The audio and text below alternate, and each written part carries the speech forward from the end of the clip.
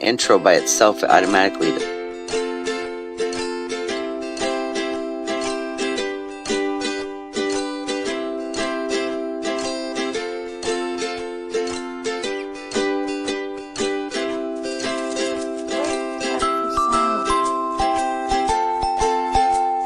Okay, there it is.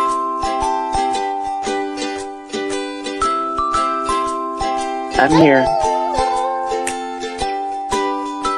It's such a happy song.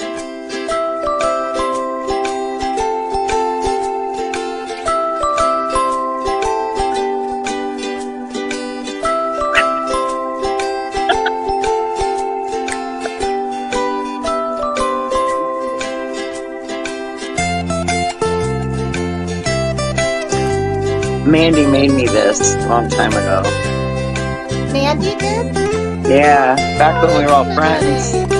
Shout out to Mandy So, you gotta do something where you're standing up, honey, because he's gonna keep barking.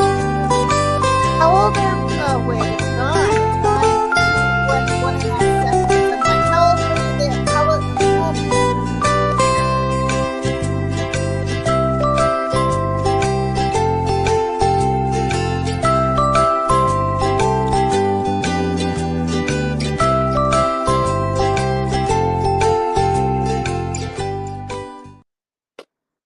There we go.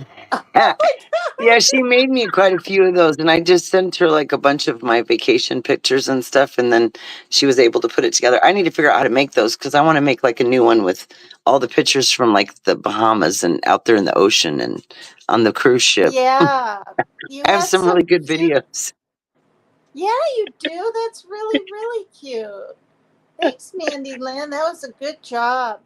Yeah, you know me, I'll never have an intro. It has to be just different Hey, music and you are the different stuff intro. all the time. Yeah, I guess pretty much. My eyes, getting those contacts out. Are they red? Oh God, they itch now like freaking mad. So how are you? Finally, we're doing this. I wanted to wait until honestly my son felt a little happier in his room because I knew Right, being in here choking around and cutting up and being whatever wouldn't jive. Wouldn't jive. right. So I know, and I felt bad that one night when we were we got our times all kind of. I was forgetting about the different times, and then people were coming yeah. in, and we both had something that came up at the last minute. I was like, oh no. I know. Well, we were going to do it the first night, and I said, yeah, sounds good. And then I was getting a little tired, and you were like, oh, let's do it tomorrow. And I was like, yeah, let's do it tomorrow. Then the next day comes, and all hell breaks loose in Breaks my loose. house. Yeah. I mean, I haven't even done a live on my channel in 6 days. I didn't know how many days till I looked today, but yeah. So I Yeah, need because I was. what? Sorry, Go go ahead. ahead. No. It's so not weird, but it's like I'm looking at your face. You look like you're about 20 there, if that, and you're perfectly round, perky breasts, and I'm like, okay. Right. Wait, all I see is black screen now. I know. I Well, was trying to flip my camera around, but I have to go in and oh, turn it. I've always had it backwards, because I've been like doing a lot of like showing garden stuff and that. So then you got to go in and turn your camera back around when you're on StreamYard. It's silly. yeah. How come I can't? Uh-oh. Oh my God. What happened? I can't even get my camera on here. Why can't I make this smaller? To where, One like, of these days, AI is going to be telling us exactly what's wrong before we even say it. oh The other God, now day. Oh, that's a okay. I can scary start off thought. with one funny thing real quick. Okay, wait. First of all, because I have to go get my eye drops. Okay, I'll How wait. come that? Well, how come the camera isn't coming up on the screen? Oh, on yours, on your screen. Yeah, That's a good maybe it's question. because it's like, I don't know. Let me do this. Oh my God, I figured it out. What do you know? There it is. Okay, let me go. There's You your know what? first OMG moment right there. It already started. It already started. All right, I'm gonna turn the cam off and go get the eye drops, and then you hold that thought, okay? Okay. Well, hello, everybody out there in the YouTube world. What are we all doing? I know some of us are in bed, and us night owls are not.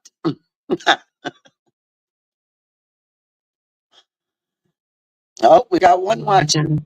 Somebody popped in. Oh, hey, can you let her know that I'm live? Because she's calling me over and over, and I forgot to call her. Oh, my Lord. Even at 11 o'clock at night, you get the dogs to be quiet, and then people keep calling. It's been like 2, 3 days like this. Just boom, boom, boom, boom. And you're like, oh, my goodness, hold on. Yes. Oh, my goodness gracious, y'all.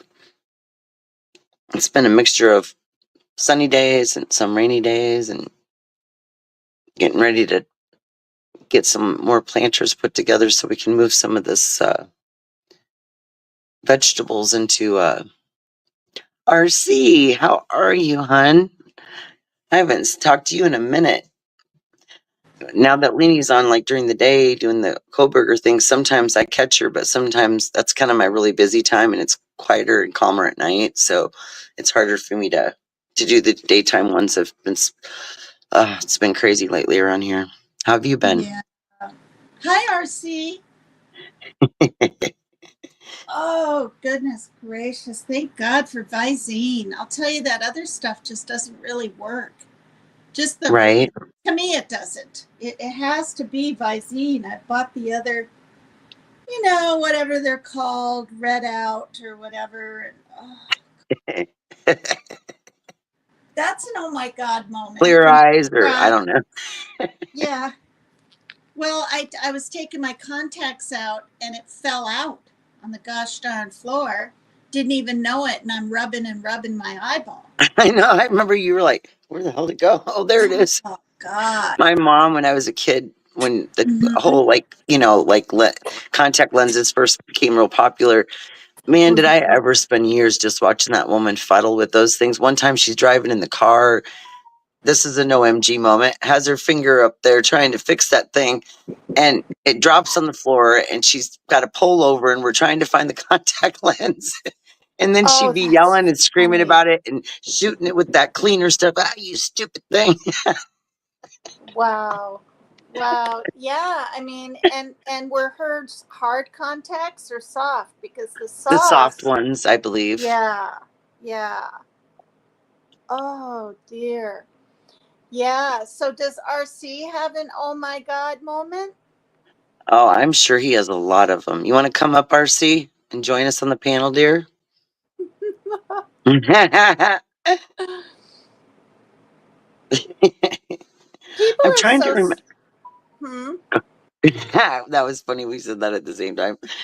I know. The I was last just. the last few days I've been doing that with different people, like with Corey or one of the kids. It's like we end up saying something, and I don't know. People must have similar thoughts at the same time. Yeah, and also it's like, I don't know. It might even be a little bit hard for me to have a quiet time, especially when there's just two people, because we feel like we have to keep things moving and grooving and going. Do one you know what time, I I mean? one time I think Maria and Martin were. It was last year sometime. It was still warm out, and they came up on the panel, and I was sitting outside because I could actually hear outside because the dogs weren't barking at me. Ooh, And it was so funny yeah. because I got kind of busy messing with the dogs for a minute, and they were just chatting away, which was cool because they were keeping things rolling while I was trying to deal with something. And that way people weren't just like not hearing anything. That's funny. So, right. Oh my goodness. I remember one year, well, was it my first year on YouTube? There was a Oh, couple channels where there was these weird events where they lost like signal or something. give him a watermelon drink. Tell them it's on the. And I'd be on their Because I'd be on the we- panel, and I'd have to take over, just chit chat a little bit while they were straightening out their internet. Inexpensive or whatever. Sorry about You're that. fine. What now? What was the last thing you were saying? Oh, I was talking about like my first year on YouTube. I had like 3 events in like 1 month where I was on a panel, and they either lost their internet or they had to do something, and I had so I was up there all by myself and I had to like conversate with the chat. It was so sudden, but God. it was before I'd ever gone live myself, so it was quite interesting. Yeah, and you're good at that. I mean, I remember when you would conversate, with my chat, right? If I had to go get Yeah. something to drink or whatever. Yeah. It was funny too, because one of the times it was on Tattooed Angels, and it was so funny because someone in the chat goes, "She's not." Wait, they said, "You're in control now. We can act up." It was so funny. There, like somebody that's a regular said something like really funny in the chat just to make kind of just break the ice a little. It was great. That is funny. That is. The way you talk to your dogs is funny. I It's so know. If I funny. was actually to go Oh my live and God, that talk was in the funny. funny voice, I do funny voices sometimes with them and accents, just Yeah. because I don't know, it might be entertaining to me as well. I don't know quite why I do it, but I was thinking about it the other day. I'm like, people would probably just die if they heard that. Well, when I called you, when you said, "Oh, you've had 7 years to bark at that," or what did you say? Yeah, to get used to the noises outside. Yeah. You've had 7 years to get used to the noises outside. Oh my gosh. Yeah, I'm starting to let my the kittens, which aren't kittens anymore. They're these kind of lanky, funny looking small cats now. They're a year and a half, and they could fit, or they could even fall through the bars, up on the third floor deck. But I'm right out there with them, and they stick their nose out, and then a great big truck goes, but like the dump truck will come in, and they're like really spooked, and yeah, and they'll run inside, but then they instantly got to come back out on the deck. They're really funny. But I have purple lights because my whole living room's purple. So I have lights out on the deck, which is kind of weird, maybe. But anyway, they spike up right on the railing, and the cats aren't attempting to go up there. So I'm going to keep them Right. up there all summer. That's a good thing. Yeah, they're so funny. But We they were all definitely don't need great. any jumping cats, that's for sure. No, because that's what happened with Ginger, the daddy cat, when he was in heat. He literally jumped up there, and there was this loud, splat, splat noise, not blood splat, but splat. And he's a big cat, and I think he thought he could stand up there, and he found that he couldn't. And yeah, so then he was gone 2 days, and we heard him meowing in the bushes, and Oh yeah, he no. could have broken his back or anything. You know what I mean? Oh wow. Yeah. Jeez. Does RC want to come up? The stream is the stream. The link is in the thing, right? Does he go up on panels? I mean, I don't. Yeah, I've been on panel with him on Leanie's, and I believe he's been on mine a few times. Is he British? No. Oh, okay. All right. Yeah, I think the link's right there at the top. Shouldn't be too far up. I guess I can put it on there again. Is there anyone else paying attention to All us? good. How are you? I can't. There's this thing that keeps coming up on my screen, and I don't know if it coming up on yours last time, but it says share your referral link. Oh, I freaking hate that thing. Yeah, and what it does is it blocks the right side of the screen. Yes, it So does. I'm gonna have to start going on my laptop, so it won't be in my way, because it's annoying, because it's like I think Can't I leave a told somebody. comment.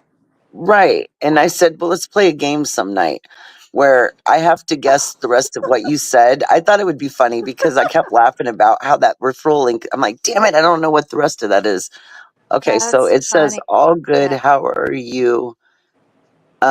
Peace. Is it no? How are you, gals or girls? Um, Gals, how are us gals? Well, we look hey, like we're doing here I'll pretty good. show on stage. Are you in a wine vineyard? Yes, you are. She's in a Oh my wine gosh. vineyard, and I think I'm either meditating or I don't know what I'm doing in my avatar. Hope Okay, all now is I figured well. it Thank out. you. You I were able actually to figured move it. it? I was able to click on his comment and it bring you know how it brings it up so you can read it at the top, and I was able to Yeah. see it. So I figured out a trick. Oh, that's cool. Good. I don't know your I know probably some of my subs and some of yours don't even know. You I always get your notifications. I always do. Because if I'm like oh on YouTube just looking at stuff, it'll come across PCT. And then I know, like, so I don't have a whole lot of channels that yeah, I have that's notifications how for. all the rest of them do for me too. Yours, everybody's. It literally comes up. I don't know if I have any music or I mean an alert thing for it. I think I might. But if my iPad isn't on, oh, he's in New York City. Mm-hmm. Okay. Yep. New York City. Is he the only one in chat right now? Yeah. Okay. Are there people watching from the tulip fields?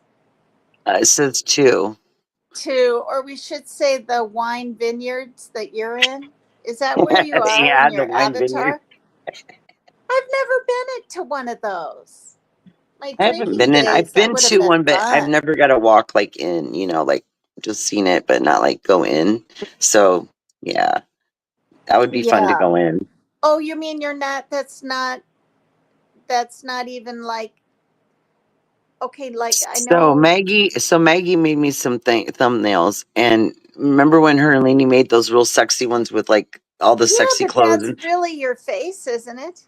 Yeah, Yeah, but when you were younger.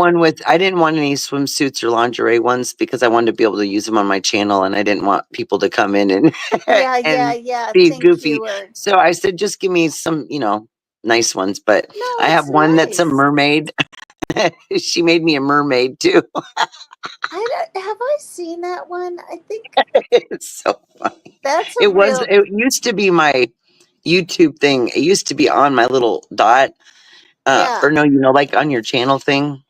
But yeah, now I have this one little saying in there that says, be who you are, not who others want you to be. And that's the little yeah. circle thing I have now that shows Yes, up. and So, it's dark green. When I was looking for your channel to come over here, I was looking for the bright blue mermaid.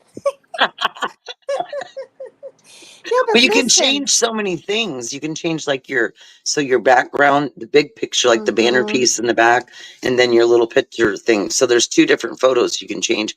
So when I went to, on the cruise, when I got back, then I changed the photo to that beautiful view of like the ocean there. And Nice. and then I was using the mermaid thing, and I thought they kind of go good together. But Yeah, hey, Sister yeah. Call, how are you, Sister Callie? I can't read. Sister Callie. Sister Callie, But we are doing good. I think. Just wait a minute; it could change. That's it could where we're go downhill or it could really get good. But I thought with that picture of you in the vineyard that you were really in a vineyard all this time. Like it was a picture of you there, but she took your young face with a different body, I guess, and added yeah. it to a picture of a I mean, vineyard. she got it right. I used to be that thin. Yeah, yeah, So I told her, I says, man, I keep looking at this picture and it'll help my diet. yeah, yeah, yeah, yeah. I got something to look at and be like, damn, I got to compare to that. Yeah, with Mother's Day coming, I'm getting myself a carrot cake because I just Ooh, want one. The kids always want chocolate, and I want that cream. That what is it called? the A cream cream cheese cheesesteak. frosting. Yeah, Mm, yeah. that's some good stuff. So, and I'm gonna pick up a little one for my neighbor because she likes that. They got the newest, cutest little puppy. It's mostly white with some black. It's like part sheepdog, part I don't know what, but it's short hair. And when you first look at it, I think of a Dalmatian. That's how cute it is, and but it's not right at all. It's got like more fur on it and everything, and it's so cute. They just got it the other day, and yeah, I saw it, and sometimes I want to get, well, someday I'd like to get a puppy, like a French bulldog or something. But I have Yeah. cats coming out of my ears now, so yeah, that's not going to happen. That's for darn sure. My friend that has both, they get along for the most part, but like sometimes the dog gets excited and wants to chase the cats, and then so the dog's chasing the cats and she's chasing the dog. Oh, I forgot you have cats. How many do you have? I don't have any. I did when I was younger though. Oh. Yeah, just the Okay. dogs now. I don't think I could keep up with both. No, that'd be way too I know much. when the kids were younger though, we did have at one point we did get a couple kittens because we went to this like I don't know, it was like every year they had this like thing at the bank. It was like a summer party Oh, and they cook hot dogs and all this good stuff, and for the community. And so we were there yeah. and and don't trust me, some parent knew exactly what they were doing when they sent their kid up there. Here comes this kid Mm, strolling along with a wagon. Guess what was in the wagon? kittens. A whole bunch of kittens. Yep. Isn't that And something? yeah, I just happened to stroll right on up, like, straight head on to me and my kids walking that direction, and I'm like, oh no. Hi, Mary Jane Doe. Oh my I was like, oh gosh. great, here we go. Hi, And Mary Jane.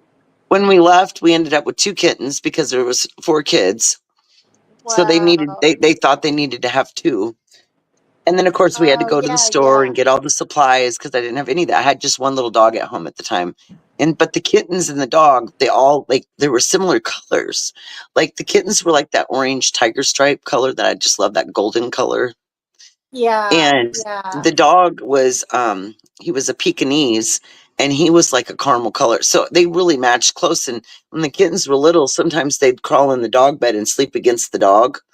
And I Oh, couldn't even cute. see them because they all blended together. Oh my gosh. Isn't that funny? It's a real joy.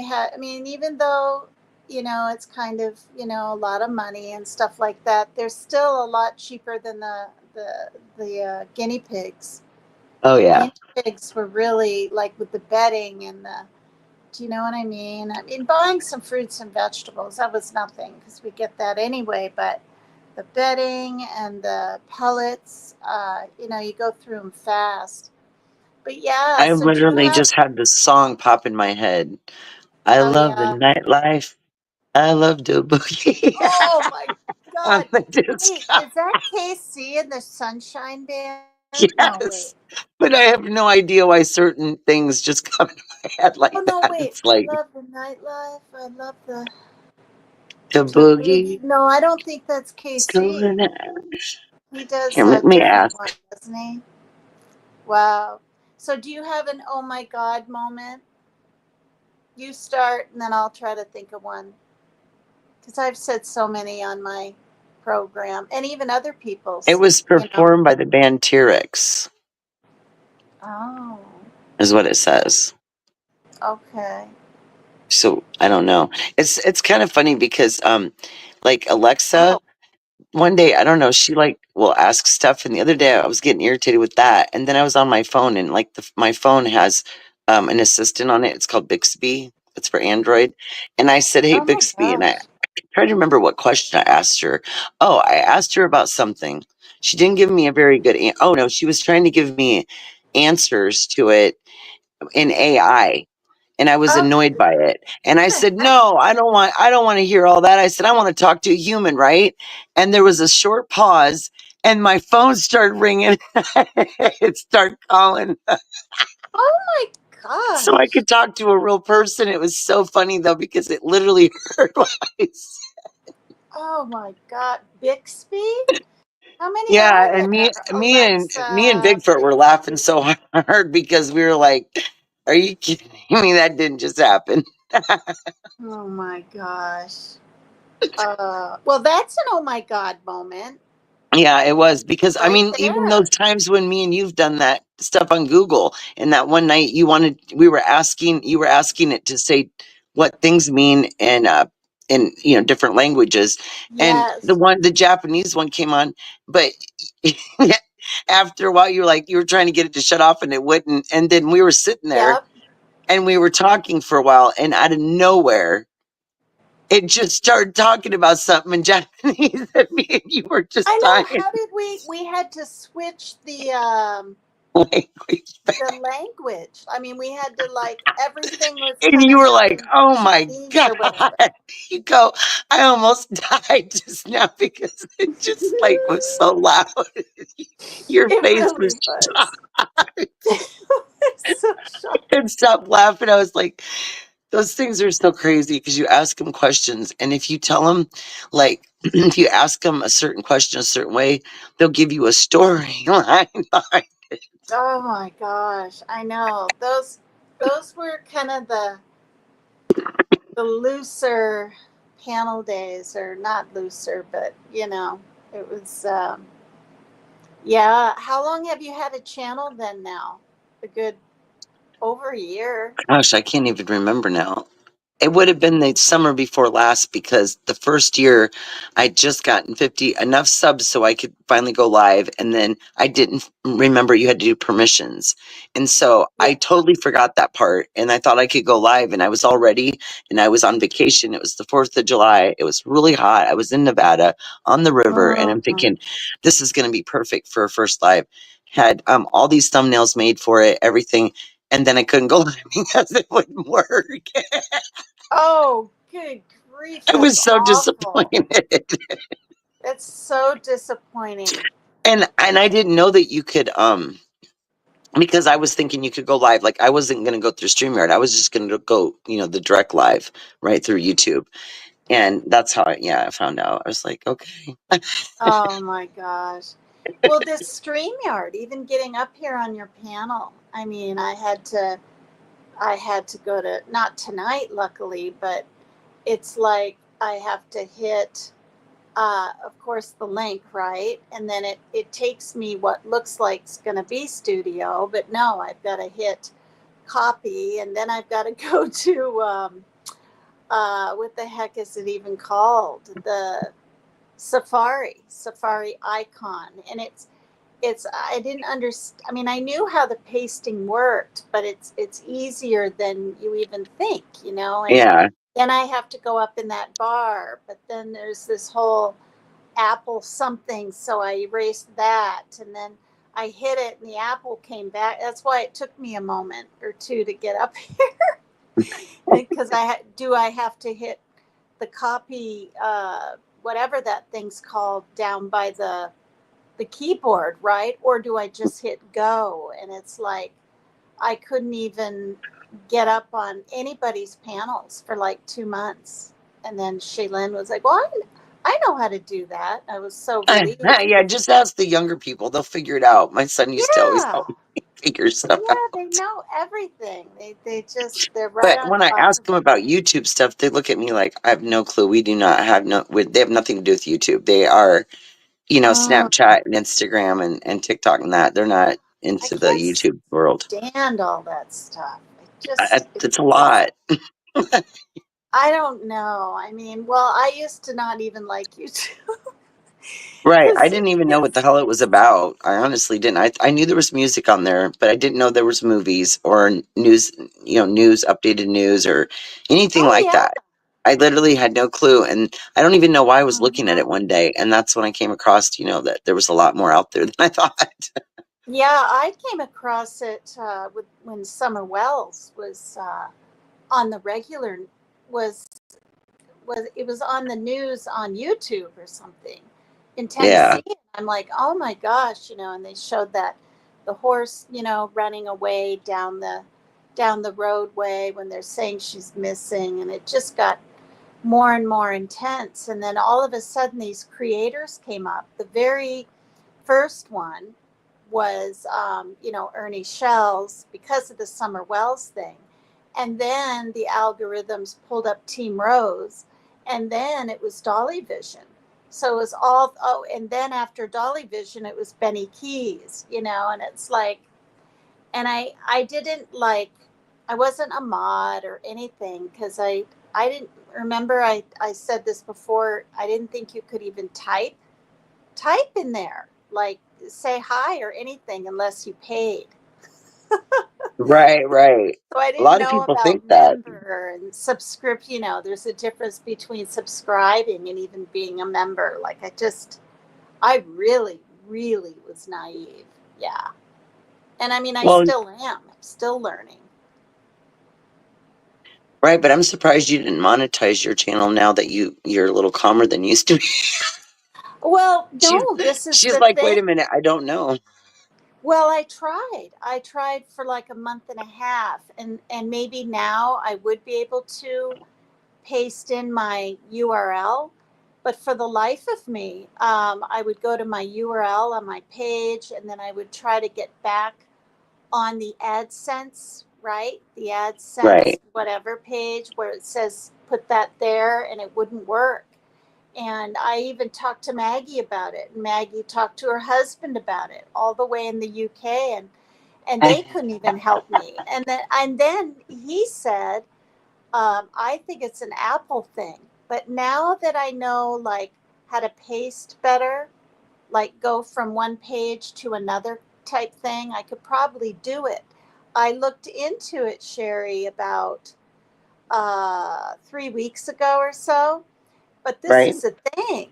I I got a copyright. I got a copyright, but not the strike, if that right. makes any sense. Yeah, And I've then gotten before those too. that, yeah, and it says I can't monetize. You cannot monetize.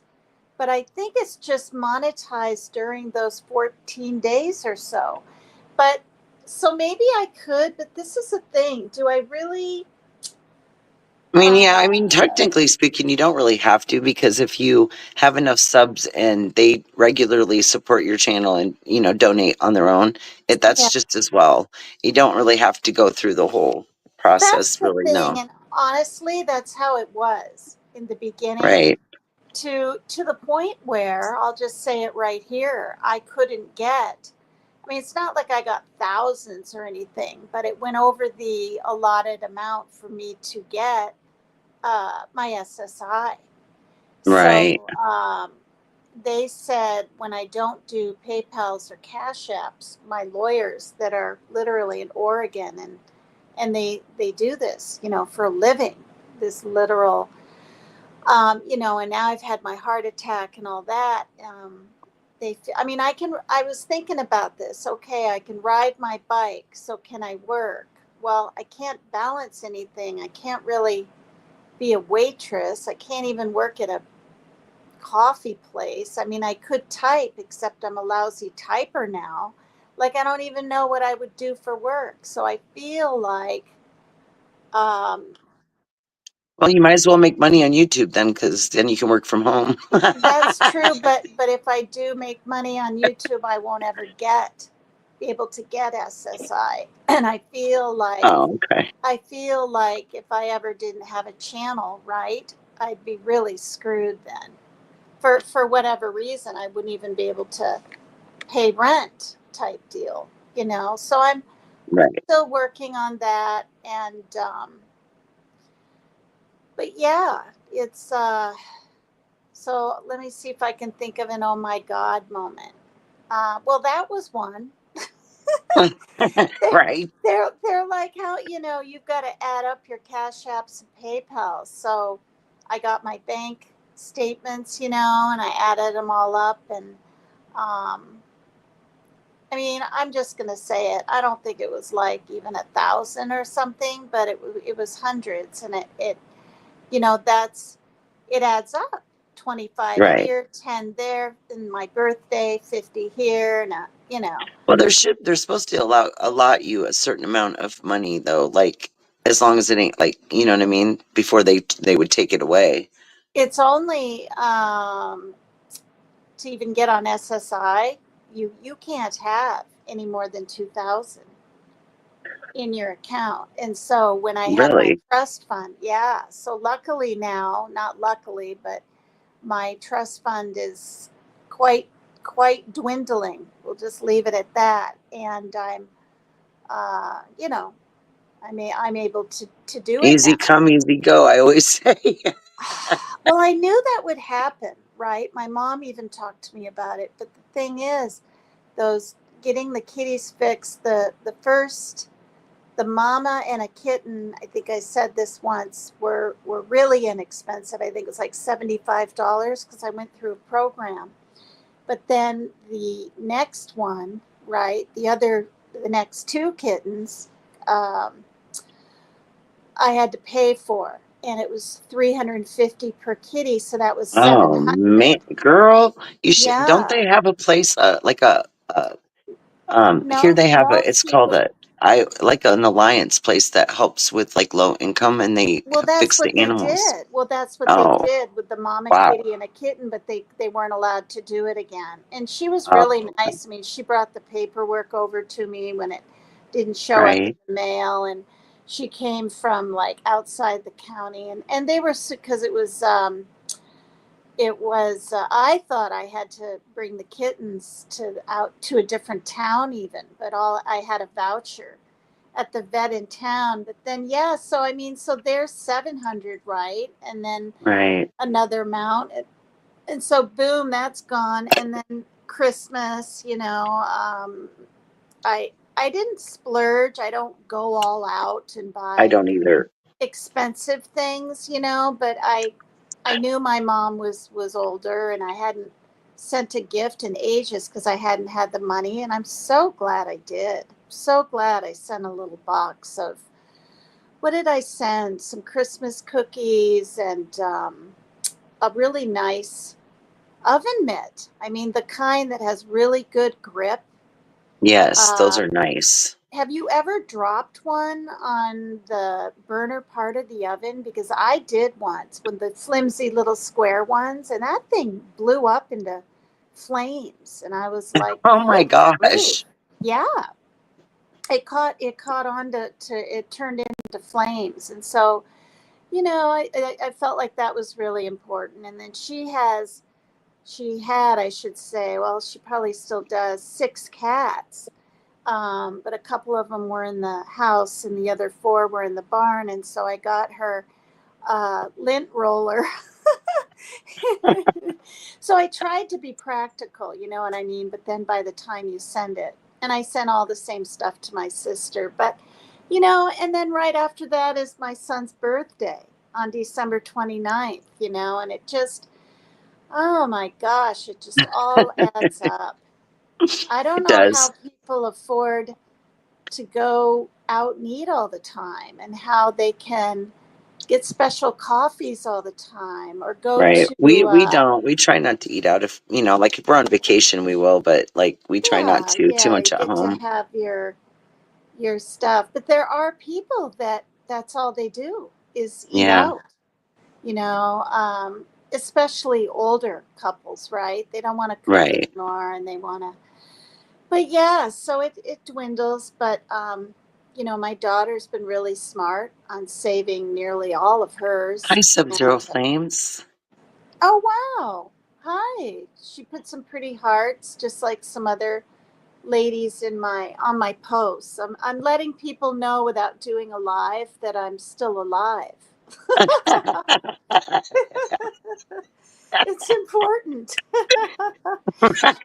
It's important after last time. I've I learned know, right? I was really because, worried, and then when I was in Vegas, I was like, "Man, if it wasn't so far, I'd go check on her." But oh then my I god, didn't have your address with me. I would have had a heart. I would have had I my know, first right? heart attack, Well, right? and because I didn't know what was going on, I was like, "She may not even be home." Yeah, yeah. But I learned from that. I learned that people really do worry and really do care. You don't have to be all into the true crime and looking for missing kids, right? To have a channel and not maybe do much of anything but kick rocks around now and then, and people care, you know. Yep. And that was kind of a surprise. Like, even though, I mean, I told Lainey this. I said, you know, I know people care about me. They say they love me, but now I really feel like they do care and they do love me. Like, even though, and like I told her, I'm clear over here across the United States. So I feel right. I mean, I'm Right. halfway across from you, and all the Southerners and Easterners, they're clear on the other end. So now I have my son knocking. I know the famous knock. I call it the famous knock. Well, and I don't know why, but he's saying he has to puke. And I don't get it. It's like he's been on Slim Fast for 3 days, but the last 2 days he's implemented meals in. So this is what I mean. It's like there's nothing I can do. If someone feels like they're gonna puke, what am I gonna Yeah. I've No. had a couple rough days where I've been detoxing, because I'm doing natural weight loss stuff. I'm not doing anything like that you purchase or anything because it's too expensive, and I don't feel safe taking any kind of pharmaceuticals, except for ones I know I can trust, because I'm just not gonna take the risk. I have enough problems, so I've just like, but toxins can be kind of crazy because when you start to lose weight and stuff, things that are in your body that when you lose weight you flush out, like those toxins get free radical in your body. And so I've had all sorts of weird things, nausea, like hot and cold spells, like a little bit of dizzy here and there. I mean, I'm okay, but it's something I have to go through. I've been through it before when I've lost weight before, and it's part of the deal, you know. You get the pain before you get the pleasure of it. I always say it's not painful to gain weight, but it's definitely painful to lose it because it's reversing everything. So that's what I've been working on. I'm trying to we got the dogs eating healthier, trying to do that with me and my husband, and we both need to lose weight, and so we're going to try really hard. And we'll be like real active this summer with the young kids here and a million projects to do. They got a couple homes here, right? In the community that people have abandoned. They just leave. Even if they own it, they'll just leave it because they don't want to pay the money to move them. So we're gonna go check out a couple, see if like there's one that has some good bones that just needs cleaned up, and maybe we can get something going for one of the kids, you know, where they could own their own little spot, you know. So we're looking into that at some point. We'll go I'll be check them right out. back, okay? Okay, I'll hun. be right back, Sherry. Okay. So how are you doing, Sub-Zero Flames? How have you been?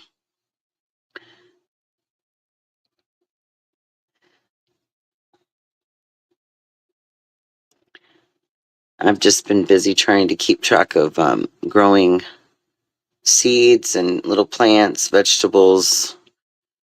They're all getting to the point where they're outgrowing the little greenhouses I've got them in. So you can always check out the channel. I got some videos of when we planted them, and then a week later after they grew, and then we're just gonna kind of go in like once a week doing a garden update. So the next time we go live, we'll be doing the cucumber plants got really big really fast, and I made the mistake because they're bigger seeds of putting more than one in each little thing, and so they several grew in one and they're overtaking each other. So I've got to hurry and move them um, into these planters. But our weather, it's getting there, but it's still a little iffy. So I got some planters on Amazon that have the trellises because cucumbers and tomatoes are vining plants, so you have to have a place for them to go grow up. And so yeah, it's interesting. It's my first rodeo on the gardening stuff, so we're just trying to figure it all out. And right now, part of my living room, my desk, and another table have little mini greenhouses with veggies growing in them.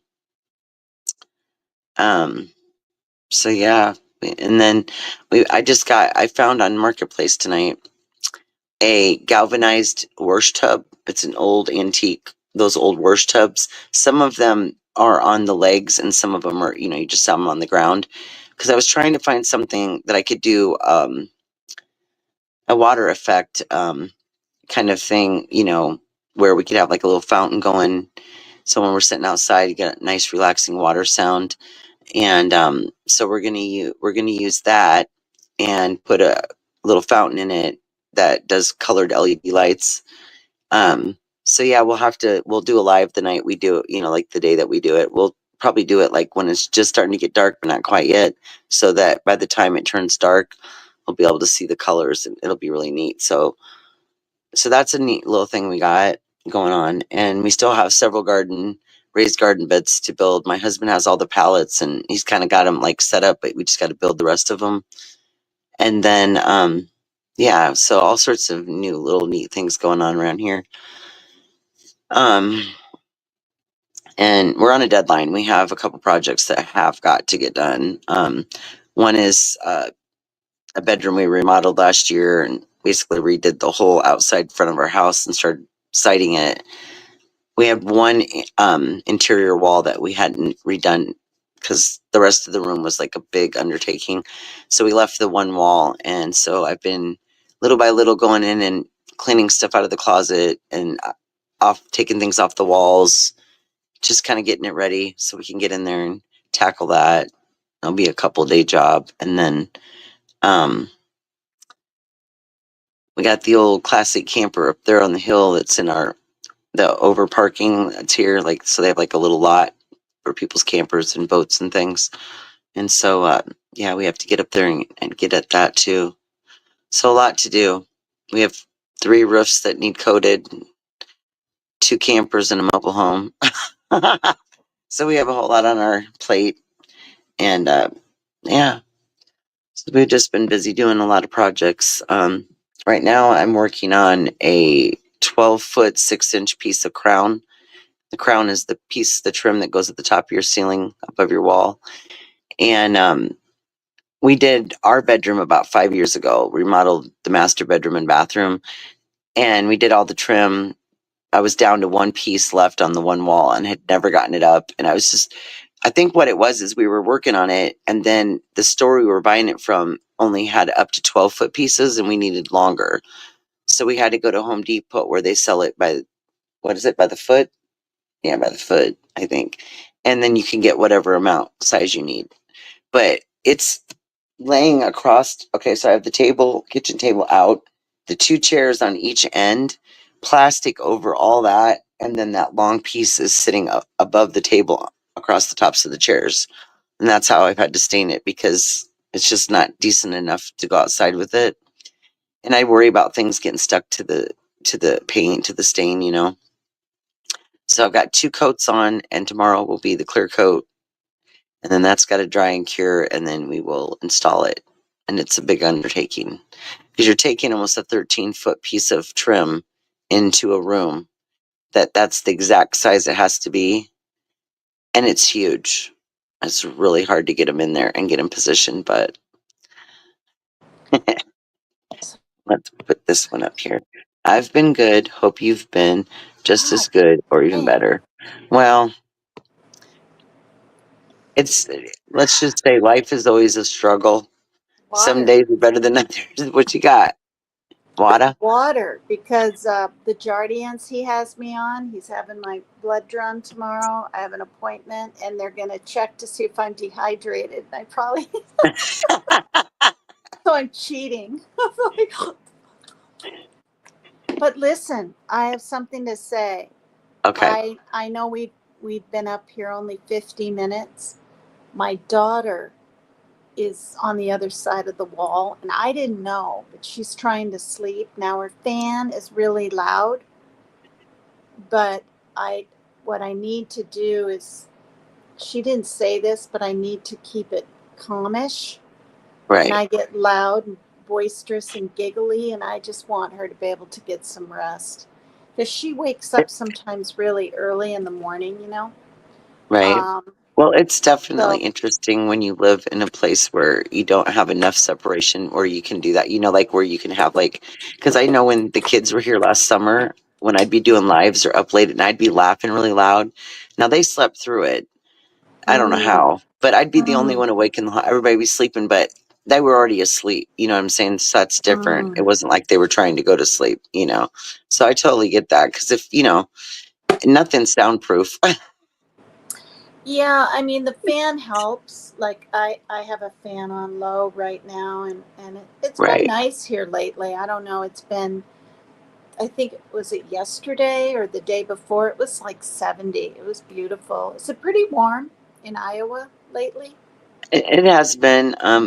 We had a little bit of rain today, not much. I mean, it was like nice all day. Then Mm, right when my daughter and her friend were coming over to help do some stuff, clear out. We're trying to get the back of the shed, you know, mm. de-weeded and make sure it's all nice and clear for the garden beds. And they got here and it just started to think it was going to rain. And I was like, y'all waited all day long and now it's going to rain. I was so disappointed because Mm. I made a big dinner last night. We all ate outside at the table. And so they were going to come over today to help. And Wow. they fell asleep and took a nap. And all the part of the day that was nice to get stuff done was then gone. Mm. And so I I was like, yeah, trying not to be disappointed, but I was like, come on now. Y'all need to pitch in a little bit. Help me out here. I'm trying to grow food for the family. Yeah, boy, cooking big dinners. I just It was pretty simple though. I'm pretty good about it. Like I had my husband take the minute steaks and basically brown them on the grill just to, you know, get the red out. And then I take oh cream of mushroom soup and spread it in a baking pan. You know, I get the disposable ones because I have like one of oh that sounds really good. those one ovens that have the air fryer. They're Mm-hmm. all the thing in one. And then I took fresh mushrooms, cut those up, seasoned them, put those on another can of cream of mushroom on top because they're pretty big pieces of Mm. meat. And then I Mm. got these like really cute potatoes. I've never eaten them before. They're called fingerlings. And they're like three Oh, different colored potatoes in a bag. They're small, those little oh, tiny okay. potatoes. And I'd never Yeah, had a purple or I've had red potatoes, but I've never had a purple one before. the So they purple were ones. red, Yeah. purple, and white. Mm. And so I cut those up and stuck them in there and steamed it all with foil over the top. So it was a pretty easy meal to serve because everything was in one pan. I just plated it up and That sounds really good. And you just reminded me there's some kind of thing being sold called a ninja pot. What are those called? Pot? those are nice. The Instapot. Well, but people are getting burned. Oh wow. Oh well, I'll Yeah. tell you what you're talking about because my Mm-hmm. husband on Marketplace a while back, he found me one. I'd been talking about buying one, but I wanted to Mm-hmm. wait till we remodeled the kitchen because I Mm-hmm. didn't want to add any more stuff we would have to move out of the way.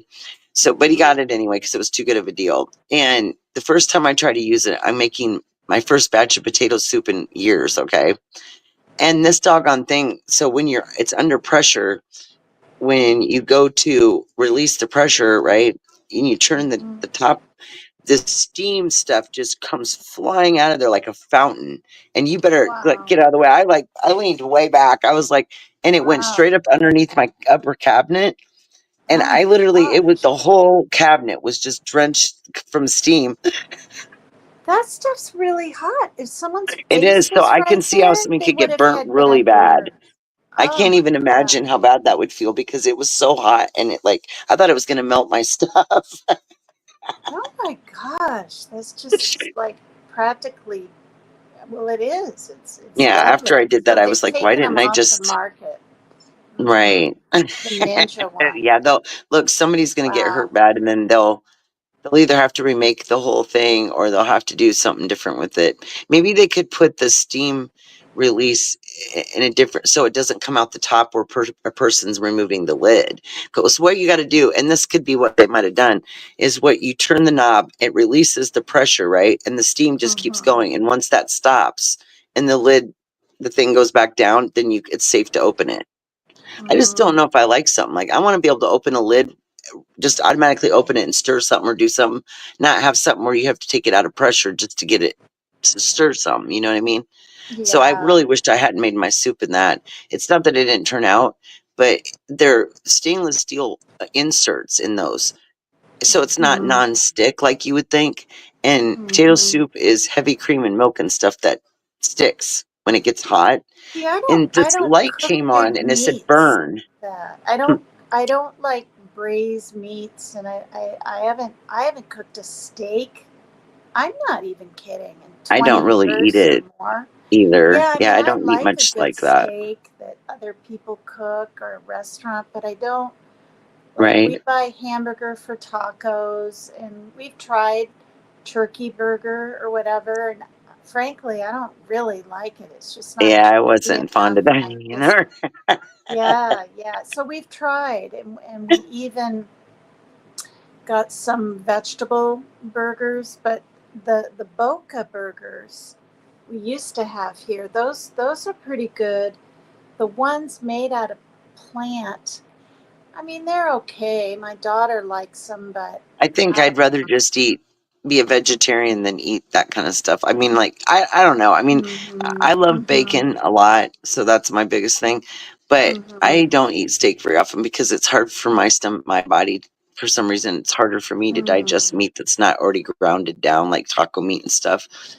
I right. have so much trouble with my stomach. So, but a Oh, while back we did go to Applebee's and I did have a little small steak, but it's so tender that I mm, could handle it. It's just you really got to chew your food really good because they say, like if you don't chew your meat good, it can really get stuck, you know, and hurt you in your mm. tummy. Oh, wow. Yeah, Bigfoot, would you yeah. like to speak? My husband just looked up from his phone screen. Tell him I So said hello. PCT says hello. PCT. He did come. I'm He came in thinking. my chat one time and he surprised me because I didn't realize he was gonna. But he finally figured out how to get in there, and I Oh, was. And then I looked. I saw his name on there because he the name was different. I was like, "What? Oh, that's funny. I kind of feel like changing my name to literally just Megan. I like Just that. just flat Megan. M E I G like A that." N. But the thing is, I don't want to lose like I mean, I suppose I wouldn't, but I don't want to lose No, my you could do subs. something I don't fun like do a live PCT is Megan, and Well, trust somebody me, told me to do physical cardio time, PCT, physical cardio time. And I kind of like that, except I'm too damn lazy to do right? But think about how. Look, when I named my channel name, my it. old Mm-hmm. nickname. I didn't realize it was going to change it from just Wild Angel to my whole title to my channel. So every time I go in someone's chat, Mm. it's so long. I tell them, you guys just put WA. I do not want you to have to type all that because Oh, I yeah. wouldn't want to either. Yeah, So yeah. I try to give them a break. That's funny. Does anyone call you Sherry besides me? Like on Mm, YouTube, I mean? no, I think maybe Leanie might have a time or two, but Yeah. no, just really you. My bangs are growing out. I'm still trying to figure out like how I want to ever do my hair, right? Because I'm I'm always having the issues length with is trying to figure it out. it used to be up to here. I mean, it was really quite short when I look at some of my other videos. Yeah. But it only grows half an inch. I mean, that's like barely nothing in a whole month. So I'm looking forward to when I it's down to here maybe, but I'm not going getting anything trimmed up or getting anything. I'm just letting it grow out. Is yours really long? Is yours like down to your Yeah, I had a shoulder? couple inches taken off Mm. probably about a month ago now because it was Mm-hmm. definitely like it needed, you know how when your hair gets longer, you can just tell when it needs Mm-hmm. trimmed. I mean, I look at my end and be like, okay, yeah, we need to take some off. And I always feel like it's a lot more than that, but no, it Mm-hmm. wasn't too bad. It needed it. It definitely Mm-hmm. did. And I had an undercut years ago that some lady talked me into it. I never wanted to do it because I didn't want to deal with the Mm-hmm. grow out part of it because growing out hair is a pain in the butt. And Mm-hmm. so then it finally started to grow that like it's not a lot they take off, when they shave under there, but it's like 6 inches, maybe it's about 8 inches now. But the rest of my Mm-hmm. hair's let me see, let me match it up. Oh yeah, I got another 4 or 5 inches for that undergrowth from 2 years Mm. ago to Mm. grow back. Mm-hmm. So that's interesting. So every once in a while, yeah, I find these like shorter pieces of hair underneath, and then I wonder why when I put a ponytail in, it's weird because, you know, most of it's all long, but there's this little short pieces. Mm-hmm. I don't like Mm-hmm. that feeling. You know, like Yeah. I remember years ago when I wore my hair short on top, but it was still long, but I had the top Mm. cut short. Mm. So I never had like, you know, there was like, I don't know. Remember the days of bangs and different things and like just I think of all the ways a person wore their hair over their lifetime. You know, like okay, so for instance, Facebook will every once in a while you'll get 4 years ago or 10 years ago today, or you'll get like these little photo like Mm. little slideshows they put together. Well, one time I got one recently, and it was all of the my screenshots of myself. Like when I've done screenshots, I'm not screenshots. What am I trying to say? Selfies. Sorry, I was totally on the wrong selfies. And it took all those and put them together in like a collage. And I was like, Oh, oh my god, I look like a million different me's. Different. wow. My hair was different in different ones. Makeup, no makeup. You Mm-hmm. know, just all these different pictures, and it was so bizarre. Mm-hmm. Yeah, Uh, Maggie did a collage thumbnail thing for me. I had sunglasses on, I didn't, my hair was long, but that's back when it was long, right? It's right. um it's so as we're talking, I'm trying to think of an oh my god moment because I guess I'll stay on here till like 1:15 if that's okay. Because I think with me You're talking so this, sweet and soft spoken. It's like you don't ever have to ask if it's okay. You do you.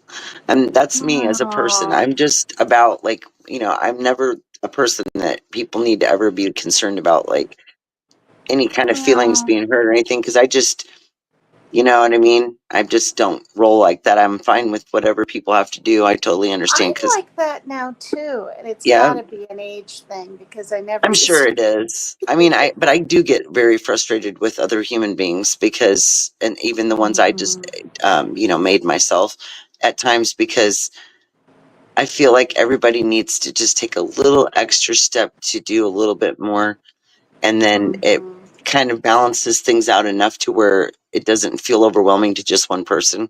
Because I just feel like no one person should ever, whether it's mother, father, or your adult kids or whatever, should ever take on Mm-hmm. too much burden. I feel like, you know, we are families and we are together for a reason to balance it.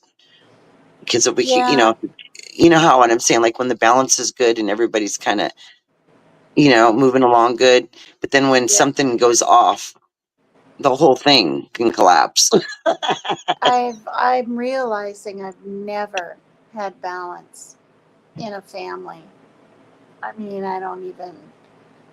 I mean, my I ex think that won't if believe I this, think that but. when I did at different times in my life, it was Mm-hmm. very short lived, and that's why it felt like until 7 years ago, it felt like Mm-hmm. it never you never like really recognized it. I guess because it was short lived, maybe is why. Yeah, and like in my situation, like I totally quit drinking when I found out I was, even pregnant. And then he's little, my son, and it was just me. I took him to all these different little kids' functions, the children's museum, and a place where kids went up at the park, and we got a little pamphlet magazine thing, um, through Parks and Rec, and it would say, it was all right there, the dates and the times and the this and then that, and I did that for years, and he just wanted to. I don't know. It just seemed like it to me. He just drink kind of on weekends or something, and so like even the going to a church that we didn't even regularly go to, but go for the fun, whatever, bobbing for apples or sticking your hand in spaghetti and all of that. I did that. I did all this sort of bonding things, and it's Right. it's what us mothers do anyway, because we're nurturers, right? And we're Mm-hmm. the ones that gave birth and carried the child. And so we have a different bond. But, and then it was absolutely like that with my daughter, absolutely like that. And I had calendars full of things that I did with her. Um, and I'm not saying this for a pat on the back, but when you brought up balance in a family, I've never had it. I've just never had it. It's always been on me. And even when he and I got divorced, um, Parker's dad and I had not sole custody, but I did have primary. I did. Right. Now, the choices of like, vaccinations and all that, we had to discuss. But and I told him I'll never ever take him to Iowa or take him away from you. And I didn't do that. And I'm glad I didn't. I'm glad I don't have to feel the guilt of leaving my kids behind or one of them behind or seeing them every few years. But I it's not guilt, but I do feel some now that both of my parents are passed. I definitely am feeling regret that I didn't live closer, you know, to my parents, um, because that's it. You know, you kind of think, or I did, when you're in your 40s or 50s, you assume your parents will live, especially if they're healthy, right? Quite healthy and they don't smoke and all that. Oh, they'll live to be in their 90s. And then it doesn't happen. I think it was 86 for my dad and 4 years ago, and then 83 for my mom. And you just, when it comes to health and age, don't assume anything. You know what I Right. mean? That's what I've learned. I mean, really, Right. do not assume it. I mean, even this heart attack I had, are you kidding me? Like, you've got to be kidding me. Like, Right. I'm on heart medicine. I ride my bike now and then. I mean, yeah, I have a stressful life, but everybody does in a way. And Right. Especially it's nowadays. yeah, well, yeah, and There's I so don't. much more going on than there used to be that I just wish it could just go back. Well, I don't smoke. I don't drink. I've never done hard drugs, so I don't. I'm not the epitome of health, but I Right. literally thought if I ever have a stroke or a heart attack, honestly, I didn't think I ever would because of the heart meds. And then to have this stress induced heart attack, like it's still kind of crazy to me. It's 3 weeks, 3 weeks today, 3 weeks ago today that I Well, had it. isn't it? But And it's ironic because when we were talking about, that you didn't realize that we would all be like so worried, and the time gets on, and before you know it, it's longer than you knew that you talked to somebody. yeah, But then ironically, you found out just how much it was important. But then something happened right away, like not long after that. Like how bizarre, you know? yeah, like six I mean, days like, after that, I come yeah, I back mean, on. I wasn't even on for 6 days, and you jokingly said if I had come by to see how you were doing, you'd probably have a heart attack. And then I'm doing live. okay, don't say that too loud because I might get accused of something. Just kidding. Oh no, no, gosh, No, I'm no, just joking, but no. I I know, know. but I'm just thinking how weird life is like that. It's almost like sometimes we say something, and how bizarre is it if it actually happens? And that, I mean, I can say probably a lot of us can say we've had moments like those. Yeah, well, right there, then that's an It's OMG definitely moment. for sure. Yeah, yeah. I It's all it's. I could not. I don't think I could be a nurse or a doctor. I'm too. I mean, I couldn't handle it. I'm picking slugs up still. off the sidewalk when it rains. I mean, and just getting them out of the middle of the sidewalk and moving them to the Right. side so they're not stepped on, crunched on, and whatever. Because they're creatures. They deserve to live. If I have a second to pick up the slimy thing. But you get so much slime on your fingers, you've got to wipe it on the sidewalk. I'm not kidding. I go to my pant leg, and We it's. need to get you one of them slug catchers so you can gently remove them without touching them. Do Oh. they make something like that? Do they make a Oh, slug I'm sure. remover? Look, there's nothing they don't have on Amazon. I discovered that like shortly after Amazon started.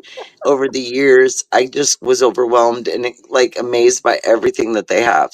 Do they They have, have a slug remover? I I'm sure they have wonder. something that could work for it. You know what I That's mean? so funny. They have those claw scoopers that you can use to clean your yard up for pet waste or really whatever you need to pick up. And that would work Oh, because you just yeah. scoop it right up and give it a boost to the side.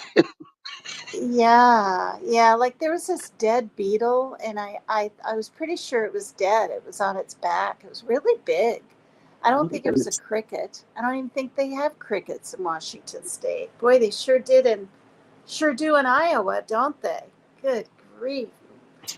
Or they used to. My grandparents, they were all over the carport. And I was like, oh God, I'm going to step on them. But yeah, I stopped my bike and I walked down the sidewalk a little bit and found this beetle, and one leg was moving. And I just felt so sorry for it because it was like suffering. And this is how I am. What is all that stuff? Well, this is the greenhouses, but they're on the nighttime mode, so Okay, the see, lights I are was dark. just going to say that. Are those little marijuana plants like with the lights? No, Oh, they're not. it's a little brighter there. No, they're the little mini greenhouses that everything's Oh, in. so it's not marijuana, they're No, plants? so Regular plants? we've got some lettuces, which those aren't doing Oh very my good. I'm God, not sure that's why. so And then cute. carrots, Roma tomatoes.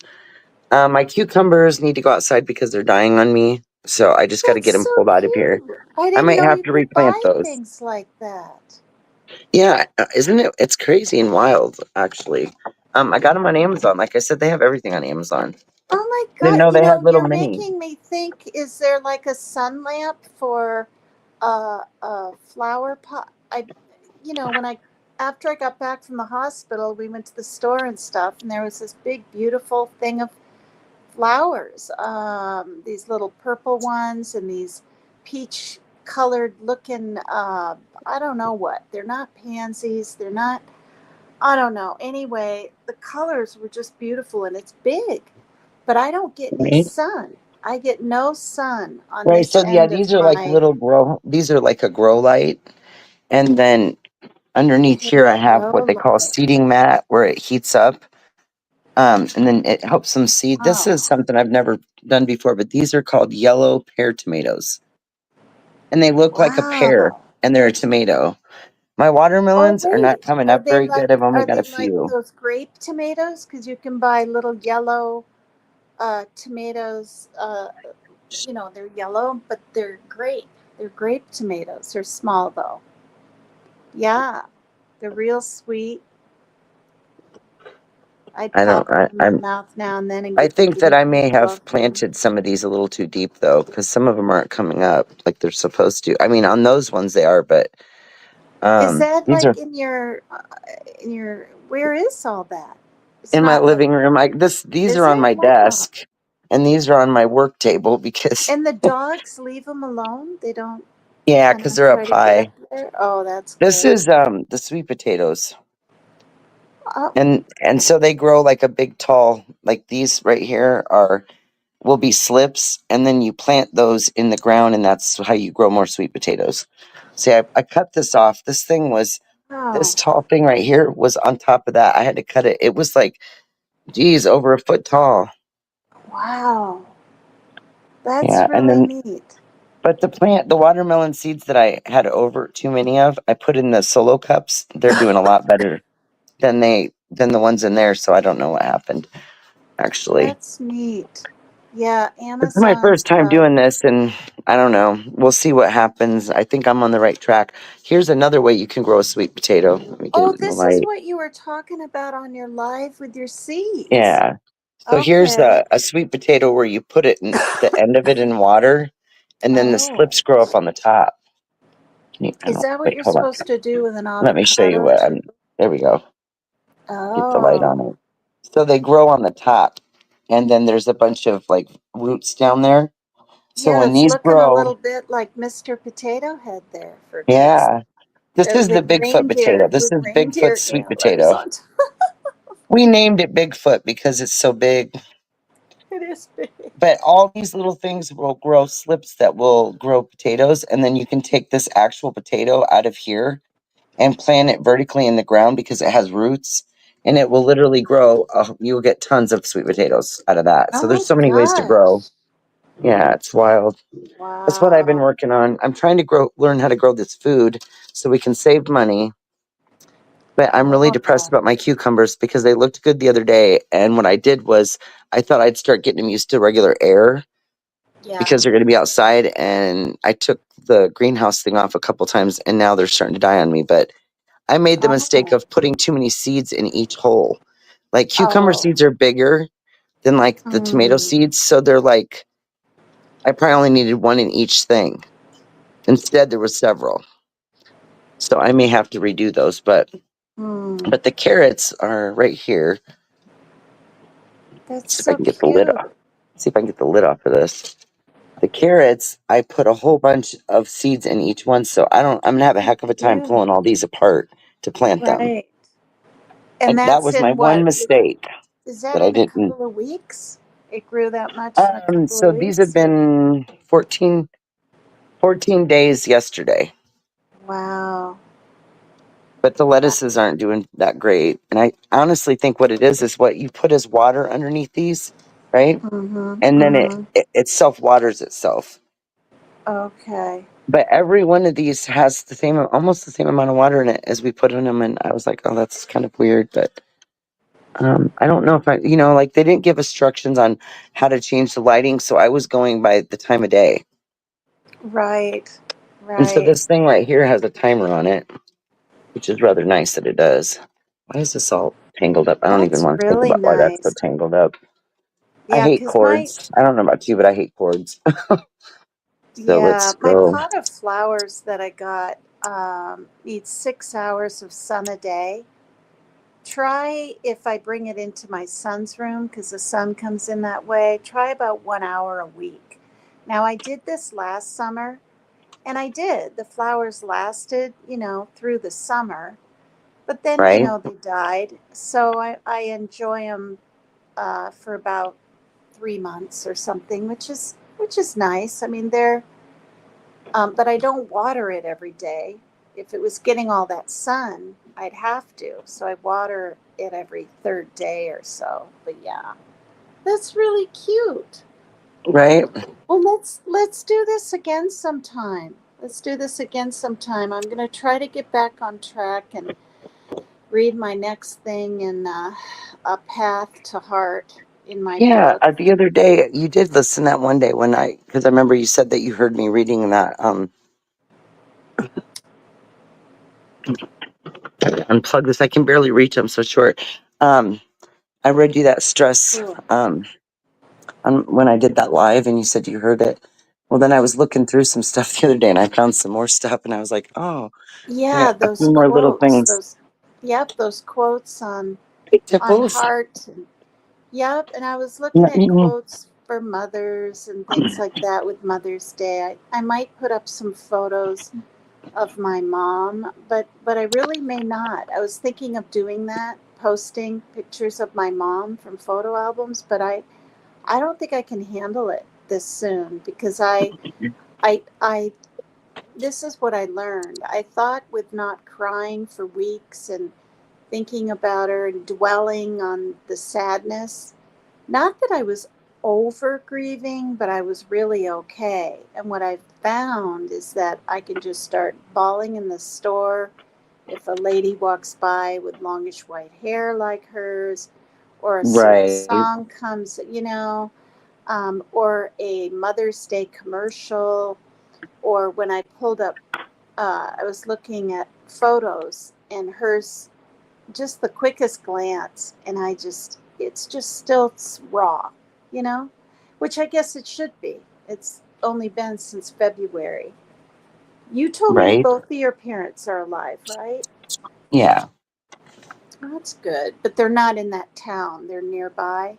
They're in My Iowa. mom lives about 30 miles, and then Oh, that's dad's probably a couple hours away. okay. So they're divorced. Are they both remarried? No. Oh, okay. Neither one of them ever remarried. Oh, wow. They just live Right? on their own. Wow. Well, before you go off, I'll read you a poem that I found that's short that I just found the other day when I was organizing my filing cabinet. It's Oh, just a wow. little. It's a little funny poem I wrote one day when I lived in this country house and it was like in the middle of a cornfield. We lived way deep in, so the driveway was real long. So you were just like all farmland around you. In So sometimes I'd Kentucky? sit there and I'd just kind Is of look out upon everything, and I don't know, wow. this poem came to me one day. Was that So in Kentucky when you were in no, here in Kentucky? Iowa. Oh, okay. Yeah, I was when the Cool. kids were little, and so I was always looking outside, and you're outside a lot more with little ones. Yep. So the name of the poem is Wind, and don't ask me why, but I just decided to call it that.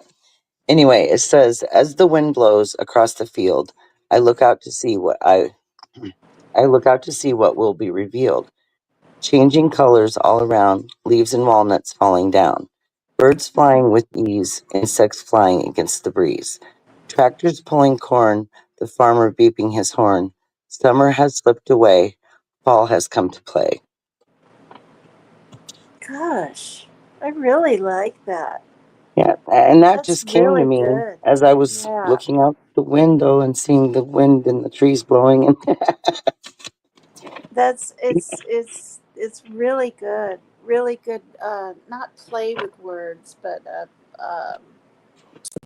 yeah. I liked the. What did you say? Insects with ease. What did you say? oh, I said so. Birds flying with ease, insects flying against the breeze. Yeah, and that's so true. They do fly against the breeze. Yeah, that's really good. It's really, Yeah. really good. And I heard your other, some of your, now I can't remember what it was Oh, about, but stress, the one thing we always talk about. yes. Yeah, yeah, yeah. And that really resonated. Yeah, you're a good writer. Maybe you can put them all together in a book someday for like your children. Yeah, I have a like I did it. So it was probably my last project in college for a writing class, and Mm-hmm. it was you were supposed to do like an autobiography or write about something that was a major event in your life or something like that, right? Mm. And what I did was it took a while to come up with it, but at the time that I was going to college, it was when my back was crashing. And so Uh, I'd already had one surgery, but hadn't had another yet. But it was in between those times that it was really hard with little kids to be in the kind of pain I was in all the time. And yeah. so I named it Broken Down Mom. And it is an Oh, wow. amazing story that I like somehow managed to get into a lot less pages. She said 8 pages, but we could do however many we wanted. And it was like 15 pages almost. But we Wow. altered it. We got it like summarized down, but that's what I was starting with because it was hard to summarize that much information. So I spent a lot of time on it. And I of course I always got really great grades in the writing classes. Like she was like, you need to be a writer. You she was always encouraging me. She's like, you could write Oh, children's books. You're good with wow. making the words go together, like if you think of like children's books that rhyme or whatever. But I Yeah, would like to yeah, turn that essay into a book someday and just yeah, add on more chapters to it, basically from what I wrote, already.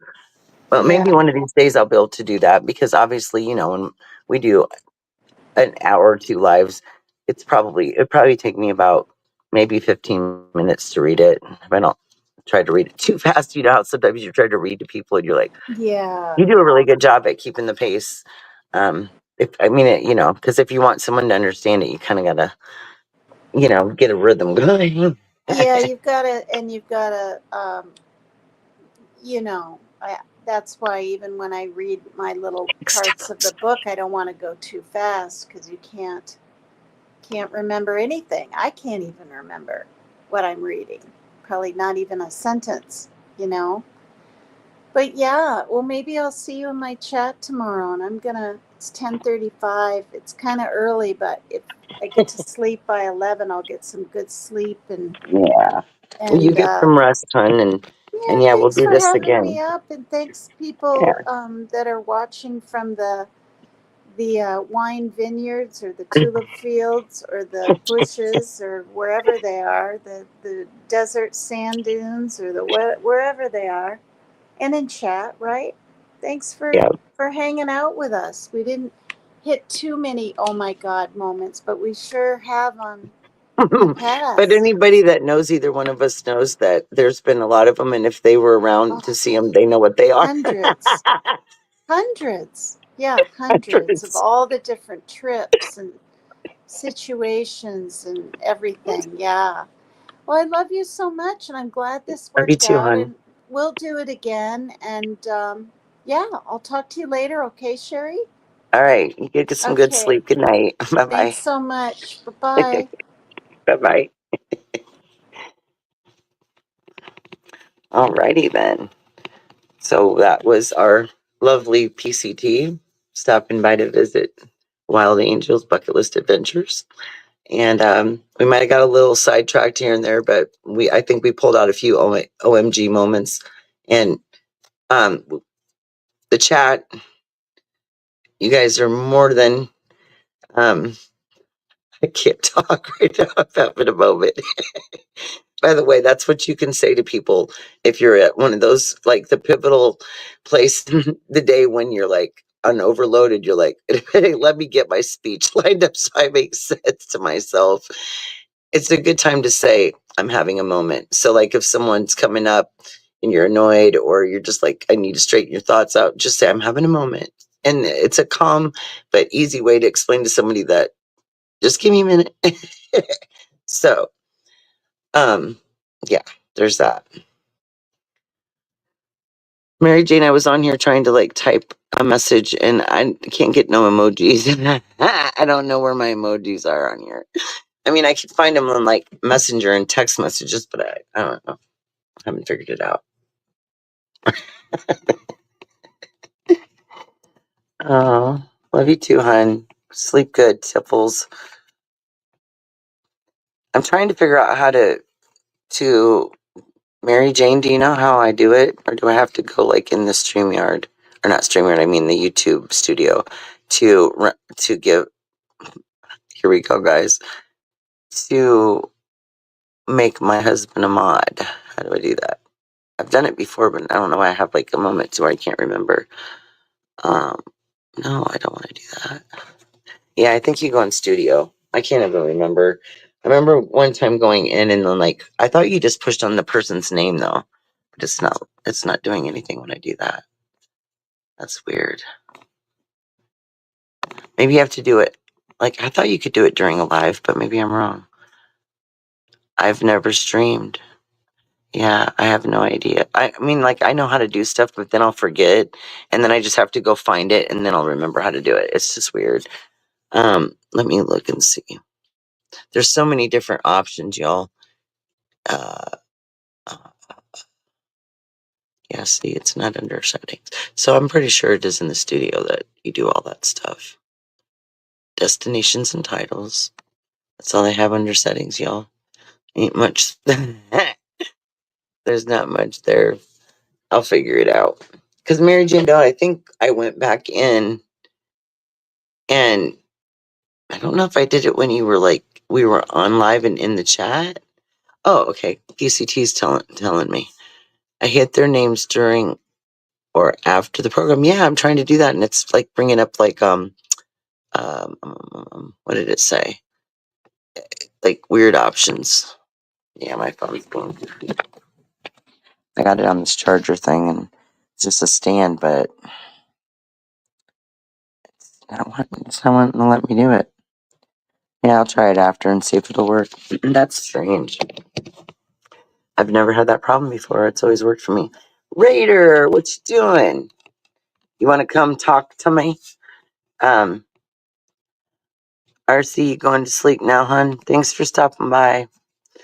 PCT was just on here with me. We were doing OMG moments, and she has to get to sleep. She's got a busy day, appointments tomorrow, so she has gone to bed now. But I plan on staying on a little longer. So if you want to come up and chop it up, I can drop the link again because it was a while since I did it, and it's probably at the top. Let's see if I can get this in here. Push again. I feel like I pushed the button 3 times. Night, PCT. Sweet dreams, as I say to everybody every day.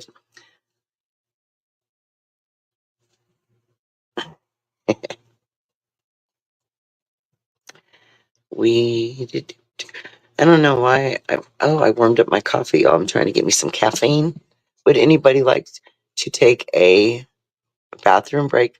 Which I always think it's funny when we say that. And when Leanie says it, it always cracks me up because nobody really knows because of the mute button if people aren't taking a bathroom break. But I would hope that if anybody did, they would leave their phone at the place they were sitting before and go to the restroom and come back, and then no one would ever know, muted or not.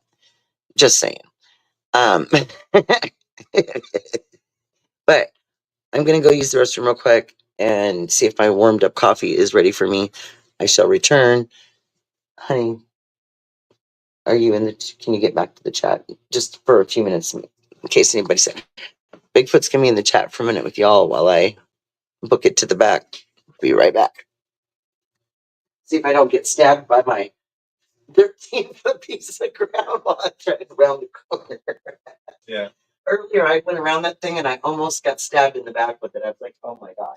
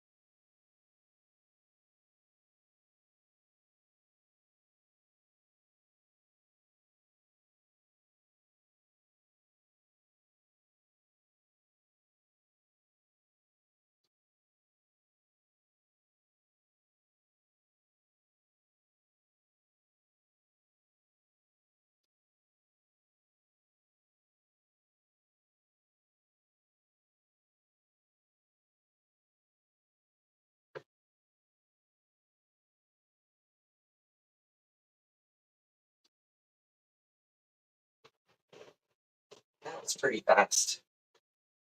Okay. All right, I made it, you guys, without getting stabbed with the stick. That's standing across, or standing. That would be funny if it was standing. I wouldn't fit. Laying across it's kind of like in the kitchen going into the living room. It's that big. So, yeah. So how are the rest of you late nighters doing? What do we call them? Insomniacs or whatever the word is. What I call it? I'm on a different schedule than y'all, right? I thought you was going to sleep. Okay, never mind. Oh, me? No, PCT was getting off to go I was going potty. She had to go to sleep. Sorry, I got that all twisted about. Hey, Dave, honey. How you doing?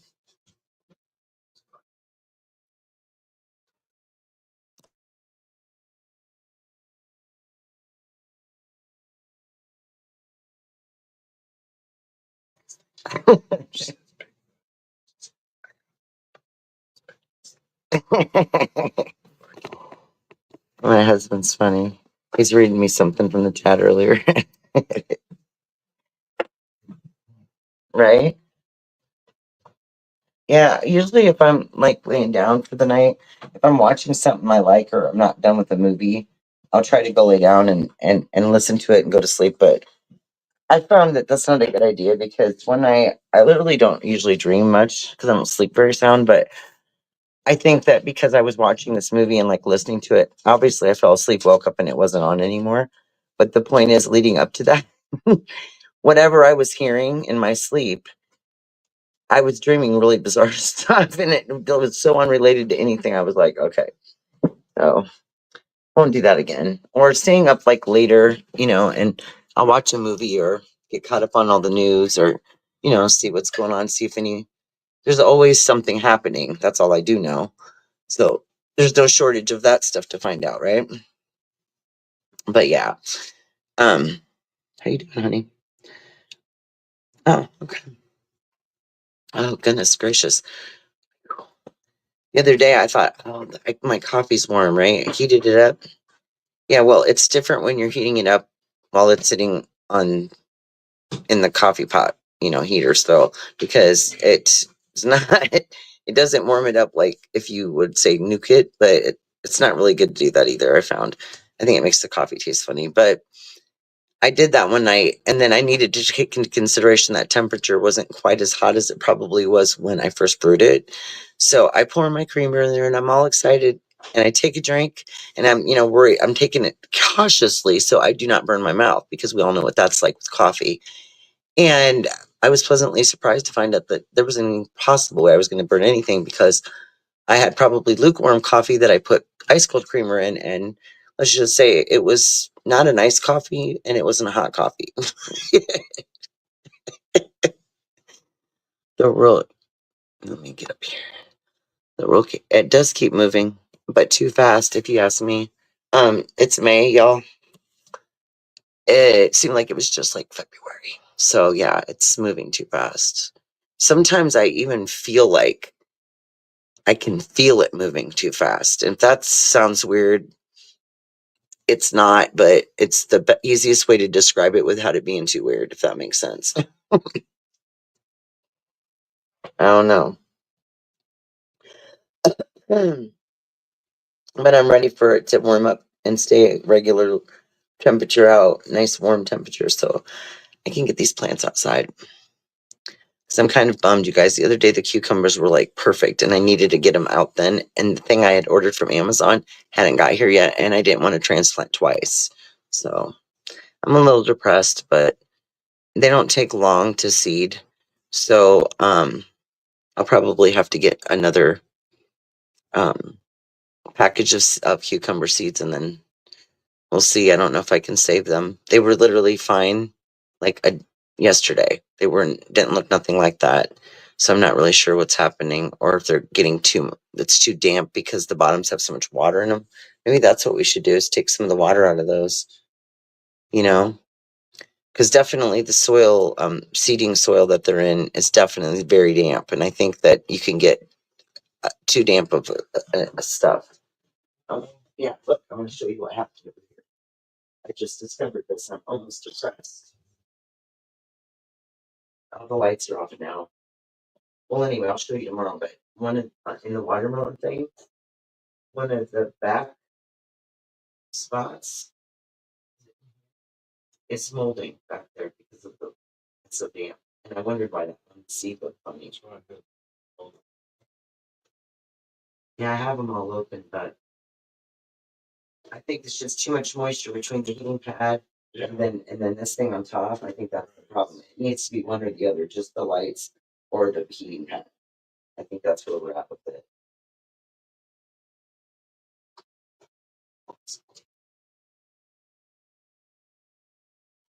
They're definitely not easy to build. Figure out where to put the dog on. certain good way on anything.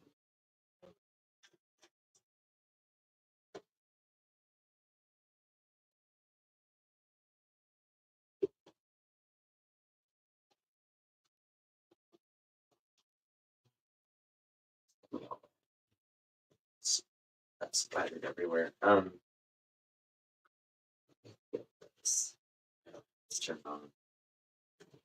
See, what I was doing is I was taking the water. There's not any water in these. I don't have much water. They're so wet. I feel like it's too much. Wow. I don't want to have to replant all this stuff. I have a feeling we're gonna have to try to fucking plant a little early. Alright. Sorry guys, I was taking the greenhouse tops off because the thing of it is you put water underneath them and then they're a dome and they won't moisture content, but when I'm putting those on the heating pad, I think what I did wrong is I don't think I'm supposed to do both. So like the seating pad is like a heated pad that keeps the soil temperature. Well, on those I was having to take the bottoms off that have the water in them and just set the trays on there directly so that they could get heated. And that's when the watermelon finally started to take off. But now I think they're getting too much humidity in the dome because when the domes are on, even when I open the tops to vent them, it's like there's all that condensation in there. And that's too much dampness. I mean, you want water, but I don't think I should have done the lights with the seating pad. The other row that I first showed you guys, the first ones we planted, they are in just the greenhouses. So they haven't had the heating part of it. So they've never got condensated over. It's just that the water sits in the bottom and I think that they use it as they need it.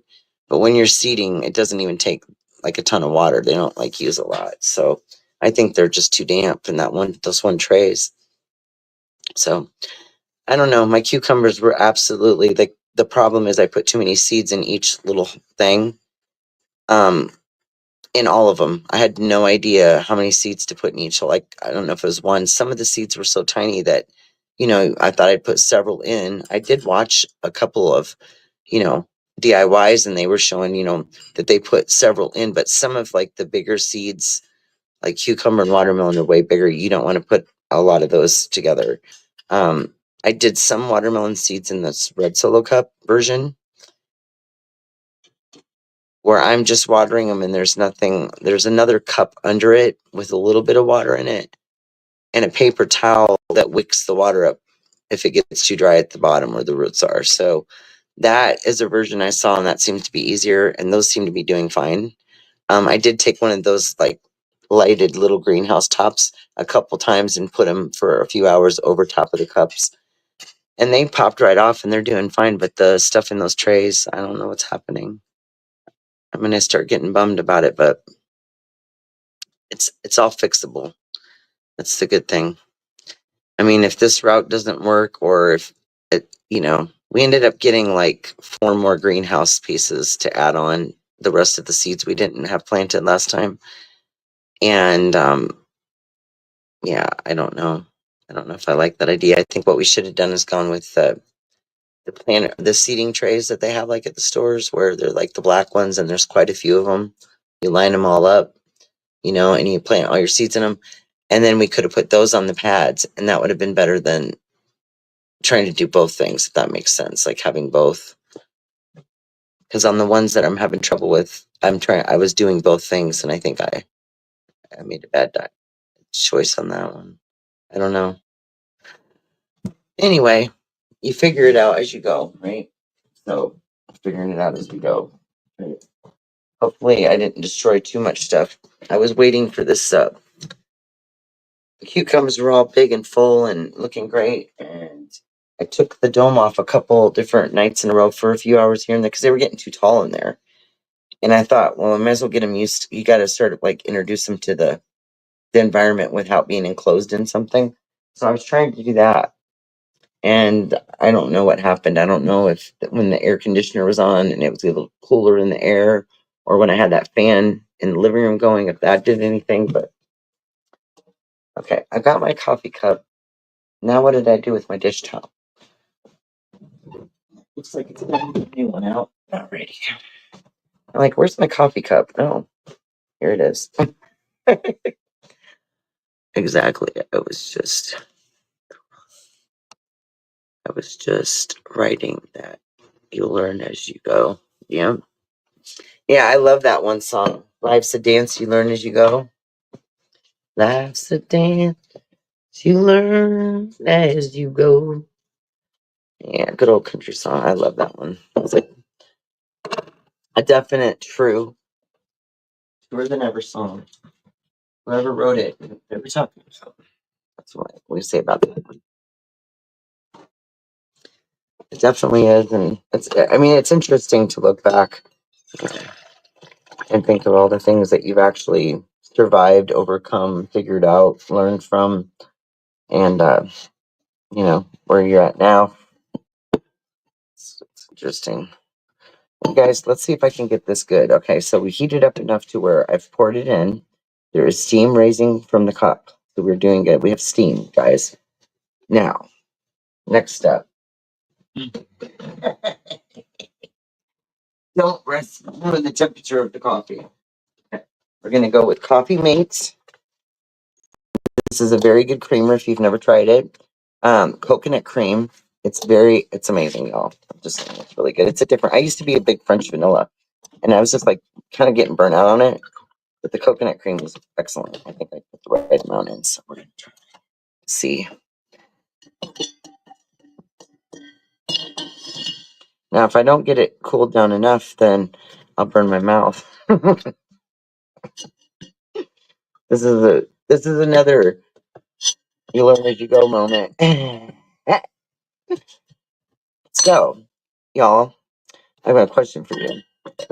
I think I proposed it earlier, but there wasn't a lot of people in the chat at the time. What do you guys, when you think of an OMG moment, what is one or two or a few or more? You have any OMG moments? Those moments where you're like, you literally say, "Oh my God, like did that just happen?" Or whatever. Because I have an endless amount of those that I could literally pull out of all day long. Because that's how eventful my life has been. But I would like you guys to let me know one of your OMG moments. That way we can share back and forth. And it's not just me sharing all of the goofy stuff, but I bet all y'all have some really good ones. Bet you do. I was kind of laughing the other day when I was thinking to myself that I'm going to be doing lives in a different location soon. It'll probably be more or less in the camper, or if I'm doing daytime lives now that we've got stuff set up outside. And so far we've brought over the patio table and chairs. We haven't gotten the furniture stuff yet because I'm not ready for that yet. We're just trying to get kind of things in the right places. But so I did a lot last summer of lives outside, just sitting and chilling outside. That way I don't have all the interruptions with the dogs. And then I brought them out one at a time and let them sit out there with me while I was live. And they got to have a YouTube moment where they got to be on camera. And they didn't know what was going on, but they sure appreciated the attention. Are you ready, babe? Where'd you go? Oh, you're over there. I keep seeing the shadow flickering and it's you. That's too funny. All right.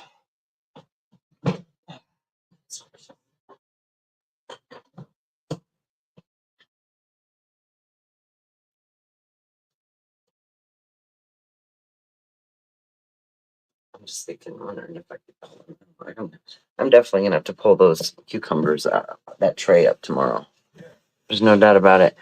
I had one today. Okay, Max Smith, welcome. How are you doing? And what was your OMG moment today?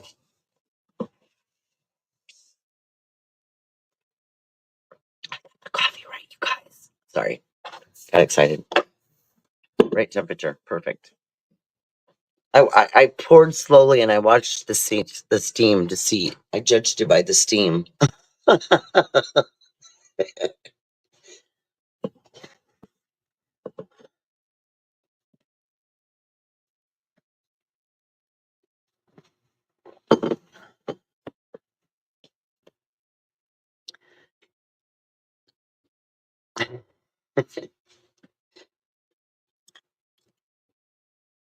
Oh my goodness. So it can, yeah, you can do goodness or gosh. OM. No. You, okay, he's going to tell us. The smartest investor on Wall Street, in my opinion, is investing in a firm I own part of.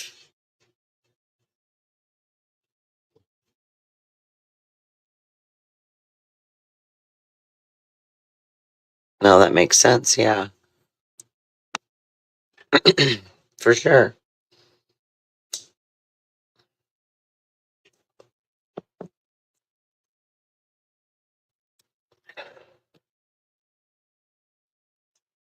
I was trying to, me and PCT were discussing before the live.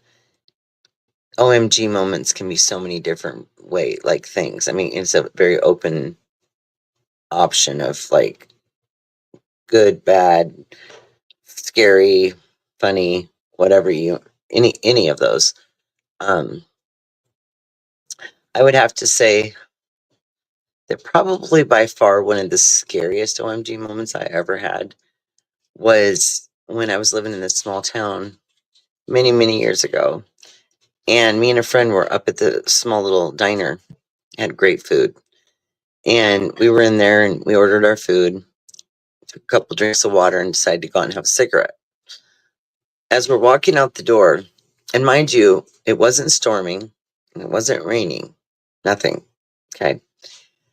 As we're walking out the door, we're maybe 3-4 feet from the curb. Okay. And out of nowhere, lightning struck right in front of us. Literally. My friend jumped behind me, just literally scared him to death. We were just frozen, like in shock. Like, oh my gosh. And here's the crazy thing about it. Everyone in the restaurant saw it. Okay. Everybody saw what happened. It was so close. It was within like like milli-inches of me like getting hit with that, especially since my friend so positively decided to put me in the front of that and jump behind as if that would have mattered because we were too close together to not both get hit. Anyway, but long story short, I was literally like, okay, that was like way bizarre because, like I said, there wasn't like my idea of lightning. I'm thinking you think of a rainstorm or thunder, things like that. Or it was the middle of the day. There was like nothing going on. And it was just too weird. Okay. That happened. We froze, put my hand on my chest, going, oh my God, am I still alive? And slowly turned around and went back in the restaurant. And let's just say everybody was staring at us, okay, because obviously they saw it. And this one farmer, older guy, he yells out, "Did you shit your pants?" And we went from being in shock to laughing our asses off the whole place because it's just the way he said it. It was just great. I was like, no, but it was close. But anyway, so that was great. And okay, Max Smith's got one. I was deer hunting on a farm in a shotgun only area when trespassers carrying long rifles fired from the woods, and I heard a bullet pass over my. Oh my lord! Definitely, that would be no.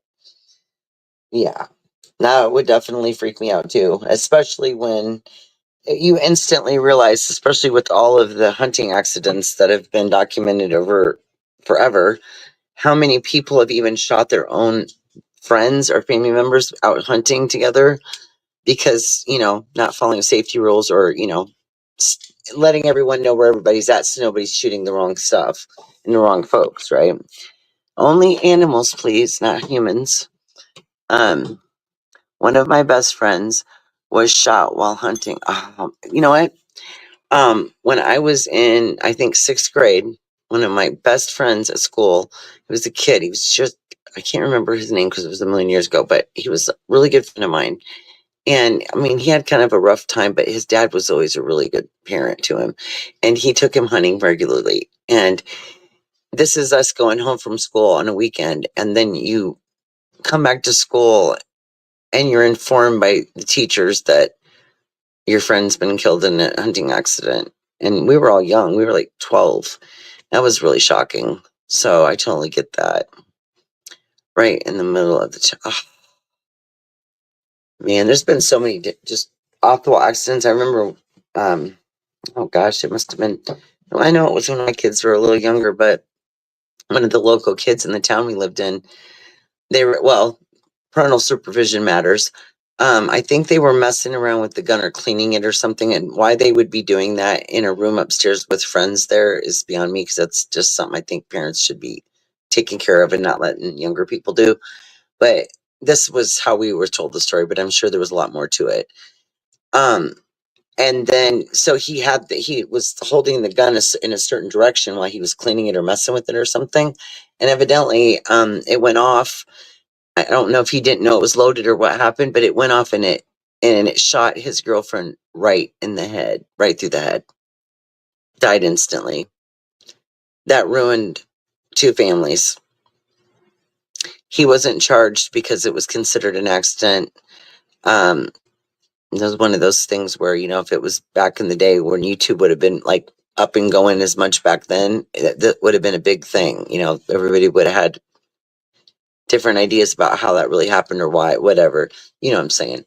But that was horrific. That was horrific, you know, to even, because I knew the girl, I knew the, you know, I knew the group of kids that that happened to, and it was just really sad. Um anyway, and so with illegal guns with 30 round clips, I think they were drunk. We did not make it an issue. Yeah. Later went on to have a child with his brother, so many times I wished he were around. Yeah. Right? I know, it's just, you know, when people's lives end way before they even really lived it, you just wonder, you know, there's the what ifs forever, wondering, you know. But you know what? A nice way to think about it is the people that leave sooner than what, you know, in our minds, we believe everybody has a certain lifespan or deserves to have time to do that. But it's not our decision. And definitely people die in the most bizarre ways, sometimes in the most horrific ways, sometimes, and it's hard to understand. But at the end of the day, the best way and most positive way to think of it, especially your loved ones and people you're close to, is to realize that they're no longer suffering and they're now an angel. They're now something that's part of you still, but can look over you, but their suffering's over.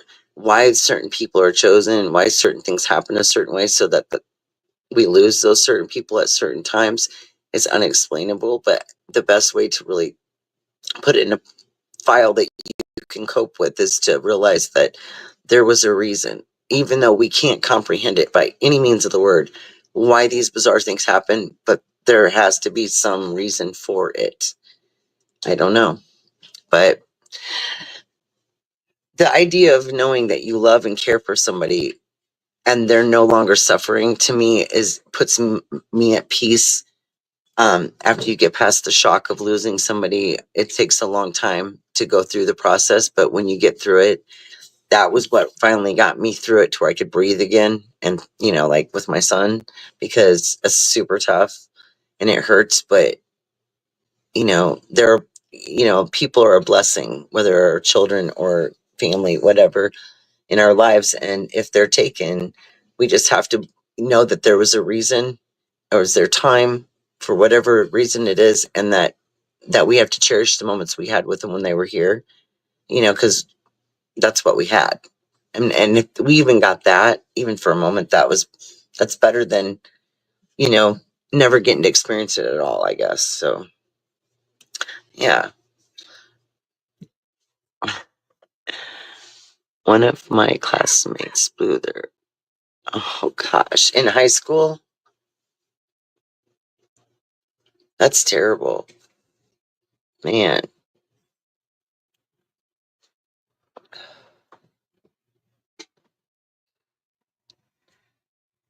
Okay, so I just want to recap something. I don't know if RC's still here. If you are, you can answer me. So you're in New York. Now, when I first went to visit Beachy after being friends for a long time and I got to meet her finally, she was in New York then. But when I was there, we had a lot to do. And so I never got to go to the city and do visit the places I wanted to go in the city. So um, I'm gonna have to make another trip to New York at some point so that I can, because those were places on my bucket list, and I didn't get there. We ended up doing a detour and doing something different. So I still want to do that. So I just wanted to throw that out there. But Mary Jane Doe, weren't you in New York too, or am I confused? That's why I was bringing that up. All right. Okay. So Max Smith says, I was driving in the San Diego mountains many years ago and hit black ice. Where did it go? There it went. Hit black ice on the road. The car slid towards the edge with no guardrails. One tire left the road. Oh, yes. Oh my gosh. That is so scary, especially when you know just at a moment, like, am I gonna, like, is this gonna move, tip over? I do not like the black ice. And I've experienced some really scary, at least, well, one of them was a black ice related accident that could have turned bad, but I'm a really good driver and managed to use those big heavy metal cables that go down the interstate in sections of it, so that if there's, I think they're to kind of guard it in case somebody loses control. They don't, even though they don't have them all the way down, but whatever. um, that was really scary because I knew I had to get off the road so that the van would quit going out of control. So I was going to the shoulder. The shoulder on the right of the road was all that whole area in that section it's real deep down, like ravine, yeah, it's, it built up. Okay. So there's nothing good's going to happen on that side. So I'm going to the middle because, I'm thinking back in the day, all our shoulders were pretty much gravel, right? Till they started putting the fancy pavement on them and doing all those other things to them, right? So, but that's not the case on the road we were on. But it was covered in snow, but the black ice was underneath it. So we hit that, and what really got me to pay attention was I seen another car in the ditch up ahead, and then I wasn't going fast anyway because it was snowing heavy, but I slowed down even a little bit more. And we caught just a little piece of that somewhere on that one back tire, and it started swirling us around a bit. And it was more like a back and forth motion, and we didn't flip around or anything like that. But I knew that we could literally easily go across the interstate or lose control to the point where we end up on one side or the other. Either way would be bad because there was traffic coming the other way. So I saw that rail thing there, and nothing else had worked. All the other options that I had tried didn't work. And you're talking, this is all within, seconds of this is happening so fast. And I finally just steered it right over towards those cables. And I hit that thing. It snapped. It went up over the van, sliced both mirrors off, but, and put a gash in the windshield. Okay. When it went over, it did a lot of damage to my van. I hadn't even had it very long. Both mirrors were swept off. Some damage on the top of the roof. The windshield had got punctured because that cable's metal, like it's a big heavy cable. And as this accident's unfolding, I have all of my family, the younger kids that are now older, were younger then, and my uncle with me, and they were all asleep when this all occurred. And literally, like, I mean, it was really loud, and all I remember was tiny pieces of glass fragment that had to have gone into my mouth, or I felt like I had glass in my mouth somehow. I don't know. It was so weird. And we weren't into our location. We were only a part of the way to where we were going, and we had to drive. The thing that was crazy is with everything that happened, it didn't do any damage to the hood or the headlights, because the bumper hit it and snapped it, and it just like a jump rope went over it. And when I'm talking about sliced the mirrors off, it was like a machete of an unknown kind that had the way those wires ripped those mirrors off. They perfectly clean cut right off, you guys. It was wild. So, oh my goodness. So I don't like black ice, and I've never had anything like that happen again, and I never want to. I've hit ice that's rolled around the road, went into a snowbank once. Yeah, well, those snowbanks, I would love to see a snowbank when a person's out of control, because you can bump into those and slow and stop your car a lot easier than if there's nothing there. And I don't recommend cable, but I'm telling you, the other option was either death on the other side or a semi that was coming this way as the van was going crazy. So yeah.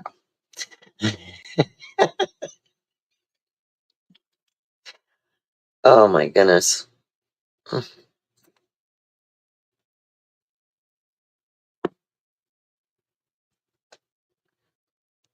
Yeah, my schedule's all goofy. Like, my goodness, I've been having like trying to go to sleep at like 4 and 5 in the morning, and then the problem with that is that then I only get a couple hours of sleep, and then usually phone calls start, or your other people are getting their day started, and if they need to get a hold of you, then you got the phone ringing. And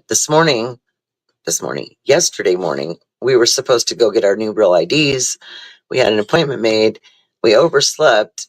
One of my daughters called me at 7:30. I'd just gone to bed at 5. I barely remember talking to her a little bit, and I know that we were talking about a cruise and when to go on one, and that's all I remember of that. And then I remember my husband's alarm going off once, and we must have been some really tired folks, because when we finally got up, it was 10:30. The appointment was at 10. His phone was on the floor from when he tried to turn the alarm earlier. It was funny. So yeah, it's been interesting. So now we have to make new appointments to get those done again. Talk on it. I don't know about you guys, but I do not like making early morning appointments, because I'm not even early. 10 o'clock's not really early, but because we're on this weird schedule, it you're like, okay, well, I'm really going to be tired then, and I really don't want to get my picture taken. I wasn't ready. That's the thing. You have to get a new picture done and everything. And my last driver's license picture, I want to say I went there one time to get it done. I had a little bit of, just a little bit of makeup on, so I didn't the picture looked decent. And I don't remember why I didn't end up getting it done, or if something was closed. I can't remember what the deal was, but this was back when you could just walk in. And when I went back the next time, and I was like, I'm just gonna go do it real quick because they're open now, blah blah blah. But I wasn't prepared for a picture that day, so it's not a very good photo. So I at least wanted this one to be decent. So even I would have had to get up super early, like at least an hour before we needed to leave, to have time to feed dogs and make beds and flip laundry and fix up a little bit on my eyes and stuff to take a decent picture and mess with my hair. And I felt like shit. I was up all night because I didn't feel good, so I was not like wanting to do all that. I've only had 2 pictures. I had the one from when I was 16 for a long time. Right. Well, I mean, they got to the point where they were like, so when I renewed my license last year, since I did it online, they were able to just use the picture that they had on file. And that was my old picture. But I was informed when I looked it up on Google that for the real ID, they require new photos to be taken. I'm gonna be like, I don't want you guys to charge me more money for it though, because y'all are the ones that made the rule that we all of a sudden like Americans need a freaking certain color or something on their freaking driver's license to go anywhere in the United States. Oh my lord. Anyway, there's reasons for everything, but when that came up last year, I was like, oh lord. And at the time that I got it renewed, I could have got that done, but I would have had to go in because they were in they only do the real IDs. You have to go in person to do them. So I couldn't renew online. And the cruise was coming up. and I didn't have a passport, so I needed my driver's license to be valid, and I needed to get it done right away. And I remember doing it in July, and I never got the first one. I was panicking. It was only like a short time away from when I was going on the trip, and I was like, oh my gosh, I need my ID. I never got the first one. They resent it, got the second one, no problem. And got it, in time, just in time too, before I had to go. So that was close.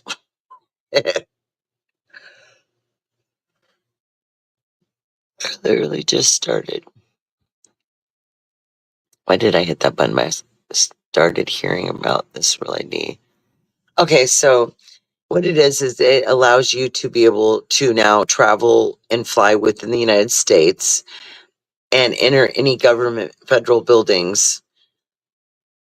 And if you don't have it, then because of all the illegal immigrants and all the stuff that's going on, they want to be able to find a way to make sure people are who they say they are. So this is like saying, this is a real ID. It's not a fake. Nobody's copied it. They've got it to where nobody can copy them anymore like that. So it's basically like starting fresh, but it'd be great if you could just do the real ID and then you didn't have to have passports, but you still got to have those too. So yeah.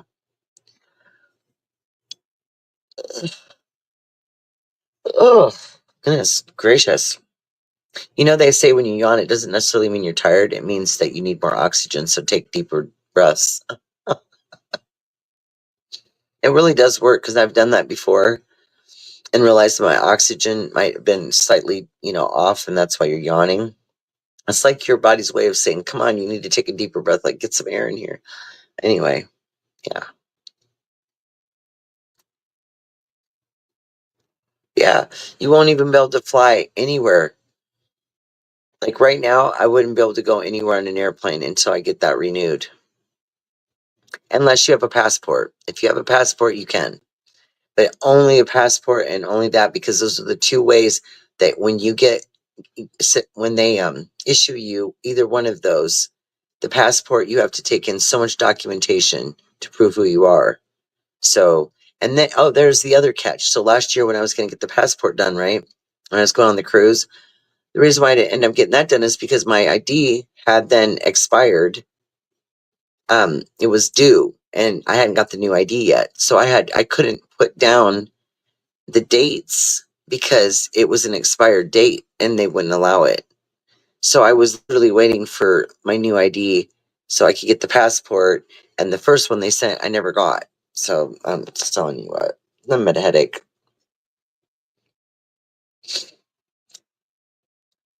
I was ready too. I had all our documents and everything in a folder ready to go. And then and then life happens. Okay, deep breaths now. Come on, y'all, take a deep breath with me. It actually will make you stop yawning, though. It really does work. You've ever had one of those moments where you can't stop yawning, and it gets to the point where a few times, okay, but when it keeps going, yeah, then I'm annoyed by it. So we'll see. My husband's laughing at me because I literally just had a half of a silent yawn after all that. Oh boy, that's too funny. Oh my goodness. My husband has a bit of a attention deficit, so he tends to get off on things, and then he'll show me stuff, and I could have the most disturbing stuff going on, like trying to do a phone call, trying to talk to one of the kids, trying to work out something with thing going on, and other calls coming in as I'm doing that, and the dog's barking and noise going on outside, and then he'll be coming over to try to show me a video, and I'm like, I'm so flustered right now.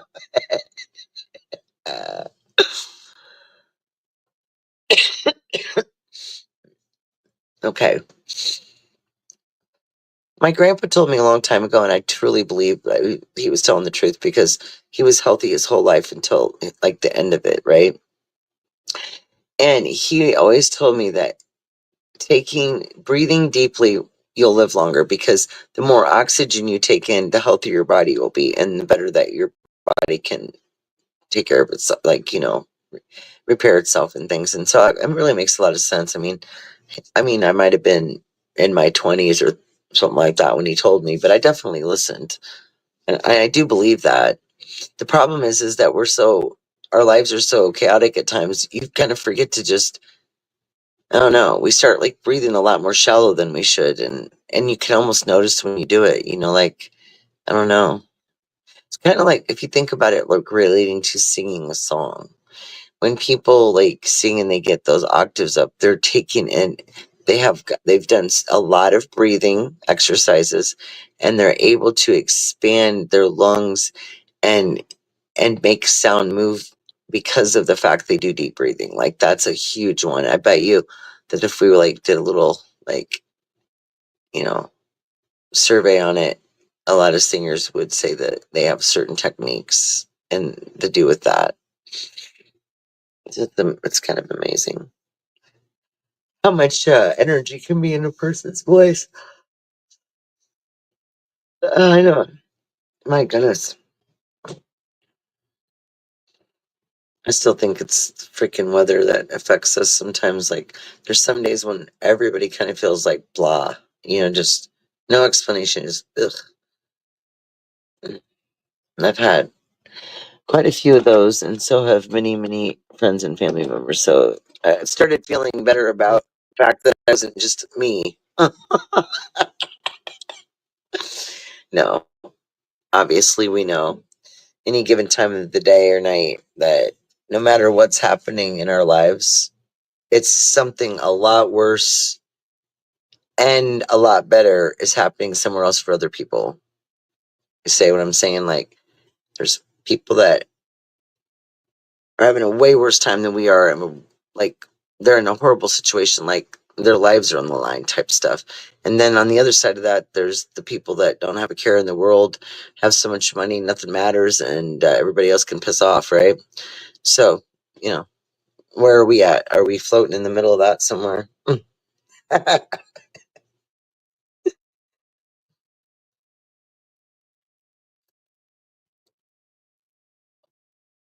Here you go. Your finger is gonna freaking fall off one of these days from scrolling. I have to pick on somebody. It's just me and him and the dogs. When the kids get here, I get a goof with them. So that's fun.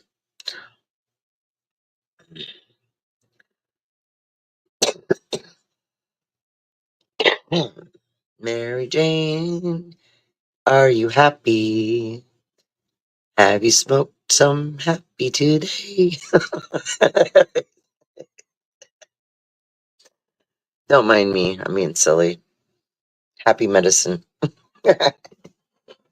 Don't you think all medicine should be happy medicine, y'all?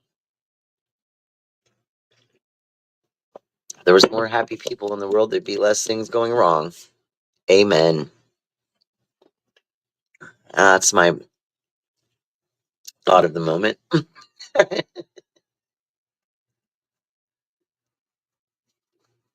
So, Mary Jane Doe, tell me another one. You got any more? You or Max got any more? Just, you can't believe it happened. Um, I guess we could have categorized it like, but I'm just kind of leave it open to like, pretty much OMG moments can be any amount of different kinds of things that we would go through. Like, where, even if some people don't say it out loud, you're in your mind thinking, oh my God, I can't believe that just happened. Like, really. I'll never forget when everybody started using all the little, you know, abbreviations and like words, letters that mean multiple words in a sentence. And it took me a little bit to figure out some of them. When the kids would do it to me, I would like, sometimes I'd understand what they were, right? But I had to catch on to some of that myself, because sometimes I was like, what is that? And then you get a little goofy and you're thinking, let me see, how many different things could that spell? Alrighty then. Yeah. I don't do the vapes. I have one. We got one. Um, but we really don't use it much. I mean, it's a little too much for me, and just an old school we call it. You know, roll it like a smoke, just like a sea wet. I don't know why I just said it like that, but it did. Oh my goodness. I had PCT laughing so hard before we came on here. I was dealing with the dogs. Literally, it was like in motion all day long. Every single time I got a call, either at that moment, my husband was outside trying to get things done and the dogs could hear it and barked at every, like there was, like we were at war, like there was like something to be scared of, right?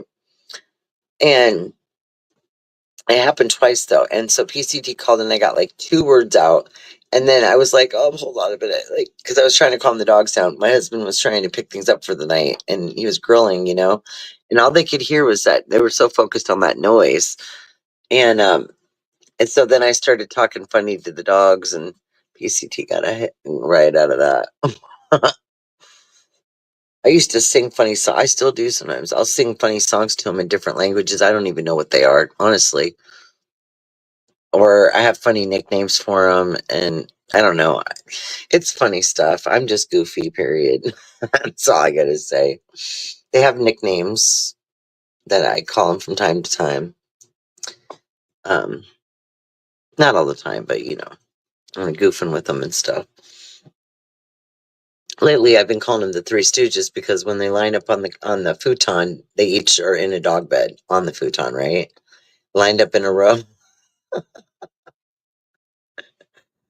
Oh my goodness. I'm silly. I'm really kind of actually quite depressed about the cucumbers because literally a few days ago they looked great. I knew they were getting too long and I needed to get them out of there. I should have just tried to put them in one of the other pots. Oh, and I'm going to give you guys, uh, what? And I was going to say inside edition. I'm so silly. I'm going to give you guys heads up on my. I just did this yesterday, but I was squeezing lemons because I've been using fresh lemon juice is really good with different things for weight loss and stuff. And so I was getting that prepared for that. And I decided I would, the ones that went through the strainer, I went ahead and laid them on a paper towel and cleaned them and kind of folded them into a wet paper towel. And you can do that when you seed something and you let it sit for a few days, right? Sometimes it takes several days or a week. I don't know. And they'll get like a little root growing on them. And when that starts, you can just go ahead and plant them right in. That's a way to do it too. Supposedly that's the faster way to get them started, but okay. I might have to try that next time. But anyway, we planted in one of my planters the lemon seeds out of those lemons. I think I did 10.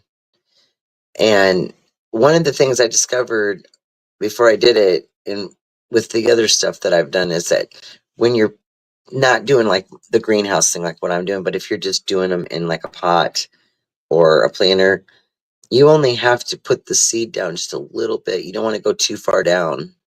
And I didn't know that because the little tool that I got with that set, it has like a little funny looking rounded shovel type thing that's actually where you stick it down in the dirt and it makes the hole for the seed to go in. Then the other side is a thing to scoop the stuff back over. So it's kind of neat, but at the same time, I think that's kind of what got me with. I felt like I might have put some of them in too deep. So I don't know. We'll find out. So we'll see. Lemon. I think it was 28 days, 35 days from the time that you put the seeds in that you'll get. That the foliage will be enough to where you can take it out and transplant it. And for those, what you do is you only do one plant and you get a tree planter. They're bigger planters, they're the big ones for trees. And you just put a hole in the middle and get her in there and get it all fertilized in. And they can take a little over a year, I think a year, to produce. But with our weather here, you just bring those kinds of trees or plants in during the winter months, right? Because I want to get a palm tree. I've always loved them.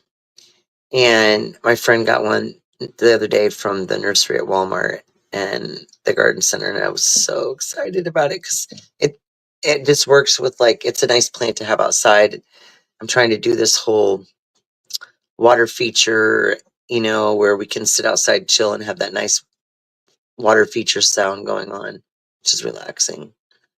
But yeah, we need to get a deck thrown on this house.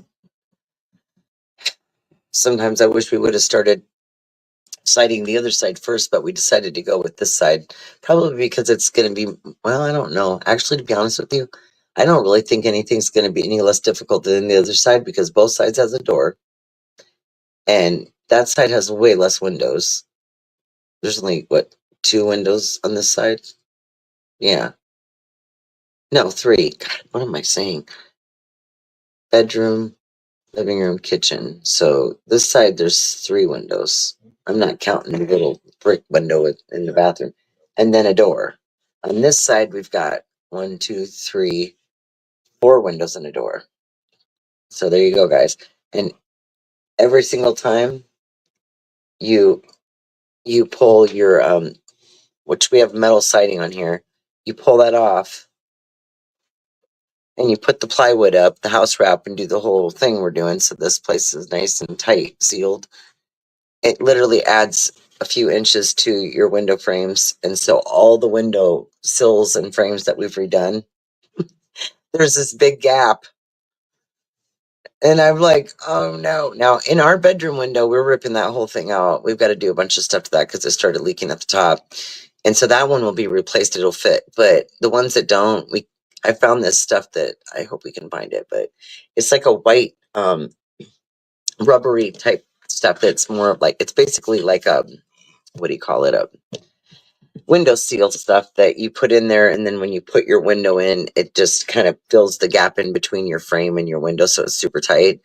Well, that matches the window, so I said instead of us trying to add wood into every single frame, that's a lot of fucking windows, we're just gonna put that in there, and then that'll fill that gap in. And because the one window, the siding on the back has been done, and when he took that window out and put it back in, I didn't realize about the extra space.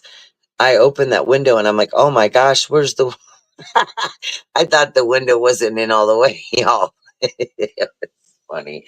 And my husband goes, no, think about it. We just added stuff on the outside, so it's bigger than that metal siding just like comes straight down. It's like nothing to it, So that made perfect sense. Unfortunately, yeah, I didn't know that. So, and I also didn't know that you had to take every single window out of your house to put siding on. I get worried though. I'm hoping, like, hopefully that the good thing is that when we do the work, at least we'll be able to find out if we've got any issues in the walls, if there's anything going on with any of the windows. I mean, so far, nothing else is leaking. We do have one in the living room that I did what I call detailing windows. Every once in a while, you got to get in there and dust your windows out, clean them because they, and that one I was detailing a little bit. Now it's nothing that bad, but I could tell that there's been some kind of leakage, like a little bit through somewhere, just not like it was evident on the white window more than the wood wasn't disturbed. Nothing was ruined there. But in our room, when we started fixing the back of the house, like trying to start taking stuff off to fix it, well, we took the storm thing off to start removing stuff, and these places are put together a certain way, like a Lego set, and the metal covers this piece and that piece. Well, it must matter, but somehow we got some kind of little pinhole leak somewhere, and it's running down, and it like was coming through the window frame. But it had been doing it for a while. We didn't know. I mean, our bed was in front of our window. I mean, this like really cool curtain there, like as a headboard. And so we really don't look in there all the time. You just don't look. And oh my goodness. No, it's not regular caulking, Mary Jane Doe. That's kind of what, like the squeeze stuff. It's actually stuff that comes formed, and you just, you get out however much you need and you put it in there. So it's not like caulking, no. But you could do that too. But imagine if you did that, it would be, not only would it be messy, but then there would be a lot, because it's like almost an inch, and that would be a lot of caulking. So it's weird. It's hard to explain it. It almost looks like silly putty, if you know what that's like. Yeah, something like that. I don't know. But for whatever reason, we just need to figure out an alternative to put in there so that we don't have to redo every window frame. So in our bedroom, we don't know if we'll be able to save that window. We're hoping to get a new one because it needs upgraded. It's quite an expensive window because it's a mobile home and it's a specific size. There's nothing like even close to it. We've looked, hoped and prayed we'd find one somewhere on clearance, but marketplace, anywhere we've looked, and we just can't find it. So when we take that out, I'll redo the whole window frame and we'll redo all the trim and everything. It has to be.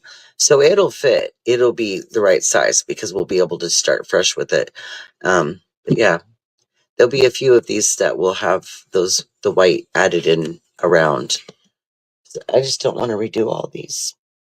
I just really don't. It's a lot of work, you know, and we've done them all.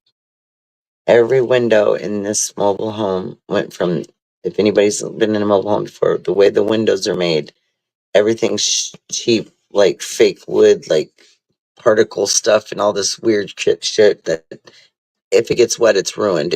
Everything rots. So we went in and put all real wood inside your window frame, and then you've got your casing around it, your trim. All that's been redone. It's all been hand stained and cut by me and Bigfoot. So we did all, like every one of them in this house. It took us a long time, and we did them like as we did rooms. So whatever room we were working on. And so I want to say the very, very, very first ones that got done was the kitchen, the two in the kitchen. They were the first. I want to say it was the two kitchen ones, and it was the laundry room. Then later we did our bedroom. No, then we did the living room ones, because I almost forgot that we hadn't done those. Then we did our bedroom back there, and then we did Johnny's, and then we did the AJ's room. So we got them all. We got them all done. It's great. We just got a lot more to do. But you know what? If you think about it, most people that own their home or whatever, they like, you're gonna be doing stuff over time because you got to, like, it's an investment, right? So you got to keep things fixed, keep them running, and you want to enjoy. Once you get something paid off, then you slowly build up on it and do different things with it. So we just have a lot that we need to do, and we're just going to do it as we go, and like we've always been doing.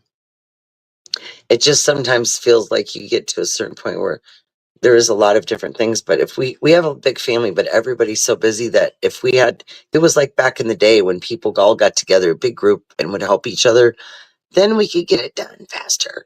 So when it's just the two of us, yeah, we move as fast as we can, but there's challenges.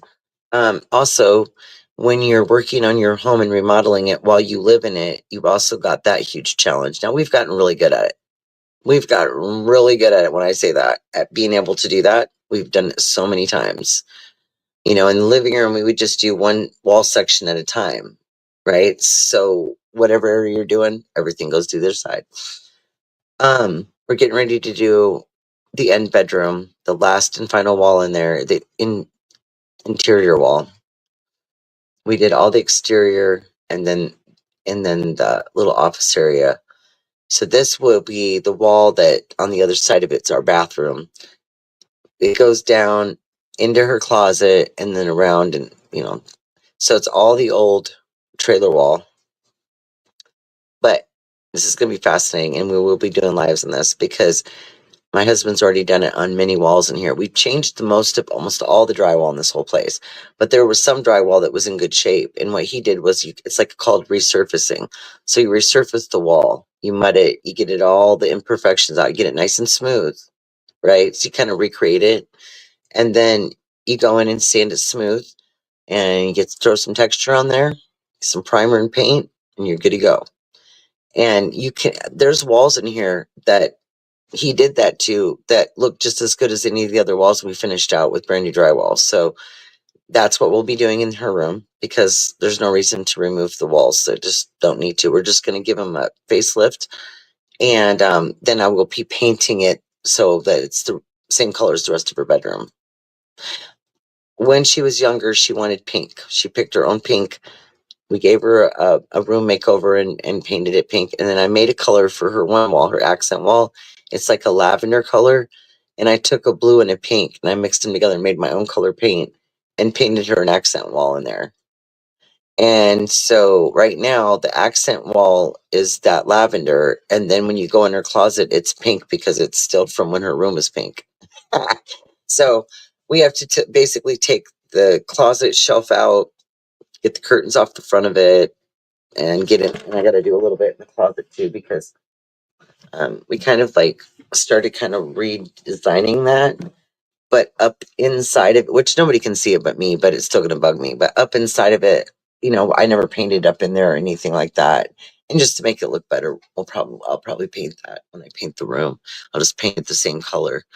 But yeah, it's gonna be fun. And we, you know, they'll be here in 4 weeks, so we're like deadline, because little lady for her birthday got a new upgrade, smart TV. She always her whole time since she was little, I think she had her little 32-inch. And I remember one time she came out, she's like, I can't get anything on there. Well, you can like I think it was Netflix, you can do through the 360.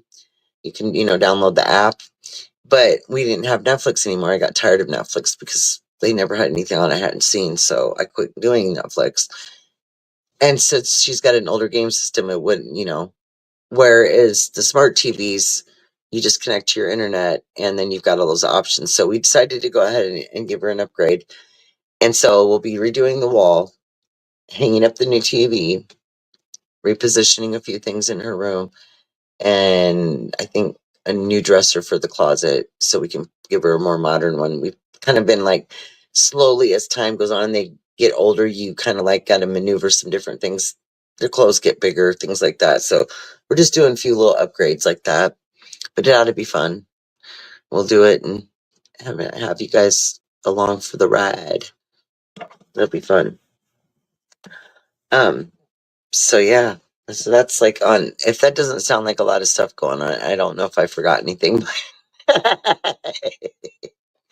Trust me though, that's only like really technically a 2-day job. We can do that in 2 days. Easy.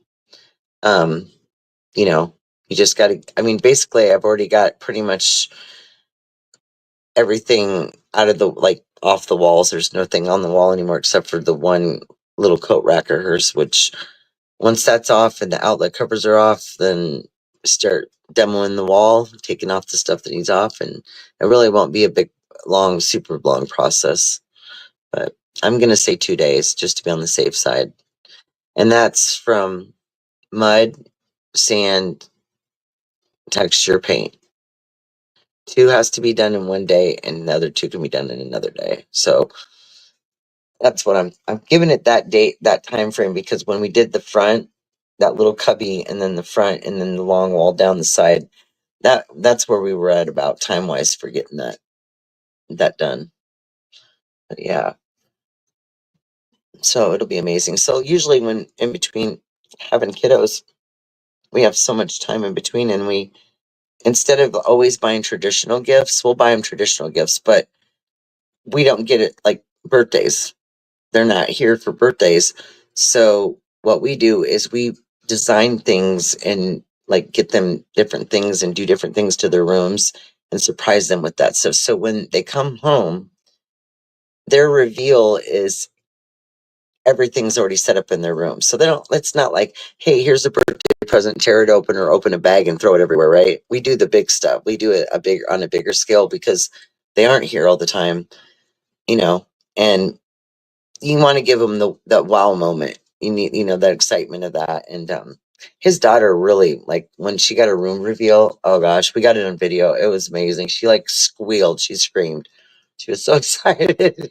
And she's got 2 of those since I've known her for 7 years.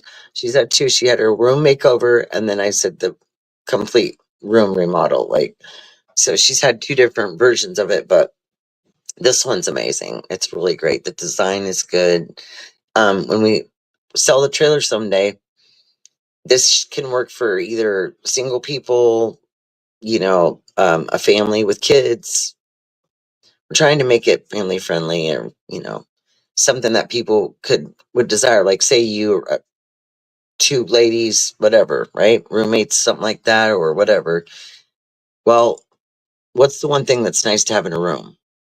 It's nice to have a table or desk or something, to put your computer on. But why have something that takes up floor space? So we built it in. The little cubby spot was already there. It was the perfect spot for it. I mean, you just could visualize it looking at it. Like, what would you put there? Well, the first time we did something there, we did it funny, y'all. We did kind of a funny version. We bought a piece of that like white particle board type countertop stuff, whatever it is. And we should have just gone all the way across with that idea then. But at that point, we had this little 6 cube organizer with the little colored cube drawers I got for it was already there to keep different stuff. And then so we just cut out the desk piece. And so that was in there, and it was it was floating there. And then the little white cubby thing was right beside it. So like a desktop, and then she had like a place to put all of her stuff. And then there was it 3 shelves above? Yeah. And they were set pretty low. They were really deep. So we had to like kind of reconfigure it. But for a while, for years, that worked for her, and she really liked being able to sit there and have a little desk area. So we're just kind of going like with, as they get older, you kind of got to accommodate that they're going to be bigger and they need bigger things. And so we're kind of at that stage. Luckily, we're doing it slowly with both of them and didn't have to do all of it at the same time. So baby steps. And we're really good at recycling. Like, and I don't want to, the word recycling doesn't sound the right way to explain this. Basically flipping things. So like, say you're getting ready to do a room remodel. You got whatever you got going on, whatever beds you have at the time, whatever. So she had a junior loft bed, if you know what that is. It's the smaller version of the big loft beds. And it, and so they're shorter, so they don't like have the desk and all that neat stuff under it. But because we have low ceilings, that was the only way we had to get the junior. And so it was nice though, because there was the space underneath, right? So with not having, I mean, it was a nice sized room, but that just kind of like makes it nicer because you don't have to put a lot of stuff out in the room. So she had one of those, and I resold that bed. I bought it off Marketplace for, I believe it was 100. It was 80 or 100 from a lady. And it was in really good shape. It was pink, of course. And we had it for 4 years, I want to say, for about 4 years. And I sold it, got the same amount of money out of it, and put that money towards a new bed for her. And obviously the mattress we had in that was still good. It was a nice mat. We had bought it brand new almost. So, we didn't have to buy a mattress, which was helpful. And then we just basically got her a more grown up bed, a regular, twin bed. It took me forever to find a bed that looked good but wasn't pink, because every bed style I was looking at, there was always pink ones. So I was like trying to put in different colors. So I put in like blue or aqua, and anyway, I finally ended with white because I figured it would look really nice against the teal color or the aqua color of the walls. And because we were doing some really nice pastel colors in there, I didn't want to get too colorful with the bed itself. So we did white, and it has the nail head like things around the top. I think it kind of has the headboard's unique because I didn't want just a square headboard. I wanted one that was more unique shaped. And so we got her that, and then did the I think it's not, well, it's tie-dye in the sense, but it's not like a wild looking tie-dye. It's in strips, so it's like, I think, a pink, a blue, a lavender, and kind of an aqua color, and they're all in her comforter set and her curtains. So that's kind of what we went with, and that's something she can, have in her room till she's grown and gone, right? Because it's not themed. It's not Disney. It's not any, like we did Brat Dolls. Well, no, not Brat Dolls. That was my kids. We went through, okay, LOL when I first met you. So she was little. It was LOL, right? No, before LOL, there was another one. It was the Shopkins. Okay, it was Shopkins. And then we went through LOL, and then we went through JoJo. And when we did her room remodel, her room makeover that time, we got the pink bed, the walls were painted pink. Um, we got her all the JoJo stuff, the whole blanket, sheets, curtains, everything. Okay. And it took a long time for me to move all that stuff because I should have tried to sell it sooner while it was still popular. So it was a little harder to get rid of after the fact, but we switched over from that. And then little man, when we first did his room, we had one of those real nice twin air mattresses, the ones that are tall. We had that in there for him just temporarily because, like I said, we gotta, like, as you're remodeling and kind of put money into a room, you kind of gotta baby steps. So by the time he came back again, we just got his room finished towards the end of the visit, completed. So when he came back, he had a brand new bed. I did the shopping thing again. We'd sold his bed or something of, like, no, because it was her bed we sold, but no, his old bed that we never got to set up, we actually ended up giving to my grandson because they had a bigger house and could use it. Because it was one of those it was like a toddler loft bed, so it was even shorter than hers, but had like a slide they could go down in it. Yeah, we didn't have room for all that. We ended up getting him a really good deal, and he didn't have a mattress, so we had to get him a full bed. But I waited and found him a reasonable priced frame with a nice little headboard on it, and the headboard was like this laminated wood, right? But I knew I wasn't going to leave that on there. I bought that particular bed on purpose with the intention of taking those three boards that are like the headboard, removing them, putting real boards, real wood on, and staining them to match the rest of the bedroom, which I did, and it looks really cool. And so we did that for his room. And yeah, I mean, these were big projects. They took a while, but the kids really love the surprises. And when they come back, there's usually something new or different in their room, or whatever gifts we get them, we'll put them out in the room, right? So it's a bigger surprise, like, I don't know. We just like to do it completely different. It's our tradition. It's something that we've had to adapt to because when you have, a family where, kids or parents are sharing custody and you live out of in different states, it makes it a lot more difficult. Um, and, back in the day, we would have them once during the week and every other weekend. So way more, and they lived in the town we lived in. So it helped. So when they're this far away and they don't get to see dad much, you got to do big things, you got to do those real big fun things that matter. But how many parents go and completely put all sorts of blood, sweat, and tears into their kids' rooms, or do they just buy everything and put them in the rooms like furniture? Like, we're trying to do stuff like that's unique and special because, like, I mean, when you put a lot of your heart and soul into something, it really shows your love for people too, and how much you care about their happiness or how they feel about their surprises, and I just think it's great. I mean, the kids love it, and it's not traditional. Why does anything have to be traditional? I hate traditional. I mean, I understand traditions and families. That's where, we do things from one, set of family members to the next, generation on down. But why does anything have to be a tradition? Is what I'm saying. Like, in general, you know, everybody doesn't have to get a gift a certain way on their birthday. You might have 10 people that give you a gift. 3 might be a card, 4 might be a gift, 2 might be in a gift bag. Something that you can't put in a bag or wrap, that's what we do. So, it's different, but you wouldn't believe how much people love seeing something you've created with them in mind. That's very, like, heartfelt. Like, it, you can really feel that one. So that's why I look at that. And I got, for a while, I was like on this roll of, because they're easy to make, buying all these different color hooks so that I can make coat racks. because I had all these different color stains. And so I was making coat racks for a long time for the family members. And then I started making matching mail holders with the key hooks on it. Because I kind of got the idea of, because I have one, but I didn't make it, which I actually, you know what, I should make us one sometime in the Kona. That would look really nice up there. Anyway, so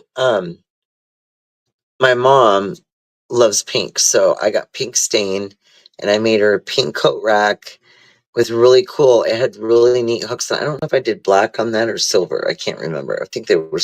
I think they were nickel or something. I don't know. Okay, and so I got those, did those, and then I made her a matching male key holder.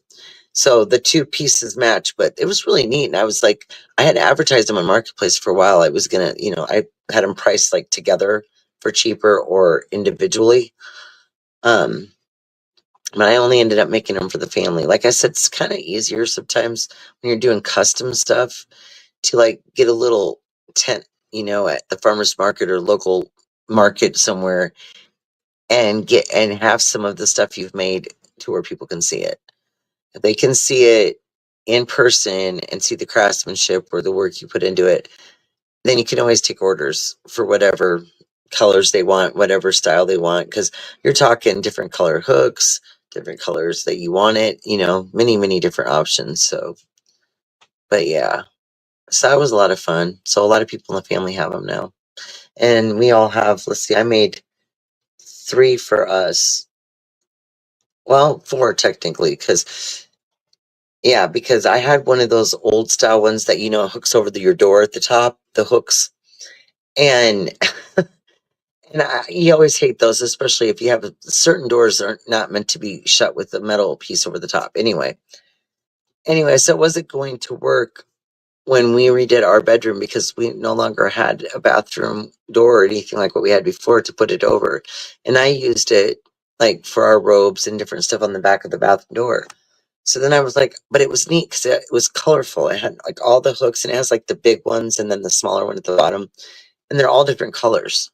They're really neat. So I didn't want to get rid of it. So we took the same board that we're making the hooks out of. And my husband went out and he cut off those pieces that go over, that wrapped around the door. He cut those down so they were no longer there. And then we just set it on a piece of wood that I stained and he screwed it to that. So we still got to use it.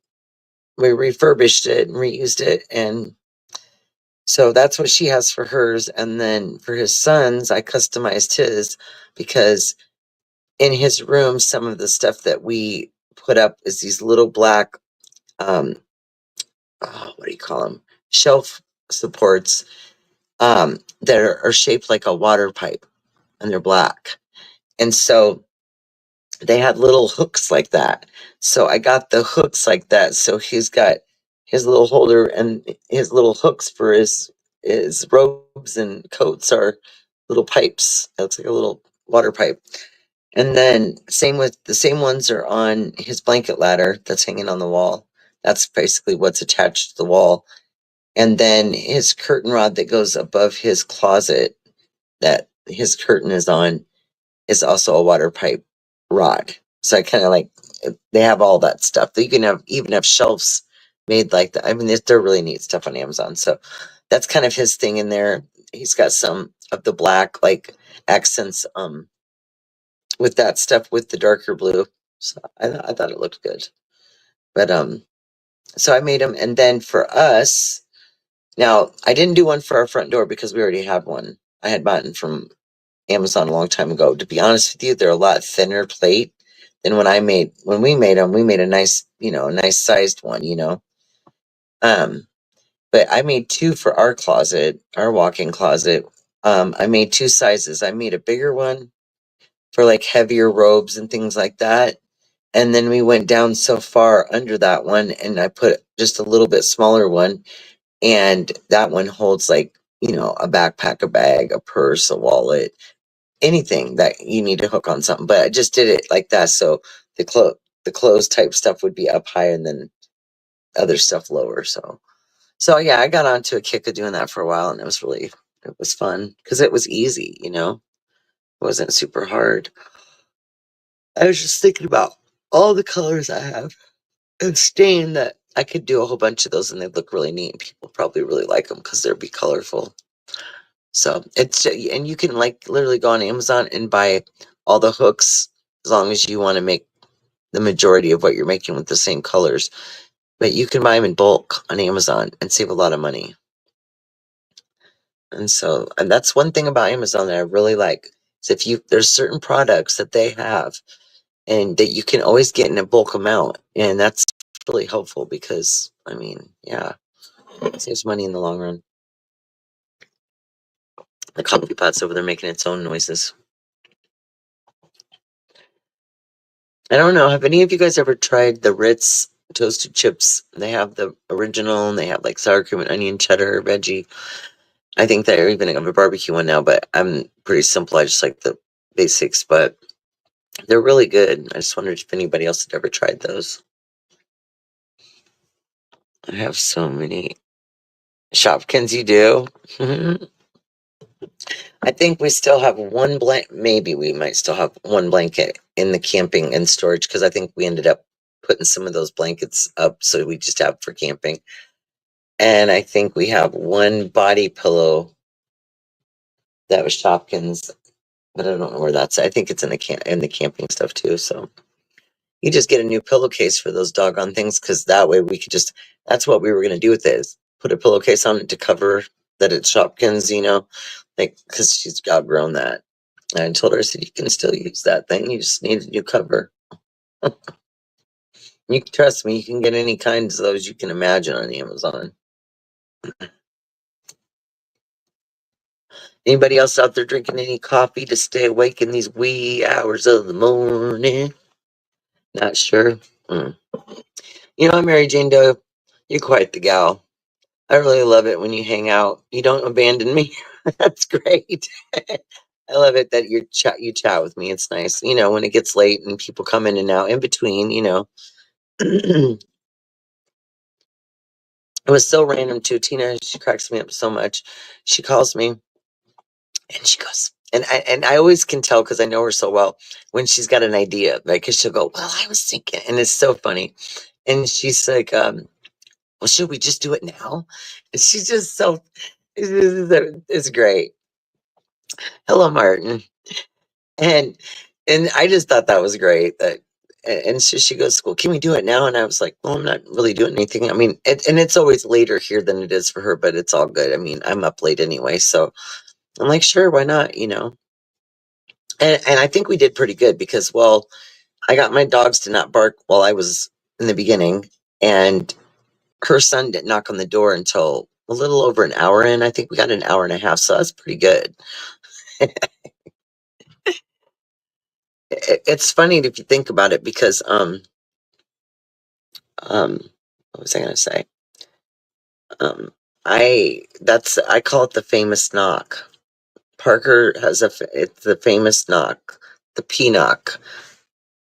Parker's knock. And it's a specific kind of a knock too. It's a really low key, frantic one. But yeah, it doesn't bother me. I know that it can be nerve wracking though. I mean, literally, if I was Tina, she's real patient compared to. I would probably get angry after the first time I spoke on it and it wasn't received well. But you have to make accommodations. My young son, has some issues as well that he just has his moments. Let's just say it that way. It's just easier to explain that way. He has his moments where, he really needs to get a hold of you and he'll get kind of frantic, or even my other younger kids will sometimes like call. Like one daughter, she's the only one that does it really bad. But if she's frantic and her anxiety's up, she'll call me and call me and call me. It's wild. Just made a fresh cup. Well, hello, RC. Come on into the coffee club.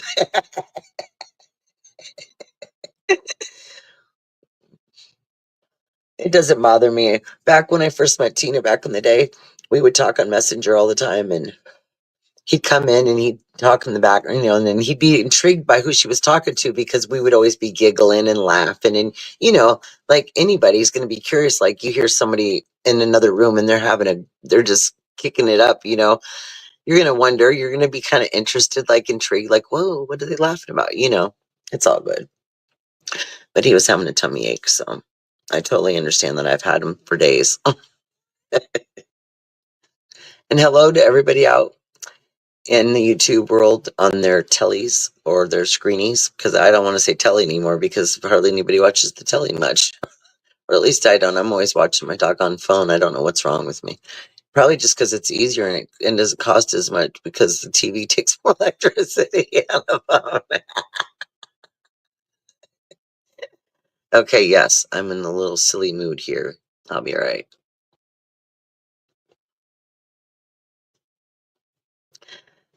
The flow is good today. Wild Angel's losing her mind. I'm just kidding. I do. I don't know if you all do that though when you get to thinking about stuff, and then I'll just get songs that'll just pop in my head. Somebody can just say a phrase or a word, and I'm thinking of a song that word belongs in, and I used to do it all the time for fun. I mean, it's kind of fun. I'm gonna have to mess around with AI a little bit. We were doing this story thing one night where we gave it like some information. We did this, me and my friends. It was so funny, and we gave it information. And what it did was it took the information that we said and it created a story out of it. And I'm telling you, when I'm telling you that there was 3 people that were literally in stitches over I hurt so bad from laughing. We were laughing so hard. It was so funny. It was off the charts, right?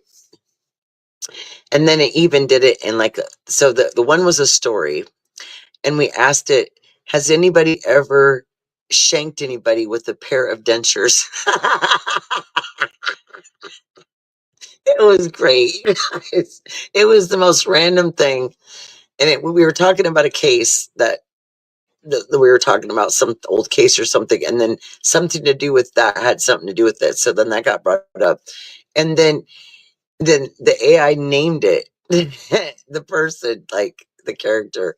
It was just great. It was so funny. I had no idea it could do that, but I guess if you can like tell it to make up a song and you like give it the words to the song, because like it's weird. It's like being mimicked by something, but or like it's stealing your ideas to tell you what it would say. The band 311. I don't think I've ever heard of them. Yeah. Hmm. I I've heard there's been some wild stuff going on over in England. At least that's what I saw on the news. There was some wild stuff going on, of course. And you know, if Nancy Grace has got something going on, then she's found out something and she's talking about a case. I often get confused when I look at certain shows because they can be talking about cases that are older, that aren't current, that have been out there for a long time. And I'll think it's pretty current. I mean, most of the time it is, but I'm saying, you know, have you ever like watched something and you're thinking it just recently happened and then it's like an old cold case. I don't know what's been going on there. Some serial killer or something they were talking about. I don't know. Too much seasoning on my chicken, so I added potatoes. Still a little salty, so I added a can of corn. There you go. Just keep going. Just remember, once there's too much salt, don't put any on the next few layers. You're good to go.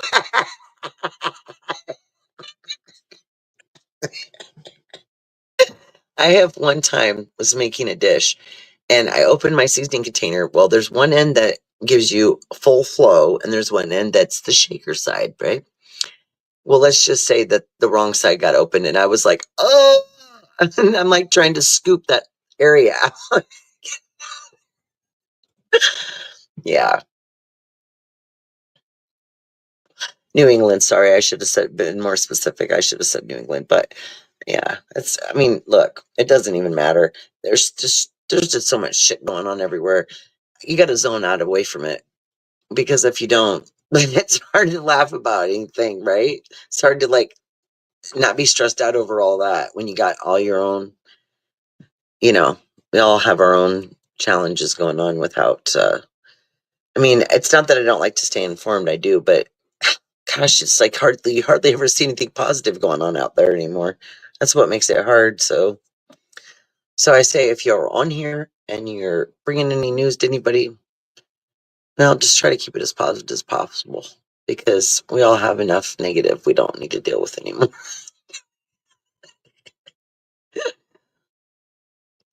It was funny because me and PCT were throwing around a possible, like, what was I gonna put down for what the live was about, and we were going back and forth. She was like, I don't know, I've told so many things about myself for the last 2 years that I don't really have any. I said, you'd be surprised at how many OMG moments you can come up with. You wouldn't even think about them until you start talking about certain things. And then, like, I thought she would definitely have some, because she always says, yeah, she went to bed, I want to say about 45 minutes ago. She was on with me for the first a little over an hour, probably an hour and a half or so. We're probably going to start doing that like once a week, or maybe, we'll see if we can do that. Depends on how she's feeling. Or maybe every other week I'll go on her panel and we'll do a subject, and then the next time we'll do it on mine and we'll do another subject, and just trying to do that, like, just kind of, we have a really good rapport. We, flow good together. So we like to try to hang out and entertain people if we can. And I love having someone up here to giggle with me, because I love hearing people laugh. It's exciting and fun. And PCT, like, she's always made me laugh hearing her laugh, and she's laughing at me and I'm laughing at her, and we're both laughing at each other laughing, and that's what makes it funny. That was why back in the day when we first were both new to YouTube, we were both new to paneling and everything. So we kind of learned all of it together. We kind of got used to it together. She came in just a little after I did, and then as time went on and the show was paneling every night, there was a panel part of the channel for a long time, and every night it was almost like having a job, y'all. Kind of like when you're modding, because I did a little of that too, but that was later down the road. We had wrenches, but we were always on the panel, so we never really had to do anything with those anyway. But I know one time I was down in the chat and I was chatting with everybody and hadn't gone up. I don't remember who was on the panel at the time. And there was a bunch of people in the chat, and they're like, you've got to go up on the panel. We need to laugh. Please go up on the panel. And so they kind of, like, even if we didn't want to be up there, a lot of people were a little nervous to come up. And I know we got a couple of people over that fear and got them to come up a few times. But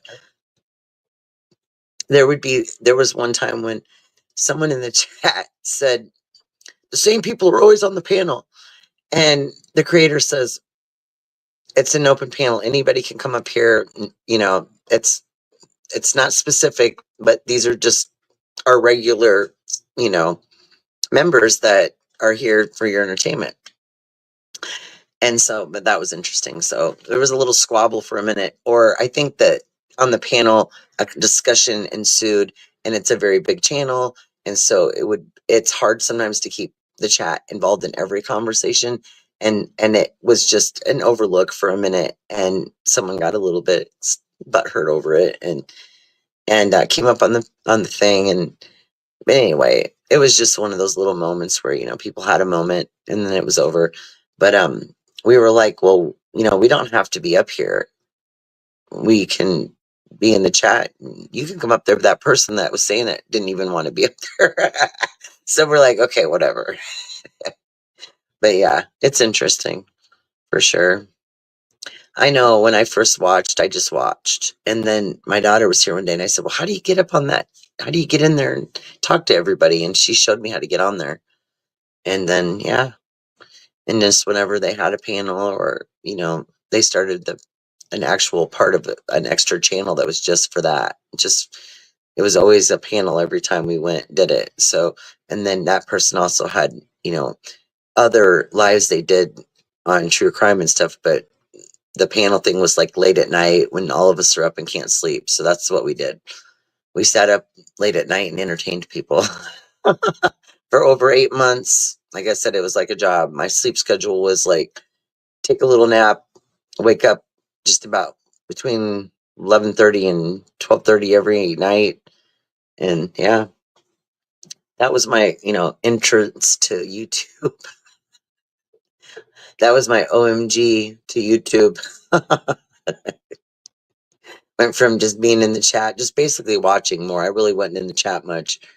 I'd see it go, just going 100 miles an hour. I'm like, okay, then. But there was a time when then I got used to it and kind of got accustomed to what was going on and paid attention to what, how people were doing things. And then I just would go in and, there's a million mods in there, but I'd still go in and welcome people. And, sometimes everybody don't catch everyone coming in, whatever. So would do that. But it is a lot different to mod on a really big channel because the chats are really big and they're really fast. Um, Sometimes I go to different true crime channels and, I'll only really jump in a chat. I'll watch what they're doing and listen to that. But I'll only jump in the chat if there's a conversation that like I feel like I can add to that, makes sense of the conversation's going in a direction where it's something I've been curious about too, and that works really well to. And most people are really nice, but most of those creators, it's hard for them to even be able to say hi to people as they come in because their chat goes so fast. So there's that. At that point, you catch the ones you can, I guess. Yeah, I'm just ready for it to get warmer, guys, and stay warm. I'm getting excited about doing these fountains and stuff. Just want to make a nice, relaxing, peaceful space that we can all sit outside and chill with the family when they come over, and that way the dogs aren't barking at everyone that comes in and out the door, because that in and out, they just get frantic over that door. I don't know what it is. But yeah, it's nice, have everybody come over, and we've got this we bought this kit on Marketplace, was it about a week ago? Really good deal. It's a home theater kit for, well, indoor or outdoor, but it's the great big what do they call it? The screen, that you hang up or you tie up somewhere. And then you got the projector and it comes with the speaker. And it's the whole thing all in one. And we got it on Marketplace for like $100 less than it's worth. It was all brand new in a box still. So we were really excited. That was a really good purchase. And we're gonna use it like when we go camping and stuff. Pin it up on the camper, and then have everybody come and have a movie night or something. So yeah, we're trying to, like I said, it seems like it's interesting because in the summer there's quite a bit of getting ready for the summer, like getting all your your planting done, if you're gardening, getting flowers put out, making things look nice again, bringing out your lawn furniture. It's quite the undertaking. Flying chats are crazy. They are. I have a few to compare. I've watched podcasts for years, like 6 hours. Can't even comment. Won't be seen. Yeah.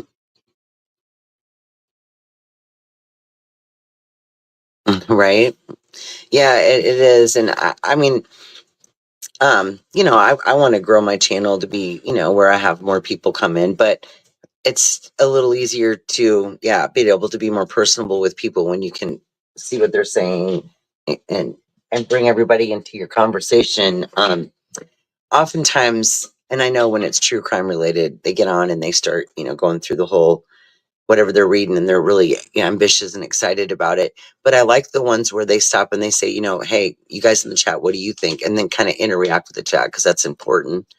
I get it's a little bit crazy sometimes when you're like doing a live where you're showing like a project you're doing or something, and if you're filming it and then you're trying to so I was telling my husband we should do some pre-recorded DIY stuff to see if that works better to do it that way, because that way we're pre-recording it and then people can watch it when they can, you know what I mean? But then again, I was like, well, if we do that, I mean, is it easier to do it where we're live and then people come in and watch it? So I don't know. I haven't tried it the other way, but I did see that there's a button where you can pre-record, which is interesting. We'll have to look into that. I know probably a lot of people do that when they're doing projects, and I'm not sure how we're going to process it because we're going to be doing some things that like literally we would need to have the camera set up and you know what I mean, be doing like it filming us so we could be working while it's filming like what we're doing while we're live. I was thinking you were looking for your PJs. No, yes. Yeah. Where do I don't even know where the heck I put the doggone things. Okay. Well let's hope that's the case. Let me know if you can't find. We gotta order Bigfoot some new lounge pants. Yeah, I found some the other day, honey, and they're like they're it says long. So there was another set that didn't say long, and you could tell they were shorter. So I'm like, we need the long ones. We need the long lounge pants for Bigfoot. You know, I told them, I said, too bad you couldn't start a clothing line or like a carpentry line, like of like construction, like, you know, like workmen's clothes and call them Bigfoot, like for big and tall guys. So it'd be like you would be selling, it would be, you would want to do your clothing in big and tall, but have a brand, you know? And there's a lot of Bigfoot brands that go to different kinds of things. So I don't know how like a patent would work on something like that. But like when we were getting some free gifts from the casino last summer, they had this whole like summer stuff and it was named brand Bigfoot and it's this big mug. What else did we get that was the Bigfoot stuff? It was a mug, a big like a cooler thing. It was a backpack cooler that's insulated that you like if you were hiking you could put stuff in. Matter of fact, where is all that stuff at? Because we could probably use that in the camper. Yeah, we have a lot of stuff we need to get moved and organized. A lot. I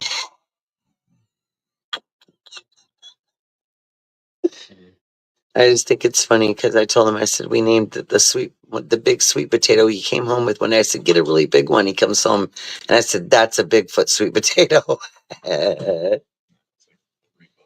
It was a $3 potato. That $3 potato will produce so many sweet potatoes. It's worth its weight in gold if you do it the right way. If we get these slips to grow. It's a golden sweet potato. It is, yeah. It's called. Oh, it is called a golden sweet potato. I didn't even know, you guys, that there's like a gazillion different kinds of sweet potatoes. There's so many. I've watched so many videos. I'm just blown away at how many different kinds of potatoes and sweet potatoes they actually have. Yeah. I'm hoping to do sweet potatoes and potatoes, but we have to go get organic potatoes because they're not sprayed with the stuff that preserves them from getting the roots on them so early when they're in the store before you buy them and bring them home. I had gotten some regular potatoes, took two out that had like a little start of a little root on them. And I had those suckers sitting around forever and they would not do anything. So I just gave up on that. And I did some research and it said use organic potatoes because they're not sprayed with that stuff. So as soon as we're going to go to the market, the New Boat market here, and try to find some really good organic potatoes to plant. Because I think we're going to do grow bags for the potatoes. It looks like an easy way to do it. And there's an opening where you can see on one side, you know, like how the roots are growing and kind of see, you know, where your growth. And then the other side, when you're ready to harvest them, it opens up so you can dig in and pull your potatoes out. Yeah. Pretty cool. Cool. You don't get to go to sleep yet. You ain't ready for bed. Well, you better be joking. Yeah, it is. Especially at 2:29 a.m. Yes. That should be a food. Now I just looked over here and my husband's holding a red Solo cup, and the first thing that came to my mind was red Solo cup. I fill you up. Let's have a party.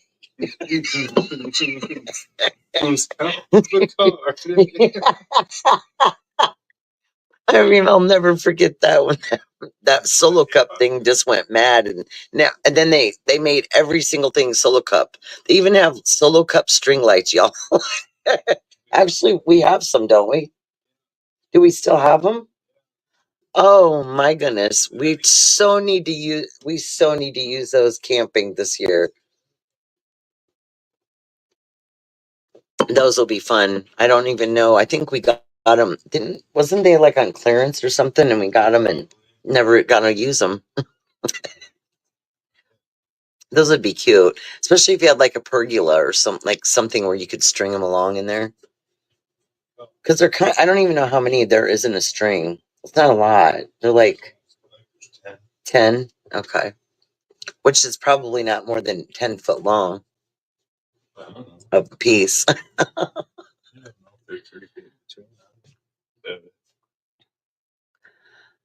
I look up videos of all kinds and I find people make videos about they sure do, Mary Jane Doe.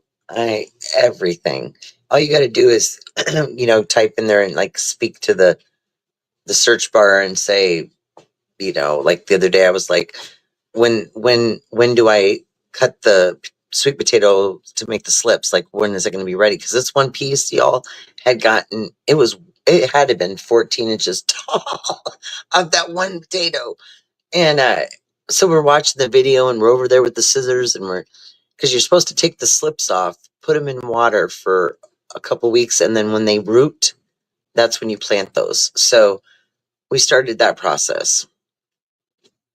And I'm still a little bit concerned because the other piece that's branch on when I'm telling you those take off, they grow fast. I don't know.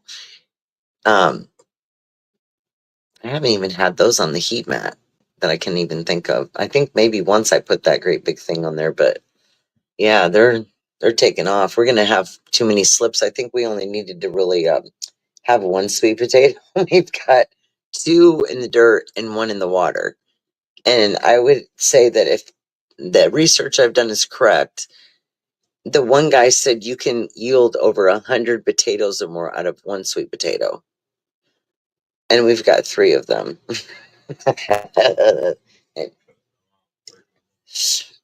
Right. We'll probably end up, if we can get some good slips done. A lot of people on Marketplace sell some of their plants, some of the stuff they've got ready to go. And a lot of people want to just grab stuff, and not have to do the process. So if I can get stuff going and get it growing properly, then I'm sure we'll have more than enough, even if I share with the kids and family. So I thought it'd be cool to like offer some of our neighbors, some plants to grow so they can grow some food too. We'll see. It'd be fun if we could do a community garden here, but they don't really have a location for it. We drove around one day and they'd have to like basically have a lot that they're not using as a lot anymore and then clear it out so we could do that. But they'd probably say, well, they're not very community oriented here. We call it a community. The people that run it to do something like that and be like, no, everybody can have their own garden. Yeah, maybe.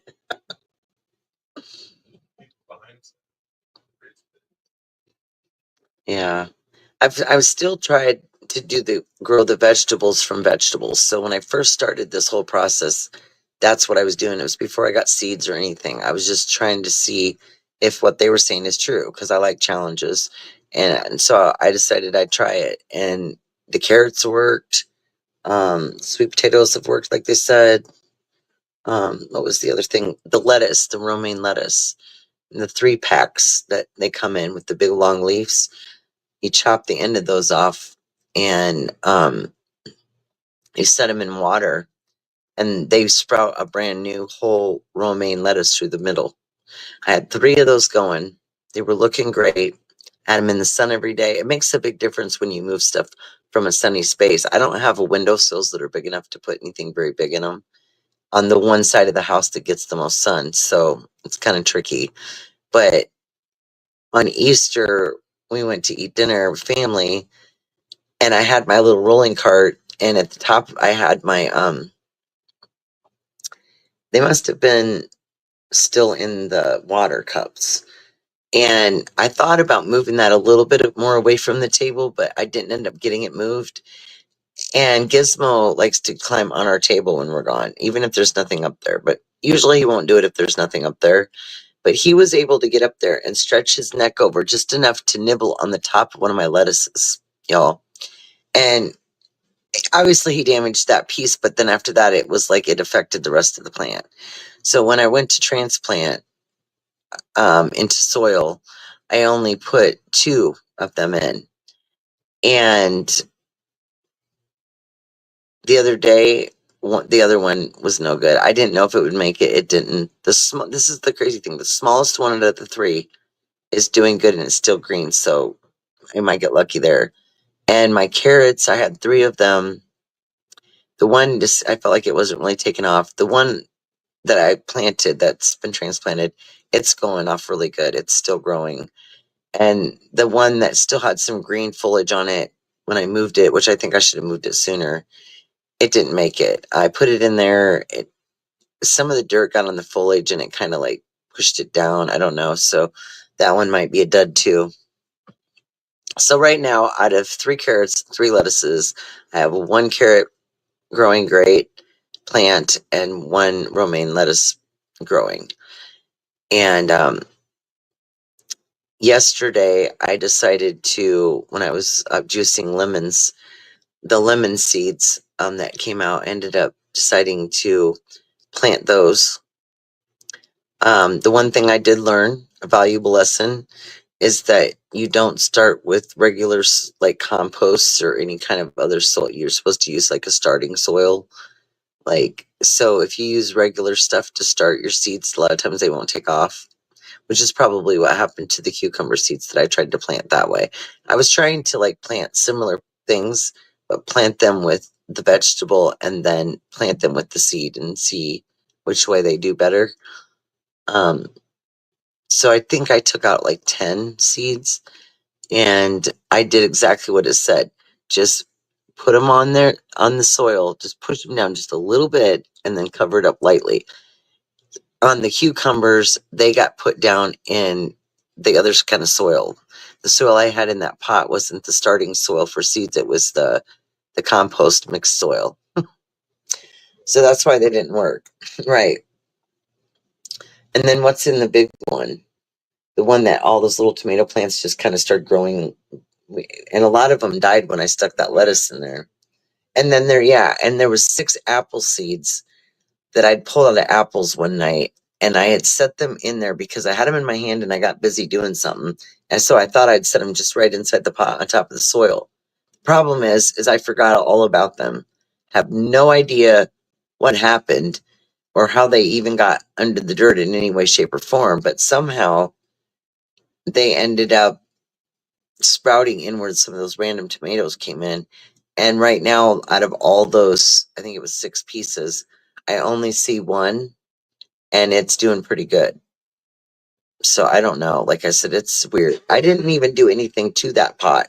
And we mixed up some dirt that I had tried to do tomato slices and do the seeds that way, and it failed. And so we just dumped all that soil in and mixed it up, and then put it back in. We took the tomato pieces out, of course. They had already started to kind of like, what do you call it?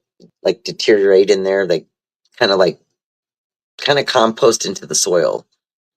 You know what I mean? So it's never bad till you can leave things like that in there. It was just they were almost gone, and we just kind of tossed those to the side.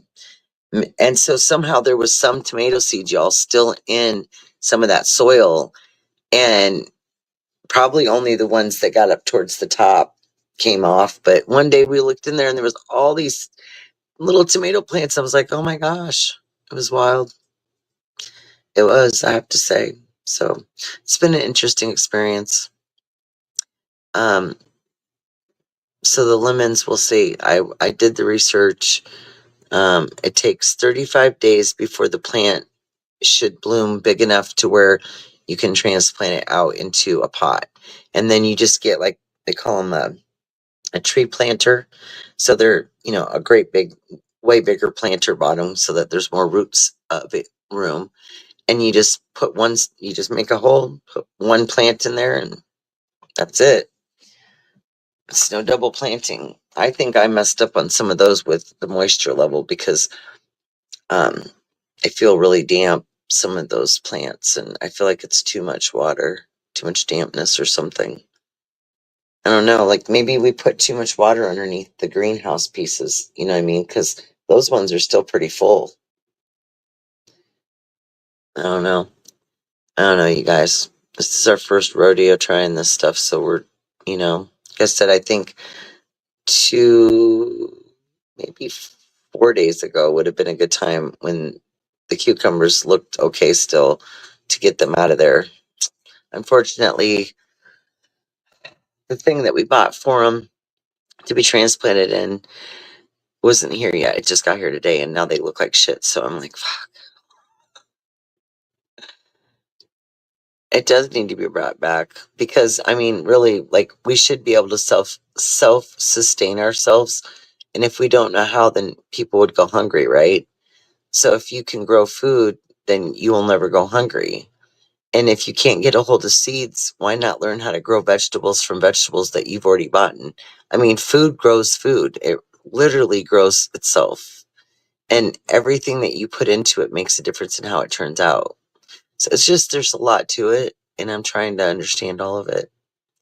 But I'm sure even the best of the gardeners have had their moments where, like, something was a fail. But we're just going to hope for the best. I think with the cucumbers, I've decided it was because they're such a bigger plant that having multiple seeds in each little dish was way too overwhelming for them. So basically, they're probably just eating each other up, is why they're looking like that. I really don't think it has anything to do with temperature wise. It's really nice and warm over there. They've all had grow lights on them.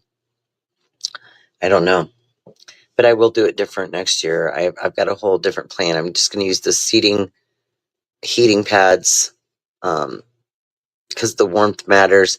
Light matters too, but to be honest with you, the ones that were just under lights with no heat underneath them, everything did really well. The stuff that's over there, those greenhouses for some reason aren't as fancy as the other ones where they don't have the different light adjustments and they don't have a timer on them. So those ones, the way you change the lighting a little bit is by turning the vent at the top, because these all have vents.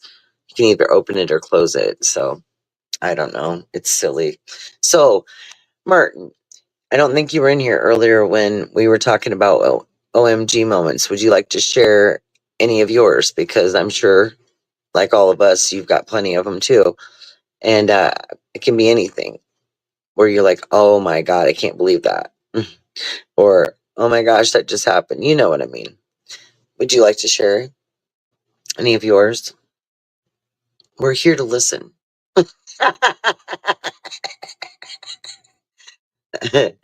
RC, that's right. Would any of you lovely people like to come join me so I don't have to be in the black void up here alone? I always call it the void because, like, I don't know why, but I had my background set when PCT was on and I had it, the tropical thing, and I really liked it. And then when she left, it put me back to this one. And I was like, I know I didn't change it. Not many things surprise me. Well, me neither. But I'm saying, like, where you have that moment where you have a close call with something, or you randomly won money you never expected, or somebody showed up, or you ran into somebody you haven't seen in forever. Just, the most random stuff, like something like that. I don't know. The interwebs. the the warp. Yep, for sure. Yeah, I remember. I remember telling PCT earlier. I said, "Well, we haven't given anybody any notice. I like to try as much as I can, even if it's going to be the same day. And I said, oh, I want to do a live. I really like to do them at least a day ahead, if not, but if you can't, at least so many hours prior to, so that, that gives people more time to come in. So I remember saying to her, I don't know if there's a lot of people up late at night though. So I said that might be a good thing. But um, the first time we tried to do this a week ago, and we had all this stuff keep coming up, and I had our times mixed up on my upcomings. So I had to fix that. She caught it.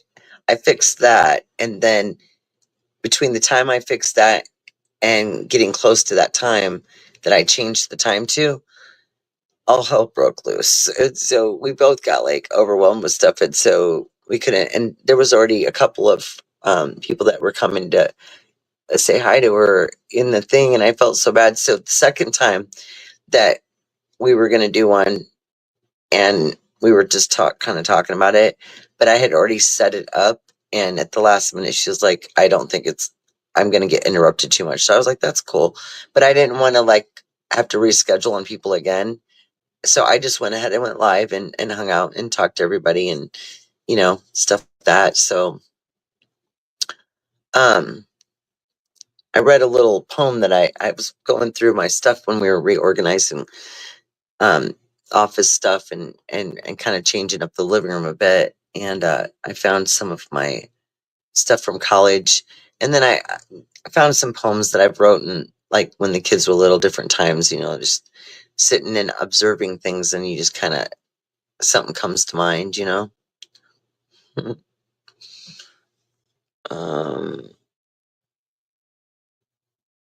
When I first came into YouTube, my list of names was called Voices from the Warp. Ah, that's funny. Are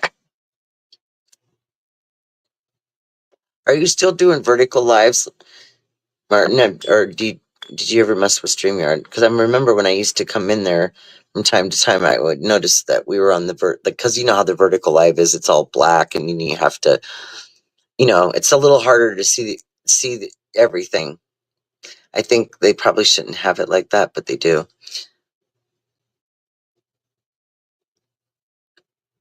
Yeah, I do. I write.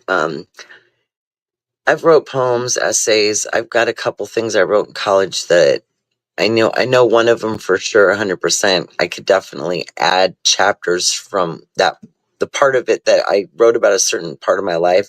But if I picked up from that part, then the rest of those segments of your life up to today would be like your chapters. So I'd like to turn that into a actual book. I think it could be a bestseller someday. I really do. I think it's relatable. It's called Broken Down Mom. There's a million mothers out there in this world that have been injured, have almost died during childbirth, have been in accidents, have had to go to the military and been injured, like all these different things that I just feel like it would be a very relatable book. And my writing teacher in college, of course, I got an A on it.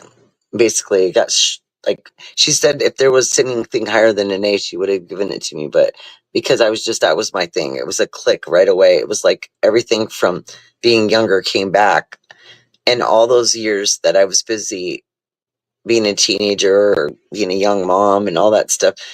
You just like it kind of goes to the roadside, because then you're like in a different part of your life, so you forget sometimes all those things that you used to connect with. And I did.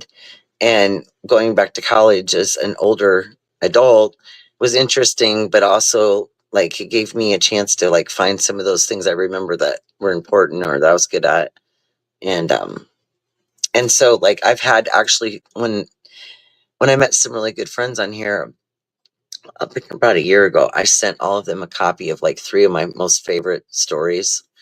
Um, one is Stress. The other one is called A Day to Remember, where I wrote a story about the twins the day that I had them. And it was Super Bowl Sunday that day. And then Broken Down Mom. Those are like my 3 like faves. And I was telling Tina earlier that I think I'm going to start, like once a week on one of my lives, I'm going to read some of my stuff. I think the really long one would take a really long time to read, but I think people would really enjoy it. The hard thing about reading on here is you want to have a nice amount of people in, but if people can't make it, there's always a rewatch. Now, when I do those, I'm going to try to do those where they're on a shorter live, like maybe only an hour. That way, if people miss it, they can come back in and see something. They don't have to, you know, you don't have to go however far in to get to that part, right? I want to make it to where it's easier to rewatch it. So, if that makes sense, just use a phone. What do you mean just use a, oh wait, I can't see this. I gotta bring it up. Just use a phone or tablet for, what are we talking about, hon?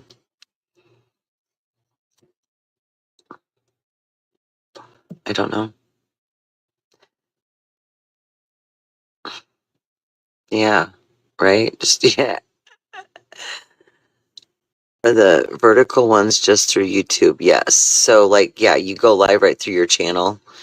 And I didn't even understand all that until like I was helping a friend of mine years ago set up her channel, and we were trying to, like, do a practice run before we went live the first time. And I remember like we went in there and we went live through that, but we were trying to do it through StreamYard and we were laughing hysterically. We didn't realize we were actually live for a second because we thought we were on the stream, like we thought we were on the practice one, okay?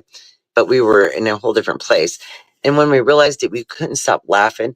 And it was like a 5-minute thing, and it said, testing live, right? So it was supposed to be funny, but she ended up taking it down, but she should have left it up because I'm telling you what, it was absolutely hilarious, especially the way that it sounded on the other end because we didn't even realize that we were live. So that makes it even more funny, right?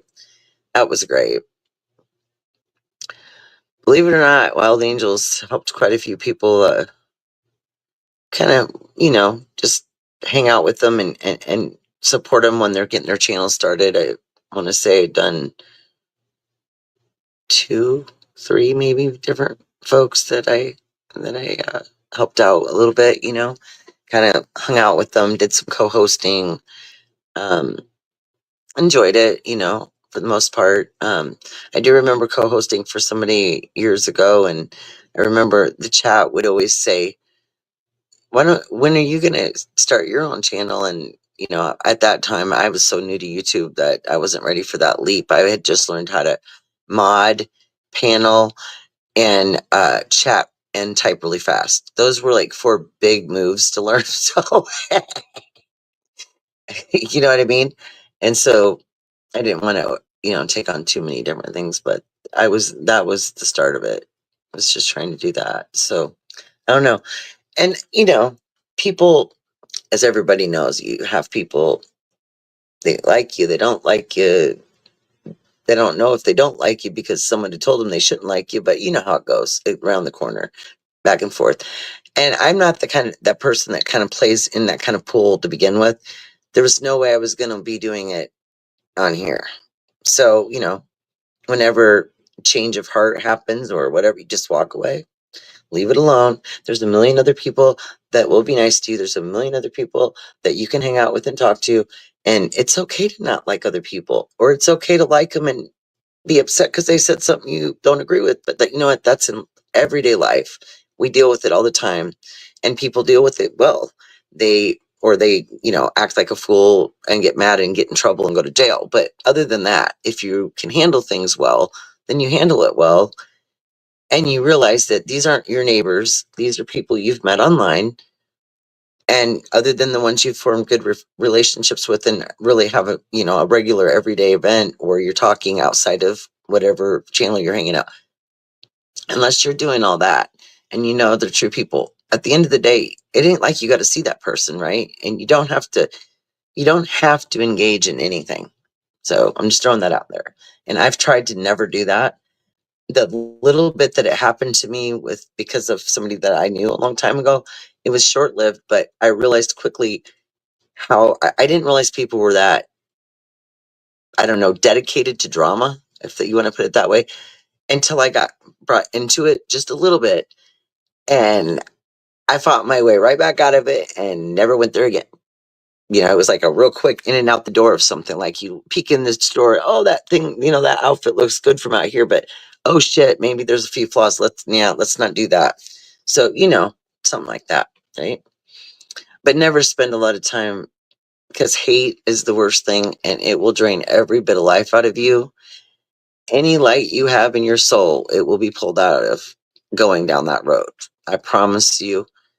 Just look around and look at the world. It should be enough of a convincer to anybody and everybody that there's enough craziness going on. Everybody needs to keep their shit together and take a deep breath and worry about the important things, and don't give time to people that don't appreciate you or want your time, and know that you don't have to like everybody and agree with everybody, because that's why we're individuals. So there you go. Real simple. That's the way it goes. That's the way I do that. It works though. I mean, you know, there's just no time. Life is too short. There's no time for it, you know. I don't even like to get into little irritating moments even out here, you know, in real life, because it drains you. The stress and anxiety that, you know, builds up from all of that, like taking on too much stuff. So, and I tell myself sometimes, okay, slow down, take a deep breath. You've got 15 things going on at once. And usually it's not because I'm promoting those things, but it's just because of having a bigger family, a busy life. I'm the main support person for everybody in my family. So whenever anything's going on, everybody calls me, which is fine. Sometimes without them even knowing it, they may do it all on the same day, or it could be 5 minutes apart. You never know. Unpredictable. But I pretty much know what's going on. I mean, I even know when they call me pretty much what they're going to ask me or what it's about before they even do, but I always give them a chance to tell me. But I find it intriguing that I know them so well that I can kind of predict what it is.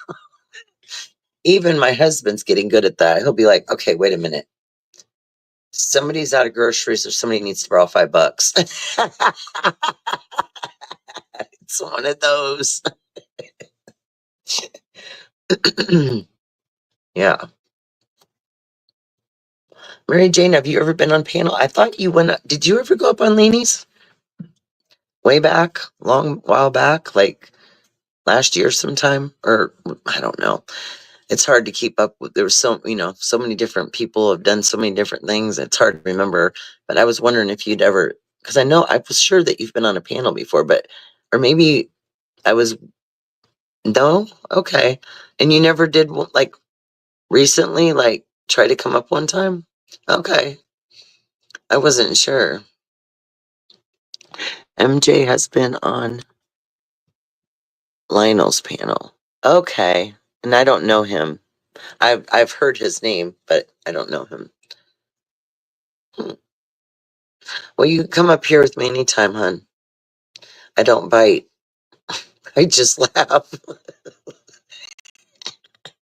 Does that work? I think it does. You know what I mean?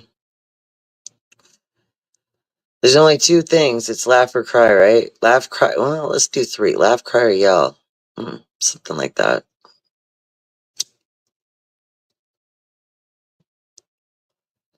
Now my coffee's gonna get cold because I didn't refill it before the light went back off. No, it's still okay, but I should add some before that, because you know they're on a timer, and so they'll only keep it hot for so long, and they turn up, which is a good thing, you know, because I'm sure there's been in the past when older appliances were made and people left them on, they burned the damn house down or something. You know, I don't know. I'm just guessing, but is there any way to turn the heat on, honey? Or is the air conditioner still on? I mean, I know it's not running, but I'm kind of cold, honestly. It's just a bit chilly in here. Don't mind me. I do like voice changes all the time. I don't know. It's just weird. And I don't do it on purpose. It literally just happens sometimes, and I find it odd. But the dogs think it's interesting, though. They'll look at me and, like, I'm thinking to myself, do you guys even know what I'm talking about when I'm saying funny things, like talking to them funny? But they do. They totally do it. Our pets definitely get to know us. And our, you know, our ways. I think they say that they can even tell, like, what moods we're in. That's why they know when you're sad or you're angry to come in and console you, which is amazing. Look, most human beings, when you're upset, some of them are consoling, some of them make you feel worse. Others you wish you could run the opposite way. But usually your pets are very comforting. Um, they haven't done any things to you that the humans have done. Yeah, they may have destroyed a shoe or two or this or that or an accident here and there, maybe when they're little or whatever the case is. But you know what? We've had our own problems, right? And in the dog world, that's not a big deal. That's just like us having an accident or dumping something or whatever. But it's very comforting when you call out and your dog comes to check on you before any human ever does. To me, that is like amazing. I've watched a lot of really cool shows, movies, documentaries. A really neat one recently. I wish I could remember the name of it. It was just absolute. Okay, so it was about, and it maybe one of you guys have caught it or seen it on YouTube. It was about how dogs became domesticated, and within the program, they said we didn't domesticate the wolves; they domesticated us. You see, and when you watch that, you completely understand exactly what that means, because it literally shows the very beginning humans with the wolves and how they eventually, because you have to understand that even the animals and the humans back then, everybody needed a food source and they had similar food sources back then. So there was that challenge there, um but anyway, I mean, if you can catch it, it's an amazing story. It really gives you an insight of exactly how, you know what I mean? I still don't completely know how we ended up with all these different breed dogs, because it started with wolves, but I can't remember what they said about that part. I'm going to have to check that out again, because I did miss that part. But I just thought it was amazing. It was neat to see how they literally figured out a way to learn and understand us so well that that's how we can train them. That's how some dogs are so smart. I mean, they really are. That you've seen dogs do amazing things. I have seen some amazing things. I've seen mine do some things that were very unpredictable, but so human-like sometimes. Behavior-wise, it's like, what the hell? So you know that they've definitely That's great. I don't know. I like to watch meaningful things or things that are true stories. Like if I go on here and I'm trying to find a movie to watch, I love things about true events or survival type stuff, like things where somebody's in a situation, and they shows how they go through the motions and then they survive it, or how they resolve whatever they're going through. It's kind of interesting, you know. I just don't like to watch like horror movies or things that are nonsense. Like, I still love comedy, but I don't like that dorky comedy where it's just so stupid that, I mean, if I wanted to laugh at that stupid stuff, I could just look out the window or go downtown or, right? Excuse me. Yeah, I heard the dogs and cats only look you in the eye because they learn it from humans. Yeah, that's interesting. But I can actually look at my female dog I have this connection with. She's very protective over me. You would think she was one of those big guard dogs. She's a smaller dog, but she's really smart. She, like, even when we get up in the morning, right? Get up in the morning, I'm making the bed, getting things done, and then I usually come out and feed them. Well, even if I'm in the room, folding laundry, gone to the bathroom, whatever, I'll come out and she's sitting in my door, facing out. So she's basically at the door, guarding, making sure nobody gets through. She's protecting me from anything that would come through the door. Like, she didn't let anybody in. And it's an interesting virtue that she does that. Um, and she doesn't like to be away from me very far. Like if I was to go outside somewhere and she could see me, but she couldn't reach me if she was tied up or something, she would literally find a way to get off that, because she's like, oh my gosh, where's she going? You know, she's real in tune to like me being in pain. If I like, I don't know, wake up with a leg cramp or something, she'll come right over and hug me, cuddle. My other dog, that Milo, I've had for, I think he was about a year, about 14 months older than her. He, if he lays on my side of the bed, it's like he knows when my back hurts, because if I'm laying on my side, he will like go up, plop down right behind me and curl up in the curve of my back, and it keeps my spine warm and helps me go to sleep. So they're really smart. Like they know, especially if you've got injuries or medical issues, that they're completely in tune to it, right? They know when someone has infections. One time I had it years ago, I had a tooth infected because it had the filling had come off of it and I didn't know. And before I could get into the dentist, it got infected in there. And that was so freaking painful. And I remember I was holding my dog one day and he was literally sniffing at my whole mouth because he could smell the infection. He knew. That's why when they say that they can find cancer, and if your dog is barking profusely at you and there's no reason, like none at all, there's nothing possible that could be wrong with the dog, something might be going to happen, or you could be sick and not know it. Those are like real things. And it's amazing to me that it's like, like we're here to protect them. They're here to protect us. You know what I mean? And I mean, we are their food source. Like we do share, we give them things. And so in turn, we give them comfort and they comfort us. It's really quite nice, Um, yeah.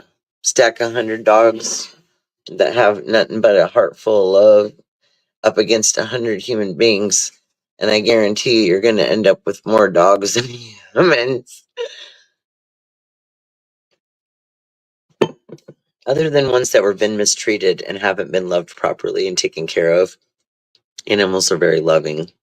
Cats, dogs, they're smart, they're intelligent. Other breeds are too. Like, I mean, horses, all sorts of animals. They're very intelligent, and I find I think it's fascinating, all of it. I think we're all fascinating. I think the whole world is fascinating. It just has a lot of darkness in it that needs to be brought away. Just blow it away. That'd be great. One breath, everybody's fine. Right. Amen. I don't know. I remember when I was young, before the world seemed so chaotic, or we just didn't notice it as much back then. But I remember thinking, when you'd see those things on TV, they would show you, and I think they did it. I think now that I think about it later, with everything I've learned over the years, I feel like it was almost like almost preparing us to believe something so that we would never pay attention to what was really going on our own doorstep, by looking at the news. Oh, this country, they're overtaking the government. Oh, this country has ran somebody out of town, or the people have taken over. All this stuff, they would show us all that stuff, and all these like war and starvation and these horrible things that are just horrible to see and just make your heart hurt, right? And then all of a sudden, but we're fine here. There's nothing wrong. There's nothing wrong. I'm thinking to myself, no, there's something wrong everywhere, because everybody has the same challenges, like in one way or the other. They do. I mean, we all have to kind of do the same things, whether we want to or not. The only difference is where you live, what job you decide to have, who your friends are, those kinds of things that are choices. But, right. I just think it's bizarre, all of it. I really do. I feel like that they've been trying to program people from the beginning to believe things a certain way. And it's gotten so bad that it's like, like I said, the kids are hooked on screens. People are like, it's almost like they're hypnotized. hypnotized to the shit, to the screen, like just, and it's like, wow. I'm so glad. I mean, even my kids now, the younger ones say, I wouldn't want to be growing up now at a younger age, like some of the other kids, like, because things are so crazy, even to them, and they're young. They can remember 10 years ago, 12 years ago, when it was even just a little bit more chilled than now. I know, because I know my son the other day, what were we talking about? We were talking about that, and what did he say? It was really interesting. Oh, I forgot. My train of thought just went out the window, I guess. What were we talking about?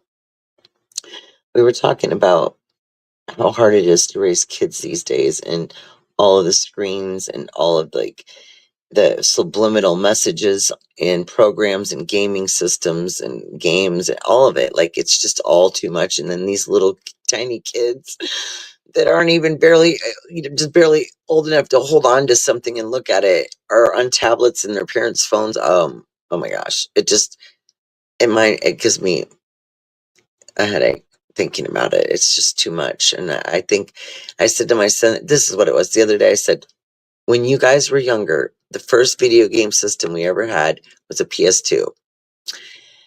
And more or less, my friend had given it to us because they were getting something different, and it played DVDs. So that was all my only interest, was because my youngest son at the time loved watching his little movies in there in his room. So, so what happened was, okay, let me think and get back on track here. Okay. So he says, Mom, he goes, we like barely played video games. The video games weren't even like anything like they are now. They did have Grand Theft Auto, but it was like the first beginning ones, which they weren't great, but they weren't nothing like the ones they came out with after that. I wouldn't let them play any of those. We only had a few games, and they had to be games that were fun, but that there was some learning that was connected to it. You see what I'm saying? Like, we tried to get more games, and other than like a racing game and but we didn't do anything with shooting or guns or anything in it at all, because kids, when they're young, they have impressionable minds, and they're looking for their way in life. You don't want them at those moments in life to be able to like see and hear all this stuff that they're not ready for yet. Like, it's too much. And that's why all these things keep happening. But I said, yeah, that our rule was, and it wasn't every day, but when they did, it was never more than an hour. There was 4 kids. They would play sets 2 at a time sometimes, so they could get more time. But that was all they were allowed on that back then. That was it. There was no phones. I had one. I had just barely gotten a cell phone maybe a year or 2 before that. So there was we just didn't do all that stuff. Things were just like more like undistracted. So you could get kids to go out and play more, and you could get people to exercise and go out and do things. And now everyone's glued to a screen and coming up with some grand scheme of doing something, and it just backfiring everywhere, right? Completely. The only GTA was playing BOUT. I remember it took right off, not really my thing. GTA. Yeah, right. Yeah, and when they were older and they were playing it, I was disgusted. I was like, why would you want to play a game that's it's just so weird? Like, I don't know. It's like this, they're running around shooting the police and everybody's getting shot. And to me, how is that not, you can't tell me that doesn't affect young minds. You just can't tell me it doesn't. That some kids may have a stressful life situation and they live in a fantasy world because it escapes them from their whatever they're going through. And don't tell me that that's not the place where these things form, these ideas and these horrific plans, right? They come from somewhere. The statistics of the change of your children, if you even do like go back 40 years, and every decade do like a consensus on the video game effects from the last 30 years in 10-year increments, and the changes in the games and the internet and Wi-Fi being entered in now. It used to be just games they were playing. Now they're on there and they're playing live with people from God knows where, who could be anybody. And it's like, wow, okay. There was a warning earlier, which I mean, people have gotten them forever, and obviously we should warn ourselves periodically about it. But always paying attention to what your kids are doing on the internet. Always, always, always, always. Because the minute you ain't paying attention, somebody else is going to be paying attention. You know. So, and we even thought about like possibly having my stepdaughter, she's 13 now, having her watch one of the programs. It's not bad or anything, but just show her like what happens to some of these missing girls and how that all actually comes about, that it's just such an innocent thing and it turns into like, just because letting them see what could happen so they know what world we really live in. At least sometimes that can save somebody's life. Sometimes that can be the difference in knowing what to do if you're approached or something out of the ordinary happens to you. You know, I mean, kids and people are getting pulled off the streets and out of the bushes everywhere. I mean, there's just so many things happening. There's no dang way we can always protect everybody all the time, but you have to do your best to know that they need to learn exactly what to do if you're not going to be there. If you're not there, if they're, walking from the shopping mall to the car to get in or to the bus stop to take the bus home, anything can happen. And having them be more aware of their surroundings is a good thing, because they need to know how to protect themselves when we're not there. I think that's really important. I really do. I think that there's different curriculum that the school should be teaching altogether. The world has changed. I'm sorry, but y'all are like teaching boring shit, and the kids everybody needs to be learning like how to deal with each other, how to. This is different, grades and ages, but how to cook, how to, find a job, how to um deal, like what do you do when this is happening, like more directional stuff. And yes, history and science, it's all important. Yeah, I'm not saying it doesn't, but there isn't enough of the other stuff they need to know. You're teaching them basic stuff. It's been shoved down everybody's throats through school over years. And in the long run, when you get out of school, none of that stuff really freaking matters, because you go to a library and look it up, or now you got the internet and it'll tell you the whole story about anything. But what have people learned about how to be independent, get a job, get a place?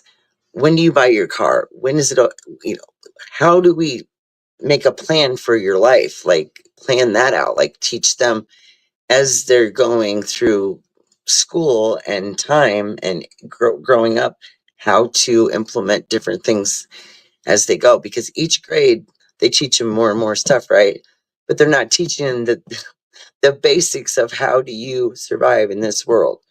What do you need to do besides having knowledge about education? But it's all specifically like chosen what the curriculum's going to be. You know what I mean? And there's not a whole lot. I mean, even when I went to school, we had home ec. That was a great thing. That was teaching you to sew. Or you could do the one where you did like the cooking, right? So there was like different things. There was a shop class that we would take, and they would show you how to wire electric boxes and light switches. I mean, we have some stuff that they don't have now. We have stuff, they have stuff now that we didn't even have, that I wish we would have had. But they don't seem to be pushing the narrative of let's teach the young people when they're not in our home anymore, when they're not in the school and there's not all these people guiding them. How are they going to do this by themselves? How are they going to survive if they lose their parents? If somebody's all of a sudden, you have nobody, right?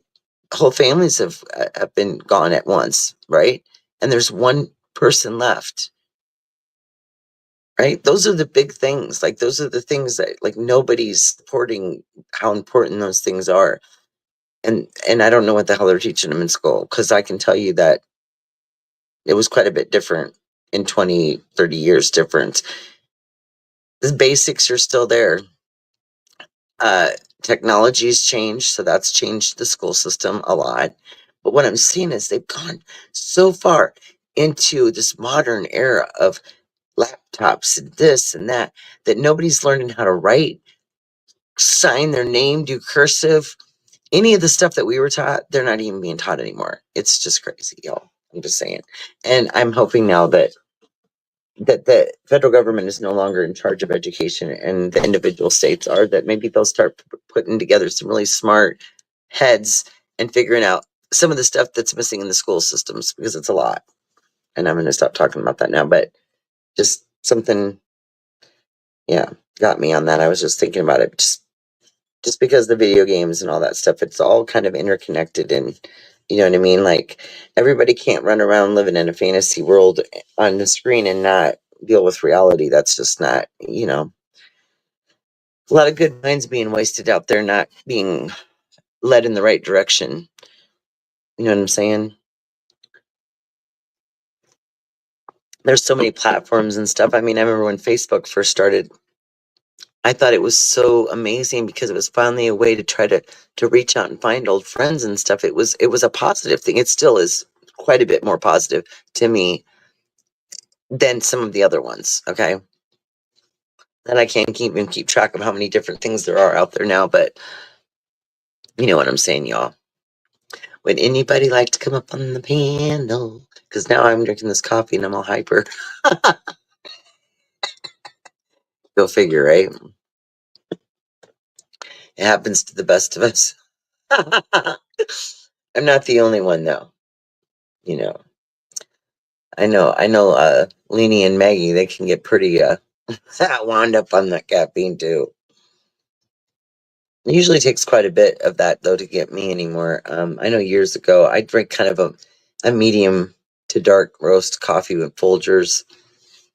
Nothing too strong and crazy, no, Now, don't get me on no espresso, though, because if you get me on some, like, 3 or 4 shots of that in a latte, oh, Lord.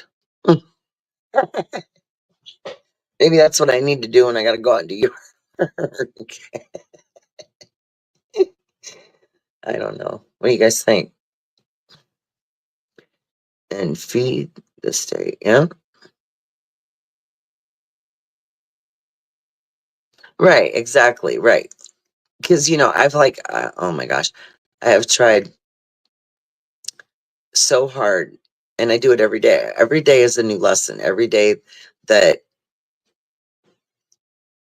one of the kids strolls through to talk to me about stuff, it's usually just the twins that I see the most, and because they live the closest, and we chit chat the most about different things. But I mean, they check in all the time, and I've always been their mom, dad, pretty much everything. I mean, they had a dad, but after he was out of the picture, I was still always the one that was at home with them, you know what I mean, all the time, and did most of pretty much everything. So they were just used to me being the one that they had conversations with.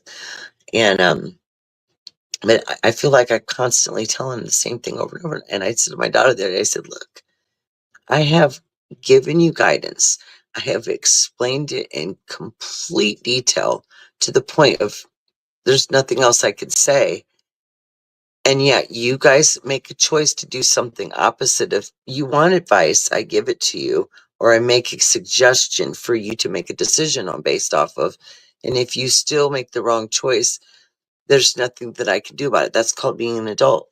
It's out of my hands and it's in yours. You have to make the right choices for yourself. But you also have to remember while you're doing that, that anybody that's in your life, spouse or otherwise, if anybody's impeding on your ability to even function, or you don't feel like you're getting anywhere, like you're just kind of in a process of not like getting productive in life, or you've got ideas but you haven't done them because you feel like you're being held back because I don't know, whatever the reason is.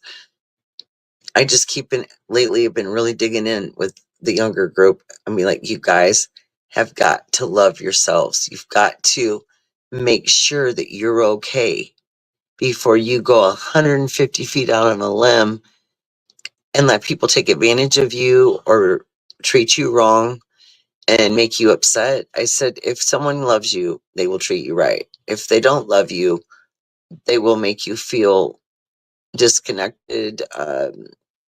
They will make you feel isolated. And you got to watch for those red flags, and our family is really good about getting together and talking about things. And somehow they always end up being able to be relatable because, well, they're all kind of the same age.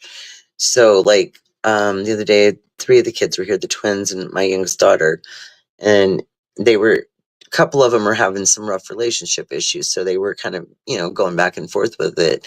And all I kept saying during the whole thing was, you guys have to take care of yourselves. Each person individually is responsible for themselves. Just because you love someone, just because you're married or in a relationship, that does not mean that you're responsible for that person's being. They have to have control of their self and deal with their selves as well. You do it as a team, that's great. But if one person can't get their shit together and the other person's trying really hard, what do you got? You got a mess, right? You got the conflict, whatever it is. But it's important for us to make sure that we're okay with ourselves on a daily before we try to interact. Or if you're having a rough day, I always say just stay peaceful, go do something to distract yourself, but probably don't have a lot of contact with others if you're feeling a certain way, because usually there's not a great outcome. Or what if that person, you're feeling like crap and you're kind of bummed and not really wanting to deal with anything, and then someone comes around and they were having a similar kind of time, right? Or they want to vent and you're too overwhelmed, right? What do you do? That's why I'm saying people need to be able to stand on their own 2 feet, have their own things they've paid for, buy their own stuff, and rely on themselves. It's okay to have a relationship and share things, but at some point, you have to be able to know that at any given time, as we all know, life changes instantly. People are taken in and out of, brought in our lives and taken out of our lives, and it happens throughout history, okay? And that's never going to change. But what can change is that if we all start considering our own self-worth and how very much important that is for us to be loving, caring, productive human beings so that we can be good for other people in our lives. You know what I mean? I mean, if you're a hot mess, are your friends going to want to hang out with you? If you're a hot mess, is your family going to hang out? You know what I mean? If it's those kinds of things that keep people apart, they need to figure out, it's usually an individual thing that causes a bigger problem. You see what I'm saying? Like, and some people just don't want to deal with things, so they just decide not to even do it at all. Like, oh, I'm never going to talk to them again. I can't imagine ever in my life never talking to somebody in my family again. Now, there's families where there's definitely a reason. Oh, believe me, I know that. I'm just saying in my situation, you know what I mean? Nobody's ever made me, not in a family where we're not even talking about abusive, horrible situation. We're not even putting that on the plate. Just your basic everyday families, that haven't done anything bad. Okay. But I can't imagine not speaking to any of my family. I know that, like, a couple of the girls have got into it over the years and they didn't talk for a while, but eventually they work it out, and they do. You know what I mean? And that's the important thing, is sometimes people just need space.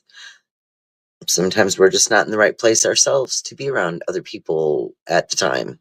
And being able to figure those things out like that is really key. It really helps. It really does. I know I learned over years my limitations of how much I can handle when I'm on overload. What I need to say is my safe words of, I'm having a moment, or I'm so overwhelmed right now. I need to breathe.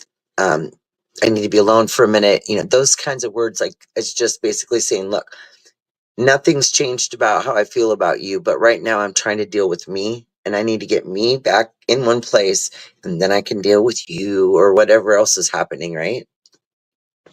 So there you go. So as we get older, like somebody said earlier, life's a dance, you learn as you go. It sure is. And what I say to people is, never lose those steps and keep on dancing. because life is moving really fast and every moment matters. You know, it's a spinning, and we're spinning with it. Problem is, a lot of people are spinning out of control. I'm trying not to look too much because it's overwhelming. So I don't know. How do you guys feel about that? Like, just, I don't know. I mean, it's kind of a 50-50 right now. But I have this like unveiling feeling in my soul that there's way too much hurt, hate, darkness looming out everywhere. And I feel like everybody just needs to pull together and get that light shining bright again, get that positive energy flowing. And like the people that just don't care and don't want to deal with it, go somewhere else then. Just go away, go be with people that are like that.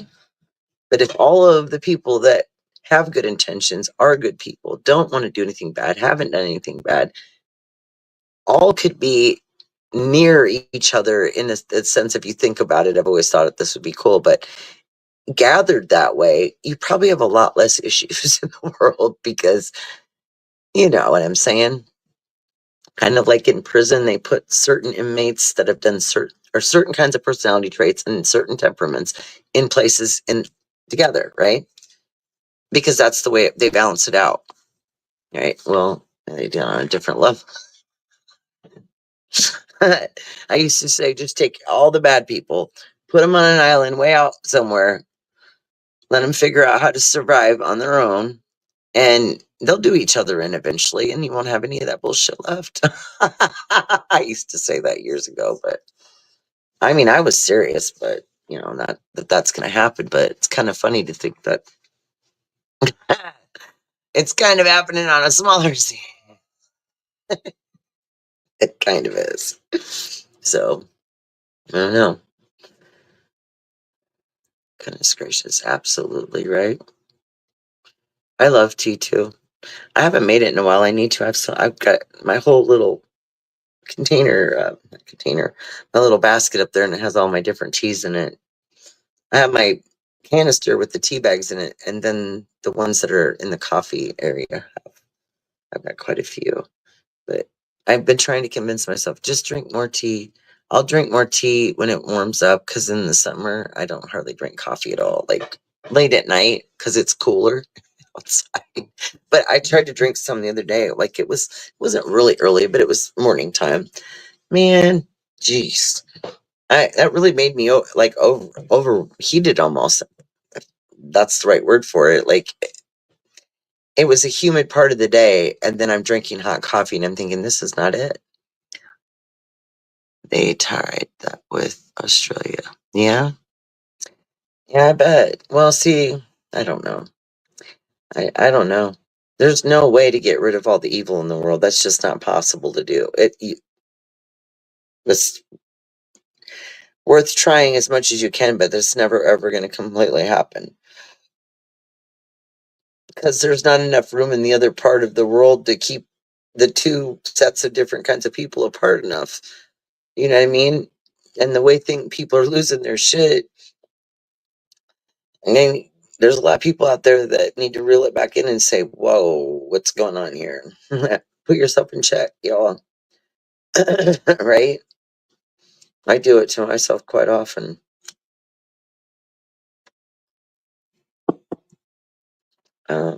Yeah, we all have battles we've had to fight or are continuing to, but you know what? I really hate, sometimes it's okay with that phrase, but sometimes I'm not okay with that phrase. I think there's probably a more pleasant way of putting that. Like that, I mean, it's not that there aren't battles, but that sounds more like war talk, and I think that's more of an aggressive version of it. But saying more like,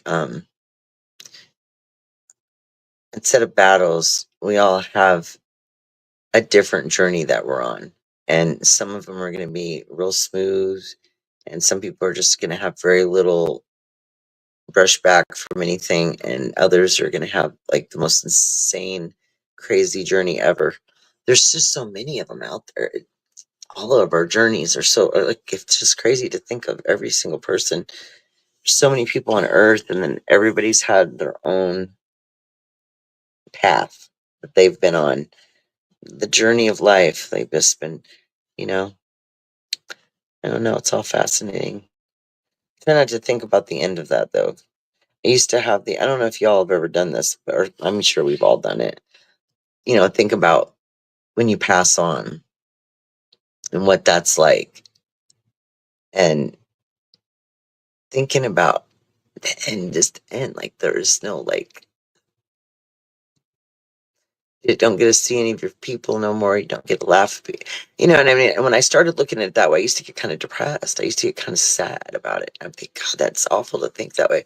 So then I decided I had to not think that way ever again, even though, like, it makes sense to understand it. But at the same time, I would rather think of it as when it's the time that you're supposed to leave the earth, then there's not much you're going to be able to do about it. But you hope that in that time, at least you've had all of the memories, all those moments that you got to experience. So, you know, I mean, it's interesting. Now, I know that all of us wish we could go back and erase a whole bunch of those moments and make them completely different ones. But honestly, it's a part of who we are. I think that some of us go through more than others for a reason.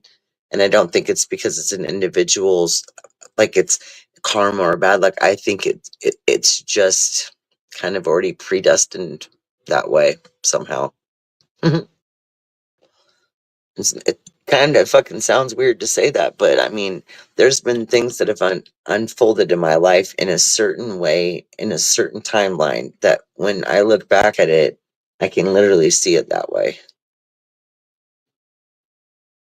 You know, where there were certain choices that if you'd made, there was a different outcome, and that being positive and negative, either way.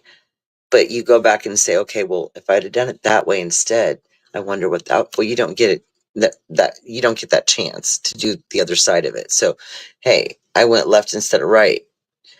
Well, left led me to nowhere with nothing, and the right led me to the water with protection for shelter. So it's kind of like that. You know what I mean? Like, one way or the other. That's another song. One way or another. Okay, I'm not going to start that one, but see what I'm doing? I'm grabbing those damn phrases and it makes me think of music. Oh my goodness. Anyway, I'm like a jukebox. Just give me a couple words and I'll give you a song.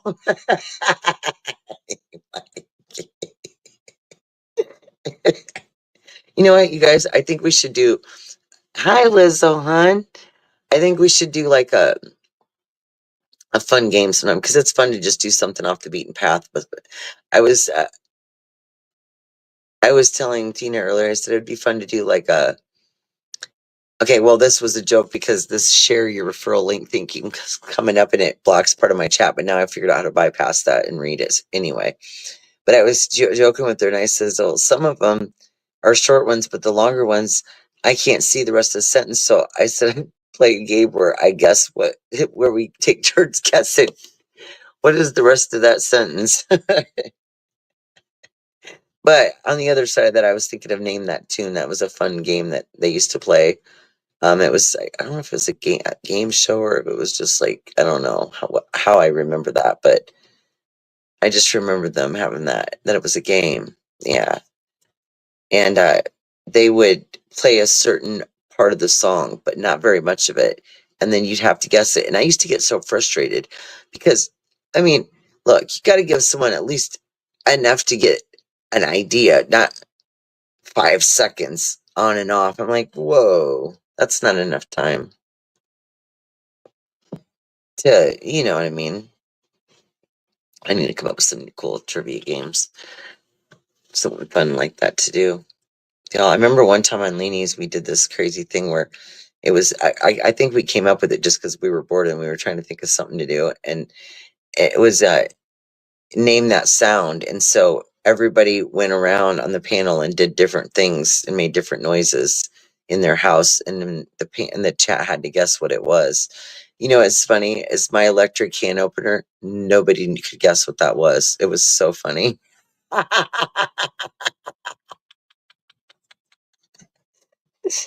was just like, wow.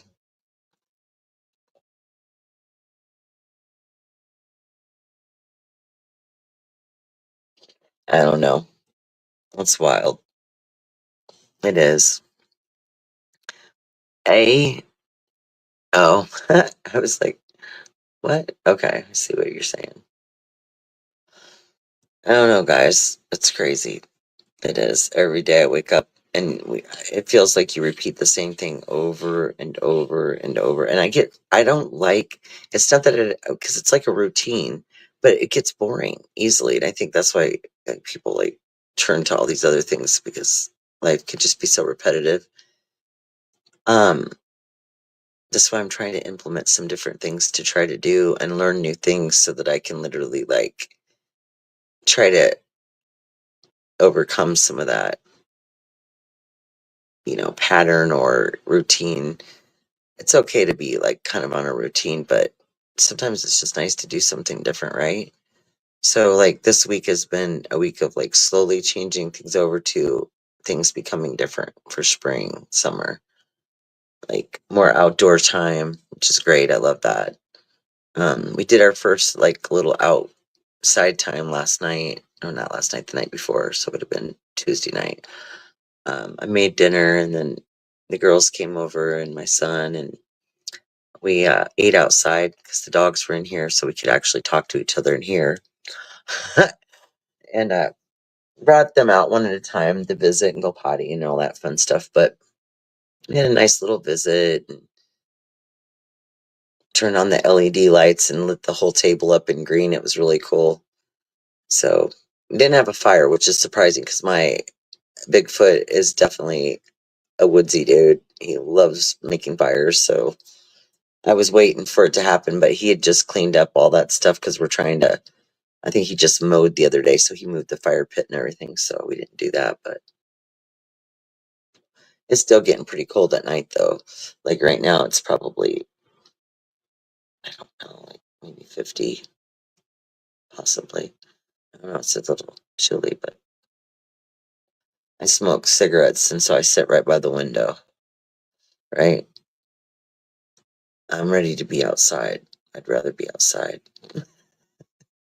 That's why I like Arizona and Nevada so much, because it's so nice, almost year-round, and it's just there's so many places to go and sit where it's peaceful and quiet, but then there's nature everywhere, beauty everywhere, and it's just so pretty.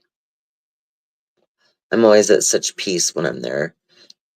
I mean, I get kind of bummed out around here. I try to keep busy doing projects, and I just want to get all these things done and just be done with the house once and for all and get it finished.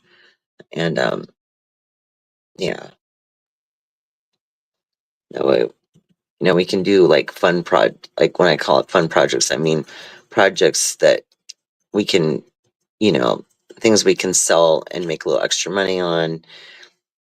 We spend more time doing stuff like here, but this also, like I just told my husband, I said, but this will be a perfect model home for us to use to put together slides for so we could get him some side jobs and stuff, doing kitchens, bathrooms, different remodeling, customized trim and painting, things like that.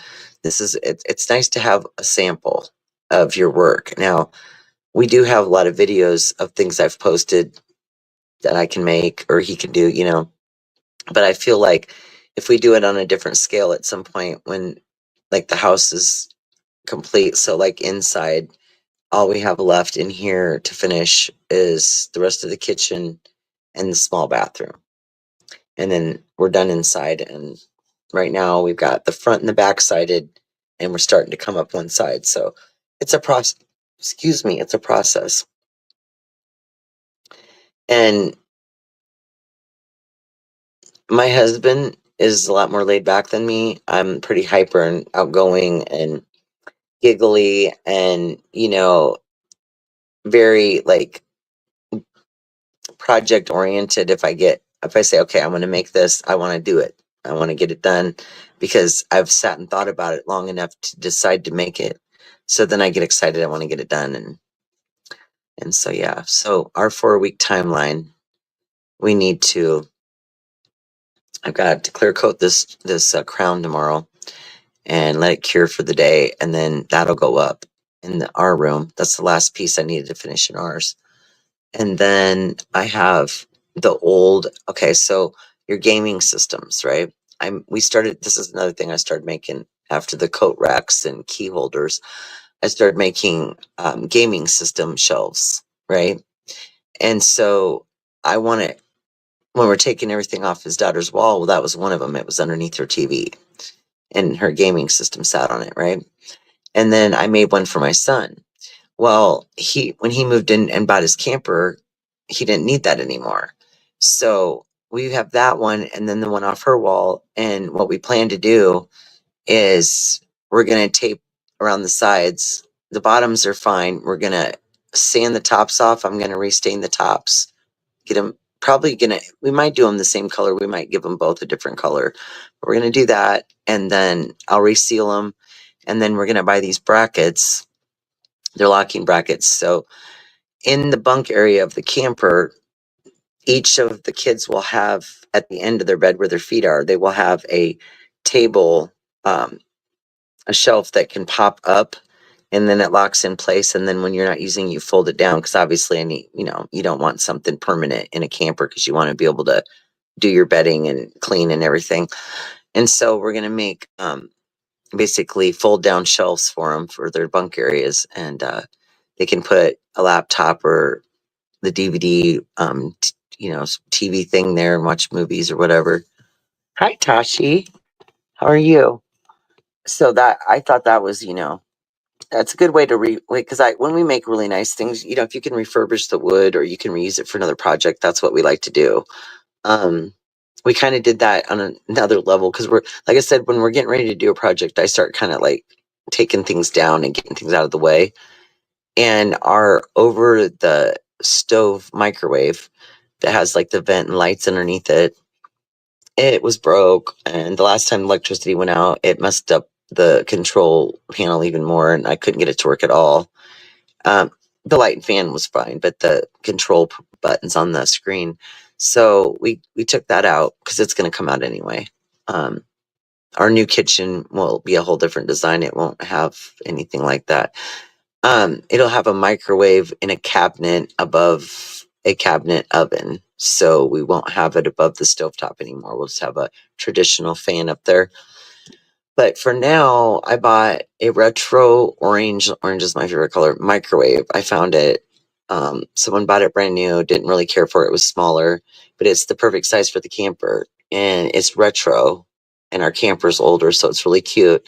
And we made a shelf to temporarily put in the place of where the other microwave was to hold the little microwave up there just until, we start remodeling this kitchen. But when we take this to put it in the camper, we'll cut this 30-inch shelf down that used to be, over because the microwave was a 30-inch. We'll cut it down to fit in the camper. And I stained it orange. So the microwave's like a light pastel, like a peach color, almost a melon color. And the orange stain is a little bit of a darker, more of a burnt orange. And so we'll cut that shelf down and that will be the new spot that holds the microwave in the camper. Because the camper is a 77. It's a classic. So back then they did not have microwaves in the campers, okay, like they do now. And so it doesn't have a spot for it. So they kind of made a makeshift spot for one. And they used the old outlet that the fan plugged into for the camper stove. And they had taken that out and then used it to put the microwave in. So, I mean, that's a good idea. But we're kind of have to alter some things because, like I said, it didn't have a microwave in it before. And so we're going to add that. And then the spot for the refrigerator, they're always the dorm size, like the 3.8, the smaller fridges. And I'm just really not wanting to get one that small because you can't hardly put any food in them. So we want to get a 7.5 cubic foot, which will just fit in our space, but we have to remove the shelf above the refrigerator space. So the way that it was set up back in the day, it was you had your refrigerator and then there was a cabinet that opened above that for storage or whatever. So what we're going to do is take that shelf out so that we have one whole open space. And then we're going to take, it's called finished plywood, and we'll take that, clear coat it, and then basically cut that and stick that inside that cubby where the refrigerator sits to basically, it'll look a lot nicer. And then it'll be a full fridge, and it's a retro fridge. It's really neat.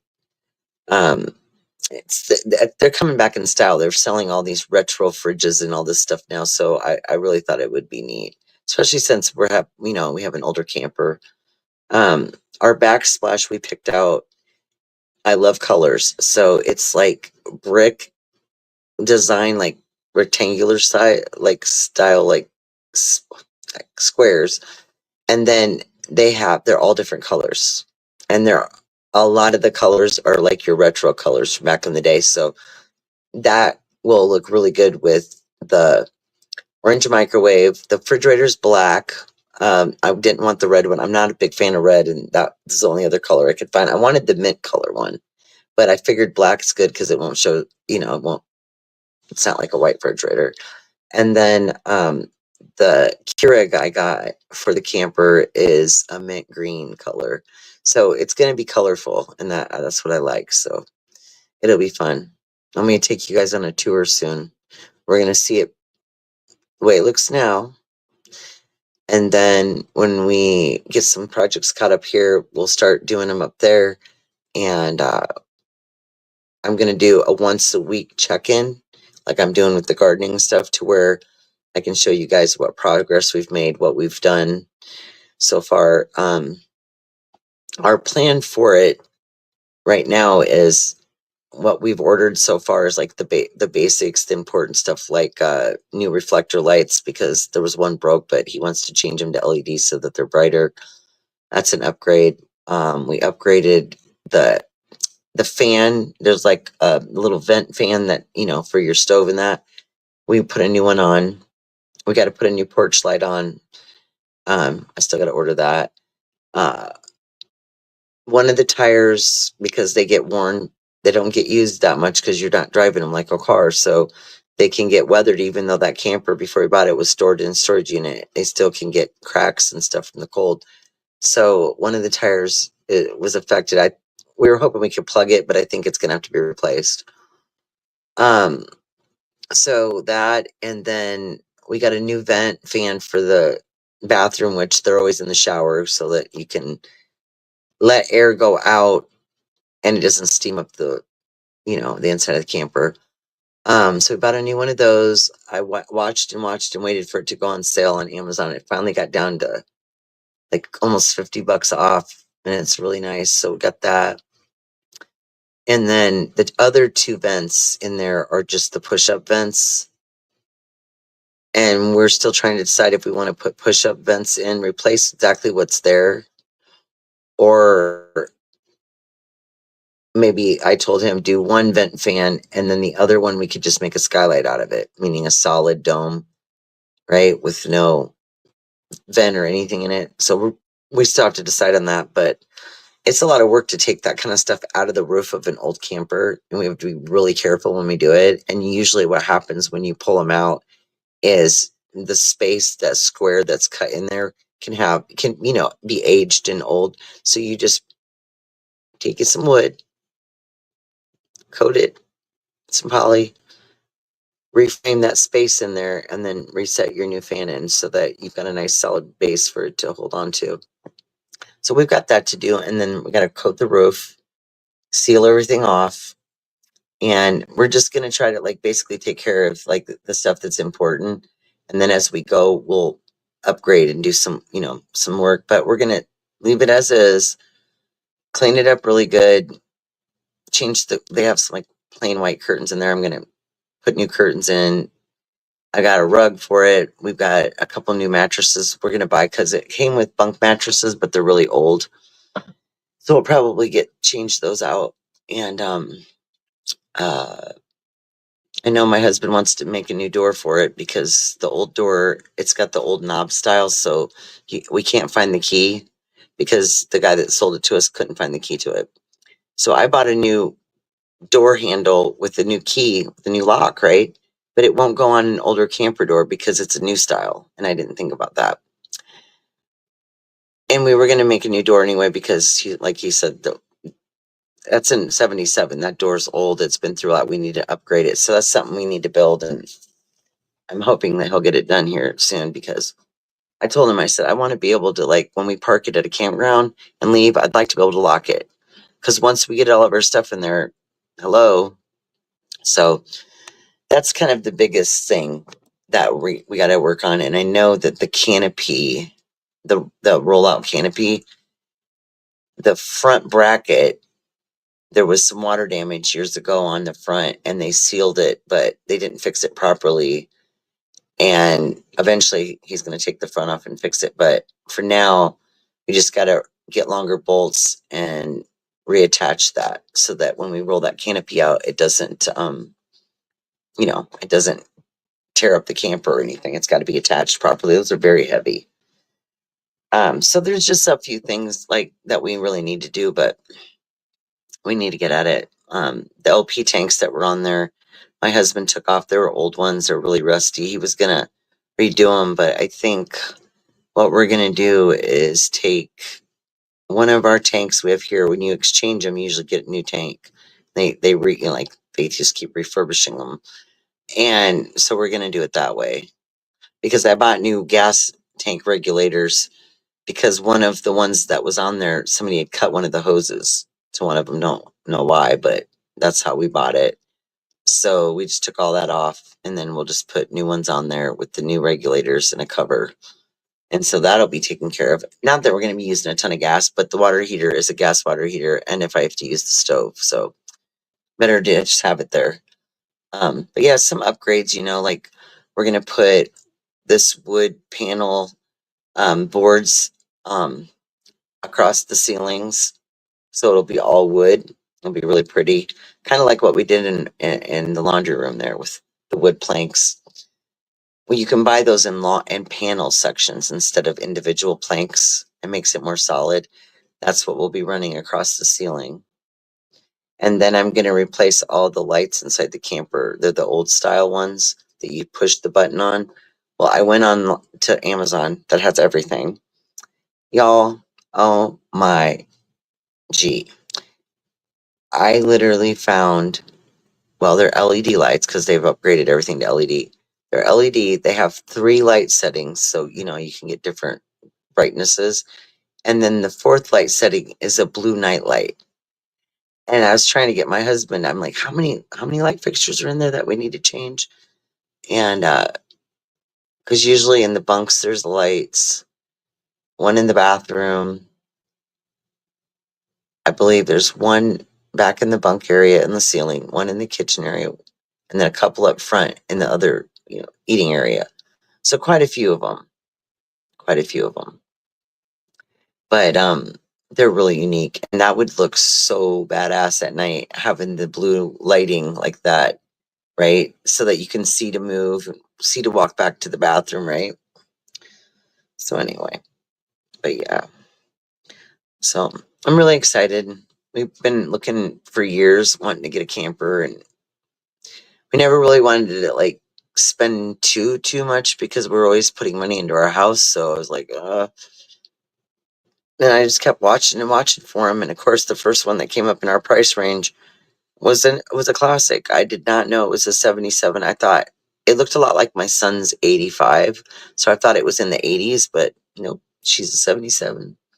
Coachman Deluxe. Even still has the original book in it and everything, y'all. It's crazy. But it's decent, it's got the older windows. There's a lot of things I want to change on it, but we have to just take it baby steps, especially since we're working on our house right now, and that takes a lot of money. Trying to, like, what I have gotten for the camper was like the main, like I said, the main things that we really need to get it going, get it parked. But we're excited about it. The nice thing about it being older is that I can do the kind of keep it within that like time frame and do some retro type stuff in it, and make it really unique, because if we ever decide to sell it and upgrade at some point, or change campers someday,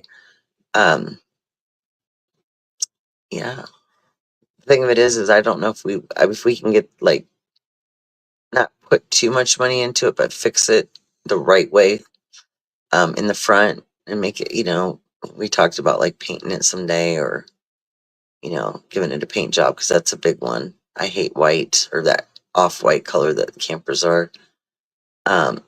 We were going to do, like, redo the bumpers. They're white, but they're rusty, right? We were going to sand those down, pull the rust off of them, and then recover them and make them black. I think that's more attractive for your bumpers. Redo the door.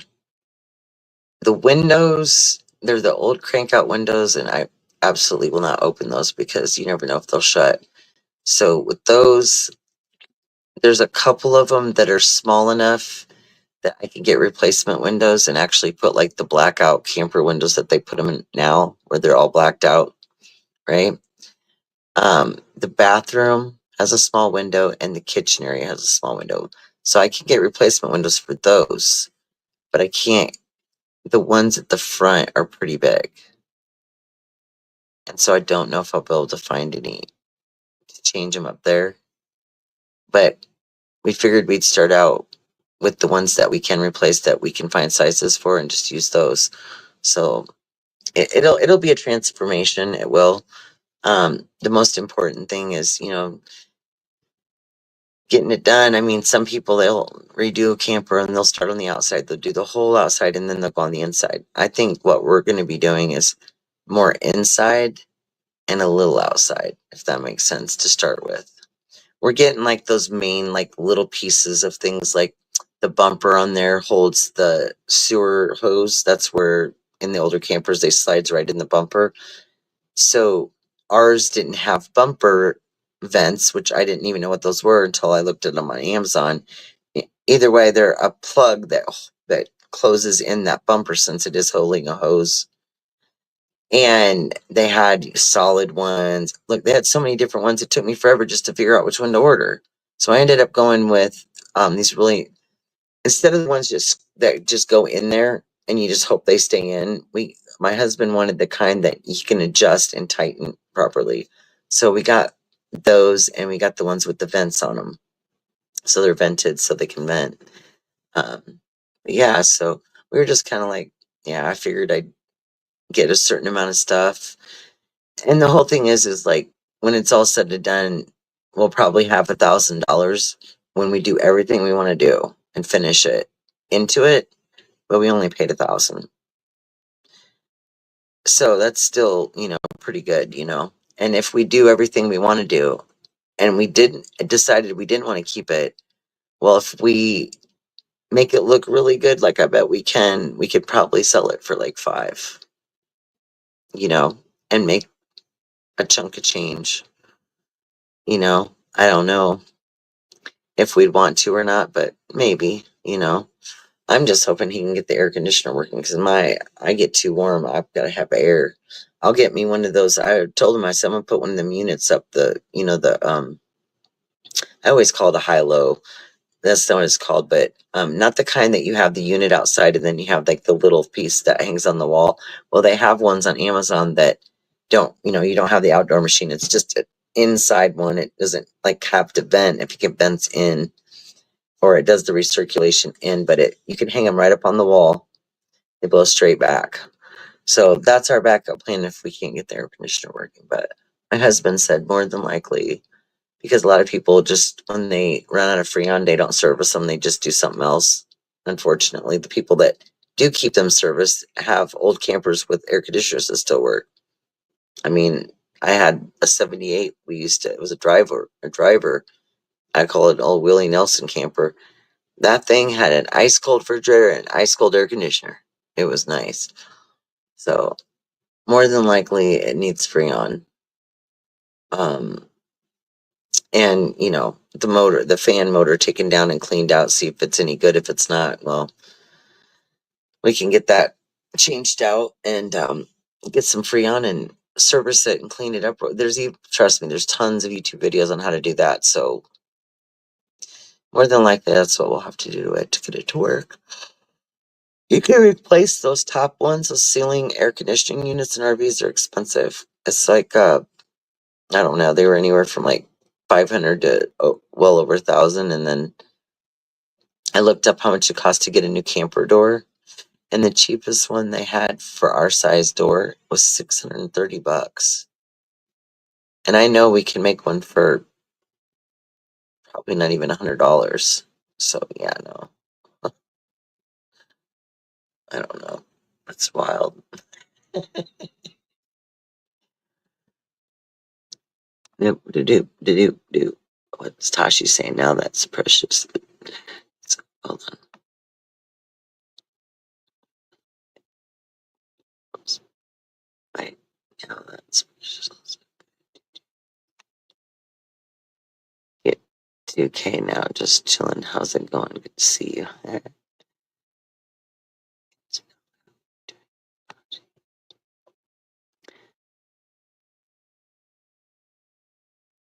Get to know underscore stop. Interesting. Well, welcome. My comments hadn't moved up, so I didn't see some of this, guys. Sorry. I hope you're doing well. Oh, now that's so. How far down are we? Here we are. Well, hello, Maria. I'm good to hope you too. Wait, Shiva. Oh, good. It is 4:05 a.m. here. And don't say it because I already know that it is 10:05 a.m. in the UK.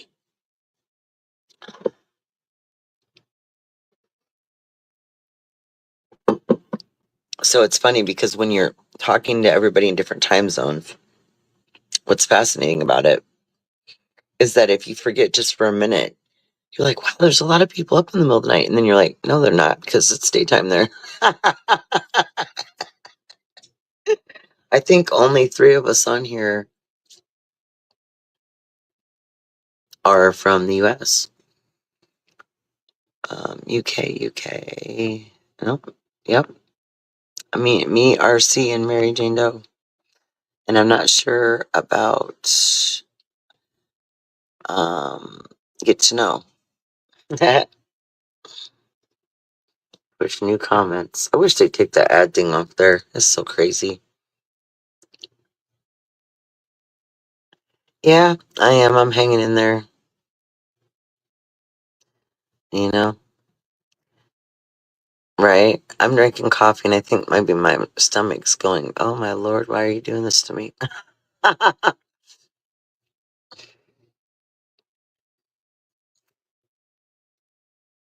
It's funny because they say like cigarettes and like caffeine not good to have before you go to bed, but I can still fall asleep on them. It's not that those things that keep me awake. It's either like having a lot of stuff on your mind and you're trying to like resolve to figure out different things, or yeah, I mean, like if there's a lot going on, I'm always like trying. Okay, what do I got to do next? What's the next thing we got to work on? Try to keep myself organized there. That's the kind of stuff that usually keeps me up. Something that, you know, hanging on me. And I know it's like, okay, you got to get this done, This needs to, there's a lot going on. And the weather, it's either the weather or it's too dark by the time any of the kids get over here to help my husband. So we're just like, come on, y'all. But I'm going to try to implement at least the 2 that live the closest to coming over because they're bored right now. I think her roommate's in between jobs. So I thought, well, they offered. I said, you guys can come over and help. There's plenty to do here. We've got to clear out an area behind the shed where these weird like weeds and some kind of other thing was like growing, and my husband kept cutting it down and it keeps growing back. I said, yeah, you got to dig that up around the roots, make sure that you got the whole thing out, and then pour this root killer stuff down in the hole where you dug out the roots so that they won't grow back again after that. So it was described to me in detail years ago by a friend that had to do it because we kept getting tree, like pieces of like, well, we thought they were weeds, but they ended up being almost as thick as like a small tree. They kept trying to grow in by the foundation on one side of the house, and it was affecting it in the basement area. So yeah, we had to take care of that.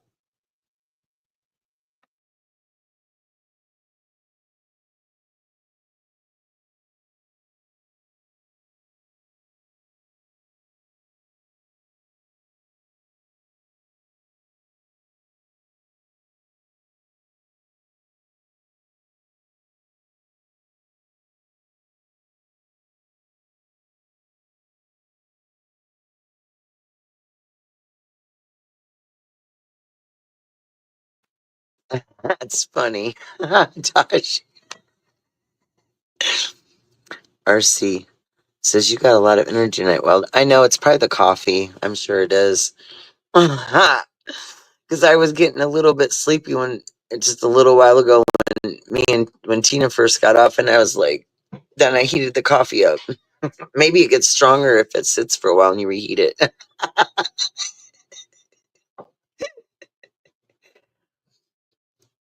Coffee power, right?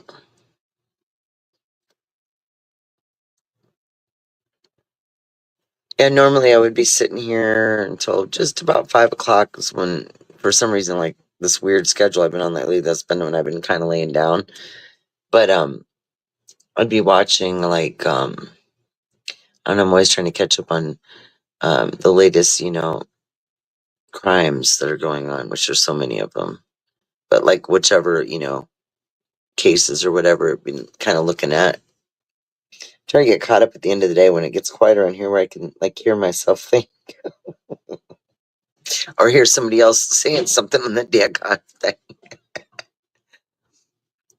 To know I subbed up and hit the like. Well, thank you.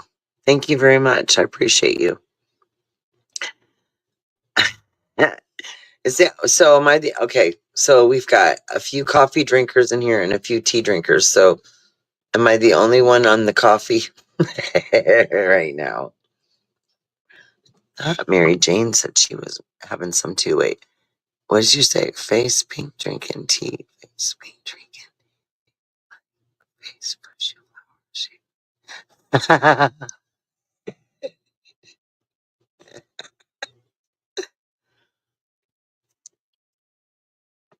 Bam.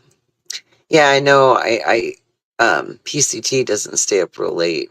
Um, and it was funny because when she got off, it would have been 12:30 for me and 10:30 for her. Yeah, I think that's about what time it was. Yeah, but she had an appointment and some other things going on today, so she wanted to get herself some decent sleep. But we will be doing. Hopefully, we can eventually get them scheduled regularly, but we'll see. Um, one I'll come on her panel like once a week, and then once a week she'll come on mine, and we'll come up with some fun things to do with y'all and things to talk about or laugh about, whatever. But yeah, we thought that would be a fun thing to do. We were gonna try to do them back to back, but we both have so many different things going on that it's kind of like when you plan something and you get all prepared for it, and then you kind of get bummed, and it happened to us twice. So I think it was funny when she called me at like, was it like 10:30? And she's like, "Hey," and I was so surprised because I'm thinking it's 10:30. She's in bed, but it's my time, so it's only 8:30 there. And I'm like, "Oh, cool. What's up?" And she's like, "Well, I know it's kind of short notice, but she's like, you want to go live?" It was just so funny. She cracks me up so much. So I was like, "Yeah, well, here, let me while we're talking, go on here." And I still have the thumbnail from last week, and so she was asking me like, what should we do for the title, and we kind of threw some things around and just came up with one. And it was funny too because she wasn't sure if she could come up with oh my god moment. She goes, "I've shared so much of everything for the last 2 years, I don't know." And I said, "Yeah, but like describing something in kind of a discussion compared to like an oh my god moment, like just like seeing what that was." I said, "You'll come up with some. You'll think of some." And as we were just discussing things, she was remembering things. So it was funny. That was so for a couple of you lovely people have just came in the last few minutes. Lizzo and Tashi and Maria G. Everybody that just popped in. We have been talking about oh my god moments, along with a million other things.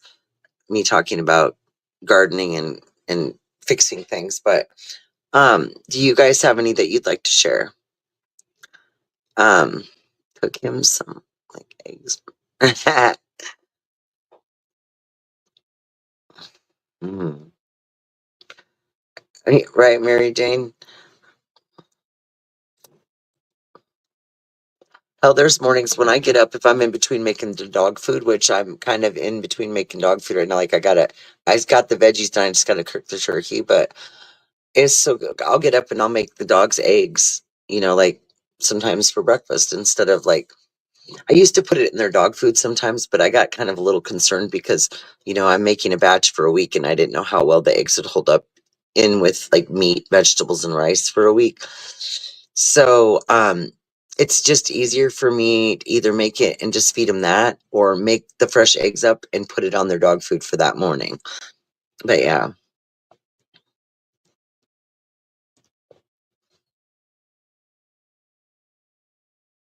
Hey, Raider, you back?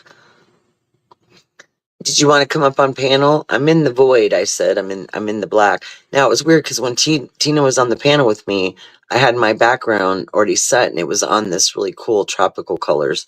And then all of a sudden, when she dropped down, my screen went back to black and I was like, what the hell? Two suppies. I was on 3 lives. Oh, well, that's fine. Then you're good. I just know, like, I always enjoy like chatting with you up here.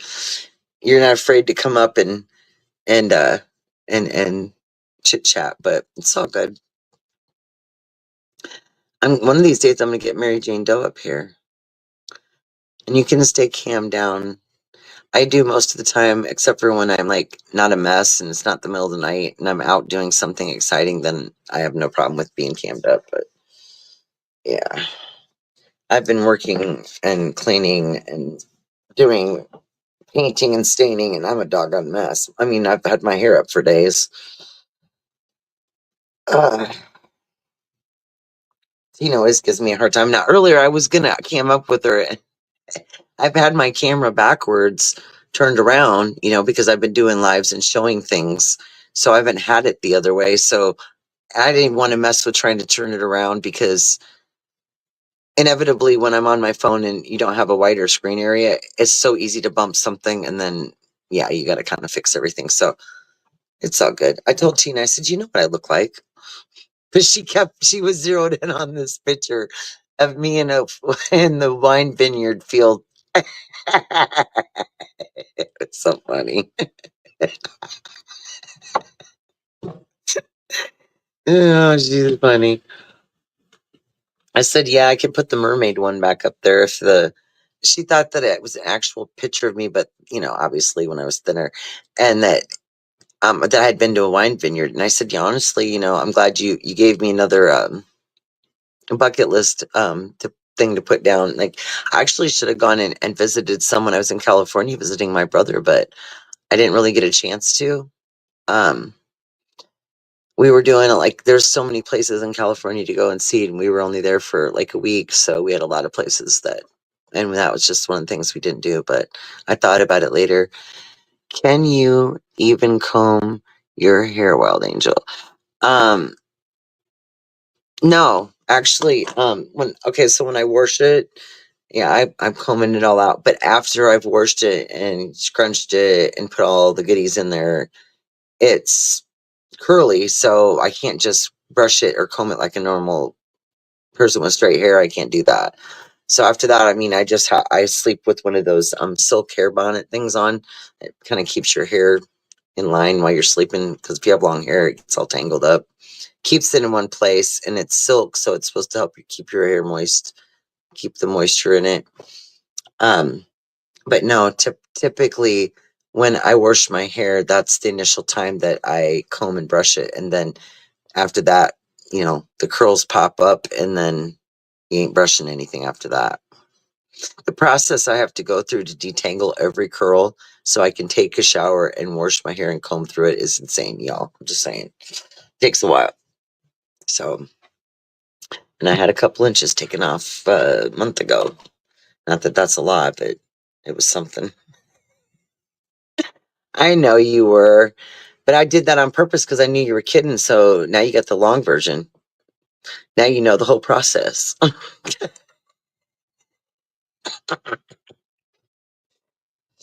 Mhm.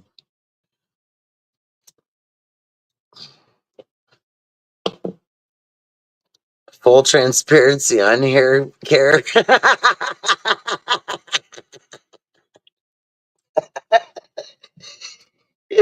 Oh man.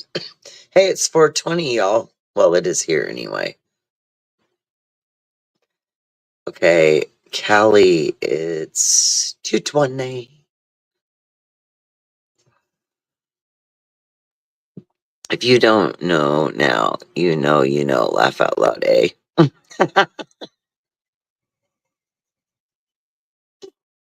How long is it when it's straightened? Oh my God. Okay, so I haven't had that done in a long time, but years ago, I had gotten this treatment done that really remoisturizes your hair. It's like kind of expensive, but I wait till they put it on sale half price every year. And I had it done, and part of the process of getting that into your hair is heat. So they straighten your hair. Well, first, it takes two of them to blow dry my hair. They're trying to get it done because it was going to take forever. So I had two girls blow drying my hair, and it probably took her 45 minutes or more to straighten my hair. And it's pretty long. So when it's in a ponytail, or like not in a pony, but when it's straight down and it's curly, it goes to just above like your pants line on your back. So if it's combed straight down, then it's going to probably be, usually it's another couple of inches longer at least, for sure. I didn't like it though. I mean, I wore it straight for a few times, and I remember my girlfriend wanting to do it years ago. She was, you got to let your girlfriends do fun things like that. So I let her do it. She was like, "Let's just do this. I want to straighten your hair and put makeup on." I'm like, "Okay, fine. We'll just have fun, and I'll let you do that." So we did it, and then I remember at that time, this was years ago when the kids were younger. I remember my husband and his friends were all talking, and they might have been playing cards or something. I remember coming out, and because they were waiting for the reveal. It was so funny, y'all. And I go out there, and so then we asked everybody, straight or curly, which way did I like my hair better? And more people liked it better curly than straight. That was like the consensus of what, like, the feedback we got. But it took her a really long time, and I'm not used to it being like that. So it gets all in my, like it drives me crazy because it's straight. So it's moving around more. You know what I mean? Like when it's curly, it's kind of tightened and it's set, and I have the gel on it, so it stays nice. It doesn't when it's straightened at all. And if you even try to wet it down or put anything on it, it'll instantly start trying to curl back up. So yeah, it's not a fun process, but it's happened a few times. It's happened a few times. Have you guys seen this thing anywhere else besides here? I'm sure it's on everybody's because Tina said it was on hers, that share your referral link thing. I mean, I don't get it. Are we getting a discount on StreamYard because we're sharing a referral link? Or do we only get a discount if somebody accepts it and then hold on. I kind of figured out what's going on. I don't know how to do it to where the mods can pull up the StreamYard. Um, like, I don't know how to explain what I'm trying to say, but I think I know. I can do it. But I was just thinking about that. I was like, I wonder, did it come up? There it goes. Okay. Everything that you see on here is so different. One day I was on here and I went back through YouTube and just checked it on there because the colors of everything I had set were right on there, but they weren't in, what am I trying to say? They weren't on here. It was like different. It's just, I don't know. I think StreamYard's quite odd. But I think if we're doing referral links, don't you think we should be able to get a little discount on our stream?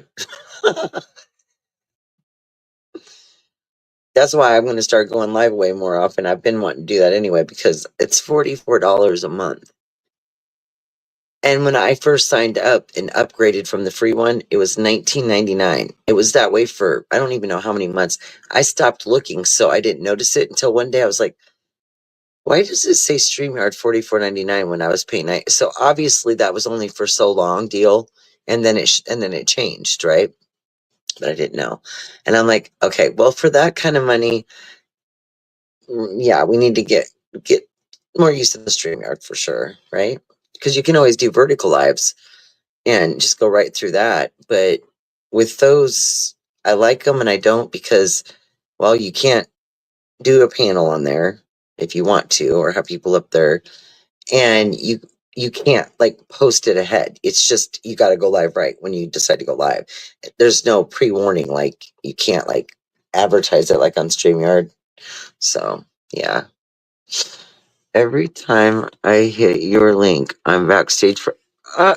Yeah, but I just put it up there, and that was only that one time, and that was because I was distracted because the dogs were barking, and I was trying to mute and run back and forth, and it's the middle of the night, and everybody's asleep, so that's like for me, it's probably the best time for me to be even going live because there's less distractions. So it's up to you. But I'm right here, and I haven't. My eyes haven't come off. You can even ask Mary Jane Doe. I've been on top of it the whole time. Now what?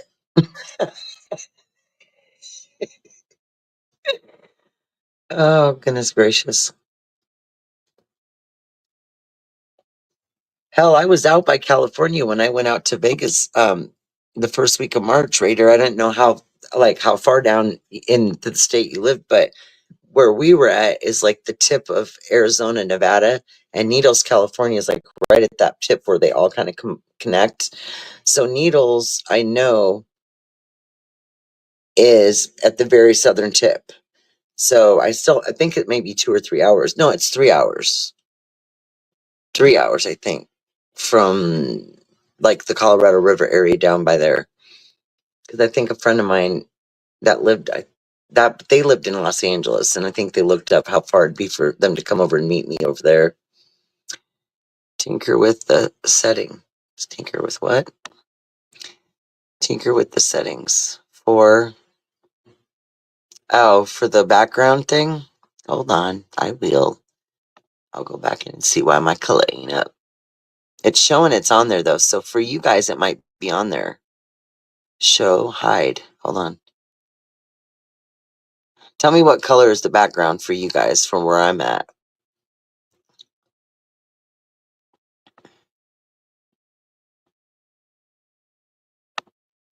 Because I have it on tropical summer or something like that. But like I said, when Tina was up here, it was showing that background the whole time. And then when she dropped off the panel, it went back to black. That's kind of disappointing, right? It was so funny too because I have the intro and outro like automatically set on there because I finally found those buttons the other day. And that way I don't have to try to remember to do it. It just does it, which is really cool. It was so funny because she was watching it, but it automatically mutes like my mic when it starts the intro because that way there's no background noise on it. But Tina didn't realize that, and it doesn't mute like your guest, right? Because she came in like before I went live. We just started that way, and and I could hear her talking in the background, and we were trying to talk over the music thing. It was funny. He's like, every time I come out, that was only one time, fool.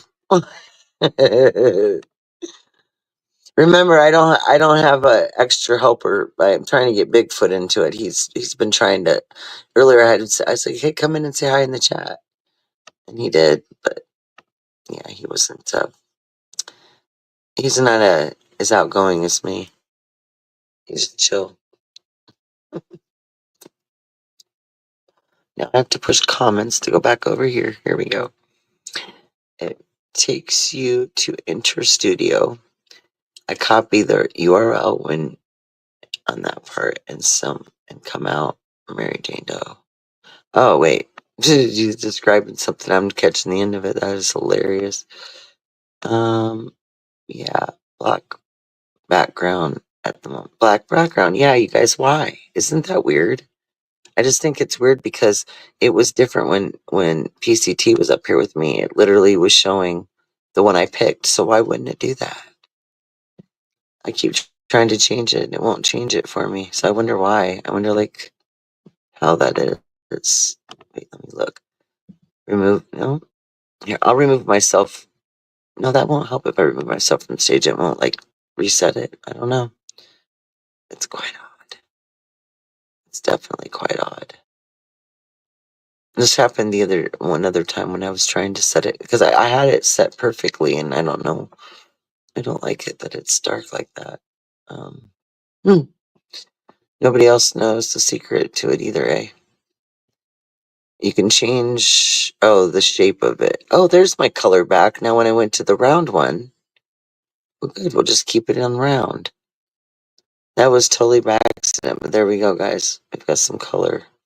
It changed it up. I'm fine with that for now. Good, there we go. We got some color, man. They still got a black dot around me, but I got some color. I was on style, but it's still not like, you know, the color that I had it set at, but I'm totally fine with that. It's whatever. Whatever works, right? It's better than all black. That's all I gotta say. I like color, and I was hoping for some color up there. That's good. It works. Oh, okay, gotcha.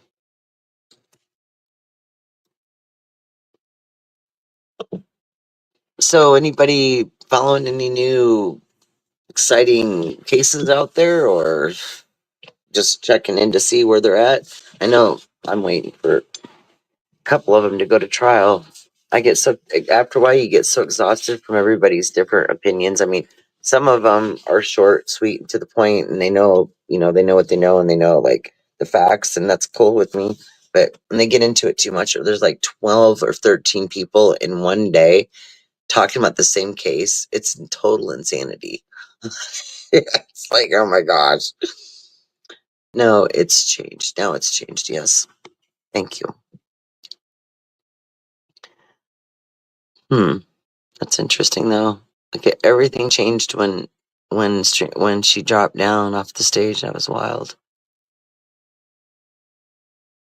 And these things are called like it's a style and all. It's like these backgrounds, different shapes that you can have your avatar in on the screen. Well, I have that song. Let's give them something to talk about. It's stuck in my head, y'all. Like for real. Little something to figure out, yeah. Oh, I got a guest. Let me get in there real quick before I get in trouble. I should just There leave we go. leave already. No, You're so silly. I saw that. I mean, look, look, look. You had a mod just to actually remind y'all's backstage, man. That's messed up, man. Come on now. Who told me you were backstage? No, It's right in the is right anyone chat, backstage? right She said, is there. anyone backstage? And then I just saw the light come on here. You know So what that silly. means? You know what that means? She has the keys here, huh? Okay, I I understand that shit. I was know gonna how that say, how works can she see?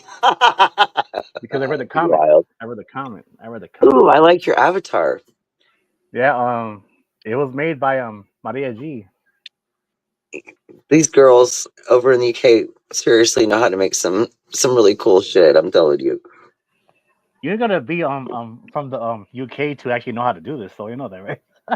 I mean, do I know how to use it? No. I mean, I could try it, but no, it's like, Don't I mean, ask look, us. We I mean, look, people always, you know what, people ask me, Rich, why do you have that avatar? I said, look, I'll tell you why.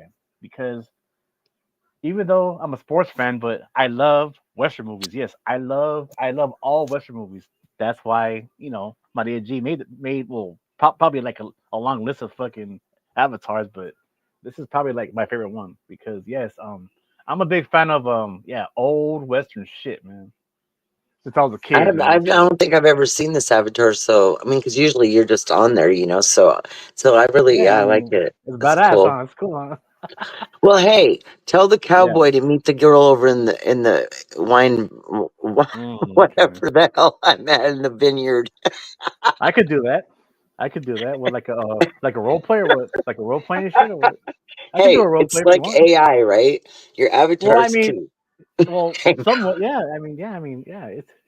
It's AI a little bit. The That'd outlaw be Richie cool if you Wales. could do that though with your own, like, make your own thing up, right? Like this, but it might be like look like you, but it's us looking like we'd rather look like, or maybe would prefer to be thinner, whatever. For me, anyway.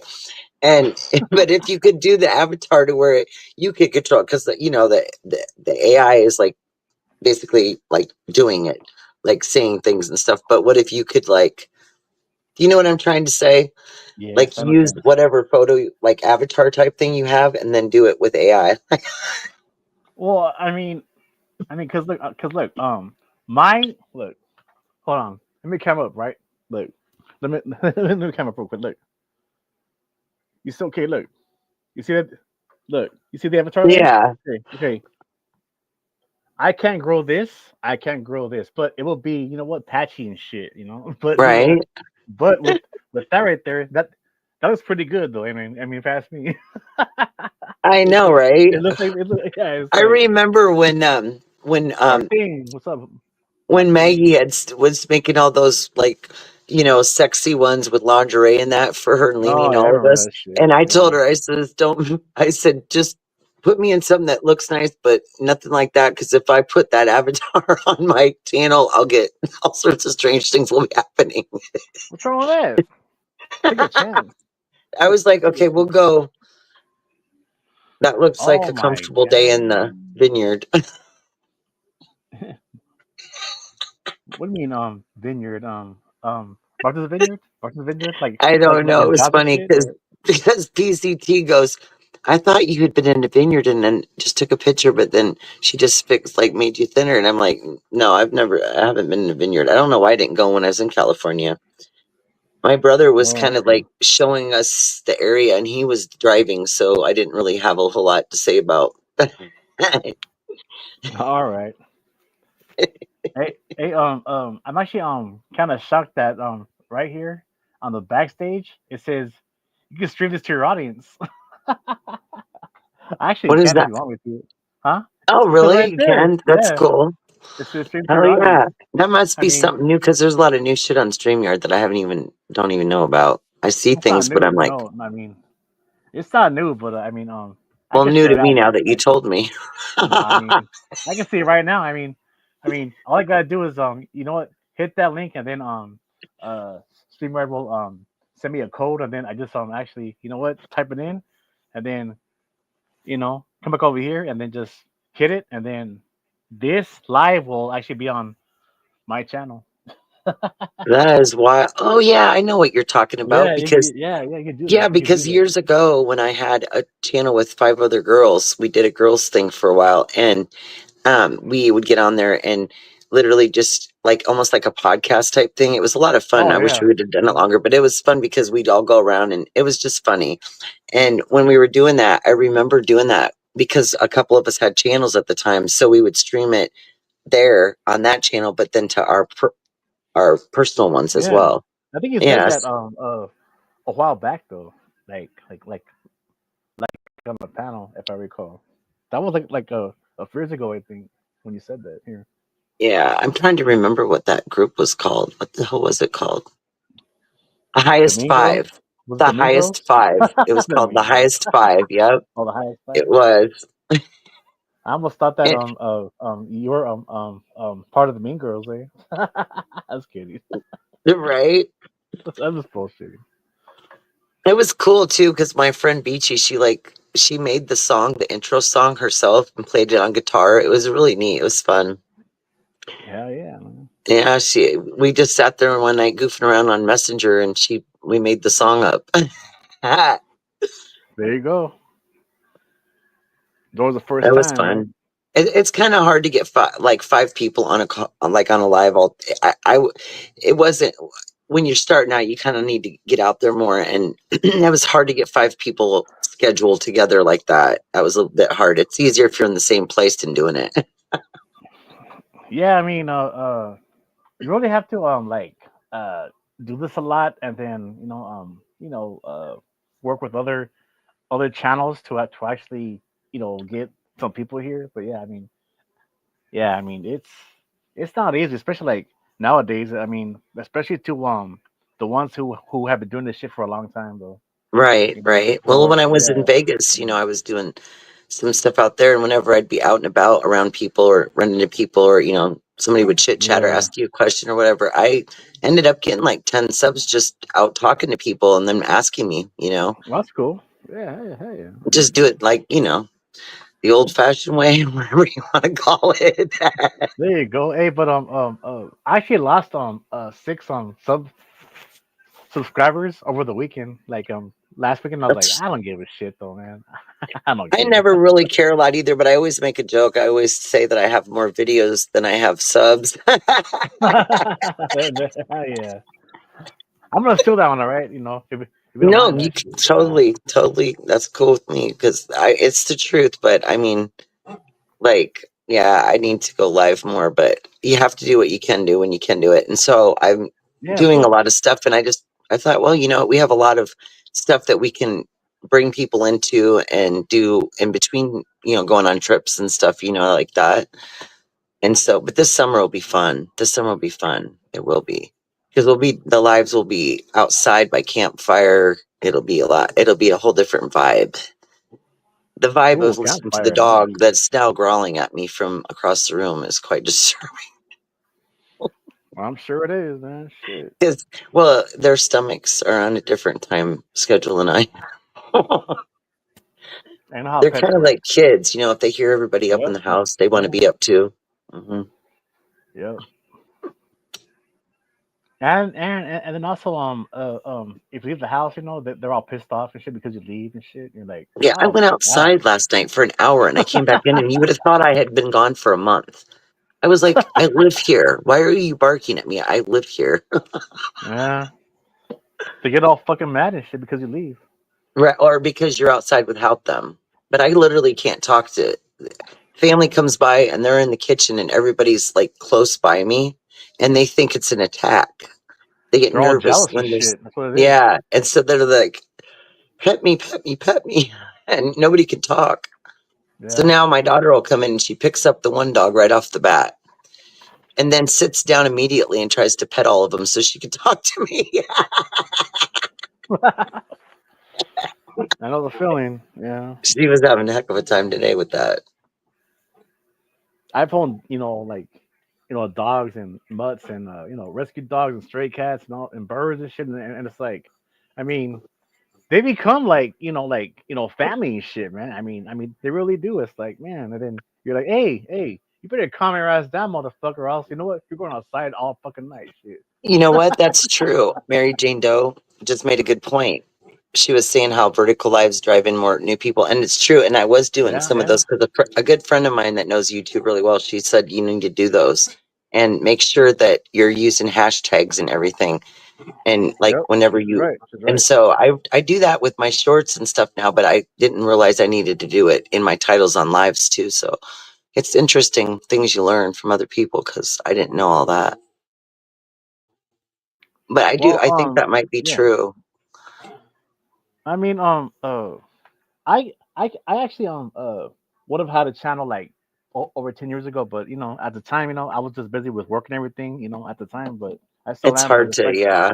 yeah, but it all comes with this from my experience, right? It's about uh how can I say it?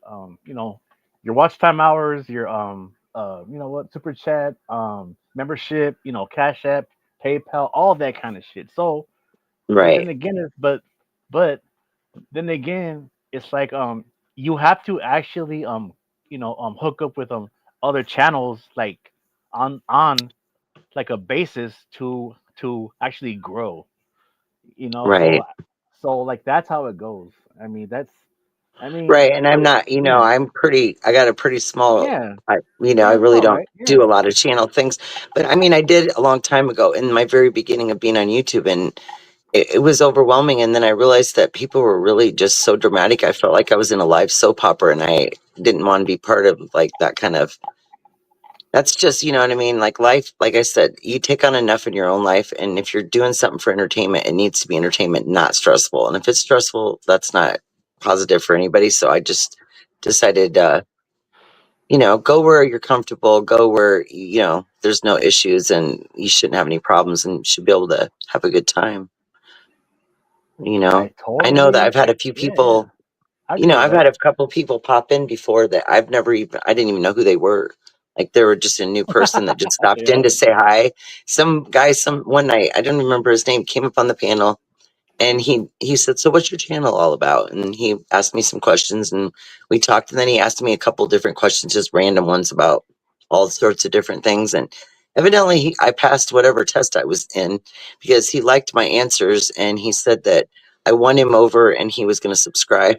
That's all he said. And then he said, "I'll catch you some other time. Thanks," and it was bizarre, but it was interesting. Hey, but you know what? That's Right. how it starts. That's how it starts. Well, you remember, what is his name? Oh, damn. Um, it's the opposite. RC DJ from Australia, right? Hmm. Yeah, I remember him. He used to come on Um, Leanies a lot yeah, I used to back in go the. there, but now no more. But it's all good. Yeah. I But actually yeah, when liked him though, man, because he had a very good vibe, man. You I know. like him too. And the first time I was on panel with him, he likes to interview people and ask them questions, and I liked it. I thought it was interesting. I kept telling Yeah. everybody I was interviewed by an Australian. It was fascinating, and yeah, I thought it was great. Yeah, it was fun. Like it was fun that he did it, and he just has like you said, a nice vibe about him, and it was just Yeah. entertaining. Yep. Yep. I like entertaining, interesting people. That's what attracts people as much, I guess, as it does to drama. You got the other side of it. Yeah. Well. Yeah. I mean. But next time if you see him again, just say Raider Rich says hi, man. So I just say. I'd love to have him come over here. I don't even know. Like, I don't know if yeah, he did a long time ago last year, a few times pop in, but not very often did he catch me. Hey, also he has some pretty good points and views and everything too, man. Because like I could tell, man. Like I mean, because like if you've been doing this right, for a long time, it's like you can tell um who knows their shit though at times. You know what I mean? It's like Yeah. man, I'm like Yeah, man, his like advice this to guy me knows. Yeah, man. I after mean, our interview yeah, was that he has some he good felt advice. like I should, right? Yeah. Yep. Yeah. Yeah, he's like, he goes, well, he goes, I wonder something. He goes, why don't you do a vlog? And then you can have people sponsor you and you can go on more trips and do lives. Yeah, he's right about that. I mean, Yeah, but that was something he threw with out there. sponsors, yeah, sponsors and all that kind. But I mean, if you have the connections and everything, but that takes time, But It does, right? you know, I don't know. I've always been very independent. And so I feel like my all right, adventures, unless someone's willing to send me on a trip, I've always kind of done my own, pay my own way things. So I feel like it's a good thing to do what you got to do. And I'm not used to really having people do things like that. So it would be interesting. I mean, you could travel more for sure, but I don't really have the time to right at this moment. You yeah, know what I mean? yeah, because I mean, Not as it's much as hard I would to. want to do that. Oh yeah, I mean, if you can afford to do this just by yourself, but then again, it's like I've seen channels over the years that you know what who make a living doing this, whether it be a podcaster, right, with a nice studio set up and everything, right, lights and microphones and all that. But then there's some that just want to just have fun with their friends, and Right. that's fine. Yeah, I did Mm, get a little bit of equipment, some mm, like, minor stuff, nothing too major. And I just need it's all good, man. I need to get it out and try to use it because it's those microphones, the external ones that you like clip on. They have the little, fuzzy top on them, but they're supposed to be more clear. And if you're like, say, live somewhere and there's music, or you're supposed to get better sound. Yeah, So I know I what need you to try mean. them sometime, but we need to mess with them before we go live so that we can see if they work properly. Yeah, I mean, but then again, it's like I've always told this to people over the years, just use what you actually have, and then Yep. later add more shit, man. Right.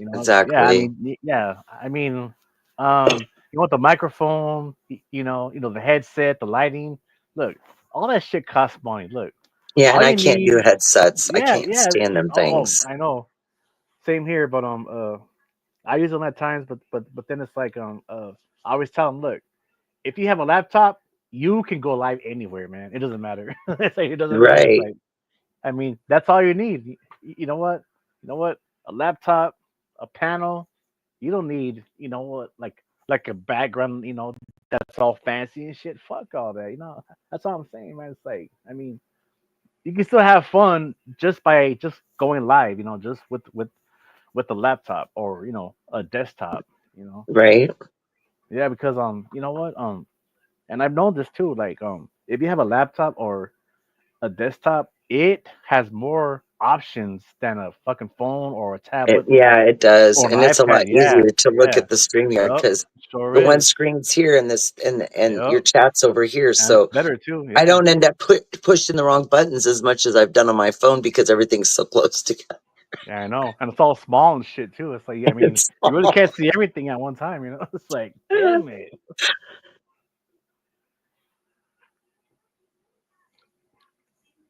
Well, I'm just sharing some information, so it's all good.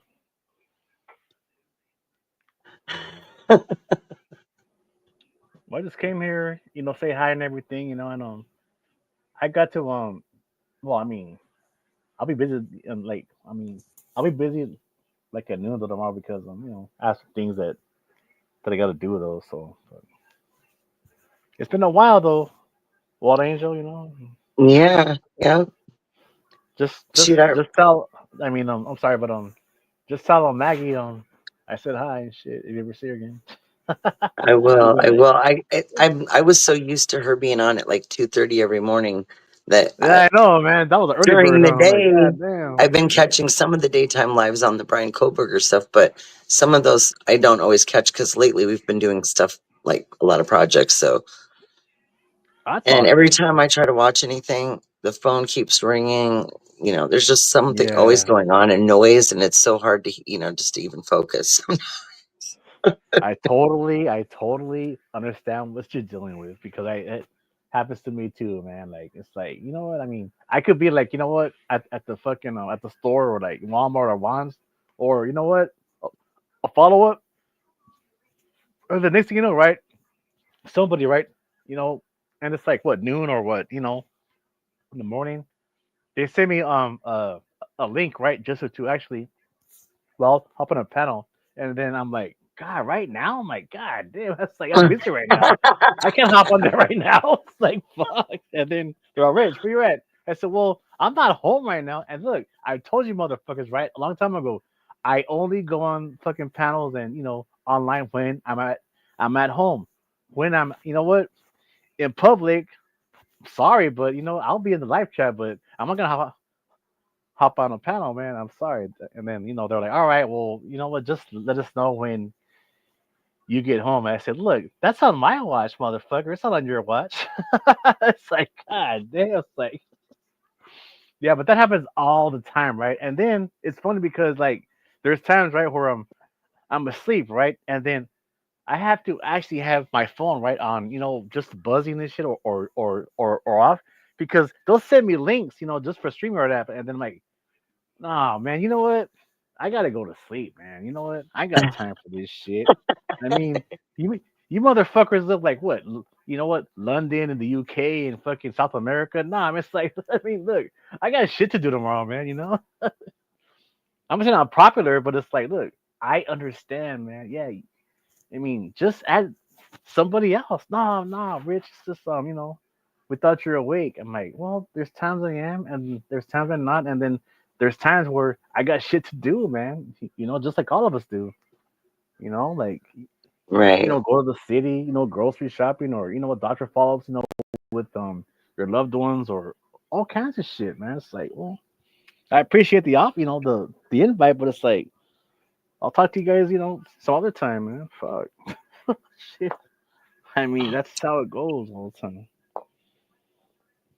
I'm not being rude. No, no, it's just like, I mean, but yeah, but there's times I just have my phone off when I'm sleeping, and it's like I turn it on, and it's like, Jesus Christ, man. Fuck, it's like notifications from Rumble and StreamYard and YouTube, and it's like, God damn, man.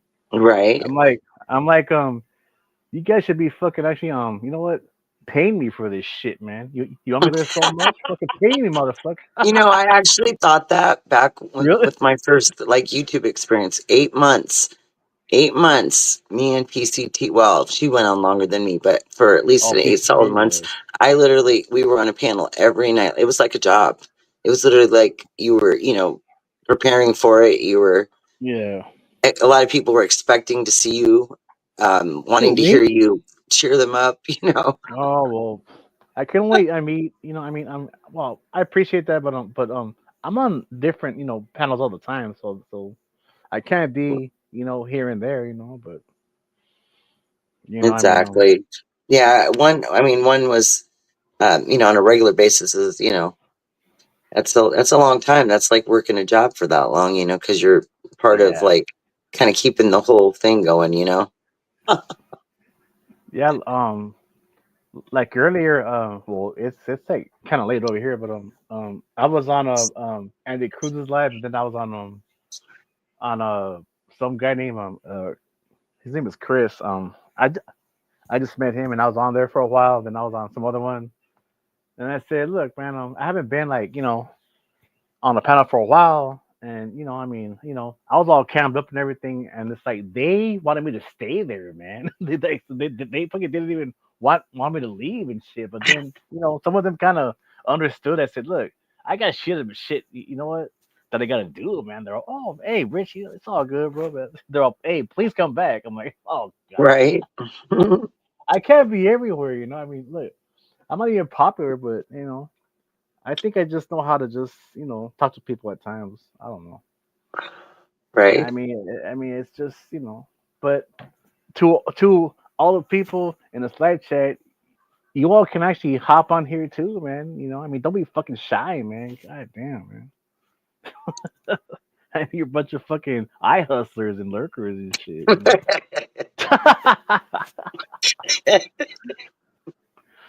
I'm not gonna diss the monitors, but it's like, hey, you all can actually, hop on here too and just, hey, you know, have a fucking, conversation over here and, share this stream out, and bring some more people over here, man. That's how it works, right? Fuck. Maybe Right. I'm saying too much, right? It's like, am I saying too much or No, you're fine. what? Shit. Oh God.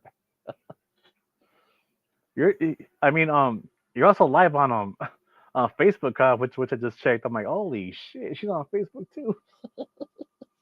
Yeah, no, yeah, Yeah, because I found that place in Streamer where you can stream to both. And I know there's a yeah, lot of people that don't even go yes, on YouTube, especially like my family. They're yeah, all on Facebook. So I'm like, well, there's been a couple times I think my son or a couple of the kids came on through Facebook because they saw it on there.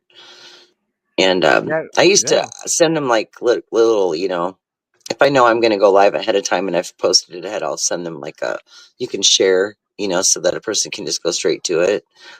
I And mean, so I've done. yeah, because with with the streamer link, I mean, you can share this shit to everything, Kick, Rumble, fucking, jeez, the whole damn fucking social media platform. all at one time, man.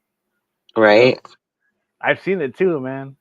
Toss, you're not shy. Get out of here, man. Just fucking hit the link and just, you know what? You don't gotta cam up and shit. God damn, man. Look at Murray's like we're on Facebook. Oh god. Yeah. Martin, wrong Facebook, bro. Wrong Facebook, dude. You can actually go there right now and then just leave a comment and then say, hey, hi, whatever. And this will see it. You can't be shy, man. You fucking can't be shy with this kind of shit. Because look, I always tell people like, look, when I call them out, oh yeah, and look, Wild Angel, right? We are actually friends, right, on Facebook, right? I actually did Right. two fucking videos live for like a short time.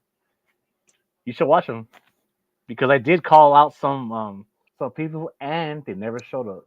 They never showed up, and I was cammed up Really? too the whole time. Yep, I called them out, and then it was all what? It was all Z's. It was like fucking crickets and shit. I was like, come on, you guys.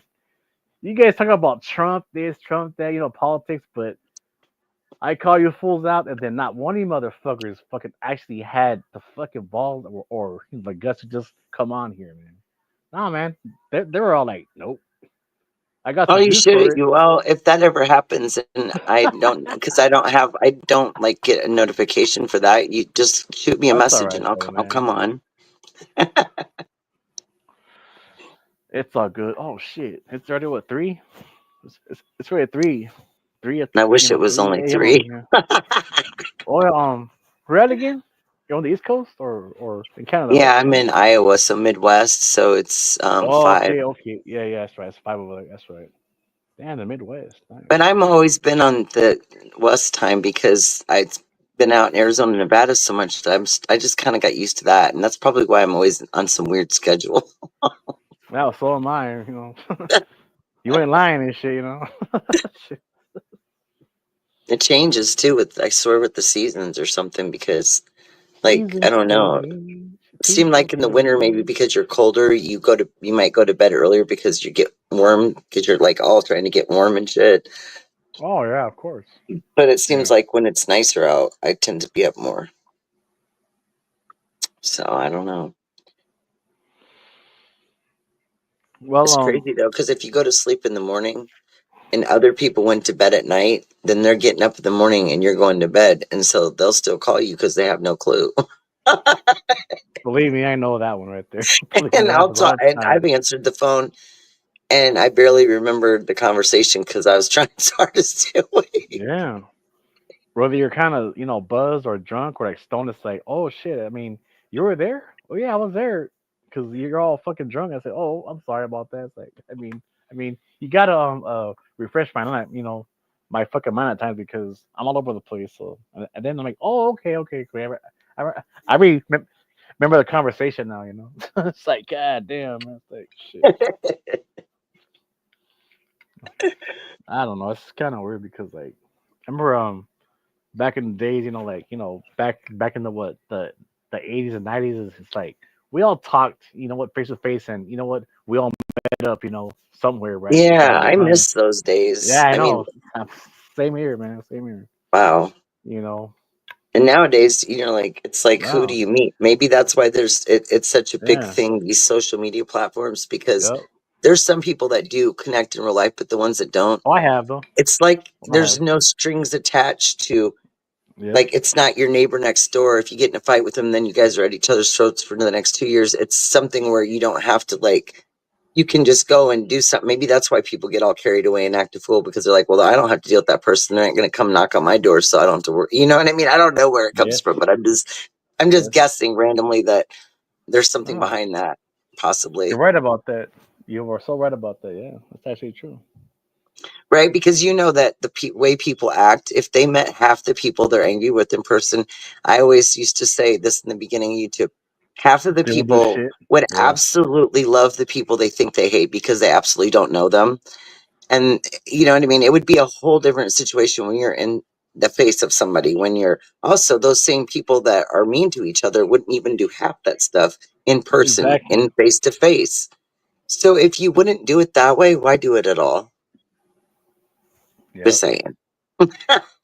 Yeah. That. You're right about that, girl. Shit. You know, it's just the way it is. And yeah, I've met four of the people I met on here that we became good friends. I've met four of those people in real life and like went and vacationed with them and stuff. So it's been interesting. Yeah. So got a couple lifelong friends out of it. You know how you just meet certain people and you just know like you're forever gonna be friends. You just kind of know. There's those relationships where you're like you like someone, but it's like not because you don't like them or it's faded away. They faded away on their own because they're dealing with whatever or you know, I don't want to say people fall out of like with you. I call it like with you, but nice. they do somehow. And I think that more or less it's always that people are more angry with themselves than they ever are the person they say they're angry with. Like the anger is unpredictable to them. So they like it gets pushed onto someone else. Like, you see what I'm saying? Yeah. It's like a way for someone to try to move away because they're scared of anything changing anymore. Like, you know, some people aren't close, but they get a close relationship with somebody and they've never had it and they're scared or they don't trust anybody. And so then, you know what I mean? It's just interesting. Human beings are interesting. Complicated though, but interesting. Yeah. Makes a good point That's right for there. sure. And especially all the generations. I mean, it's such a historical moment just to look at a generation of people, even in just one family. The changes are so like phenomenal. I'm just like blown away sometimes, you know. Wow, what happened, you know? I see what you mean though. Yeah, Right? because like on I'm not gonna judge anybody, but like on especially like on this late, you know what, late night live streams, that I've been on for a long time. It's like a lot of people are either fucking drunk or fucking high or on pills or like, and it's like, trust me, I know the symptoms, and it's like, man, these fucking people are have been drinking all fucking day or all night, and then They need to go that's back when and watch themselves because yeah. if they did, I guarantee they would not want to do that again. Well, actually, that's not really Or true maybe. because, well, not really because I've seen some channels where like they clash, right, all fucking hammered, and then next week or the next day they're friends again. I'm like, oh Right. shit. Oh gosh. Yes, I have. That's why I say, why even go through that? Is it some kind of love hate kind of thing that it's kind of Yeah, like, is it a thrill or is it that some is kind so of like, common. That is so common, and it's like, yeah, really? It's it like, is. It's just something that I yes. don't find any kind of interest in. Well, yeah, because like, well, look, I'm not gonna lie. Look, I have actually engaged on those panels where like, I'm all hammered too, and then people want to call me out, and then do I do it? Yeah, but then it's like I'm trying to not do it as much anymore because there's times where I'll look back at that live. That's if they don't put it on private, whatever. But then I'm like, man, I kind of went kind of overboard that night. It's like, damn. And then I'm not guilty, but I'm like, well, anybody can see this kind of shit, right? Anybody can see this shit. Be like, God, Rich, what the fuck was that about? You fucking. Right. I mean, you. You went all out, like to a point where like you were just. I don't even know the word. How to put it. Like, is it out of control or is it? I don't know, man. But I actually I told shit to LC, man. Like twice this past few weeks, and man, he was stuck for words, man. You know who that motherfucker is, right? Yeah, Al. Yeah. Okay. Shit. So a long time Look, ago. I'm not gonna go there, but yeah, Right. So a I long time ago, I went in I there actually one time to fucking see something, and they were something yeah. interesting they were talking about, and he modded it. He mods everybody that came in, or at least he did then. And No, I no wanted more. to come up on their panel one night, but they were way too intoxicated, Oh yeah, and it's always I supposed to was choke over getting them. ready to come up, and then this guy that was on the panel said something derogatory and was talking like, like inappropriate about different things and I wasn't even going to go up there then because I already knew what I was going to get myself into if I did, so I just backed Of off of course. that. Yep. Yeah, So I Yep. almost went up there, but I realized that they were just way too far gone. Yeah. Yeah. They're all fucking. They're all just hammered over there. You know. They're all drunk as I'm shit. like, You know. I can see getting hammered and having fun once in a while, maybe going live, but as long as you have control over yourself and you're not a fool. Well, I can do both, but it's like Right. And but I've but done it many times, but I just wouldn't be on there live if I was having like something I was getting carried away. I'd just be off. I wouldn't do yeah, of that. course. Yeah, because I've always said this too, like in the past, like it's like if you don't like a certain channel, I mean, you don't have to say nothing mean, just unsub and then just move on, man. That's it. I Right. mean, Yeah. Don't even bother. It's just like nah, when you're don't going even through and bother, you're man. trying to watch a movie, right? You turn the Yeah, movie on. don't tag him and shit. First Yeah, 3 minutes, you already know that it's boring and you're not feeling it. Go. You leave. You go find another movie, right? What? It's the same thing. yeah, Find a yeah, different show. yep. Learn how to go.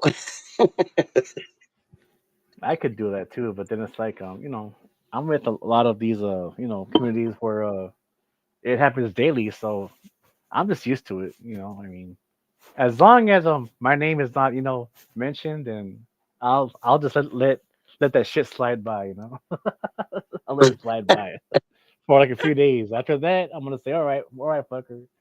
I want to come up right now on this panel, and then let's talk about it. And then a lot of the times, we'll butt heads, and then there's times where they won't even hop on the panel, right? So I mean, shit. So like, who's being real, me or was it them? Me, shit. Right. That's why I like people that come on, make a point of whatever they're talking about, and Yeah. they just stick to that. And it doesn't go all over the place, so you can follow right along, and it's short and sweet. I really like Harsh a lot because he makes a point and then he moves on. Plus I love his accent. He's funny as hell. But I mean, you know what I mean? You got to have the vibe. You feel the vibe for a creator when you come into a channel, and it's pretty early on, just like a movie. You pretty much know, like, okay, yeah, Oh, of this course. person's cool. Like, I Yeah. mean, I used to joke with Leanie all the time. I says, me and you, like, we're both Leos, first of all. And I knew that about her without even, I asked her randomly one night on a panel, on Tina's panel. I don't know why, but something just told me she was, and then she was, and I laughed. And I said, oh my gosh, we're so much alike in the strangest ways, like just different things to do with like household stuff and things we do. Like, it's just funny to think of, there's people with a lot of similarities to us all over the world. It's interesting, you know. Yeah. Of course it is. Yep. Oh, You are so damn. right about that. Hey, well, I'm gonna log on off here. So, hey, thank Okay. you Well, for thanks for coming up and hanging out. yeah, of course, yeah, of course. It all depends, if I have time and shit. But I mean, I have time because I'm here now, so that's all good.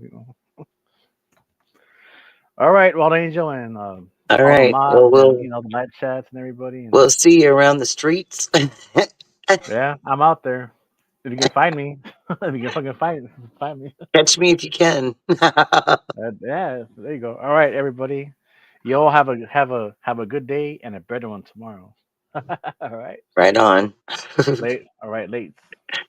Bye. Hi, Rose Petal. How are you doing, love?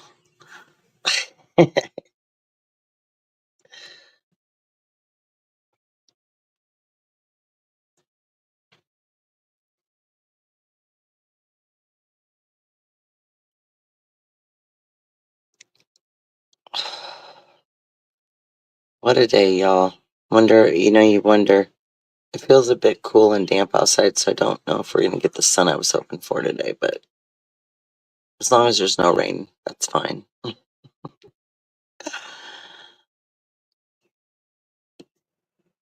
She was getting a spot of tea, and then she got sidetracked, and the dog had to go potty. I'm just being silly.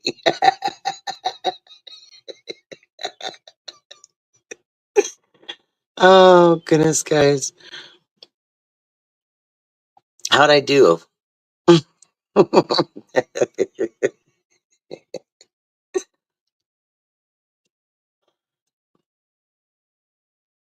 That was just a spot of my British accent. And then it sometimes turns into a mixture of a southern British accent, which I don't even know if there is one, but I think if there is, I may have hit on it recently. Oh goodness. I don't know, you guys, but this link thing, I'm going to talk to StreamYard and I'm going to be like, look, I want to know why this has appeared on right across the top of my chat. There's a spot at the top they could have put that, right? And literally, like, so it says share a referral link. Now, do you get a discount on your StreamYard if people upgrade? RC, you're funny.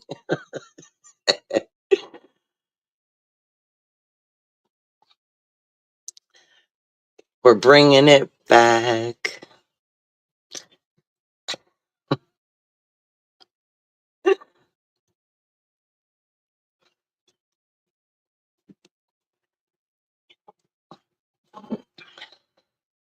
I love roses. I love how you have the roses around your name. That's so pretty. I need to do, like, I was gonna do that. I was gonna try to do something around my name when I first did, but then when I started my channel and it made the whole channel name my I was like, well, that's already long enough.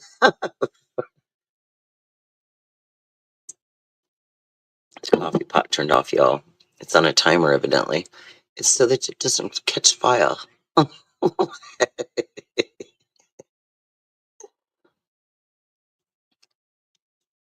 Oh shit! I dropped that. I can't see what I'm doing. Oh my goodness, you guys. Okay. It's a bit dark in here. I got my orange LED lights on in the kitchen. They're my, kind of like what you call uh, accent lighting. Accent lighting by rope.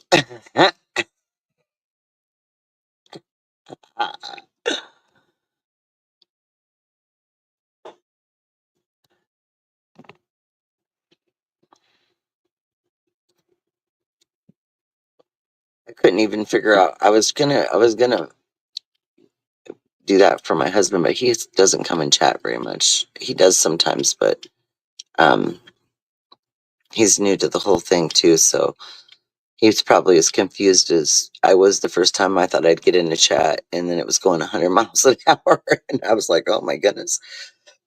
I like it when they can slow it down, though. That's a nice option because some of them will let it just go, and you can't even like barely. I'd have to go back up and find names so I could, talk to people because I'd forget because it'd go by too fast.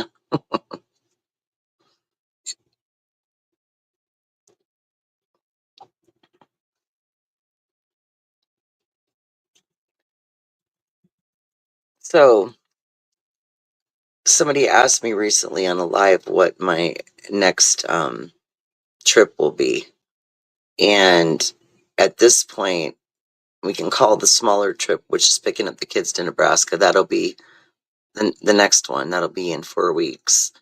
And then my daughter wants to go on a mother-daughter cruise in August. I'm not sure how we're going to fit that in, but we're going to figure it out. And because my grandkids, other grandparents would have to watch, and she was wanting to try to do it before they go back to school, which makes sense because it's easier when they're not in school to have someone do childcare, and the other relatives don't live close to her. So we'll probably do it, make it work for her because I can be more flexible than she can. And then, what's after that? Then me and my husband, the trip we were supposed to take last year for our anniversary to Cancun, we didn't go because we didn't get our passports in time. So we extended that, and we're going to try to do it this November for our anniversary. So by then we should have our passports. We're going to do that real soon. yesterday we had an appointment for the real IDs because now you have to have them to fly or go anywhere around here in buildings. And we went to bed really late. I didn't go to bed till 5, and then at 7:30 my daughter called. We had a conversation about a cruise I barely remember. And then the next time I woke up, I remember the alarm going off. It wasn't mine, it was my husband's, and he must have reached over to turn it off and then dropped his phone. So in the morning he found it on the floor. But needless to say, I woke up, looked, it was 10:30 and we were supposed to be there at 10, so we missed it. Got to reschedule. Like, Raider, you're funny.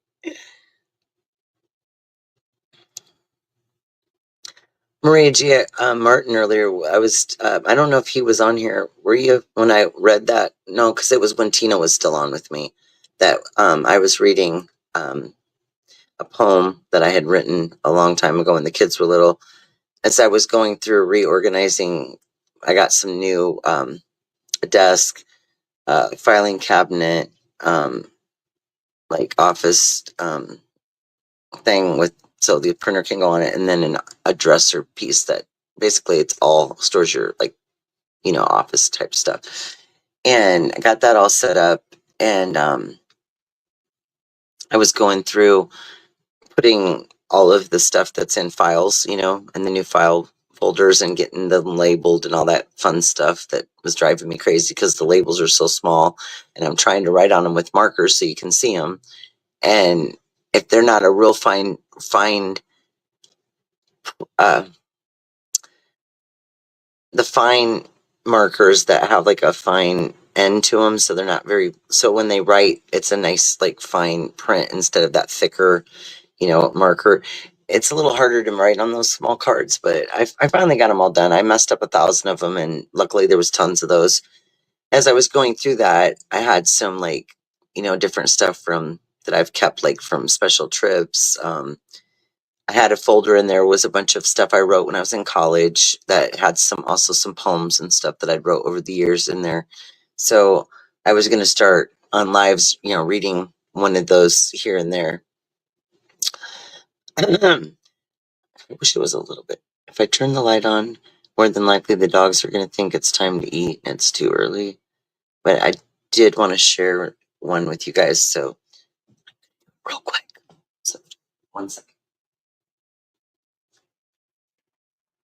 Shit. Don't mind me, I'm dropping everything at the same time. Okay, here we go. I'll do it really quick so don't freak out. Okay, guys. All right, here we go. Tina really liked it, so I'll just read it to you guys, the same one. It's called Wind. As the wind blows across the field, I look out to see what will be revealed. Changing colors all around, leaves and walnuts falling down. Birds flying with ease, insects flying against the breeze. Tractors pulling corn, the farmer beeping his horn. Summer has slipped away, and fall has come to play. And what inspired me to write this was we lived in a country house in the middle on farmland, and basically the house was kind of way in off the road, and we were literally just surrounded by corn. And I was sitting in there on the porch watching the kids play on the tire swing, and it was a little bit of a windy day, and there was just different things that were going on outside, and it inspired me to write that. But I don't have it right here, right at this moment. But the next time I go live, I will read you guys one of the essays I wrote in college called Stress. And we all know what that is. So when I did it on my live last time, I know that PCT didn't make it for the whole thing, but she rewatched and she really liked it. So I was going to do that, share some of my writings with you guys from time to time. What did you guys think?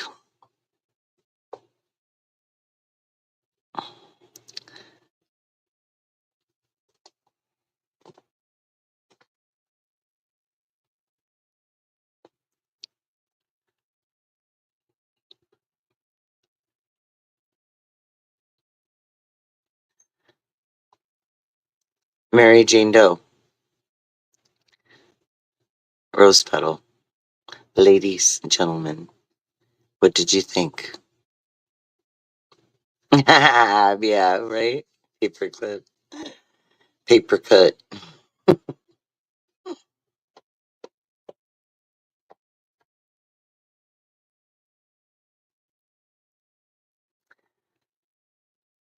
No comment? No. I wrote it, but I was reading it earlier when Tina was on panel with me. And a lot of people came in after she got off, so I figured I would share it with you ladies and gentlemen. She really enjoyed it though. Sorry if I jumbled up how I said that. Oh my goodness, you guys. It's so funny because every time I say that I think of Tina because she's like, oh my goodness. This one is another one I wrote when I was watching the kids in the summer. Kids everywhere, running here, running there. Laughter filling the air. Are their moms and dads aware? And you know why I wrote that? Because of how many kids, even back when mine were younger, that could easily be kidnapped or had been or just out in the neighborhood and parents aren't paying attention and they either get hurt. I think when the kids were younger, one of their not their friends but a neighbor's child, um, you know, they weren't given limitations on keeping on that side of the road on their bike, and they tried to ride across from one sidewalk to the other and got hit by a car. Now, luckily, they didn't get hurt that bad, which thank gosh, because obviously that's a really slow area to drive through the neighborhood, but also because they were on a bike. If they hadn't been on the bike and it got hit more than the child did, just their leg got cut up. But, it was scary, and the kids were pretty scared. And I remember that I wrote that because of that. It's interesting. But yeah. Oh, goodness gracious. Wow,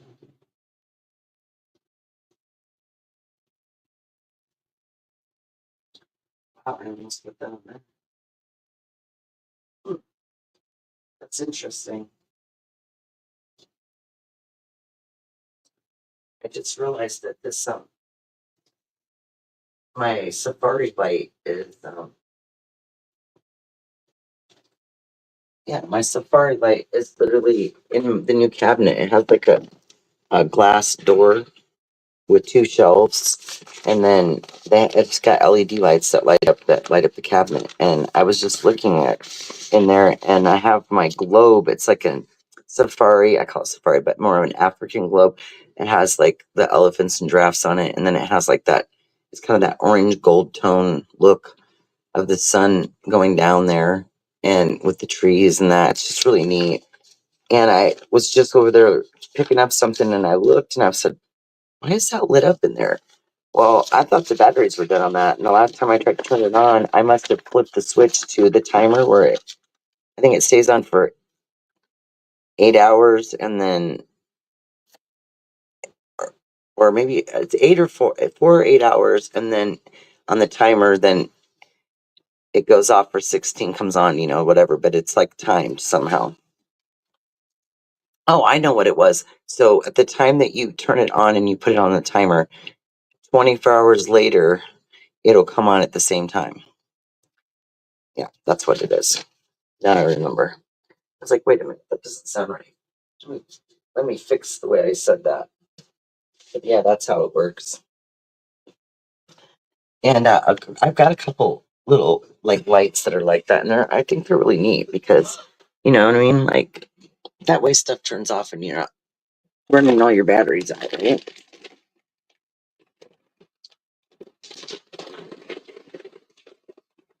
Close that bag up. I don't know if you guys have been, any of you guys are into Ritz crackers, but they have Ritz crackers chips, and they're really yummy.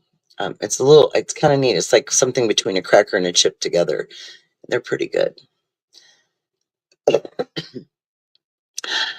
I have many. Hold on a minute. Well, of blondes doesn't most.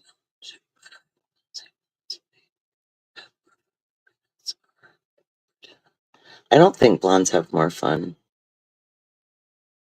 I think that it doesn't have anything to do with the color of your hair. I think it has everything to do with your personality and your that how much adventurous you are as a person, like your adventurous side. You know what I mean? Like, yeah, Doritos, yum.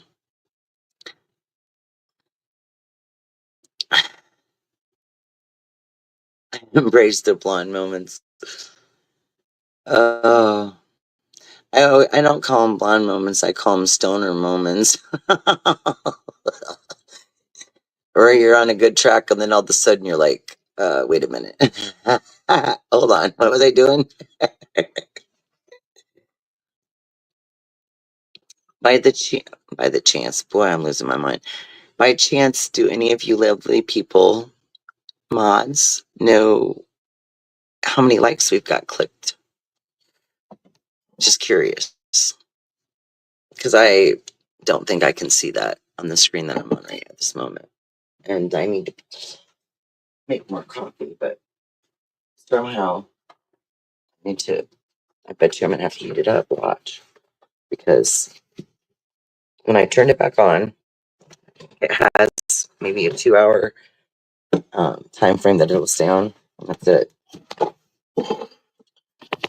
It's so funny because I was laughing at myself the other day. I was thinking, that's why I can't wait to get outside and it get warmer so that I can do lives outside or up in the camper and get it all fixed up and cozy in there.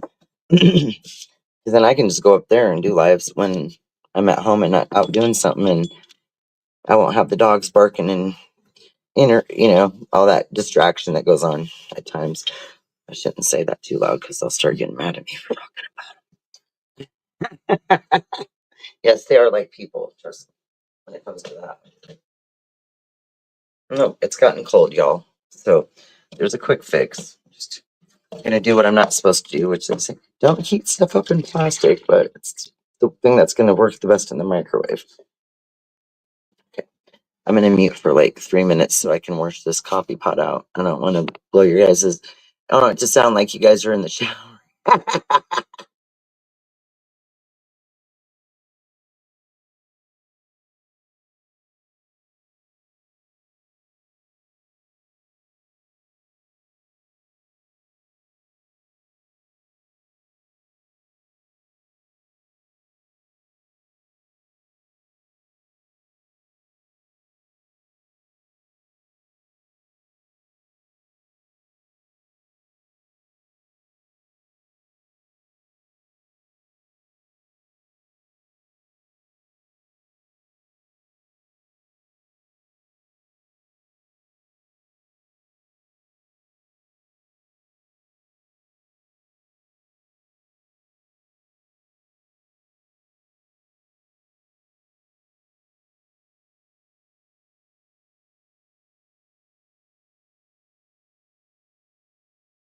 Oh my god, y'all! I went to put my coffee in the microwave to warm it up.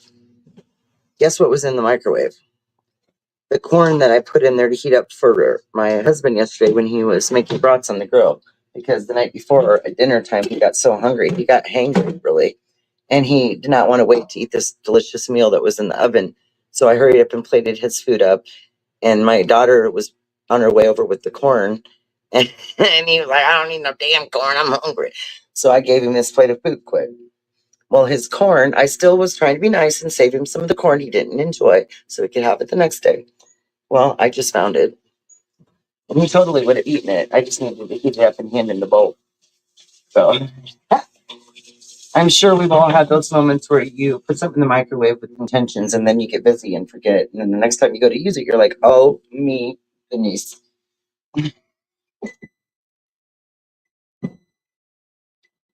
My little retro wave. Oh, I wonder if my camera. Yeah, my camera is still turned backwards.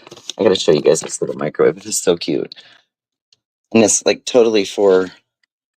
It's totally for the camper. But like I said, we're getting ready to remodel the kitchen, and so we used to have a big over the stove microwave with the lights and vent on it, and they call it over the range. And so this is a little, and it's my favorite color. And so this little bad boy is being borrowed temporarily, but will be going in the camper. So that's the plan for that. Yeah, it was adorable. Somebody was selling it. It was like brand new. They barely used it. It was a lot smaller than what they thought, and it's a perfect one for a small area camper. And I was really happy to. It was a good find. It was a good find. I think they're $80 on Amazon or something like that, and I think we got it for 50. It was 50 or $60. I can't remember, but it was like literally like damn near brand new. No, that's still not warm enough. Doggone it. Anyway, let's just do 30 seconds. So yeah, we got some bargains here lately. I'd probably say the last 3 months.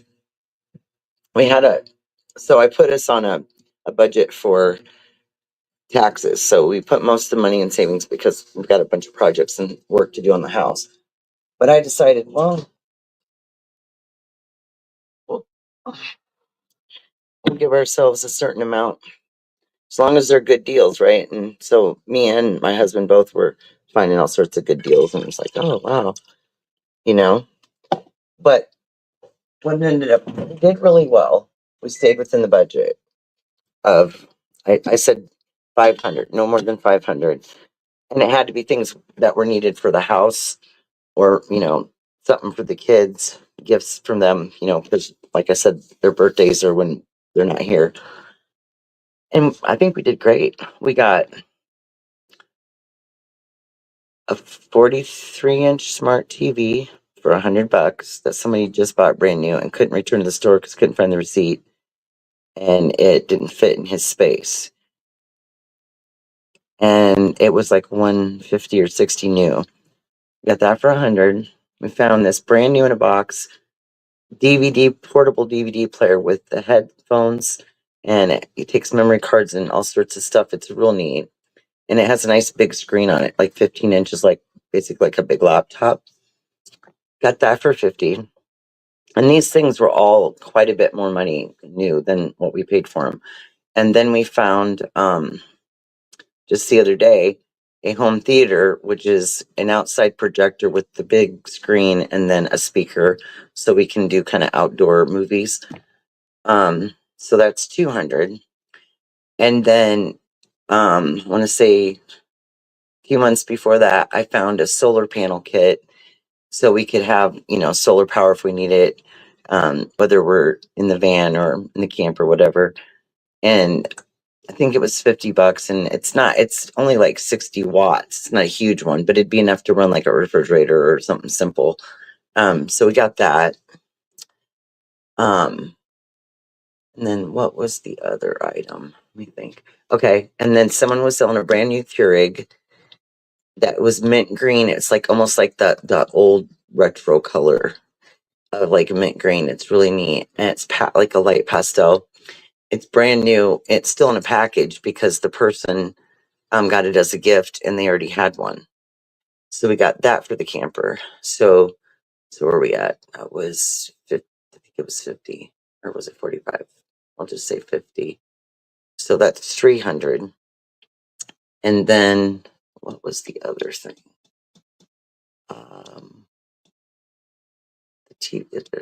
That, and then I think my husband for like $5 found 2 of these neck warmer massagers that wrap around your neck. Okay. Why am I having a brain fart? Microwave, coffee maker. Okay, and then I got another coffee maker for $30 that was brand new in a box that they'd never even opened it. Got that because we needed to upgrade to one with a full pot, because I used to just drink coffee for me, so I would just make it in my coffee, but hubby drinks it, and it was winter, so We just did the coffee pot thing. And then he got an Instapot that was like brand new for $20. Okay, so we're at $350. I'm thinking $350. Okay, and I'm naming off like the stuff that we got that was brand new that we got for really good deals. On the used end of things, like, so not brand new, we got this wheelbarrow thing, because obviously we got to move dirt around now that we're going to garden. Got this wheelbarrow thing, and a black rolling cart that's round, and it's heavy duty metal, and and I wanted to use it for putting my gardening and planting stuff on, or some of my pots while I was, before I get them all outside. So got that. And what else? I think that's pretty much all of the things that I can come up with. But either way, we ended up staying within our budget, and so that was like all we allotted ourselves for, like things that were needed for the camper or the house, without affecting money put aside for house projects and stuff like that, because siding is expensive. The whole process is expensive. The nice thing is once you buy most of the materials, all you're really buying more of after you get started, you get a set of your moisture barrier, your house wrap, and your plywood. Once you get all that, really the most expensive part of it is the siding, because you have to order it, and we have to do sections at a time and then order so many pieces. It's silly, but it's easier just to do it all at once. But we would never be able to have that much material sitting around here, because they're so strict around here with yards and where things are placed. You know, so there's that. But what did Raider say? Thank you. But most California live panels don't like me, especially my own people. Yeah. Well, you know what I've found, Rich, in my years of life and experiences, is that usually if you're a really happy person with good intentions, people that are completely the opposite of that almost loathe people that are happy or that can have a good time. I don't know. It's just some people just that, you're thinking, man, I'm so nice and you're friendly to everybody. And then you think people are going to be nice, but it ain't always like that, right? Some people just can't handle the nice part of it. I don't know if people are just so used to people being foul that they've become accustomed to it. So when someone's nicer or does something completely different, it's unexpected. But honestly, I think it should be enjoyable and something that people would rather have more of, right? It's quite the troll to fucking clean the coffee pot. You gotta take got the one piece done, and then you gotta open up the top, and all the water's all steamed up and runs down inside there. It's wild. I always wonder how it doesn't come out and spill all over, but so far I've been lucky. Okay. And since we're doing composting now, y'all, which does take a while, but it's amazing how much of your table scraps are great for the soil that will regrow food. So that's fascinating.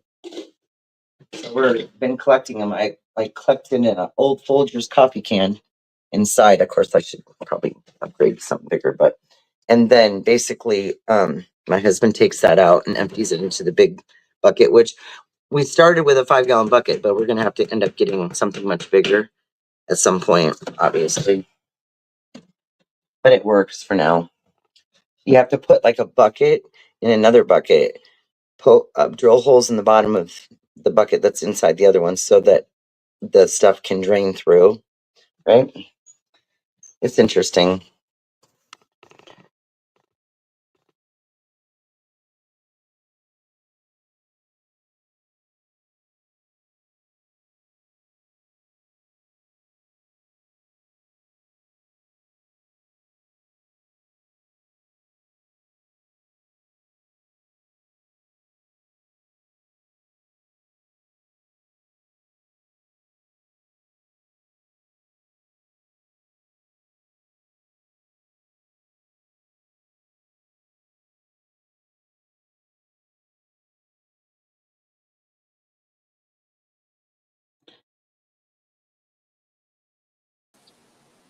Well, hello.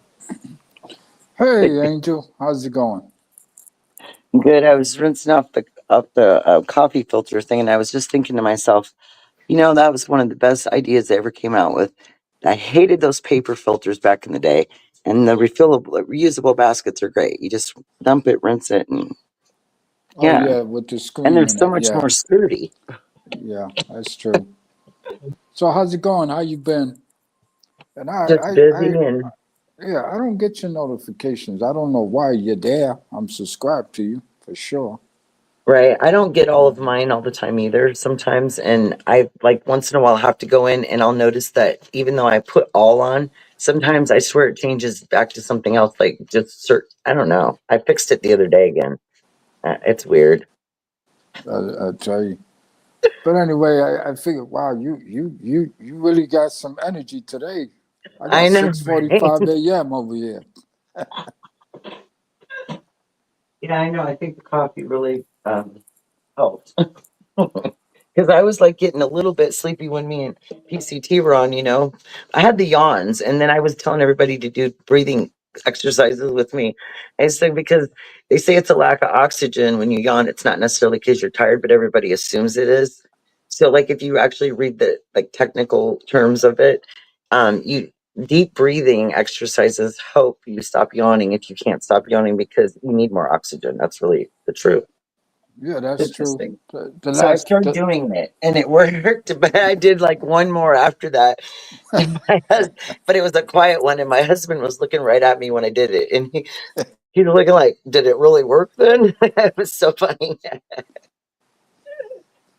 yeah, I the said, yeah, it last takes a person few that minutes. told me that. Yeah, the last person that told me that, I was like, "What's the matter? You're yawning a lot." Oh, it's a lack of oxygen. So I said, "Well, then go outside." They looked at me. What? You expect me to leave and go down 11 stories and go outside? Yeah, there's plenty of air outside. I'm sorry I don't have enough air in my apartment. It's like, oh, shut up, brother. Yeah, whatever. I was just trying to be helpful, right? But anyway, Exactly. I got a question for you ladies. Okay. And tell me it ain't so. Uh, I look for all kinds of shit, and you have all this advertisement going on these days. Like forever. It's just the advertisement is just getting ridiculous. Everywhere you go, they just pop up. Hey, we got a deal here. Buy two, get one free. Buy 30, get 1,000 free. But anyway, this morning, before I went to bed, or actually yesterday, or this month, well, never mind. But anyway, I know what you mean. I did that earlier. yeah. Anyway, I'm sitting here and I'm looking at some Facebook shorts on, you know, and ad pops up and I'm looking at it. I'm going, what the hell? So I grabbed my reading glasses because I said, I know I see what I see, but I got to make sure. But anyway, we all know what organic means, right? Right. Is there such a thing as organic women's underwear? Well, I would imagine that they could possibly be using specific materials that would make it that if they were calling it that. It sounds like it's Uh, possible. but we're talking about underwears, and I'm going, Right. Well, what it the is a little hell? odd way of presenting it, but yeah. Because, it didn't say anything about what it was made out of. It just said organic high cut panties. And I'm going, what the hell? What? And I just kept looking at it. And of course, I hit it, and they had a sale going on. I'm going, are they fucking with us? I mean, seriously, one has to figure out, like, I know about organic food. I know about, you know what I'm saying? But underwears? I'm like, damn, are we losing it? Are humans done?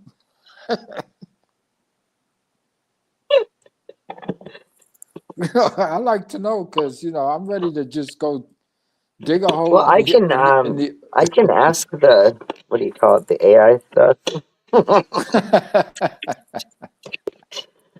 They're quite entertaining when you ask them questions. I mean, I don't even know. I mean, back in the day, we had to answer our own questions, or other people had to answer them. Now you can just talk to devices, and things talk back to you. Sometimes they even talk to you when you don't say a fucking thing to them. Yeah, that happens to me on my phone sometimes, and then sometimes when I Yeah, get and talk about jumping out your seat when that shit happens and you're not expecting it. It's like, whoa. yeah, sometimes I get stupid, and I find myself talking to that damn thing like it's a person, and eventually they just stop answering because I'd be fucking with them, asking them some Right? ridiculous Well, questions, or I curse them out. It tells me I'm not gonna answer that. Well, I don't expect you to, you stupid bitch. right. Well, the other day, I think I was on my phone and I asked it something, and it was trying to explain something to me, and I didn't want to go that route. And I said, I don't want to freaking hear all that shit. I said, I want to talk to a human. And the next thing I knew, the phone started ringing. I was like, you've got to be kidding me. We were just Hey, shocked. I was like, yeah, AI is not perfect. It makes mistakes because sometimes my phone starts dialing and I'm going, oh who no, the what did I fuck did hit now? that? Okay. Sometimes it picks up your voice, or it may think you said something, like, call somebody, and it starts dialing and I'm going, what the hell is this phone doing? I didn't touch anything, this and that, whatever. Right. I'm like, get the hell out of here. Or sometimes it says, I can't find this person in your contacts, and I'm going, And you're who the like, I know they're there. yeah, I'm like saying, who the hell said that? Like, then I look at the phone. I'm like, what? The hell are you talking about? I'm like, holy shit. I think, My dogs are looking at me like crazy because I'm cutting them up some fresh carrots, and they're like, oh my gosh, right now. They're always so anxious to eat. It's so funny. Back when they were on regular dog food, they were not that excited, I promise you. They were hungry, but they weren't like, now it's like, oh my gosh. yeah, I saw a sick video today about,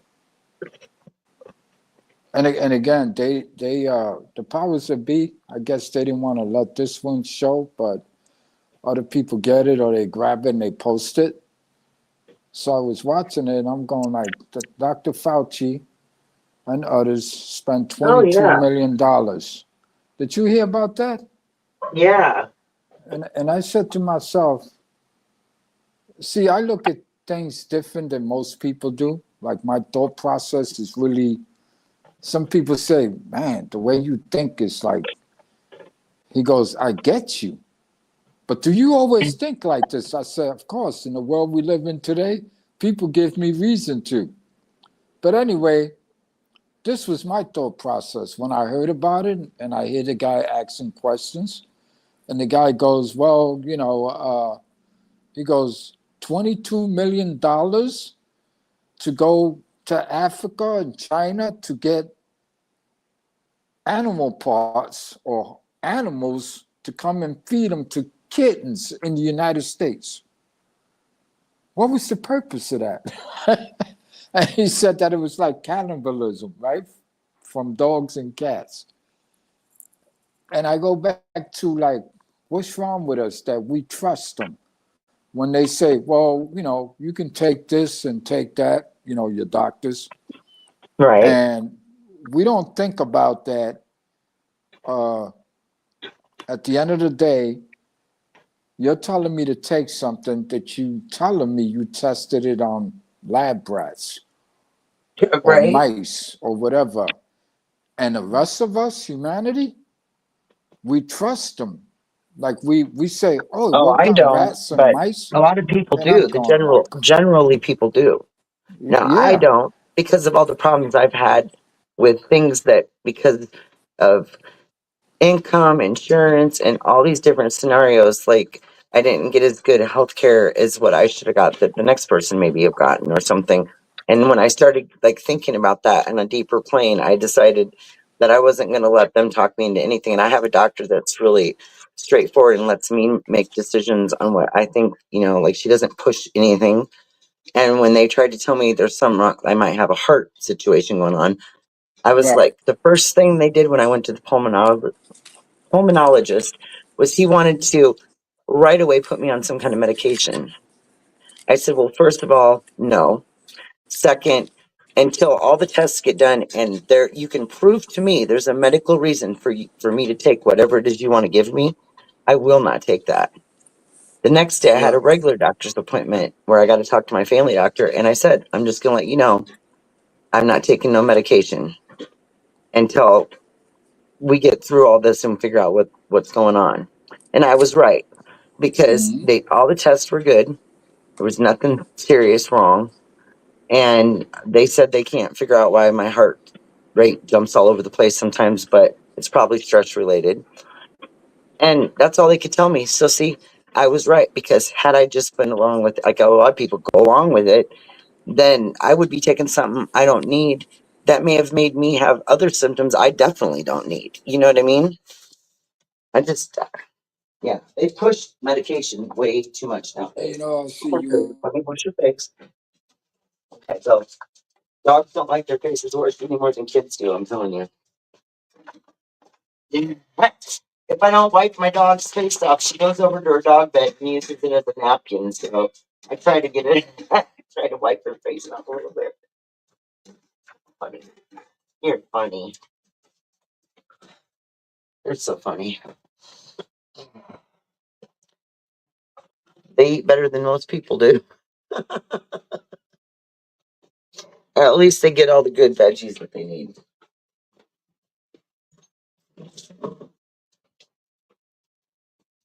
All right.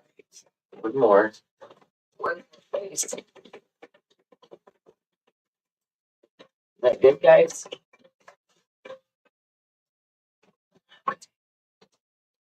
You done, bud? Here, let me help you. Here, get down here. My little guy can reach his race dog bowl of feeder, but he literally still tries to stand, like get up on his legs, and he like leans up into the bowl. And I can never figure it out. I'm like, we shortened it and everything so he could reach it, but I don't know. Are you done, bud? Let me see.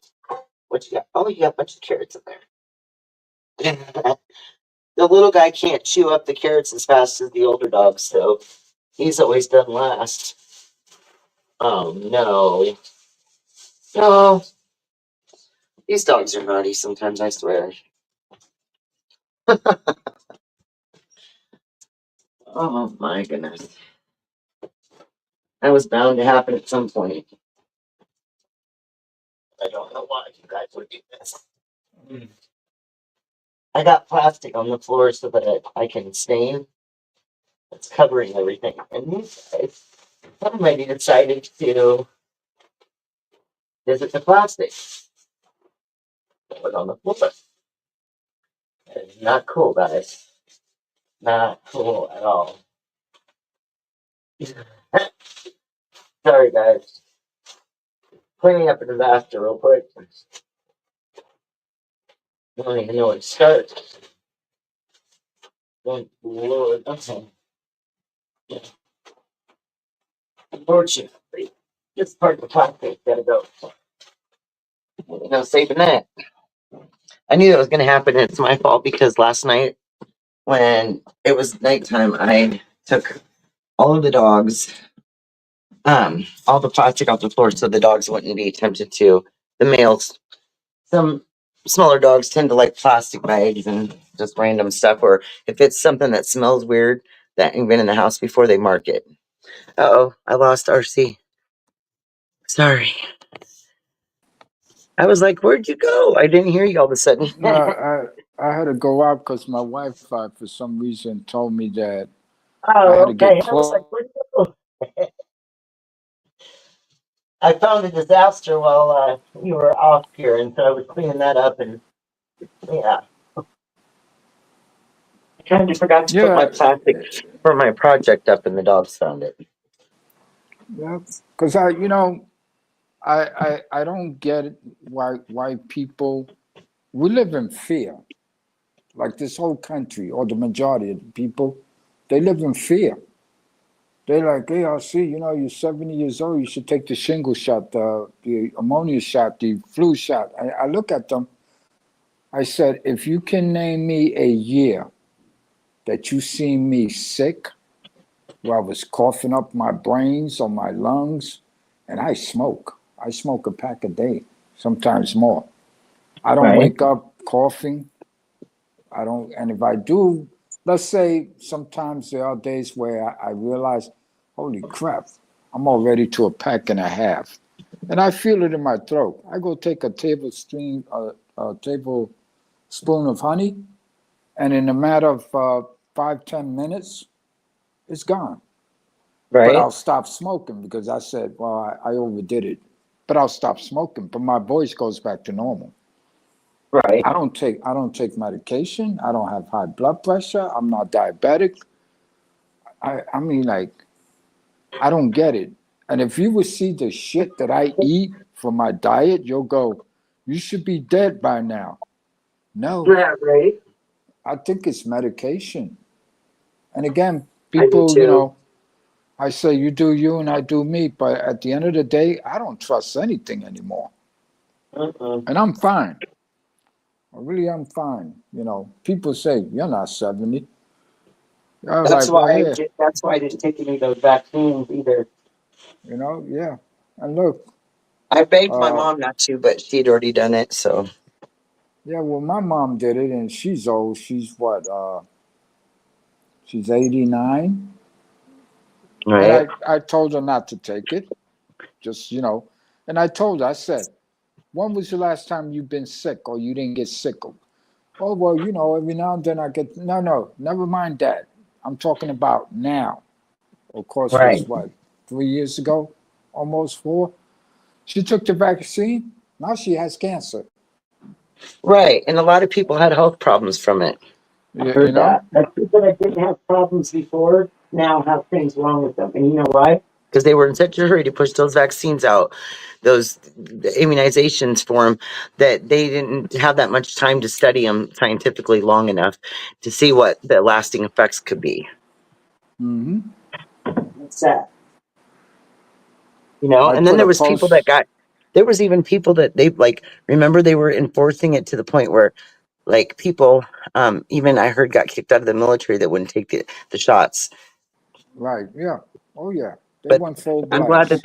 I'm glad that they let him go back though, because that was wrong. That's like that's the human right to decide whether you want to inject yourself with something or not. You know, yeah, whatever plan they have failed. And again, I got multiple videos there, and little by little, I've been putting them in places, and I've noticed that they're not being flagged like they used to. And it's because everybody else now is talking, and we got a new administration, and they're allowing people's free speech, whether they're right or wrong. But my thing is, I look at it this way: you have a doctor, I have a doctor. No other doctor can make me believe that the next doctor doesn't know what he's talking about. He's a doctor also. So, and when the government says that, oh, those guys are quacks, this and that. Well, look who we follow and look at what's happening. And I put the reports, people say, aren't you scared to put that post there? I'm like, first of all, I didn't put that post there. The post came on my feed. It's talking about the numbers. It's talking about what they're finding out. So I posted so like other people can see for themselves. I had no idea that 99% of the population in this country, supposedly, I don't know, I can't prove it. It's still there. They didn't flag it, they didn't remove it. 99% of the US population took the first shot. Then it trickles down to whatever. Any way you put it, basically everybody's inoculated. And I put Right. in there with that post, I wrote on the top, they go, what do you mean by that, RC? I said, what do you think I mean? They go, well, you just wrote mission accomplished. Yeah, exactly. And they go, but what does that mean? I said, well, we'll have to talk that, you know, in private, maybe on Messenger. I'm not going to talk to Right. you here on an open, even though it's coming up on YouTube. Oh yeah, But you know because they what? take things down. If there's somebody out there and they catch something that doesn't work with, what they're trying to, basically sell the rest of the people out Yeah, there, exactly. then they're Yeah, not gonna. Then they want it out there. Everything is silenced, quieted, killed, taken out, and taken off of anything's gonna change the ability for people to see the real truth. exactly. I tell multiple people, and they say, you know, you've been saying that for years. I didn't quite understand why you kept saying it. And I'm going, well, there was a reason. And they go, yeah, well, now I understand it. They're telling me. I thought you was just messing with people, but you was actually teaching us something. I'm like, yeah. And what did I put? Ladies and gentlemen, fear works. And they go, yeah, now we get it. And I told them, I said, you don't believe me? I gave them information on where they can go and find scientific stuff to prove my point. But when you got people that are indoctrinated, oh, they don't want to hear what you have to say. You know, my family, they kind of like lost it there. And what I told them, I said, first of all, you people need to get rid of your hate. And the hate that you have for one man, but you don't have any questions for the rest of whoever is telling you to do this and take this or take that. Says a lot about you idiots. Right. Oh, but you don't have to talk to her. No, I said, why is it that you can tell me something, but I'm sending you actual information, whether it be from the health, World Health Organization, our own CDC. I even told them, I'll send you the page, I send you the link, look it up, and then get they're saying. And they go,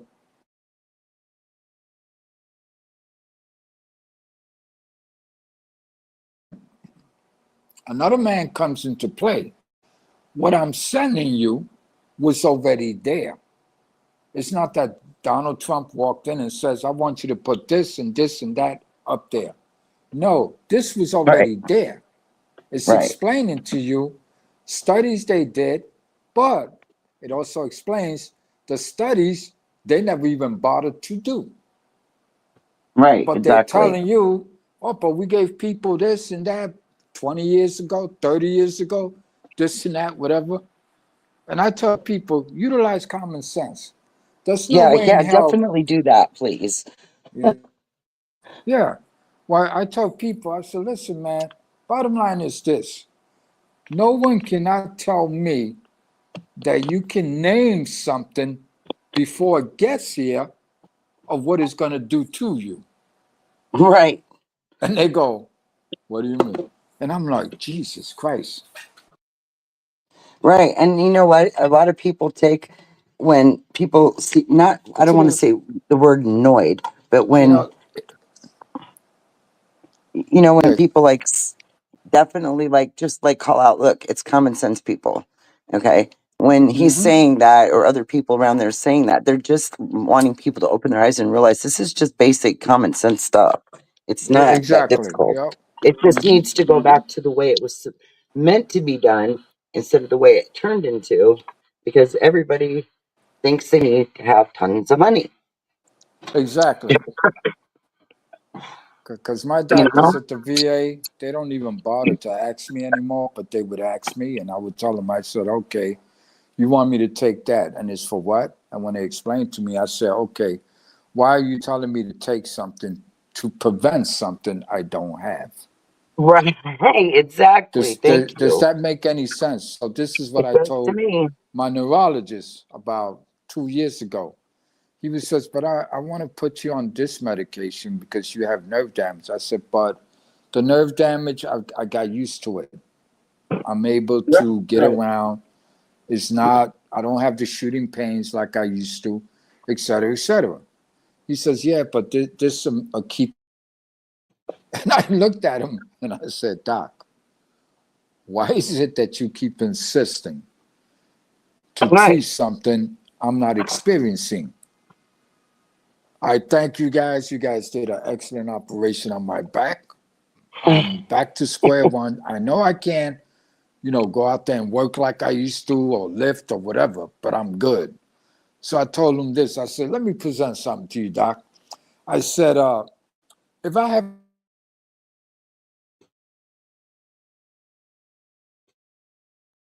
Uh-oh. he says, well, we put a cast, this and that. Okay, Doc, now reverse that. He goes, what do you mean? I said, okay, let's say I come to your office and you telling me, let me fix your broken leg, but my leg is not broke. Are you going to still insist on fixing it? Mhm. So he's like, oh, Right, now you just, exactly. I'm like, no, that's common sense. If the leg ain't broken, how would you fix it if it ain't broken? Same concept, no? I mean, that's It the way I really is the think. same concept. Right. So I told him, make me a believer. You want me to take this, take that, take this, take that. No, thank you. And that's why, Right. You take it, fool. there you go. I mean, seriously, and we used to say this a lot back in the days, right? If it ain't broke, don't fix it, right? Exactly, and it's the I truth. think that should fit with anything that we I do do too. as a Those human things society. meant something. I think a lot of people think old sayings were just like, that was the way of the world then. No, actually, it literally means something and makes way more sense than half the stuff that people say nowadays. It totally makes sense because it meant Exactly, something. exactly. And my thing is now, and again, the reason why everybody is the way they are, and it's not personal.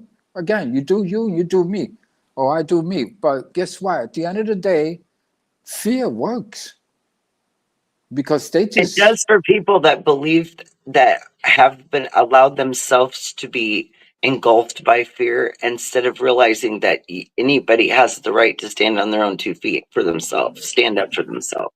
There isn't no rule anywhere that says you can't be you. yeah, well, you know what it is too. We use the term low information voters. Low information can fit any category. Oh You yeah, don't have enough information on this, just simple, go do some research.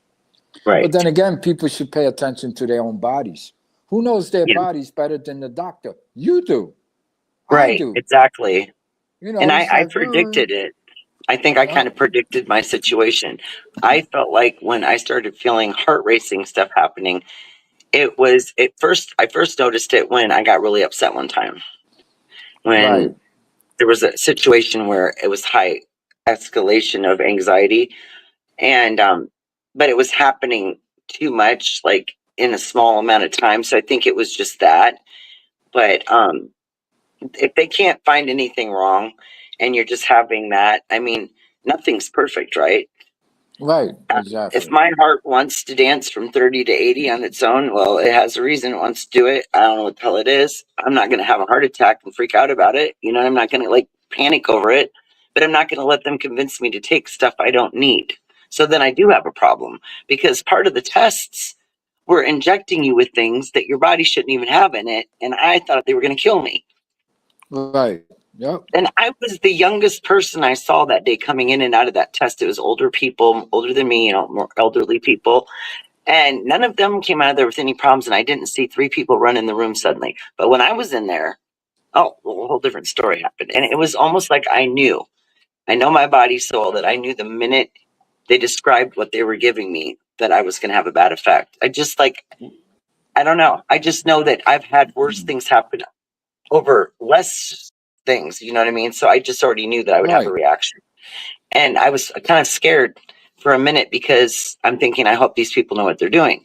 But if you're going to wheel a cart in a room that has a silver round container, and when they open it, the steam stuff comes out because it's some kind of dry ice, something kind of shit, and they pull out a syringe thing that looks like from the 1950s that's silver and big and huge, and Yeah. you don't have any idea what color the stuff inside of it is because it's all enclosed. And I'm like, you're putting that in my IV? I'm like, you guys came in here with a special cart with something I've never seen before. And who the hell are you? Like, I Right. was Yeah. freaking like shocked, right? And she was explaining well, some people feel like a little short of breath. Really? Okay, well, what I experienced wasn't shortness of breath. It was, I don't think I can breathe at all. And now I feel sick. Right. And so all of a sudden, the one lady, you can just see panic on people's faces. I know how to read it. She's watching the monitor. So she's supposed to keep track of what's happening with my heart rate while they're injecting me with nuclear shit that I have no clue where they got it from, but we'll just take a wild gander. And this is how they test your heart. Well, what if they affected your heart by giving it to you? That's what I'm now worried There about. you go. Right? Oh, So that they did stuff that came to from me. Russia. And right. And I was like, I got a little scared because it did feel weird. It felt like you kind of had something heavy on your chest. And she goes, how are you doing? And I said, not real well. And I start to sit up in the seat more because I'm getting a little nervous. And then I started feeling sicker. And then all of a sudden, the nurse looked at her and kind of gave her this funny look. And then she called, two people came rushing in the door. And they had two more injections. And they were medications to counteract what they just did to me. Because my Right. heart rate didn't drop back down as fast as they wanted it to on the test. It went clear to 200. And I can guarantee Wow. you that never in my lifetime have I ever had my heart rate that high, ever. Right? That was like really Uh, shocking to my system. So just a test to find out if you're okay. They do all that. I was done with that, man. That was just too much for me. And I I didn't hear feel you. good the whole next couple days. I did not feel well. She's like, oh, it'll pass through your system really quick. I said, you don't know my system. And no, the hell it won't. Nothing does. Yep. Let me tell you, nothing does. Yep. So you don't know me, but you're telling me what the facts of what the norm is for what y'all are supposed to tell people. That's what you're telling me. And again, they're like robots, in a Right. way. They're trained at college institutes for whatever, medical school, whatever. My thing is that I say about 15 years ago, when YouTubers were popping up and not talking about the pandemic yet, but talking about other stuff, and Kennedy, oh man, that guy opened up a lot of people's brains just to, Yep. in other words, utilize your common sense. You know your body, you know what's good for you. You should know what's good for your kids, whatever. And Mm-hmm. people want to, oh, he's not qualified. I'm like, I said, let's get one thing straight. What politician was actually qualified from day one? None of them. Nobody's qualified. Everything's by experience. Everything's a Yeah, learning journey. yeah, It's we all go through it. yeah. And if you go to, say, a government and they have a way of functioning, which I call dysfunctional, uh, if people would just look around themselves and look at how they say, because another phrase I love to use is understand the delivery of the language. And I give Yeah. them examples. And I told them, I can give you the simplest example. And the thing is, even though you saw it, you witnessed it, you heard the words coming out of their mouths, you wasn't able to figure it out. And then again, Right.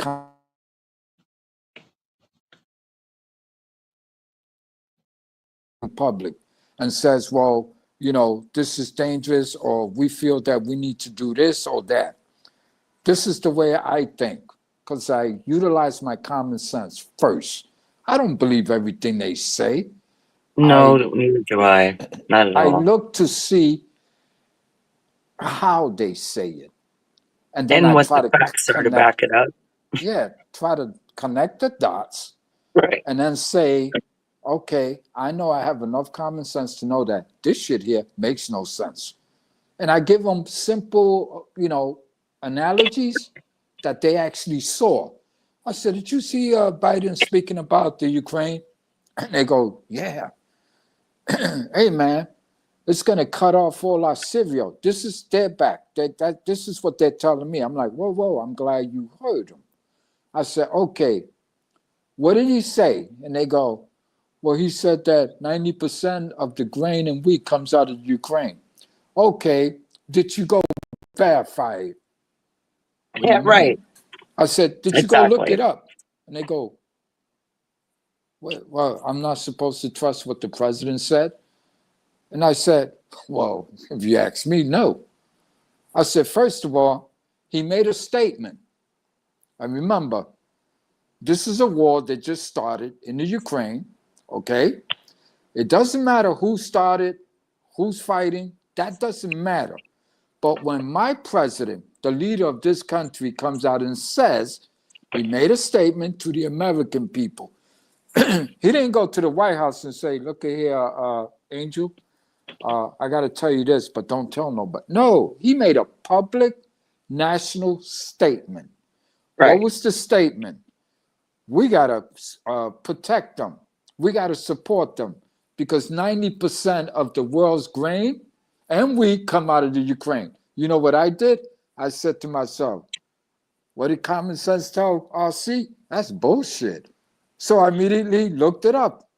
Guess what? Turns out that no, they're not even one of the countries that we get our wheat from, all our grain. But what people failed to understand, I said, listen, you don't think that common sense was in order. When he made the statement, you should have said to yourself, whether you know the size of that,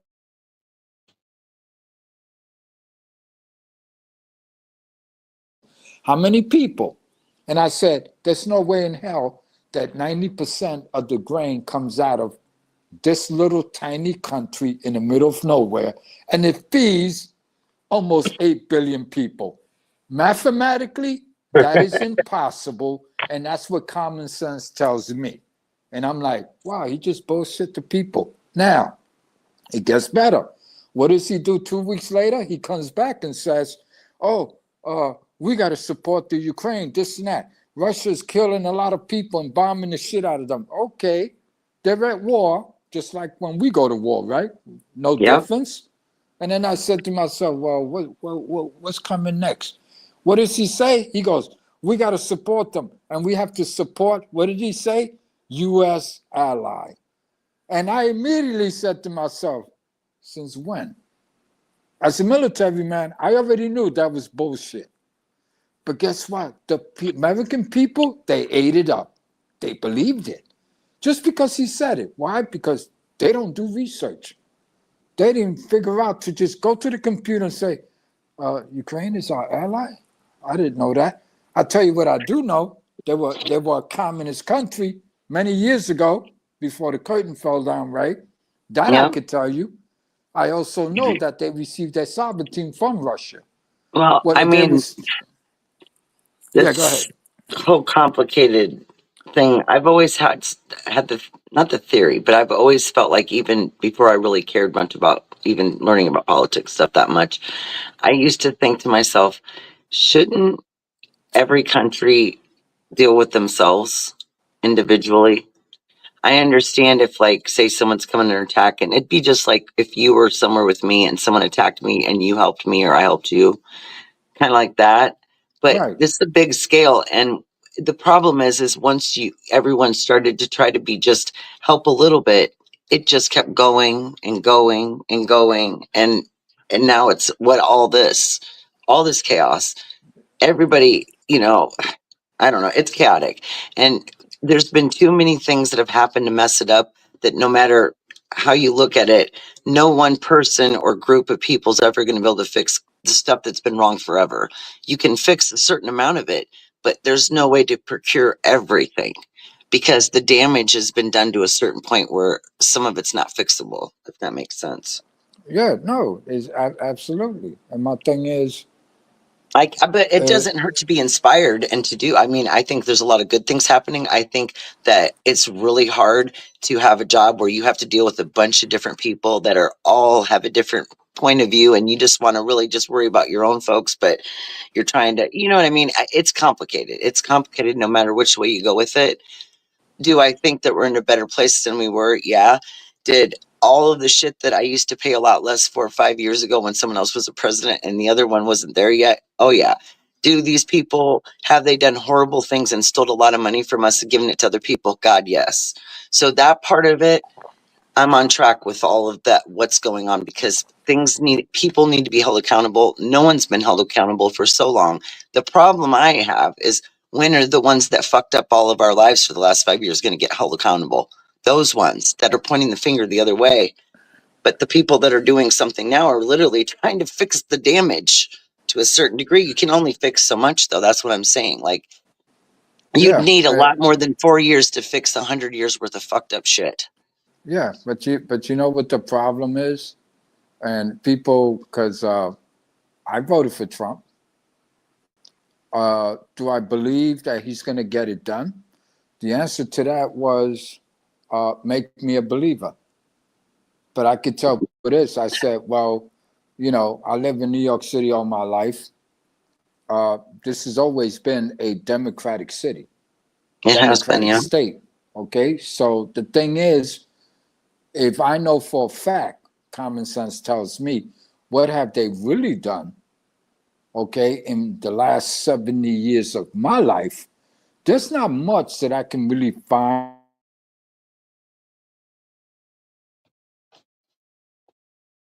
60s, 70s, 80s, maybe early 80s, and then they just lost their damn minds.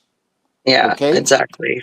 to me, they became dictators. I don't care what anybody says. But the thing Well, is that yeah. low information voters, now that you have a chance to actually do research, you can go do it yourself and then utilize your own common sense. Right. Your own Trust common me, sense, right. you'll be able to connect some dots and you'll go, holy shit. But I do How many? like being kept up on what's going on. I didn't even know we had a president for 4 years. I never saw the guy. Never saw him. Never heard of anything good going on. Nothing. All I knew is that there was people coming in from everywhere, and there was more crime going on and more drugs than anything. More than ever before, and there was already enough before. You know what I mean? It was bad. It was bad. Yeah.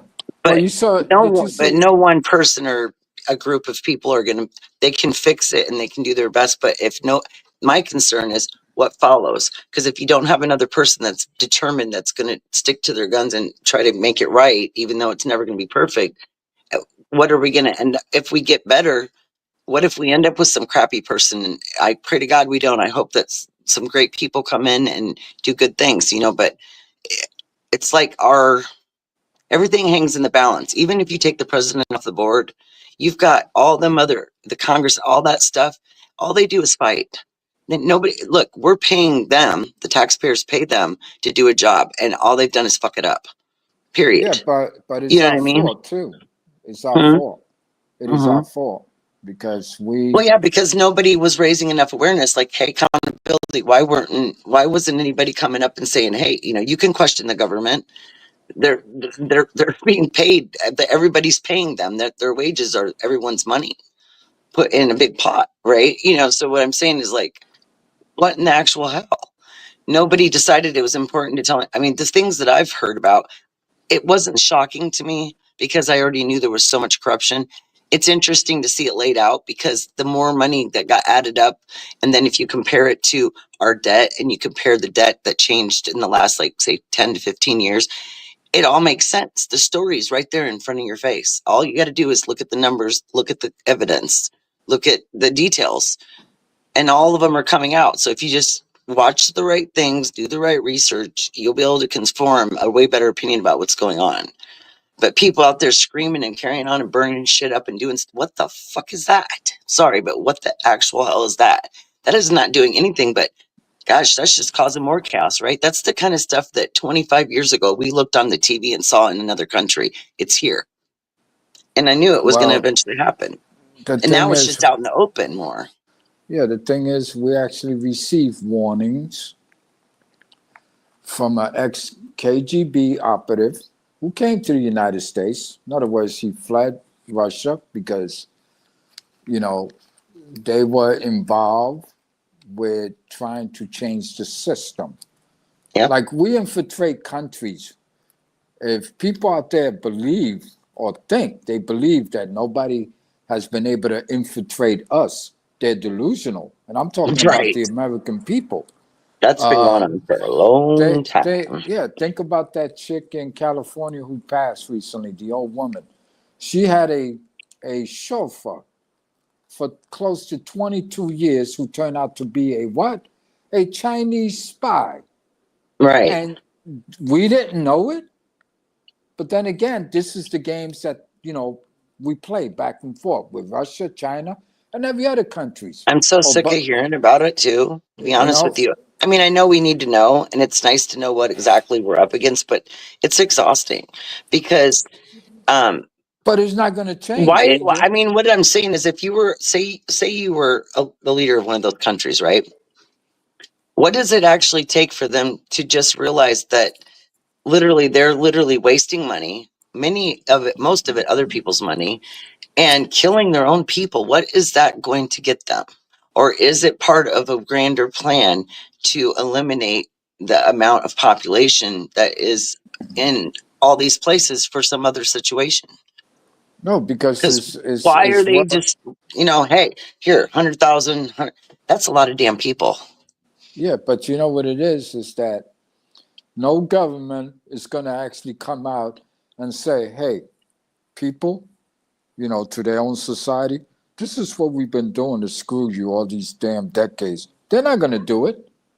Right, Because I know that, at the right. end of the day, they do feel. What people don't understand, I look at the side effects. The side effects can be anything. And we think about side effects. Racism is a side effect. Who created the racism? Our own party did. The Democratic Party did it. And people don't understand.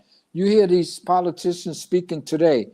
If you go back and look up videos on how these politicians sounded back in the 50s, 60s, this and that, there is no change. They got the same attitude, the same spunk, in other words. Isn't that They amazing? sound like they sound like yesterday. And what people miss is that they're actually perpetrating the same shit they did 50 years ago. And I find it amazing that people actually fall for this garbage. And I'm like, hey, man, you know who used to speak like that? Jesse Jackson, Al Sharpton. And I'm talking 45 years ago. And they don't get it. So, They think Donald Trump is God. Listen, when it comes to Donald Trump, all we did was cut off the head. And let me explain to this if the best I can. All we did was cut off the head. We wasn't supposed to go after the head. We're supposed to go after the bottom first. And that's what we're experiencing now. You see all these politicians, they're on the bottom. They're not the president. They don't have real power when it comes to Donald Trump, his people, his little group of people.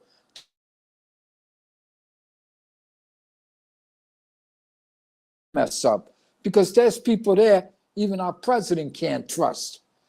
Right. But we should be paying attention about, are we still going to trust like guys like Chuck Schumer and these other idiots? And, oh God, they make me literally sick. I can't even imagine being that age and acting like that. That would be it's an embarrassment. It is embarrassing, but you know what? At the end of the day, the American voters should be embarrassed. We kept putting them back in office. So we got played. And that's another thing I put on Facebook all the time. America, y'all still not tired of being played yet? And I put a post there just to try to see if they get it. And sometimes they'll call me and they go, I'm not quite sure. And then I go, well, do you remember this, remember that? And they go, no, I don't remember that. I said, well, then it'd be a waste of time to speak to you. Because if you can't remember what they did 20 years ago, this and that, whatever, and they told me, oh, like Obama. Yeah, Obama insulted the hell out of the American people. You know how many people saw it? Not many. I saw it. I grabbed that video. I downloaded it. I shared it. YouTube said, we got to get that shit out of there. That man insulted America in a foreign country. He didn't dare do it to our face in America. And this is what he said in a foreign country. He said, the truth be that ordinary folks are incapable. No, actually, let me back up. He says, the truth be ordinary people are incapable of taking care of their own affairs. Then he said, Therefore, an international order is needed. I told people it's the same shit. All he had to do was say, therefore, a new world order is needed. And I told people, I said, now think about what he said. It's the same shit. And how many presidents said that in the past? And I told people, but since you don't remember, I do. I remember the faces, the presidents. Who's the international order? They didn't use the international order. They used New World Order.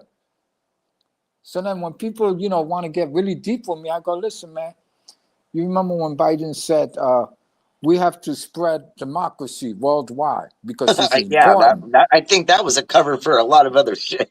But think about this, Angel. For the man to say democracy worldwide, and I asked certain people, and some of them finally got it, and they go, holy shit, RC, I like the way you think, but you know what? You just woke me up. And I told him, I said, listen, is world democracy any different than what our country used to fight against back in the days, which was world communism, world socialism? Right. Okay? Think about what I'm saying. And they go, holy shit. So when Russia and China still doing it, they want to make, the world what? The CPC, the CCP? Russia wants, they're not communists anymore, but they have their own way of how they think, just like we do. So when people say, I say, you don't connect the dots. I said, now, I told people, if you want real information on who we're dealing with straight up demons. Right. If you go I don't to know. World War II, I just try not to let it overwhelm me, but I've also taken on the ability to realize that you just got to really keep your eyes open. I'm going to give you some information that you should take to heart. Don't allow anybody to disturb your peace, your inner peace. You know what's going on. You have enough common sense to realize there's a lot of fucked up shit on this planet going on. We can't do nothing about it, really. No, but it's definitely disturbing my psyche, let's just say. Yeah, but that's why I say, don't allow anything to disturb your peace. You got a lovely home. You and your husband, you guys are good together. You guys like to build together. You guys hang out. You guys got a family, this and that. If it ain't in your face, I'm not saying don't pay attention to it. I'm saying for your soul, your whole being, okay? Do not allow anybody else to disturb your peace, is what I'm saying. Trust me, Totally you'll feel a whole lot better. People say, oh, see, you just don't give a shit. No, I'm just not going to allow you to disturb my peace. We can talk, we can argue. I've had to say that to people many times because I was literally in a peaceful moment, and then whatever was going on, it was like a storm coming in, and I was like, whoa, hold on. Whatever's going on, no, I don't want to do that. Yeah. And again, it's just, we got enough common sense to see when should we, how you say, get up and go? We know we're not dumb. Right. They think the rest of us are stupid. That's why they get away with the way they speak to us. Oh no, you got to take this. Oh no, you got to support our party. Well, we've been doing that for decades, and you know what? Shit is still fucked up, and it's gotten worse. I'm going to be honest with you. I've never voted, and you know why? Because I don't agree with any part of the way the government's been run, and I just don't believe in what is going on, no matter who's been in office or what party it's been. It's always been a problem. And even if someone's as well-meaning, positions, there's always so many of the dark sides of that, that it just calamitates all of it. And because of that, I chose to not involve myself in it like that, even though I thought about it many times. If I was the last person that needed one vote left and that was going to make a difference, which I knew it wasn't even going to matter, right? it would be something different, but it wasn't. And I don't know, I was busy with life, you know what I mean? And I would like say, okay, you know, I like what he said, but there's all this other shit going on. And I just got, it was overwhelming. Let's just, like what we're saying, it's overwhelming. And you don't get a lot of peace if you just soak yourself in all that shit all the time. Well, put it this way, I'll give you a perspective. This is the way I think because it goes along the rim of common sense. I live in a city where it's all Democratic run. I do vote once in a while. I never stop voting, but I say I'm willing to give the new guy a chance or the new woman a chance if they never been, they're new. And if they talk a good smack and it sounds good, this and that. I do it for the purpose so like that, I can say I can justify by not voting for the guy who's already been there. And I already have evidence that they didn't do nothing or her. So then I vote for the next guy. The problem is in a Democratic run state, right? The reason why Republicans don't get anywhere, there aren't enough of them, number one.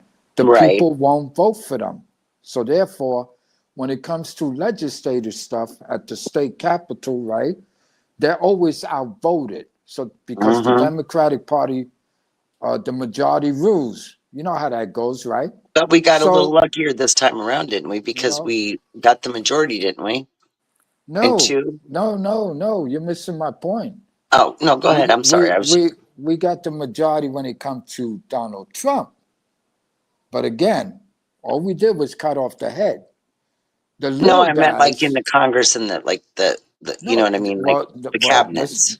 listen to what I'm saying. We didn't get rid of the little guys. When I say little guys, we're talking about every individual state has people who do what? They serve in Congress. Right. So it's the rest of us. We need to start at the bottom. You don't clean a house from the top down because it's like the mob. You get rid of Gotti, he still has the captain or lieutenant that can take over if they don't charge some guys. And then there's always somebody who wants to step up and keep the chaos going. Well, And this is what's happening 100%. now. That's why it keeps happening. It will, and that pattern will never stop. That cycle will never end until it's put an end to. Like you said, starting in a different place. But everything you just told me, you know what, literally like inspires me to think that as many people as have a voice out there that have good suggestions, you should take it right straight to the top because that's a very good suggestion. And I'm serious. Like I'm not Yeah, saying that to but be funny at all. I'm totally again, serious. the way politics works, right? You can get rid of the top, but remember, you still got the same players underneath. Right. And And we the ones know that you get rid of at the top will get the other ones, even if they ain't in it, they'll get them in it. They'll threaten them. Look, they will literally harass people to the point of committing suicide to get their point across that they want them to do something. If you don't do it, then their life's a living hell. So people just don't care about their morals or the outcome of what they're going to do. And a lot of them just go over and do whatever. Or the yeah, money's good, I guess. but that's the problem. The problem is Right. if you don't get rid of the mentality that went along with the last administration, right? The last administration, again, we got rid of the Democrats. We still have Democrats in power across the country at the same level. In other words, every state has congressman and a senator or two, and it's the same people. In other words, just because we got rid of the head and now we got Donald Trump in office, you notice that none of them give a shit. They don't respect him.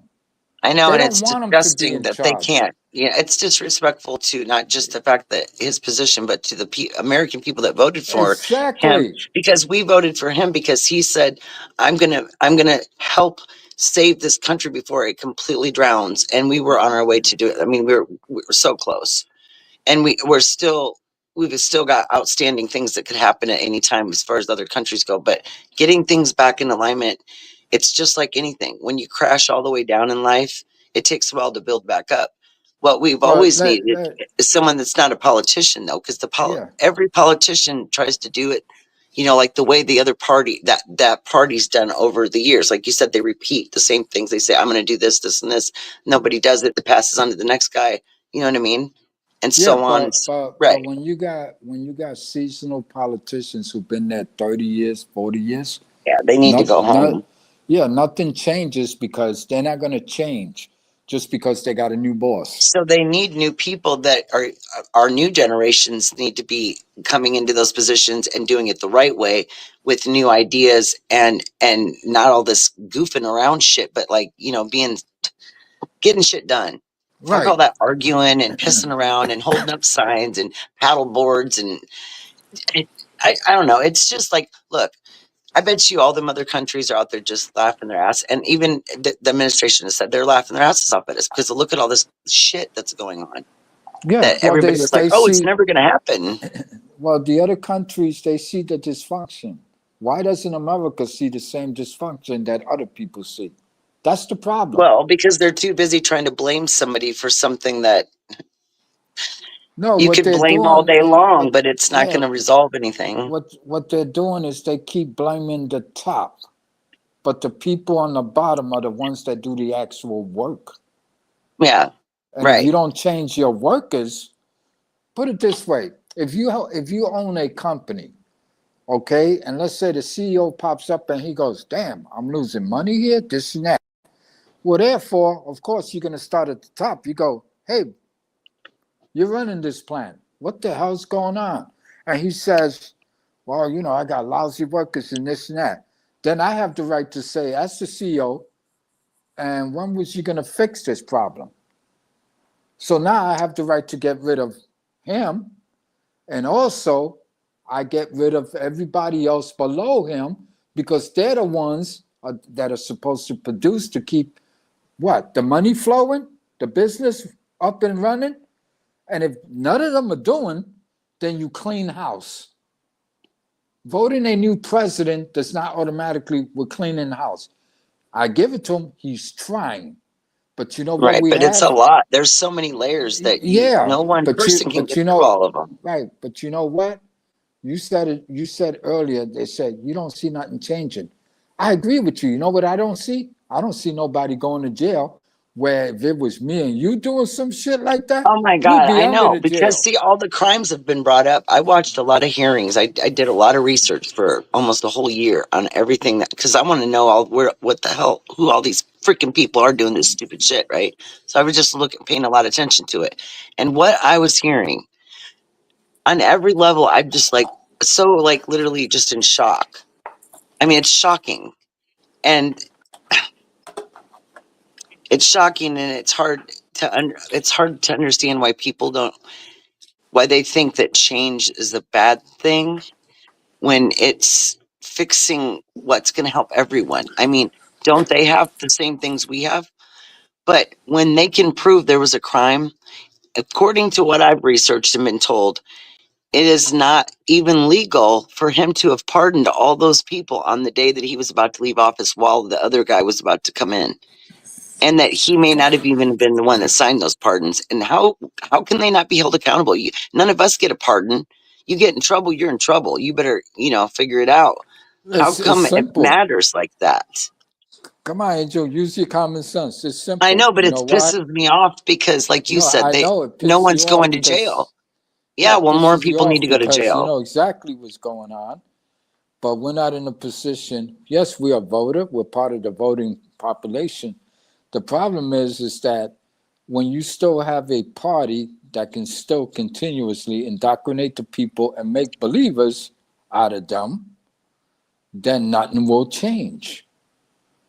I mean, the delivery of the language. You hear somebody say, well, Donald Trump is going after our Social Security and Oh, this and I get that. so sick And, of that. Don't even get you me know, started on that one. and Oh, that makes again, me mad. yeah, but you know what's funny? That the people don't realize that, okay, he's been there over 100 days, this and that.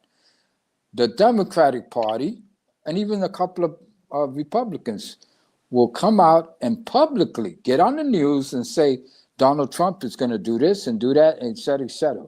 So in other words, everybody else is speaking for the president, And the people are so dumb, they believe it.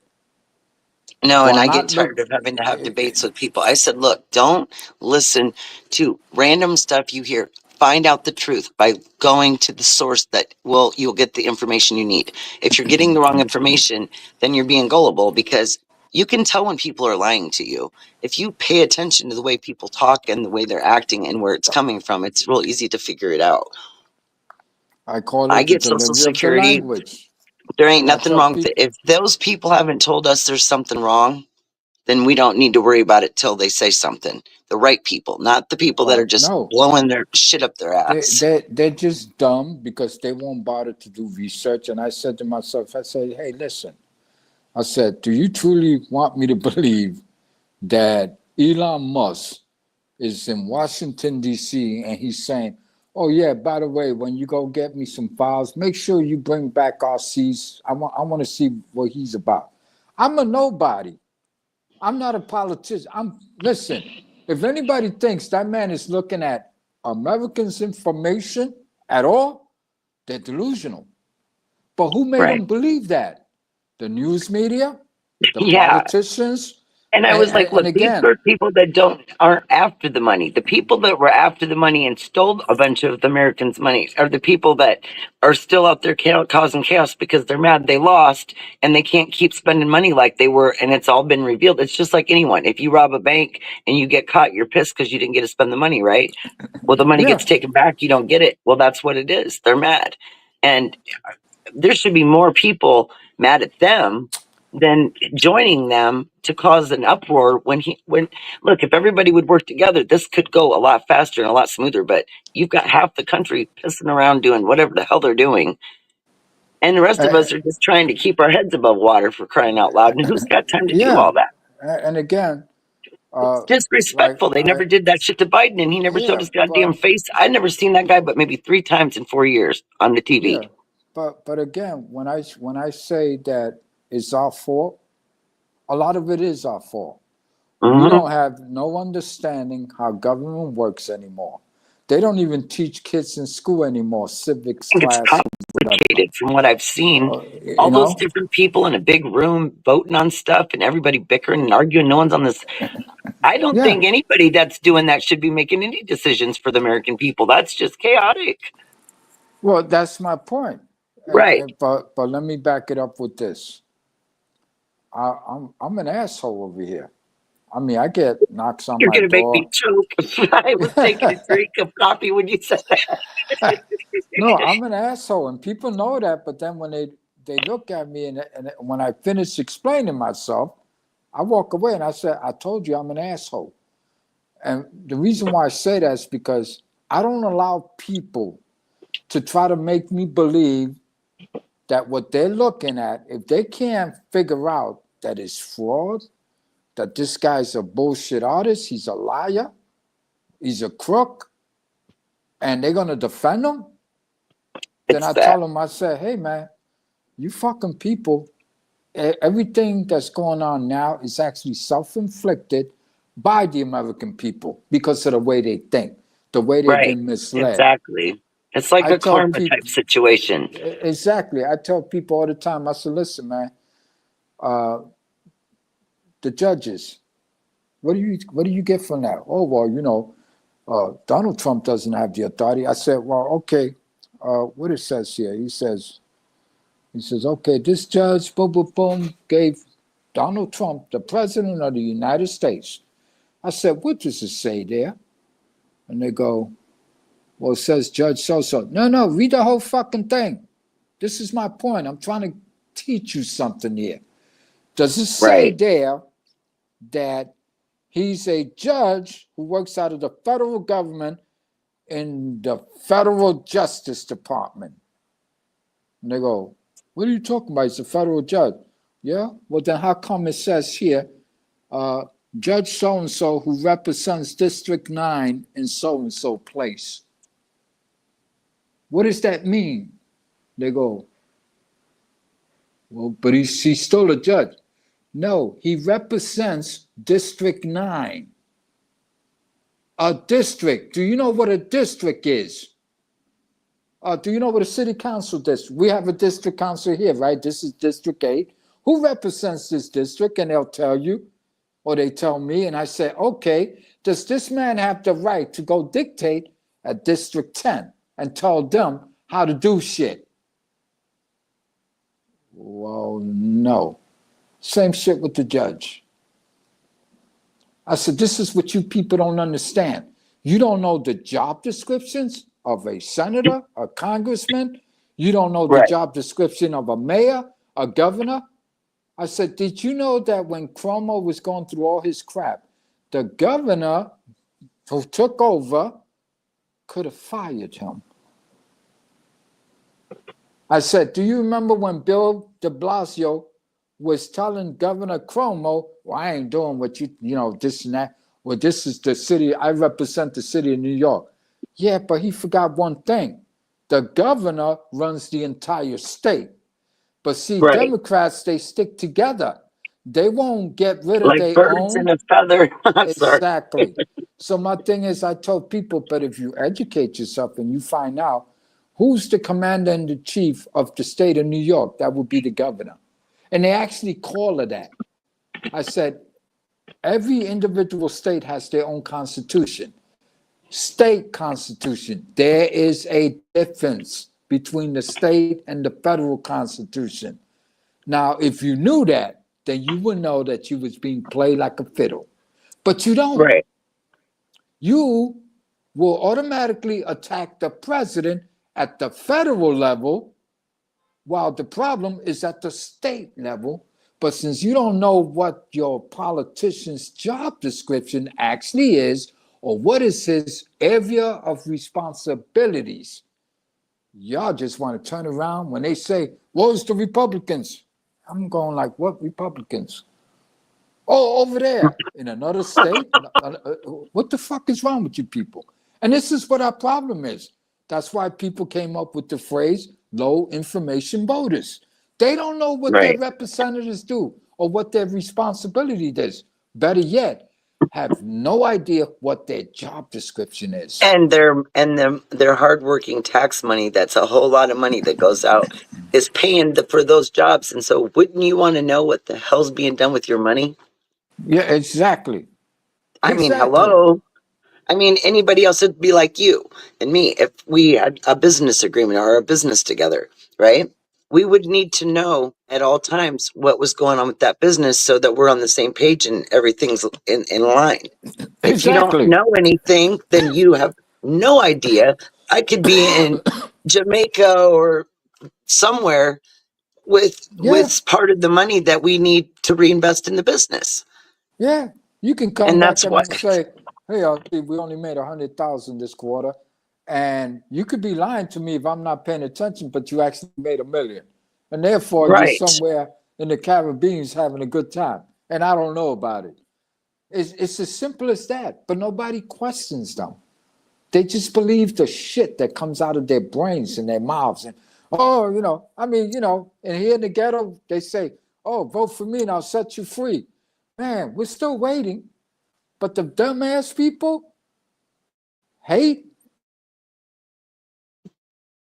Do you remember at all, like over, well, it would have been like maybe Man, even 30 years ago, but do you remember when there was like early warnings about certain things that may happen, but it was on a small level and a lot of people didn't pay attention, but then bigger things happen and then there's a little more attention paid?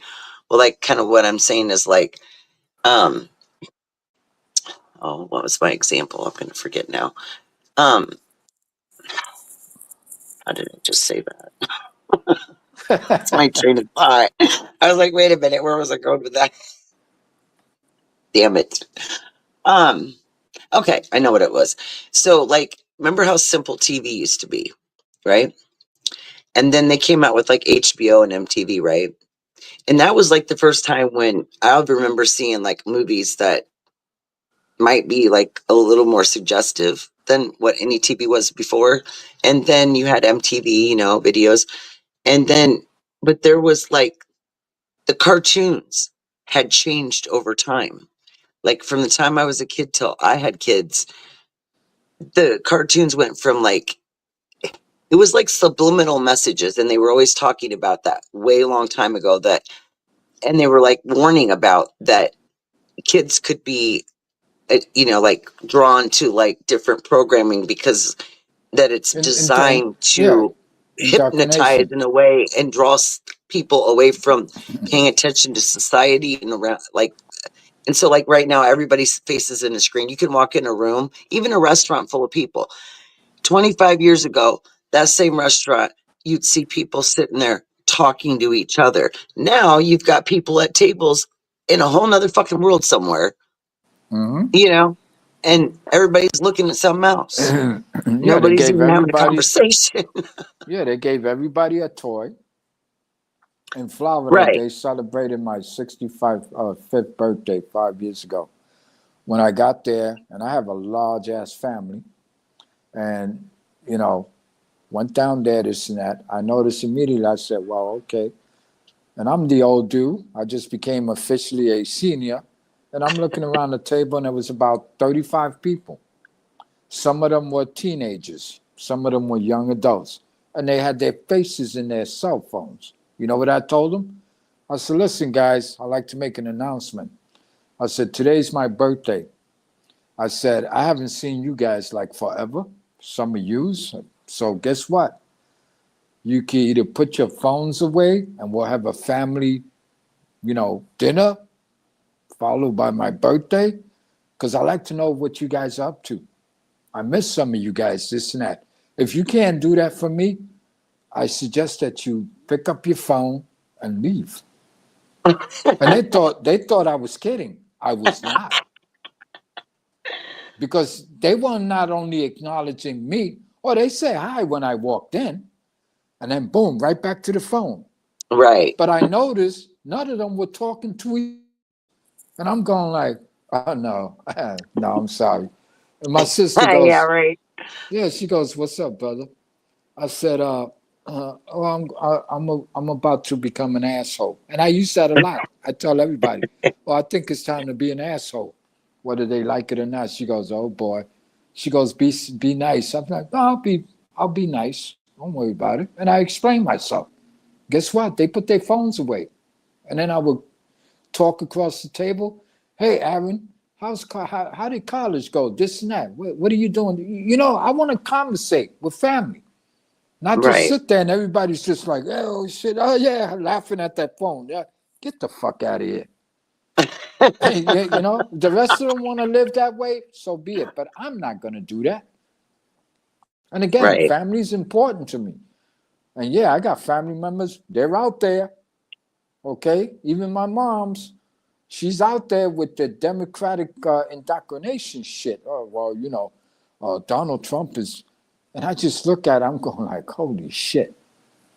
I said, You know what I you find gotta. interesting though is we hear all of this because someone's making major changes and no one would do it before, didn't have the guts or didn't want to fight people. And yet they never ever once bothered, harassed, or tried to do half the stuff they've done to him to any other president ever. Ever. Ever. This is like the most insane shit I've ever seen in my damn life. You know what's really sad? That when Donald Trump was just a New York City Morgan built in real estate for these assholes, everybody was kissing his ass. I Literally. know. Right. He took over the ice skating ring in Central Park. He says, "Listen," he says, "you guys haven't been able to fix that shit right in 12 years?" He says, "I'll tell you what, I'm going to fix it. I'll use my own money. And is it okay that I, make sure it stays fixed?" And for years he did that. All of a sudden, he becomes president. This was in his first term. You know what the city did? They go, "Well, it's okay that he was paying millions of dollars to keep that shit up, but you know what? We want it back." And I'm like, they're like school kids in the Mm-hmm. schoolyard. Don't talk to that guy Right. because If there's you something can't wrong beat with him. them, try to rob them, right? Or try to indict them. Exactly. It made no sense. And I'm like, that saving.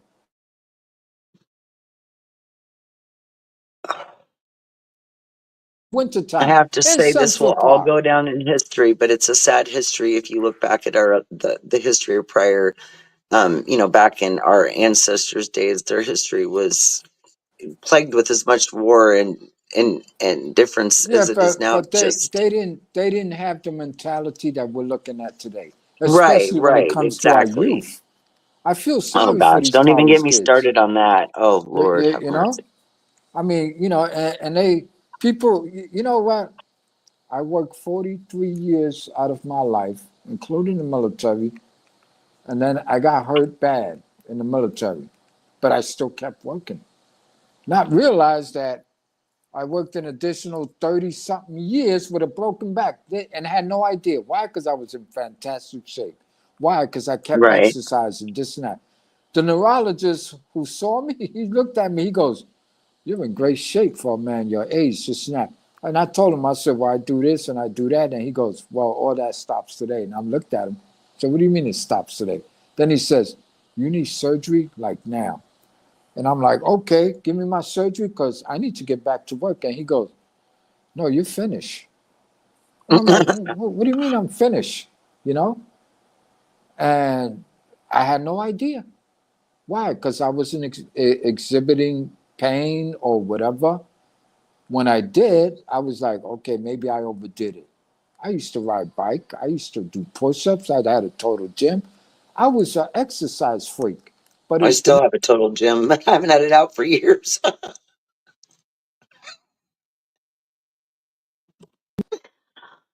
But I totally understand what you mean because yeah, I feel like though once you're told that it's not a death sentence, but it definitely changes the perspective of whatever you were used to doing yeah, and being more exactly, active. Because it definitely exactly. affected my life a lot. I had a lot of things I wanted to still do, and I wanted to do them when I was a younger mom. So I knew I'd still be fairly young when everybody was grown. So I'd be able to do those things that, I didn't quite get to do when I was busy with them. So, you know what I mean? And that's been cut down to what I can do a little bit Right. Yeah. by like, I mean, I would be out there, like, what is that, sail, whatever, parasailing, some of the stuff I saw on the cruise that people did, skiing, things like that. Those are the things I would like to have still done. I mean, my grandpa skied into his early 60s. He was good at it, slalom skiing, the one ski deal thing. I used to be so intrigued by how he did it. But Yeah. it sucks when you get that taken away from you. Yeah. Like Exactly. when you're told, like, And if you do too much, you're gonna be crippled and in a wheelchair. So you try to, like, yeah. tread softly, but you still end up hurting yourself whether you Yeah. want to or not. So my thing was that he says I actually had to move 3 people to get you, so your surgery will be on Wednesday. And I looked at him. I said, "Damn, that's what 6 days from now." I said, "That My quick? You goodness. can?" He goes, "Listen, your shit is bad." And I'm like, "Well, how bad it can be, man? I can still ride bike." And he goes, "No, no, I don't want you doing any of that." And then he showed me the MRI, and I looked at it, and I'm looking at it. I'm going, "What the hell is that?" And he goes, "Yeah, or where is that?" He goes, "You got nothing there." He says, "I don't even know how you was walking around." And I'm like, "Serious, doc? I mean, that's me. That's my spine." He goes, "Yeah." And then when it was finished with me, now you can call me half android, right? I got screws and plates, and I'm like, wow. Took me a year and a half to recuperate. I can't work no more. And then everybody's an expert. Oh, well, the way Social Security works and this and that, they're going to have you full out and you're going to get denied. Then you got to wait the whole entire calendar year and you got to reapply again. That could take another 6 months to a year. He says they'll Mm-hmm. probably approve you in about 2 or 3 years. And I'm like, what? And then the VA benefits, I got that too, right? Because it was service connected. And I'm going like, what the? And I believed that at first. Guess what, Angel? When they approved me in less than 90 days, that's when I realized I was fucked up. Right. I said, holy shit.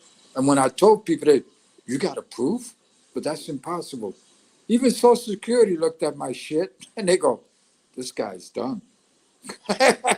And of course, the Right. military too. They had me fill out the paper, and I asked the clerk or the social worker. I said, "Well, what's all this paperwork?" She looked at me. She goes, "Well, didn't you hear what the doctor said? He says you're finished." And I still wasn't believing it that day, and I'm going like, "He was serious?" She goes, "Yes, he was very serious."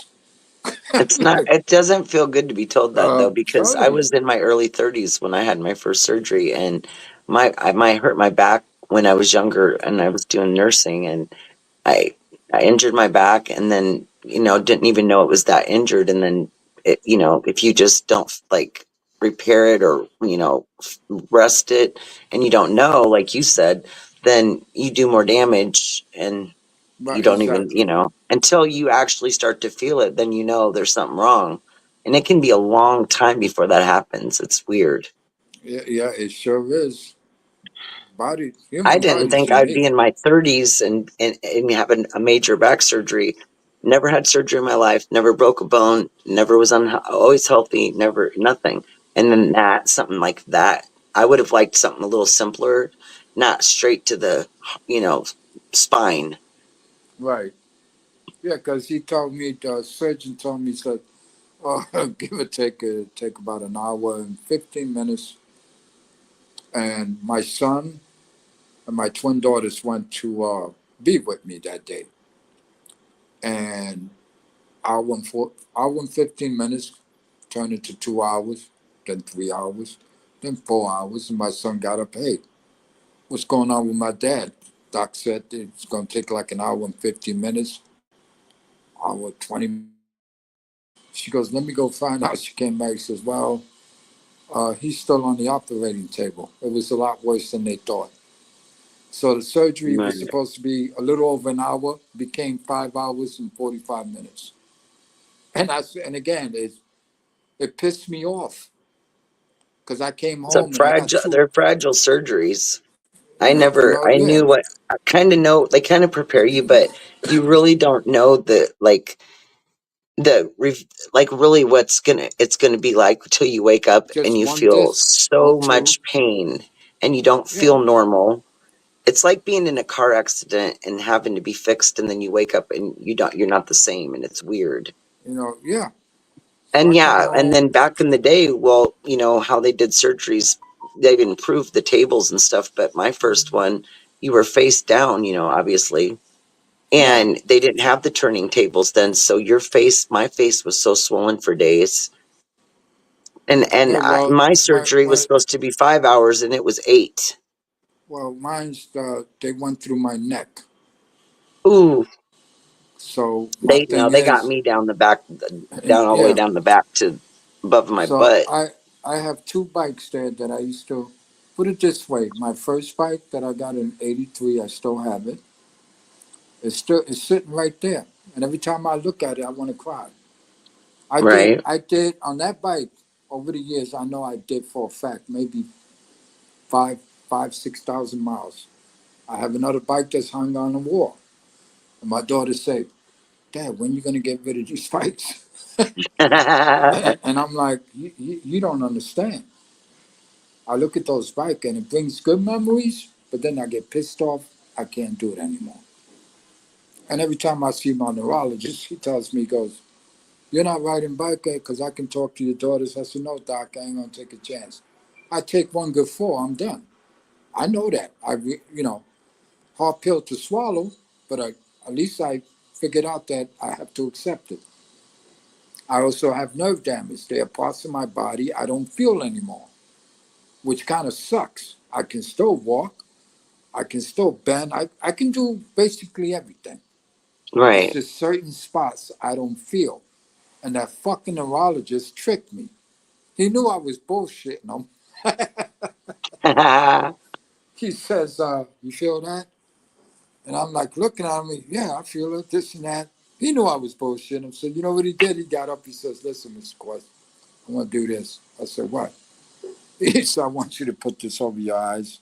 I'm going to turn off the lights. It's real dark in here. And I'm like, okay. He says, stand up. When I stood up, I fell sideways. Oh And shit. that's one of the effects when you have nerve damage. Yep. Then he sits me down. You know, he told me, I got you, sat me down. He says, just relax. And he started using a pin needle. And he was stabbing me up and down my legs, up and down my arms, and my face, this and that. There were parts I felt that. But when he was tapping the parts,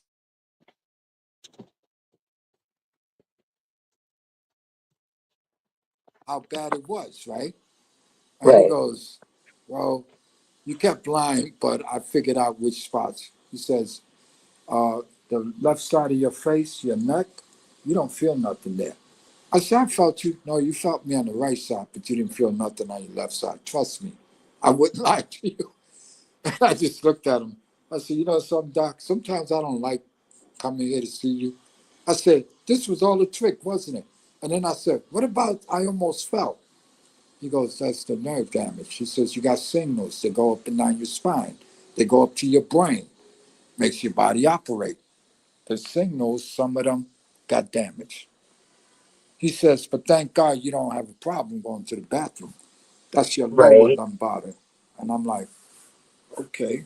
Right. Yeah, So they then he can never told me, promise you that they can get all of your feeling back, and so I well, didn't get all of it back in one part of my leg. yeah. But So it pisses me off sometimes, like there are times where I let a cigarette burn on my hand. I didn't even fuck. I'm like, holy shit. That thing, oh shit, I got me good that time. I didn't feel it. My left hand especially. But anyway. well, I can tell you one thing about nerve damage is that when I broke my ankle and my toe on the same foot by just goofing around with a friend of mine, we were racing to the bathroom, and I'm trying to push the door, and they're pushing the door the other way, and I didn't have shoes on, so that was the thing, and so it was my bare foot, and I pushed really hard, and they pushed on the other side at the same time, and it shoved my ankle bone went back and out, so it looks like an arrow, and I broke both those things, and it hurt, but I knew I broke my toe for sure, but I didn't like realize it was that bad. And I walked around for 6 weeks like that. And when I finally went to the doctor, because my friend said, there's something wrong with your ankle, I went to the doctor. She did an x ray and she comes in and she goes, you've got two fractures. How long have you been walking around like that? Yep. And they couldn't fix anything because it was too late. Hmm. So it healed back, but it healed back Not like that. quite. Yeah, not So I quite. have an arrow. Right. But Yeah. I didn't even realize it. And she said, if that would have been your other leg that's not got nerve damage, you would have been here that day. Yeah. True. Yeah. So and I got twin daughters. Like I said, every time they come here, they just I wouldn't call it harassment, but I do. I say, "Oh, you here to harass me again?" Yeah. Well, how you feel? Have you fallen? Because in the beginning, when I was recuperating, I fell 3 times. I would get up and just lose my damn balance, and bang! I'm like, "What the fuck?" And I couldn't figure out why it was happening. So I mentioned it to the doctor, and he told me, "Well, you got nerve damage. That's part of the nerve damage." He says, I'm going to get you a pillow over here. And I got, pillow? I don't need a pillow. He goes, no, this one you take home. This one you'll step on it in place, and it's going to be wobbly. And every time you step back and forth, try to hold your balance. And your body, the part that's damaged, will eventually start to adjust. In other words, sometimes other parts of your body makes up for the parts of the body that's not working correctly, and it adjusts. And now, I don't have that problem anymore. Just the numbness sometimes. And also, I have to make sure there's a light on, especially when it's pitch black. There's got to be a little bit of light so that my vision sees the light, so that when I get up, I don't fall sideways. That's not going to change. My daughter says, you never slept with the light on. I said, well, that's in a hallway. I need it. Why? Nerve damage. But it sucks. But again, what the hell you going to do? But anyway, Right. what you gonna do? All I But know is anyway, I would prefer to have another problem other than, like I said, the spine is not a good thing, and yeah, insurance is tricky, and the way they have to go about stuff when they could do, other procedures, but your insurance don't cover them. It just sucks because in the long run, they end up spending more money, and then you have a problem well, that's not as yeah. fixable as it could have been in the beginning. And again, this is again when I told people in America, they gave these immigrants all this free insurance, money, this and that, whatever. But yet, when it comes to your state insurance, that you qualify for everything, there's certain things they won't pay for. The only reason why I got my surgery, it was because through the VA, the Veterans Administration. The outside doctors would have never touched me. They would have just said, get him a wheelchair eventually and fuck him. Yep, exactly. They wouldn't pay for it.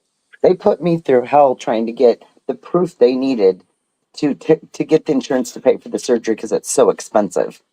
It's You like know? right up there with heart, surgery and shit. Yeah. And the thing is, even my doctor, he goes, when I went to him one time, and it was for some antibiotics because I had an infection, and he goes, he says, where you been? And this and that. I said, well, I was recuperating. He says, he looked at me dead in my face. He goes, they touched you? And I'm like, what do you mean they touched me? He goes, they operated on you? I said, yeah, the Veterans Administration. He goes, oh, we would have never touched you out here. Once he saw my records, he says, and you know why? They're scared that they may, cripple you or something. So they turn around and Right. they wouldn't do it. And the thing is, people say it's fucked up that CEO from United Healthcare got blown away in Midtown. Mm-hmm. Uh, my thing is, people don't understand that a lot of these insurance, they have actual doctors who make decisions on the people who are signed up to that very same insurance to deny you treatment for Right. certain conditions. They'll go, oh no, that costs too much. I'll just uh, deny them. And then they got to go fight and argue this and that. But people don't understand. Is it's actual doctors who retire, who now work for insurance, and they're the ones that approve or disapprove whether you get, if you need a surgery or there's a condition that needs to be corrected. Once I it know, and goes, it's so complicated. It didn't used to be like you that. know, If your doctor recommended or you needed something, you got it, and it wasn't all that red tape. but it's about greed. Yeah. Like when people were saying, "Hey, I went to the doctor and they said that I got to get a referral." I said, "Oh boy," and they go, "What?" I said, Yeah. Be you prepared to know what wait. that means, right?" And they go, "No, what does it mean?" Well, they're going to decide whether they want to, what's wrong with you. And they would explain to Right. me. Yeah. Do we I want to said, pay oh, for this yeah, person? they're going to make you wait for that shit. And Like, can we rehabilitate them so they can still pay taxes so that we can rob their money? exactly. Yep. And if It you're doesn't. not It doesn't working, matter how much you yeah, paid in before you got hurt. yeah. And if you're not working person, right, they treat you even shittier. I know, And right? that's wrong. That's really It wrong is. in a country like ours. We're supposed to be so rich, right? And we deny people, like procedures. It's just, oh, well, let's just, maybe he'll go away. He'll get tired of vaccine or she gets tired of vaccine. We'll just, Right. fuck it. We're not approving it. And then they turn around and use terms like, well, you need to see a specialist. When you go see a Right. specialist, even though you have the insurance, you got to pay the specialist to go see him. I'm like, what the fuck is? It's all a con job to me. People say, well, because I do that too.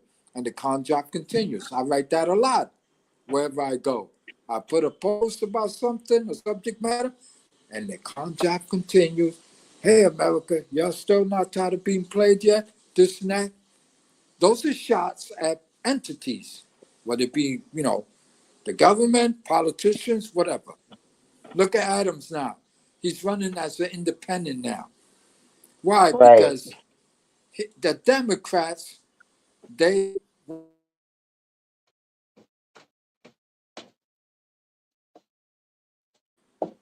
first it was like, we got to get a black guy here as mayor, this and that. It'll be good for the Democratic Party, or basically the voters. So they did that, and boom, the minute he spoke out of term, or he says, hey, man, I got to go to D.C. because I can't handle all these immigrants with the money we got. This, oh, what happened then afterward? Oh, he got brought up on charges. He had this and that, whatever. And then they all accused Trump of, oh, Trump dropped it. No, a judge in New York State, okay, dropped the charges. Not Trump, and not the Right, but Justice Department. but you know, he's everything's him. They just can't Yeah, stop. He did it. He Democrat, did it. He did it. yeah, Democrats will eat their own. And the other day he had a press conference, and what did he say? He said the entire city council. And again, people don't hear this. They don't tell us. There's a law according to Sanctuary City. And I'm like, why did they get away with it? Because the voters allowed them to get away with it. So there's this supposed law, right, that they're not going to help, the police is not going to help ICE. Look for people, this, not, whatever. What the state fails to realize, as long as we're receiving federal dollars, they have to cooperate. And then again, it's not a state law that the federal government is here for. It's a federal law that they're locking people up. And, Right. when people say, oh, you're separating the family. Oh, I love what Homer said the other day. He says, well, if I, get pulled over for DUI, DUI, right? They separate me from my child. He said, when I was a Right. police officer, if we busted somebody, guess what? We Right. And separated the that's the child way from it the is. father. Okay? And they're bitching about that. Oh, we're breaking up families. But what people who don't do their homework, if they would just go do some research, New York City has been running this game about, oh, we don't want to separate the family. It's a flaw they use. And then again, Judicial Watch just sued New York City, and people don't realize we had over 900,000 people still registered to vote who didn't exist. So he sued, and they said, we're going to take them off. Well, people don't realize how many states did he already sue. California was one. I think Colorado was, and you guys got a what? 1 million people who don't exist, but and this is how they cheat. They use information of people that don't exist. Do they have enough people to go around and check every doorstep or every address and find out, does this person really still lives here, this and that? And we see this. When we see it, we don't say nothing about it. And it's about hate. At the end of the day, the hatred in this country is real. Yeah, that's for sure. And it's sad.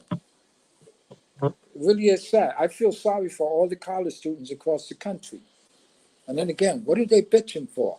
They don't know what they're bitching for. They really don't. Palestine this, Palestine. If they're so convicted about feeling sorry for these people or helping them, get on a plane and go over there. Go over there and help them physically if it bothers them that much. The other day, I ran into a Columbia student at the store. And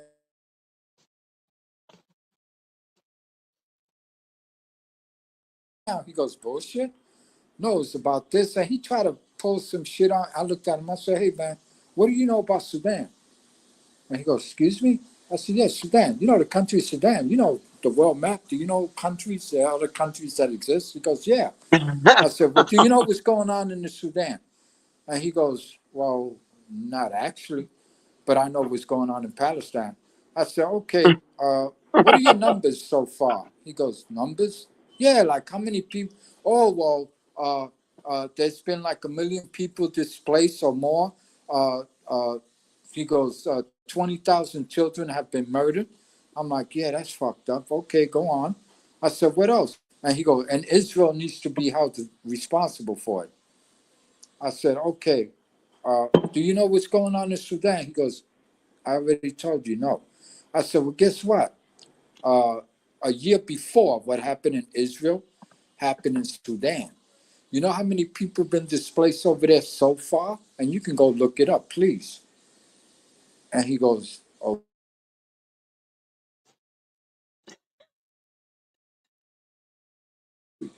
you know who's fighting in the country? The people themselves. There are no outside countries or outside forces. You know who else is who's not in there? Israel. They're not involved. Nobody's involved. Is anybody bitching about that across the campuses across the United States? And he just gave me this look like, uh, uh, uh, are you really telling me that? Right. I said, yeah. How come you're not complaining? So you know how I fucked him real good? And it wasn't personal. He was a white boy. It wasn't personal. You know what I told him? I said, let me get this straight. You didn't know about that? I know about that. Don't you wonder why the U.S. media is not reporting on that? 1 million, even one is bad, displaced. But we're talking about 8.5 million over here in Africa. Nobody says a damn word. I said, and the people killing each other, no outside forces. I said, you know what's really sad? I'm thinking, is it because maybe they're too dark, but in this country, we make it our business to go out of the way to what? Support blacks and this and that. It's okay that you're dark here, but nobody gives a damn about the dark people in the Sudan, both sides. And they're killing each other. Right. Nobody's saying nothing. Even the UN ain't saying nothing. I said, and you didn't know that. I think that maybe the colleges across the country should be raising hell for those 8.5 million people that got displaced. Women, children, and they're killing each other. But you didn't even know about that. That is sad, young man. And you're the future. That's when I started to become an asshole. I said, so what are Right. you really protesting for? And you know what, young man? It would really be feasible that you stop the hate. Do you hate Israel? Well, I don't like what they. Oh, but it was okay that they killed 1,200 people that started all that shit. And guess what? Most of those people they killed in the beginning were college students, just like yourself. And then he didn't want to talk to me anymore. I said, yeah, so you go take your sign and go over there and make yourself look like a hypocrite because you're nothing but a hypocrite. And yeah, I said it. And he just looked at me once and turned around, looked at me a second time. I said, yeah, go tell your friends what.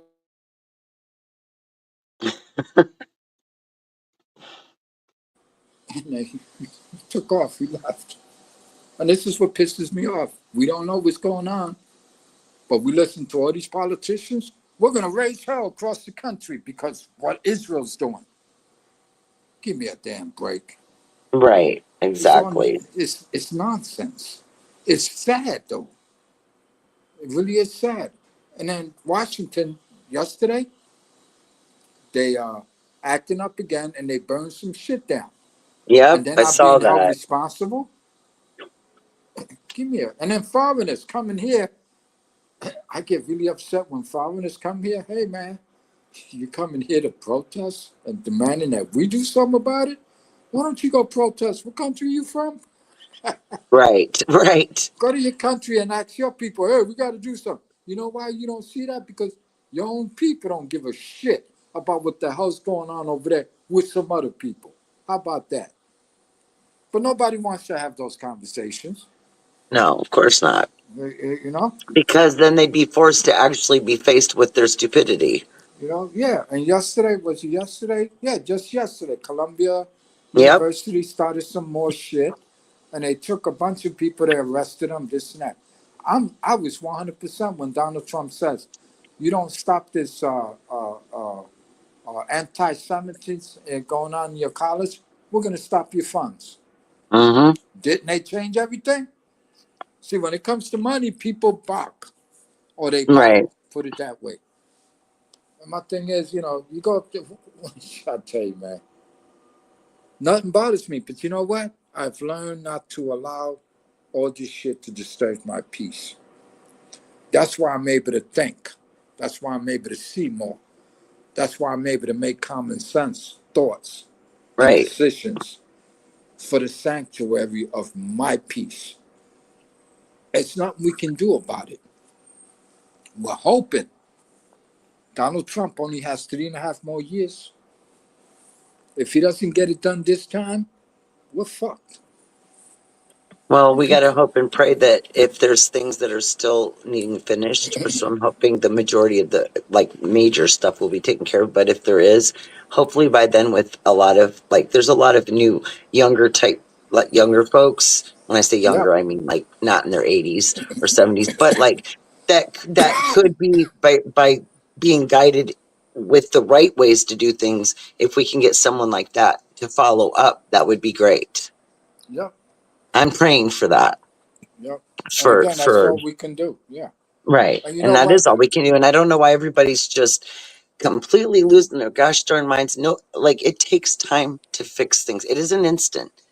But Exactly. if you can get a lot done in 100 days that you didn't see anything happening before, I've never seen that much like change because we never had to do so much change because no one ever wanted to do it. You know what I mean? And I think it's an inspiration to our, future generations and the ones that are coming up now to see that you don't have to listen to what other people say. You can be your own person. You can do the right thing. You can, you know, hold people accountable. You need to know what's going on at all times. And But if it's you anything different than that, then it's not honest. yeah, but you said it earlier, which is actually a fact. The programming, the indoctrination. In other words, It's off. when we grew up, it was cowboys and Indians. Hmm. And look at what now you can play actual war games on the internet. And these kids think that this shit is real. I But know. it also fucks with their mentality. In other It words, sure does. it softens their hearts to make it sound like or look like it doesn't matter. But if you put them in a real situation like that, like the video game, oh, most of them would just pass out. And I tell them this shit. And then I also tell them this lately. And a young guy came up to me. He goes, "Sir, can I speak to you?" And I said, "Sure." He says, "Man, what you was telling those guys, that shit opened my eyes, and I want to thank you for that." I said, "Well, what did I say?" "What you said about every generation blames the one before." I'm like, "Oh yeah, we even made a song about that." I Yeah, said, we did. you should go on the internet. It's a nice song, but it has to do in reference to something else. It's about a dad who died, and the son uh, is how you say, didn't get the opportunity to speak to his dad because he has some things he wanted to say to his dad. But the way the song goes, he didn't have that chance. But it's not. Every generation blames the one before. I guarantee you, and you heard me speak, even you. I don't know how old you. He goes, "Well, I'm 21. I'm in my fourth year." I'm like, "Okay." I said, 20 years from now, if you should, and I said, "What am I talking about? You're 21." And then he goes, "Well, yeah, go ahead." And I said, let's say 5, 10 years ago, if this is what you're going to do out of life, you're going to get a job, you have a career, you're going to have a fantastic education, I assume. You know what's going to happen next? You may meet a beautiful woman. You may marry this woman. You're going to have kids. And you know what? Whatever society does in their generation, they may come back at you. Right. Understand what I'm saying? Yeah, I heard Exactly. I heard you tell that guy that, everything changes, this and that. He goes, especially the part when you said the only thing that really changes clothes, styles, and music and hairstyles. Yeah. I said, when I grew up, we didn't have pink hair. Yeah, we had long hair. I was a hippie. And he goes, "What generation?" I looked out. I said, "I'm a boomer." And yeah, we had our fucked up shit. And guess what? The next generation been talking shit about our generation. And they still to this day. But I promise you, somebody will be talking about your generation. Guarantee you. It may be your kids, for sure, your grandkids. They're going to turn around, hey, Grandpa, you guys were doing this crazy shit running around on campus back in the fucking 2025. What was that all about? This, and they're gonna judge you. They may even not like what you did and say, why the fuck you did that? Why did you people act like that? This and that. Again, every generation blames the one before. But we forget what was the real truth behind what they were doing. It could be two things. And I don't know if you heard that part. You're either a dysfunctional society or a functioning one. Right. Which one you want to be part of? Because that's coming next for you. You're going to run into this world. You know what you're going to run into? You're going to run into people that don't like you. You're going to run into people that are jealous that you got an education. You're going to run into people that don't like that you're the new guy on the job. That's the way Right. society works. It's It sad does. that we operate this way, but this is all we got right now. But I wish Yeah. you luck, young man. And I'm glad that you was, I hope there's something you can take away with this. And he goes, I learned a lot, because I heard you speak in the beginning and I had to stop. And I'm like, what's this old man talking? He says, no disrespect. And I'm like, well, yeah. And then he goes, you're about 50? And I looked at him. I said, thank you, young man. No, you're about 20 years off. He goes, you're 70? Yeah, I told you I'm a boomer. 50's too young to be a boomer. He goes, oh. I said, another thing, utilize your common sense. Do your homework. Do your research. Right. People start coming to you and tell you, hey, we're going to go do this. We're going to protest. You better make sure you know what you're protesting about and for. Because if you find out about and why, chances are I ain't down with that. And we go back to every generation blames the one before.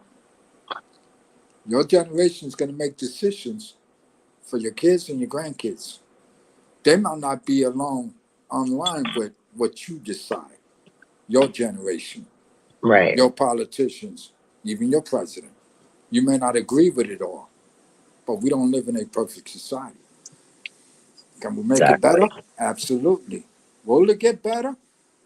Pray to God it does. Right. And everything happens for a reason. And I know that's an old saying, but my grandma always said it. And literally, the fact that she told me that at different times in my life, it literally always was the truth, though it really was. Because the things that happen for a reason basically means that you're going to experience things in life, your journey, that are part of an education and a way of gaining knowledge. And if you don't experience things, then you have no knowledge. And so, Exactly. you know what I mean? Yep. Let me, where's that thing at? You know what, too, Angel? At the end of the day, there's this platform that I go to, and even though in the beginning they didn't like to hear what I had to say, but I told them, you know what I did? I matched it up with the Bible. And they go, oh shit, we got this dude coming in here with religious shit. And I'm like, no, I'm not preaching to you. But I'll tell Right, you this, whatever's going on now ain't no different than the behaviors. Let's get one thing straight. I'm not telling you to get saved, this and that. I'm telling you there's no difference of the behaviors in biblical time versus today. There is none. We had right. kings and queens back then. Guess what they did? They committed war. They killed each other. Yeah. Back then, we got abortion today. We call it abortion. We They soften the killed language. people. Okay, they Everything kill was the same. newborns. Yeah, they kill newborns. I'm pretty sure they probably stabbed a couple of females through the belly to try to get rid of who? Babies? Because they were told something and they believed it. And of course, that's biblical, but the behavior itself is no different than today. We just do a better job of hiding it today, which is Right. what? We used to start off with Well, abortion. and I we have the were right to doing, kill my well, they baby. thought they were doing a good job of hiding it, and they did for a long time by distraction, but distraction's been unveiled. And because they thought it was great to move into the future and make all these, allow all the internet just like blew up once it started to the point where Yeah, now, like, everybody can, like, before you had to go see people and call them on a phone, and now everything's so different. And I mean, it's just pure chaos. yeah. And again, I tell people, if you want the truth of the matter, it's the lack of common sense.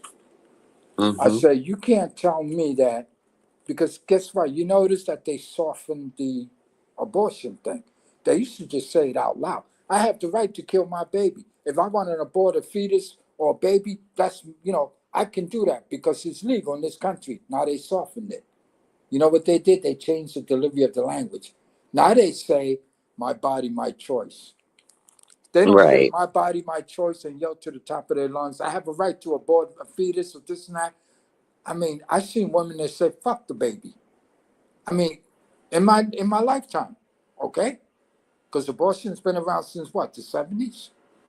I don't even know, but Okay? probably. So my thing is like when I tell people, I say, listen, man, you got to be worried about what you say, what you do, how you say it, this and that. All they did was soften the language.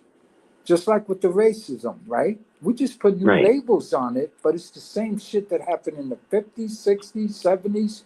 They just changed the language. Right. Black Lives Matter. Okay, civil rights.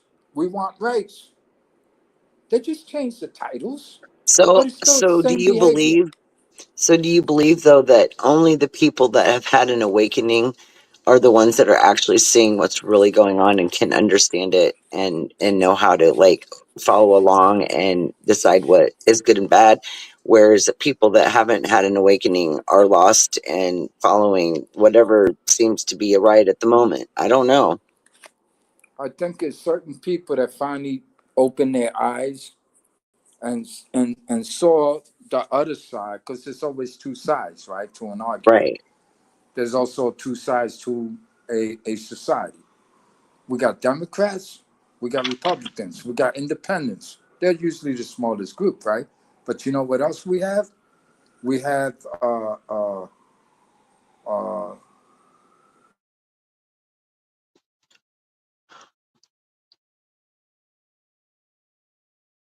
chance to do something. And when they do get a chance to, the other side just loses their fucking mind. Like everybody else wants to be in charge, but they never work together. That's what I Right. see. And Me it's too. irritating. You know, But I see that when people work together for the common good, and it's a positive thing that they're trying to do, and they're protecting other people, then good things will happen. And you know what I'm saying? Like, it's a positive thing. And I don't know why more people don't feel the need to have that positivity, because that's when peace comes with that positivity, and peace are kind of a shoulder and hand to each saying other in a Adam, way. I said, you're saying that Adams, you're going to vote for him? I, I said, chances are I may be in Florida, so I may not. But if I'm still here, I will.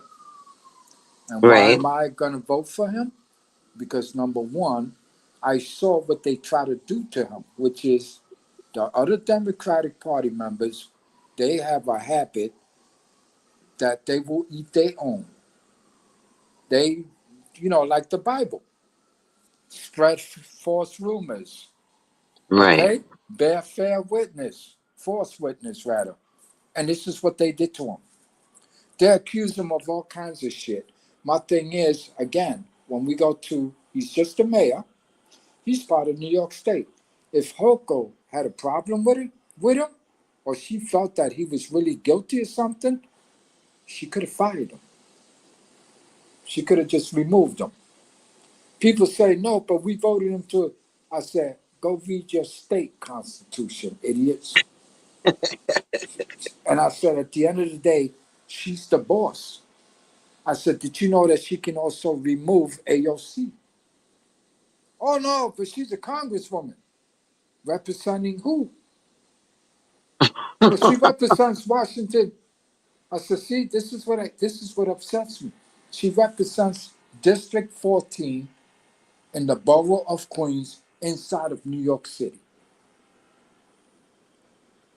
This is what I keep telling people. They don't understand the job descriptions, this and that. The boss of New York State is the governor. De Blasio and Cuomo fought back and forth. I mean, can you imagine a city mayor telling the governor, go fuck yourself? That's just, yeah. And he got away with it.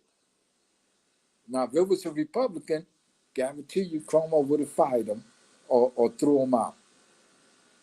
And if people don't know this, every individual state has their own constitution. I ran into people in New York City that didn't know that. Oh, no, you're talking about the federal government. No, I'm talking to the state constitution. There's no such thing. And I got a bother to go into my phone, Siri, what is the constitution of the state of New York, blah, blah. Look at here. And then I said, there's every individual state in America have a constitution. There you go, read, my brother. Man, I never knew that. How come people don't say that? Because they want to keep you dumb and misformed.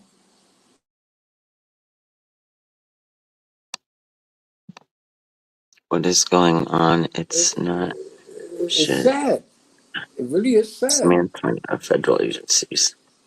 There's a reason why there needs to be a dismantling, though, because of all of the things that have been being done behind the scenes for so long. If somebody doesn't make it stop, it'll never stop. That's why it's gone on for, 100 years or more? Is what historians will tell you. So, I mean, it's, like I said, everybody has their own opinions. We're just stating the true facts that we do know. And that is that you can't keep things the way they are or they'll never change. Yeah. My thing is, and you have to have the ability to be willing to stand up and almost be killed and be almost thrown in prison and have all sorts of horrible things happen to you just to try to keep your country in one piece. What's that senator? I think he's from Kentucky or Tennessee. Rand Paul. Well, I love Kennedy from Louisiana. He cracks me up so bad. He is so damn funny the way he gets to talking about shit. Yeah, I love that man. That man. His analogies are amazing. He says things that nobody else has the guts to say. He does, and it's so cool because it's point on. And they go, "Why are you supporting him?" First of all, I wish I could. I don't live in this state. I can't vote for him.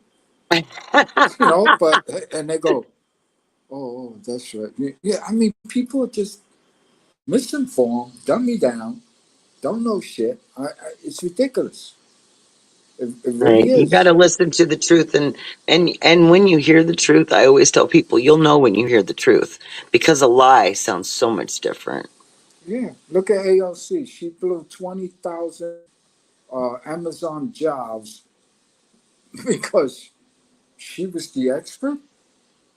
And the guy didn't even bother. The whoever's running that damn company, he was like, "Really? We're willing to bring in."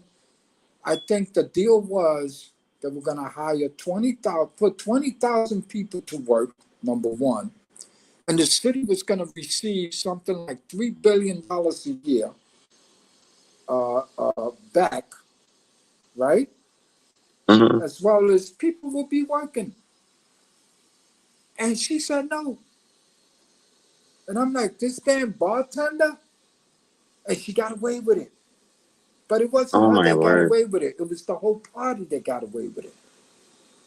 Nobody said a thing. And they voted her ass back into office.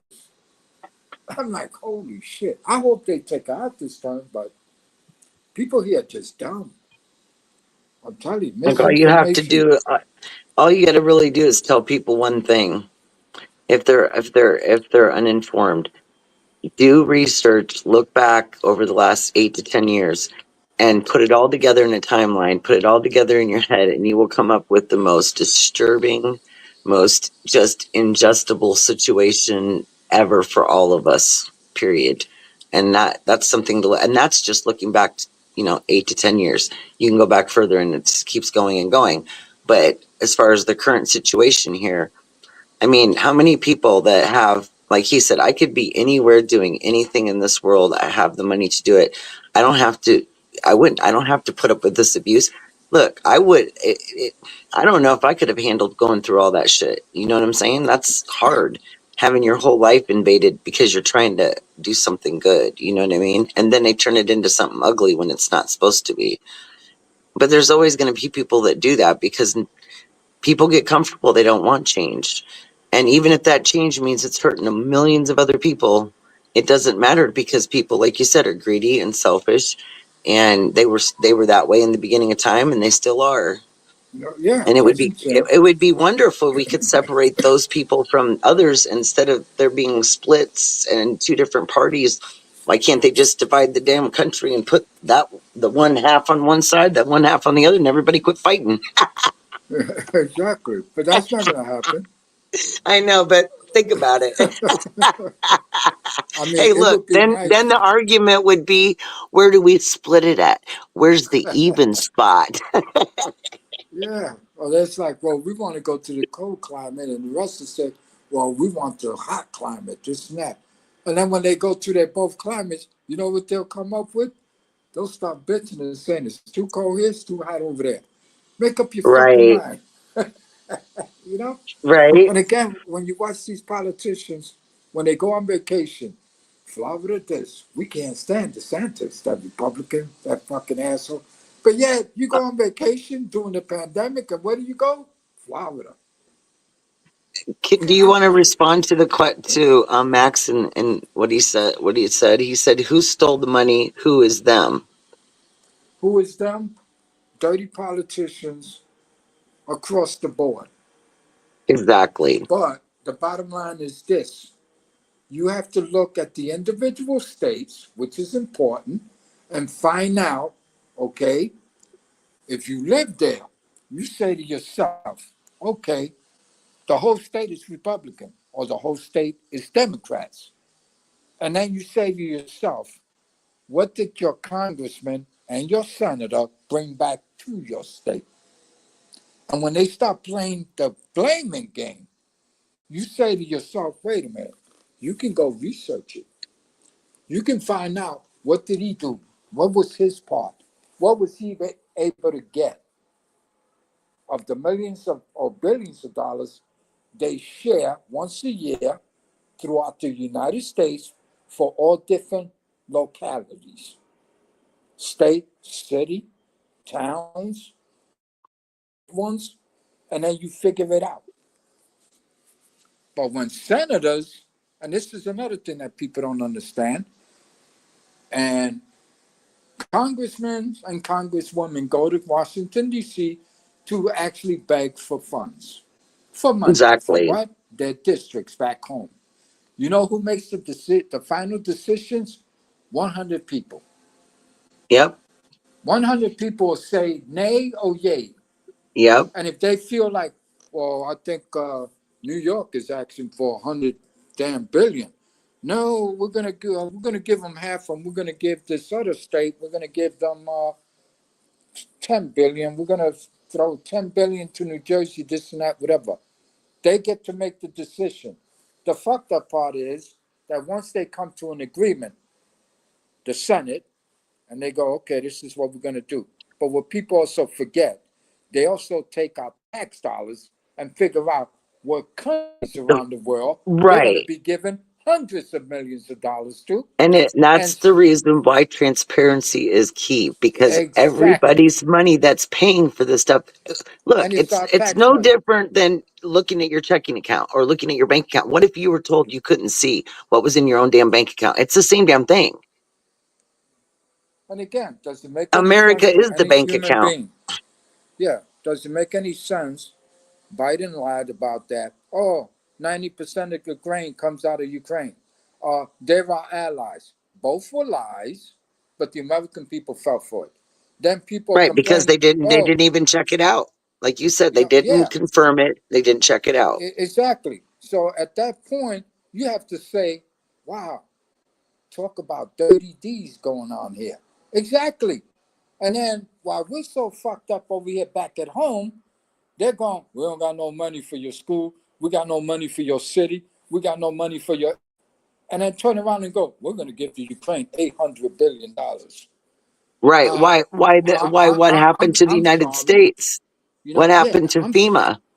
They stole a yeah, bunch of money from FEMA and paid for what you're talking about, a lot of different stuff. And guess what? They couldn't even take care of, and still haven't, a lot of the people that got hit in Florida, Tennessee, uh, where was it? North Carolina, West Carolina, all that up there, all those places that got hit with bad storms and all that disaster, they couldn't even barely help them. And then they wouldn't even help people that had Trump signs in their yard, even though you those people had been imagine, devastated. yeah, could you imagine? Let's take the fires in California. Can you imagine somebody coming up to me, hey, Mr. President, their reservoir was actually closed down for an entire year because they had a cut in the material that was covering it. But California never did nothing to repair it. Exactly. And I'm going like, and people don't find this dysfunctional. I mean, seriously. And they got Well, I know if I lived 40, in California and I would be, because I'm always aware of my surroundings and what's going on, I would have been getting people together and going at those people that you're paying for those jobs to make that shit happen, because knowing that your lives and exactly, homes could be at risk. You have to exactly. protect yourself too. You can't depend on other people, even if they're in charge of something. Sorry. Hubby's alarm went off. Legislator, the state legislator passed a bill. And to me, if nobody sees the word communism there, then they deserve whatever happens to them next. They passed a bill in Washington State, just what, 3 days ago, that if they have an emergency or a pandemic, that the citizens of that state will not have the right to refuse a jab. If they say you're going to take the jab, you're going to take it according to the bill, the law. What? Really? Yeah, look it up. Well, say it again, because I Yeah, couldn't but hear everything. yeah, that's why I try to allow in New York. But anyway, they passed a bill that in the state of Washington, right, if they should experience another emergency like a pandemic or whatever, that they will have the right to go around and tell the citizens, well, we have a new virus, this and that, and we're going to vaccinate you, and you don't have the right to refuse. They just passed a bill like that. Are you for real? Well, that needs to be I taken out of there like ASAP. but they're not. You know why? They're Democrats. So let's go back to when you cut the head off, right? They cut the head off. In other words, we got a new president. He's a Republican. He gives a shit. Am I convinced that he's going to be able to fix it all? No, time will tell and make me a believer. Well, guess what? We cut the head off, right? But the little guys are still running around. And that's Right. a But also Democratic. there's also another point that we've both made, is that it's not just one man and one administration's responsibility to fix what's wrong. It's everybody's, because America is everybody. It's It's all everyone's of Congress, responsibility. right? Everybody's like, oh, somebody else can do it. Oh, somebody else can fix it. Oh, they did Yeah. this. Oh, that's just stupid. and All of and it. and it's always a matter of money. And I'm going like, you're begging for, let's say, $700 million because you need it badly now. But hey, you guys gave 800 billion over here, and what the waste of the money. And again, I'm like, damn, maybe I should call the news and say, hey, I want you guys to tell Elon Musk that I'm that guy that's actually 169 years old, and I better get my damn Social Security check. Imagine if I did that.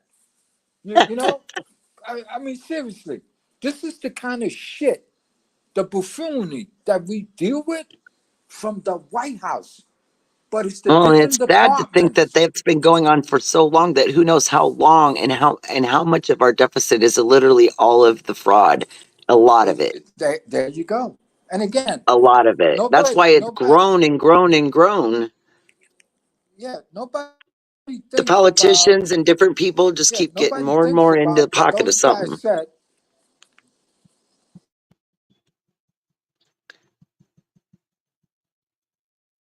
Saying that these people are all dead. But the next question is, who's cashing their checks? See, Right. and it turns out it looks like it was probably them, the Mhm. Democrats. And when we get to Act Blue, oh, I'm waiting. Somebody promised me some time on X, and I want to break it down to them. Because guess what? It's not only that they committed fraud with that Act Blue. My thing is, I'm positive some of those people are involved.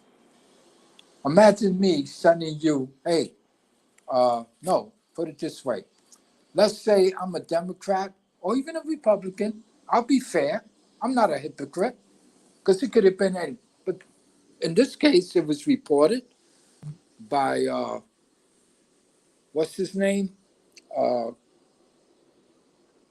O'Keefe, whatever.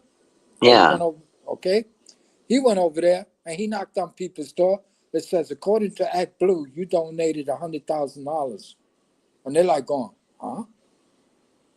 So imagine if I did this to you, Angel. I say, Angel, I'm going to Right. use your name and your information, and I'm going to put you down that you donated to us $50,000 or $10,000 a month in the last 2 years. But you know what you can do? You can file a tax return and you'll make money too. Just so like that. But don't worry about where the money is because we're stealing it from all here. Maybe Right. Social Security money being stolen or Medicaid taxes are being stolen. Who knows? But for these people to Um, turn around, think about it. I I fail to believe that that may not be going on. I truly believe in my heart some of that shit is going on. I right. really do. You know what else I Um, believe? Go ahead. Max said,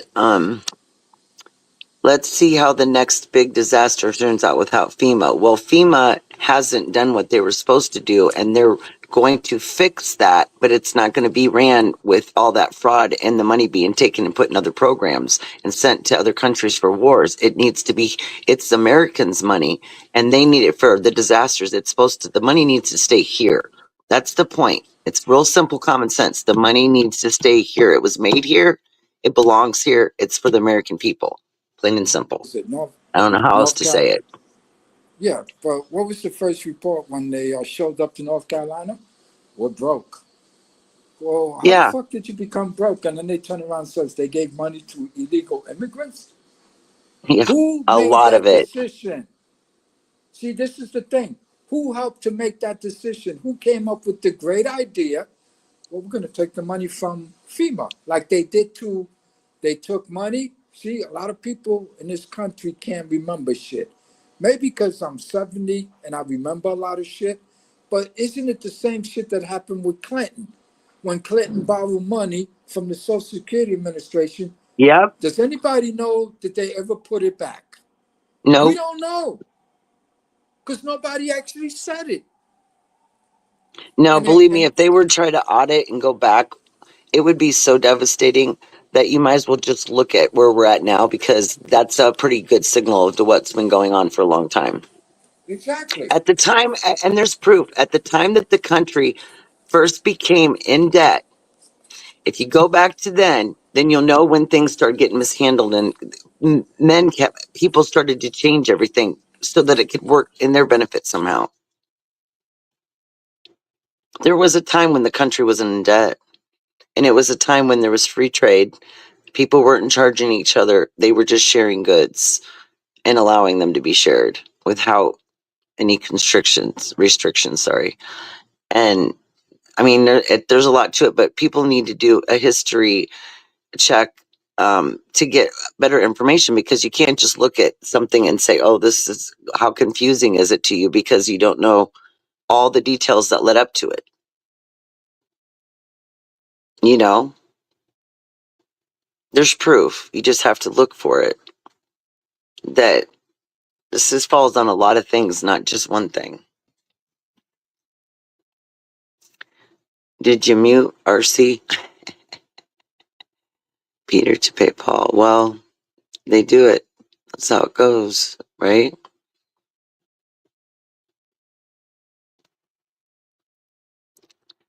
Even what's taught may not be correct. Exactly, Mary Jane. Very true. And because we've been programmed and taught and traditionally like things throughout history from one ancestor to another, the ways of things, and they change with times a little bit, but in the most part things are pretty much the same, just because there's so much information that's allowed out there since the internet started. Now everybody's getting the information that was hard to get to everyone. Before, it was word of mouth. It was, groups of people in different places all over the world that knew things or understood things but couldn't share those things, or didn't, a lot of people just didn't get to hear things that they needed to hear. I think we've lost our seat, y'all. But I mean, history is history and it repeats itself, trust me. I was like, where'd you go? Oh, we lost you for a second. I'm sorry about that. That's the other side of the apartment, and I was like, ah, shit, happened again. I mean, But really, where what were I we? tell people is just give it time. It takes a Again, long time to screw things up, and it takes a long time to fix them afterwards. And it's everyone's responsibility, not just one person's. It doesn't. I mean, a president's a president, but this is what I've told people for years. Their hands are tied in different directions that people don't understand unless they're part of that. Okay, it isn't. It is, like you said, it's about people getting together in these big, Congress and this, the House, and they're all voting, and they're, it's all that, and everything has to go through all these different. I mean, it's so complicated that it could be so much simpler, but it's just, you know what I mean. It's like it's like when you have a restaurant and you have the manager, the person that is running the business, and then everybody else has different jobs in that business, right? It doesn't take a whole lot of a few things to mess up all of it, right? But at the same time, the person that's in charge has a lot of things going on, and sometimes there's things they don't even know about. And like they said, we've learned a lot from the first time when we didn't know all this crooked stuff was going on and people were that evil. You don't know until you experience it, you know what I mean? And then you learn Yep. from things that you worked before, things that didn't work, and then when new challenges come, you meet with those and you figure that out. But it's problem solving, and it's a very, very hard, strenuous job, to be honest with you. I'm pretty impressed with the fact that, I mean, he has more energy than me. I'm younger than him, and that he can handle. That's a lot of stress and a lot to take on all the time, every single day. And anybody that thinks it's that easy is a fool. But because, yeah, when you're happy, and he has a good personality. Like me, I can be in pain, I can feel like shit, but am I around people, they don't need to feel my pain.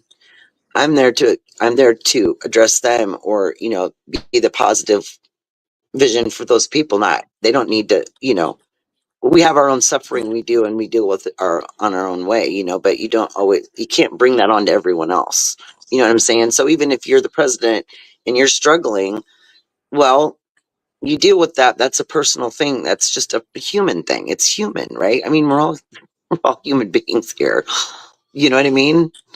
And I think it's just really sad that instead of just letting it be like it used to be, people was whoever was elected, even if your side didn't win, then you accepted it, and then we, work together towards goals. That's not what's happening here. There's this division, and somebody thinks it's a good idea to divide everybody. So the United States literally is not united, and hasn't been for so long that it's almost sad that the name no longer fits the situation. No, it doesn't. You Just like know, you know what I predicted back in when Biden won. I looked at all these Democrats over here, and I said to myself, "Oh, you don't know what's coming next. What are you talking about? we're back in the White House. We got the power back, this and that. I said, really? Okay. But when the stats came out, see, during the first Donald Trump's administration, he had a percentage of 22% New Yorkers. That was the entire state voted for Trump. When it came to his second term, it was 20%, 18%, 14%, 29%, 35%. The 5 boroughs. That never happened in New York ever for a Right. Republican nomination. And I said to myself, what was the Bronx was 35? Holy shit. I think that there Usually was an awakening for a lot of people. the only borough that would always vote for Republican would be Staten Island. When it comes to New York City, Staten Island doesn't exist to the rest of the 4 boroughs because they're out there, okay? But Brooklyn, Staten Island, Queens, Manhattan, the Bronx, like the Bronx had more than Manhattan. That shit was crazy. And then Queens had just as much as Brooklyn, and boom. This never happened Right. before. You know what I told the people? I said, holy shit. You know how Democrats eat their own? What makes you think that Democrats don't eat their voters also? And you know what happened? That's exactly what they did. They came in here, the Democrats, and it wasn't like they were new ones. It's the same party, the same guys who for 20 years, especially Chuck Schumer. You know what they did? They came in here, number one, you know what that was? They were mad. Right. Population of New York City, and they did that. Food prices went up, gas went up. Again, the rents. Oh yeah, we're gonna make these mothers pay. That's what they did to us. And when people started to realize it, they go, "Damn, that fucking RC. You know what? He's an asshole." But he was right. And I'm like, "Yeah, how's it going?" And then when the Right. jobs started going out the door, and they started making statements like, "Yeah, how they blaming Trump now?" You know, see, they Oh, figured it right. out. Hey, by the way, did you know that he also caused all those planes to crash in the last couple months? Yep. Oh yeah. You know, again, I see I shit was like just that. I'm like, no going, way. wow.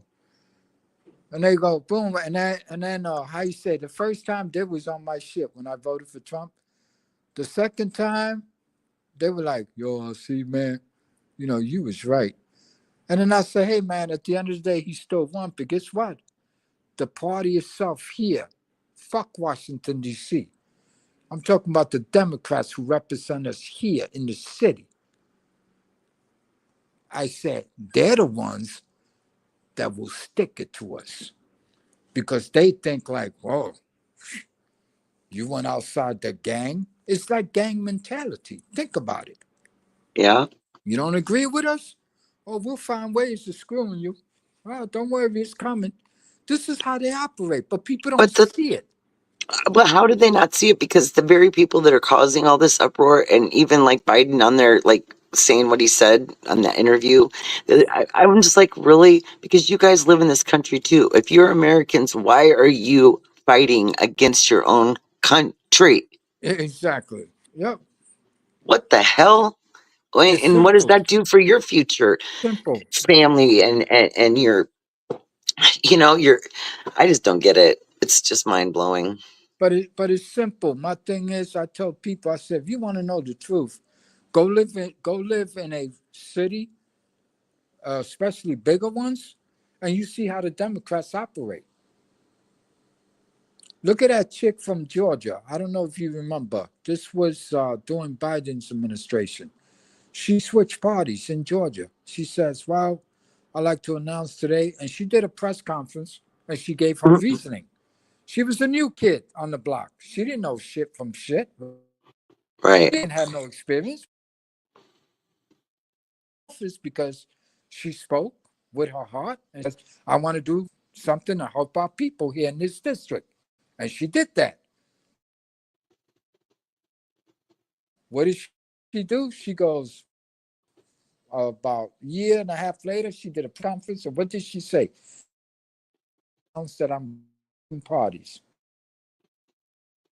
Asked for from her daddy affiliate in Georgia, refused to give her anything that she asked for. She wanted to clean up the neighborhood. I need money. Just hang in there. Just, you knew. Just, learn the game, understand the game. You just got here. That's what they do here in New York too.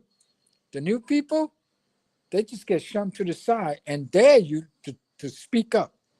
She spoke up and she switched parties. Guess Right. what? The Republicans in Georgia,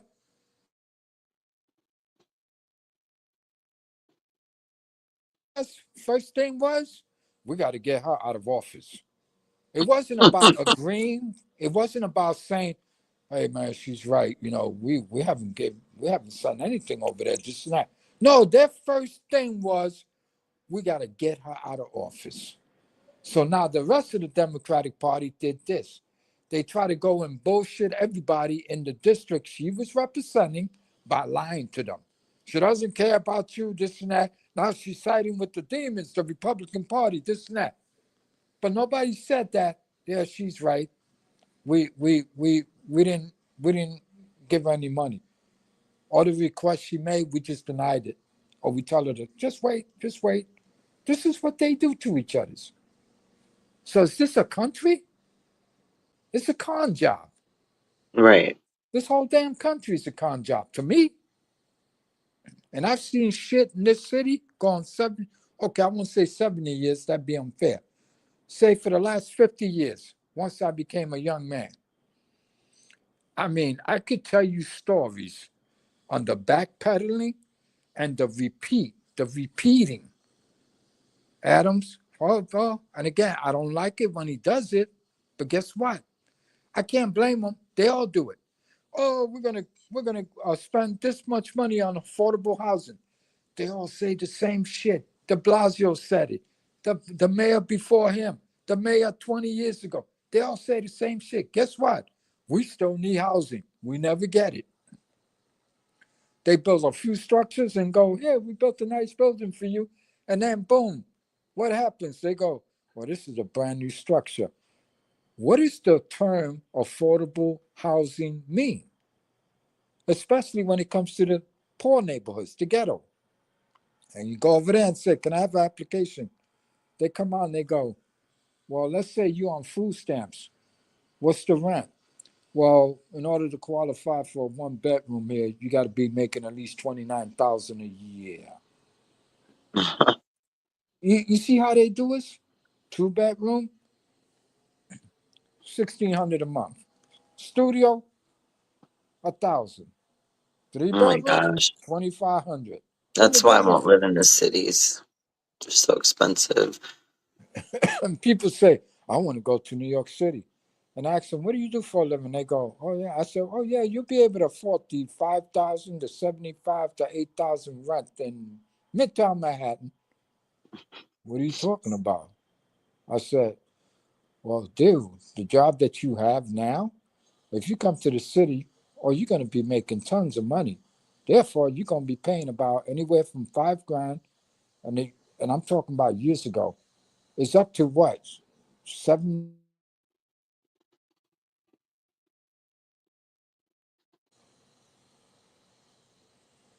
And yeah, you get a nice salary. Let's say you're making Yeah. 6 figures. You're going to pay 100,000 or less, or more, depending, Right. for an apartment. That's crazy. Studios go for $5,000 over here, $6,000. A studio. Come Wow. on. Well, then, like your guys' cost of living adjusted according to the prices there then? What I'm paying for right now I have a two-bedroom. I raised my kids here because I was a single father. Uh, what I'm paying here, and I'm by myself. What I'm paying now, right now, in this fucking apartment, I can pay for a house in Florida. And I'm saying, why am I still here? I got to get the fuck out of here. This shit is crazy. And then I tell people complaining, we got a lot of white folks moving up in here. You know why? Because the rent down in Midtown is 5,000, 6,000, 7,000. So they figure they come and live in the ghetto.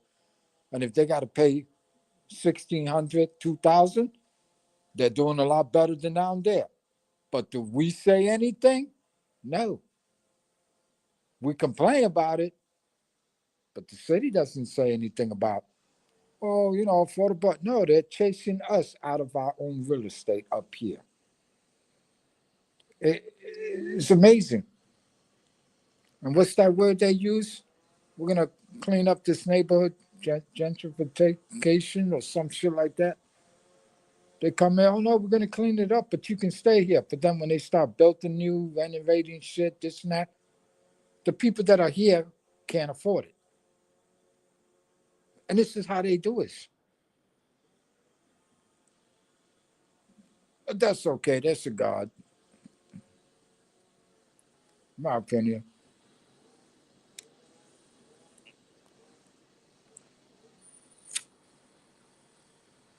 Ladies and gentlemen, I think she fell asleep. Angel, did you fall asleep?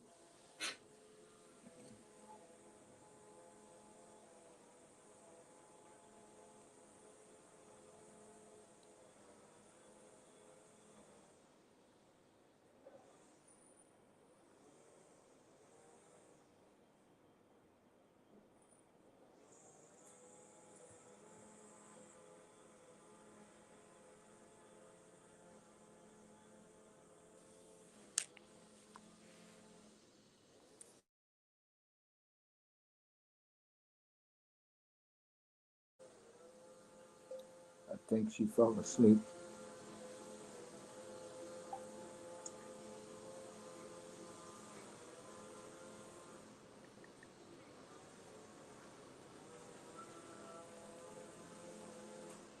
Well, then, like your guys' cost is your guys' cost of living adjusted according to the prices there. Then what I'm paying for right now, I have a two-bedroom. I raised my kids here because I was a single father. Can you hear me?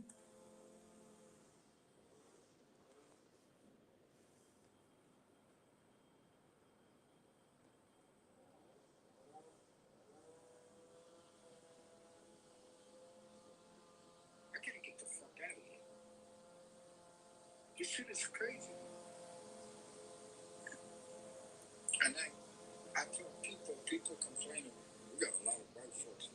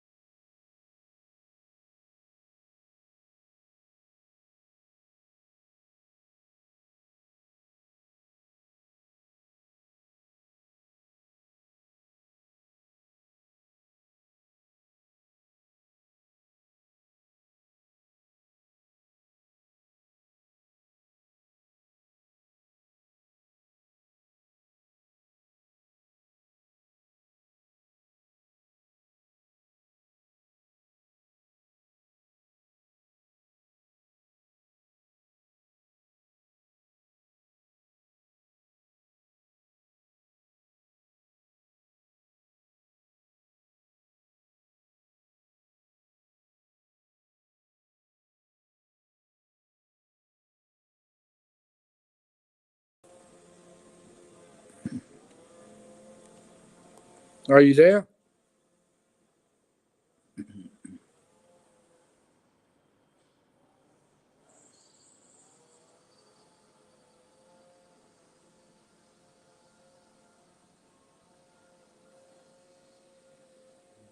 Angel, did you go to sleep?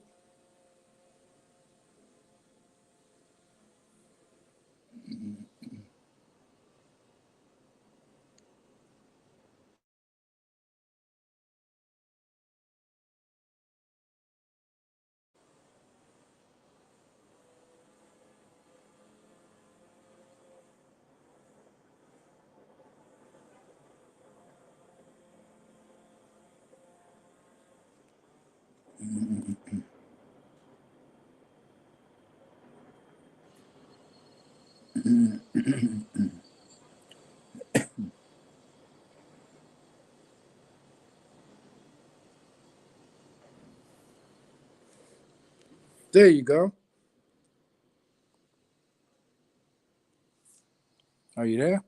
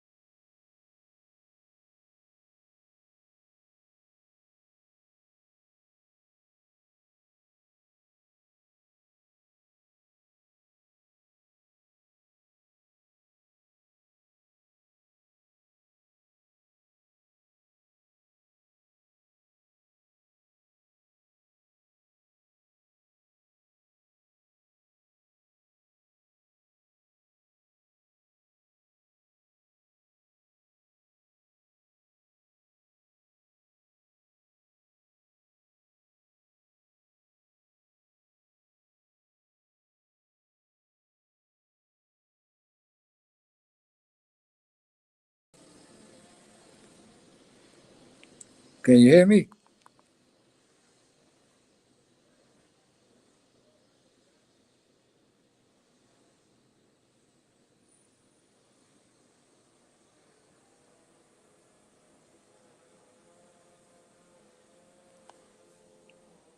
Hello, Angel.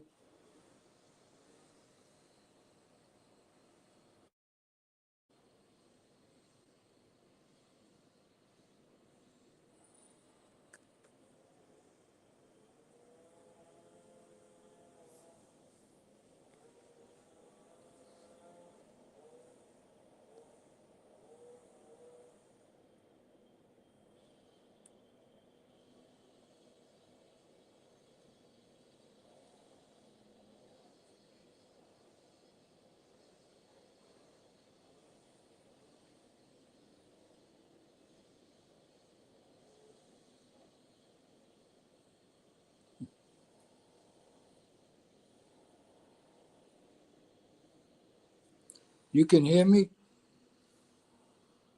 I can't hear you.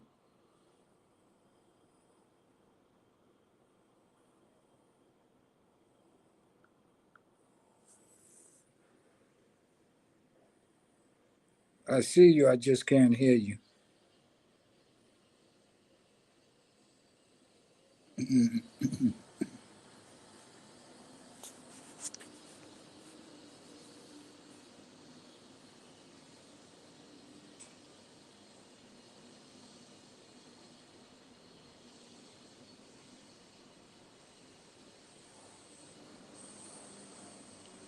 Can you hear me?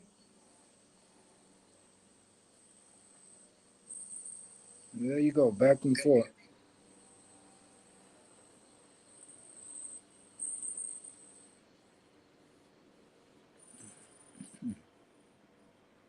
I heard you, but you went dead again.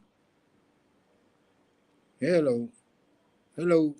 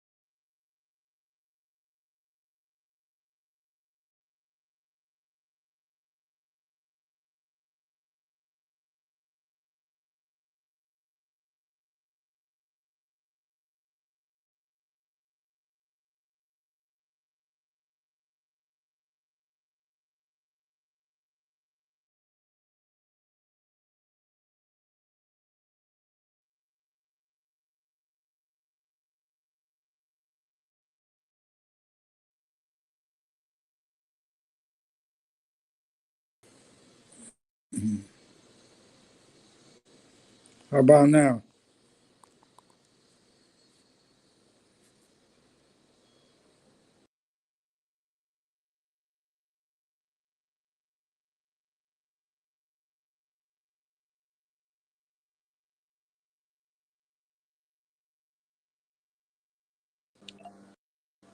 How about now?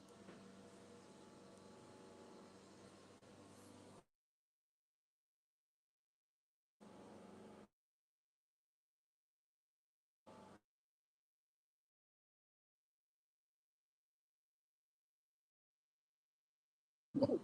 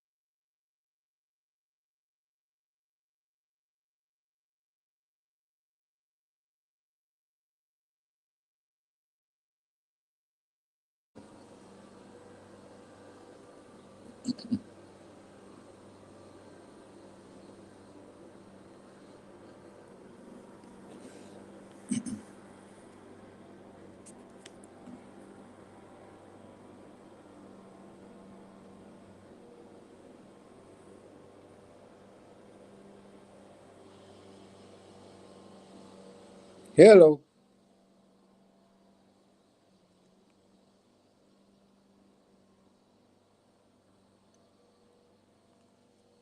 Hello. Hello. Hello. Hello.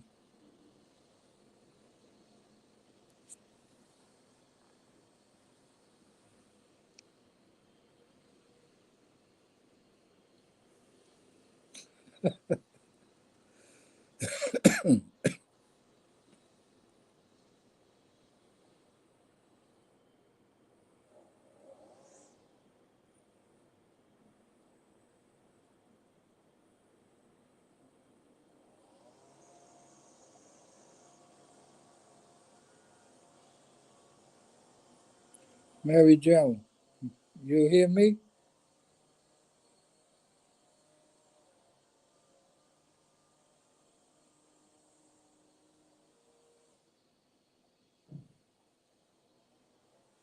Yeah, I'm not hearing her at all. Hello? Hello?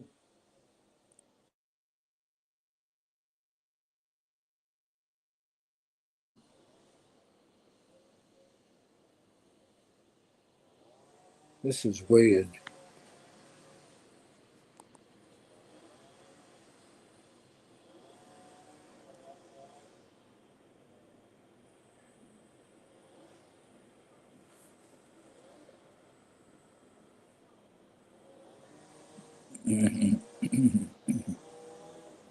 She goes out, she comes back, she goes out, but I still can't hear her.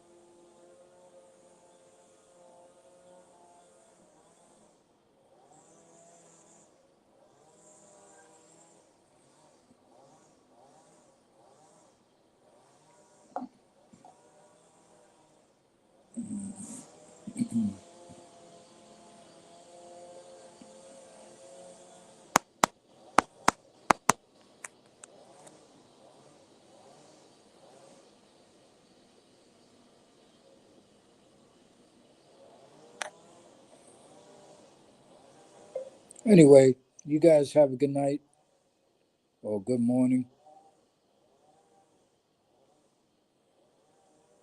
Says you're live, but I can't hear nothing.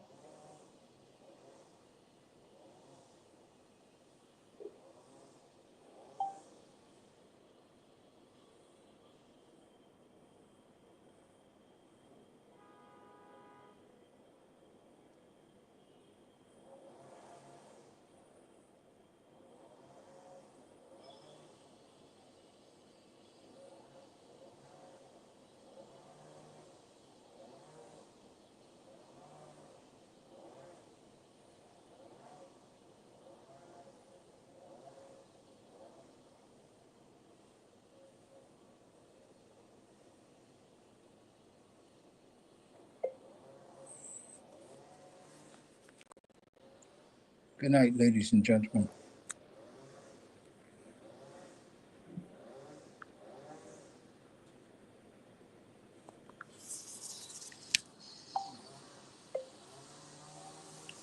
Have a good day, Angel. Thanks for having me on.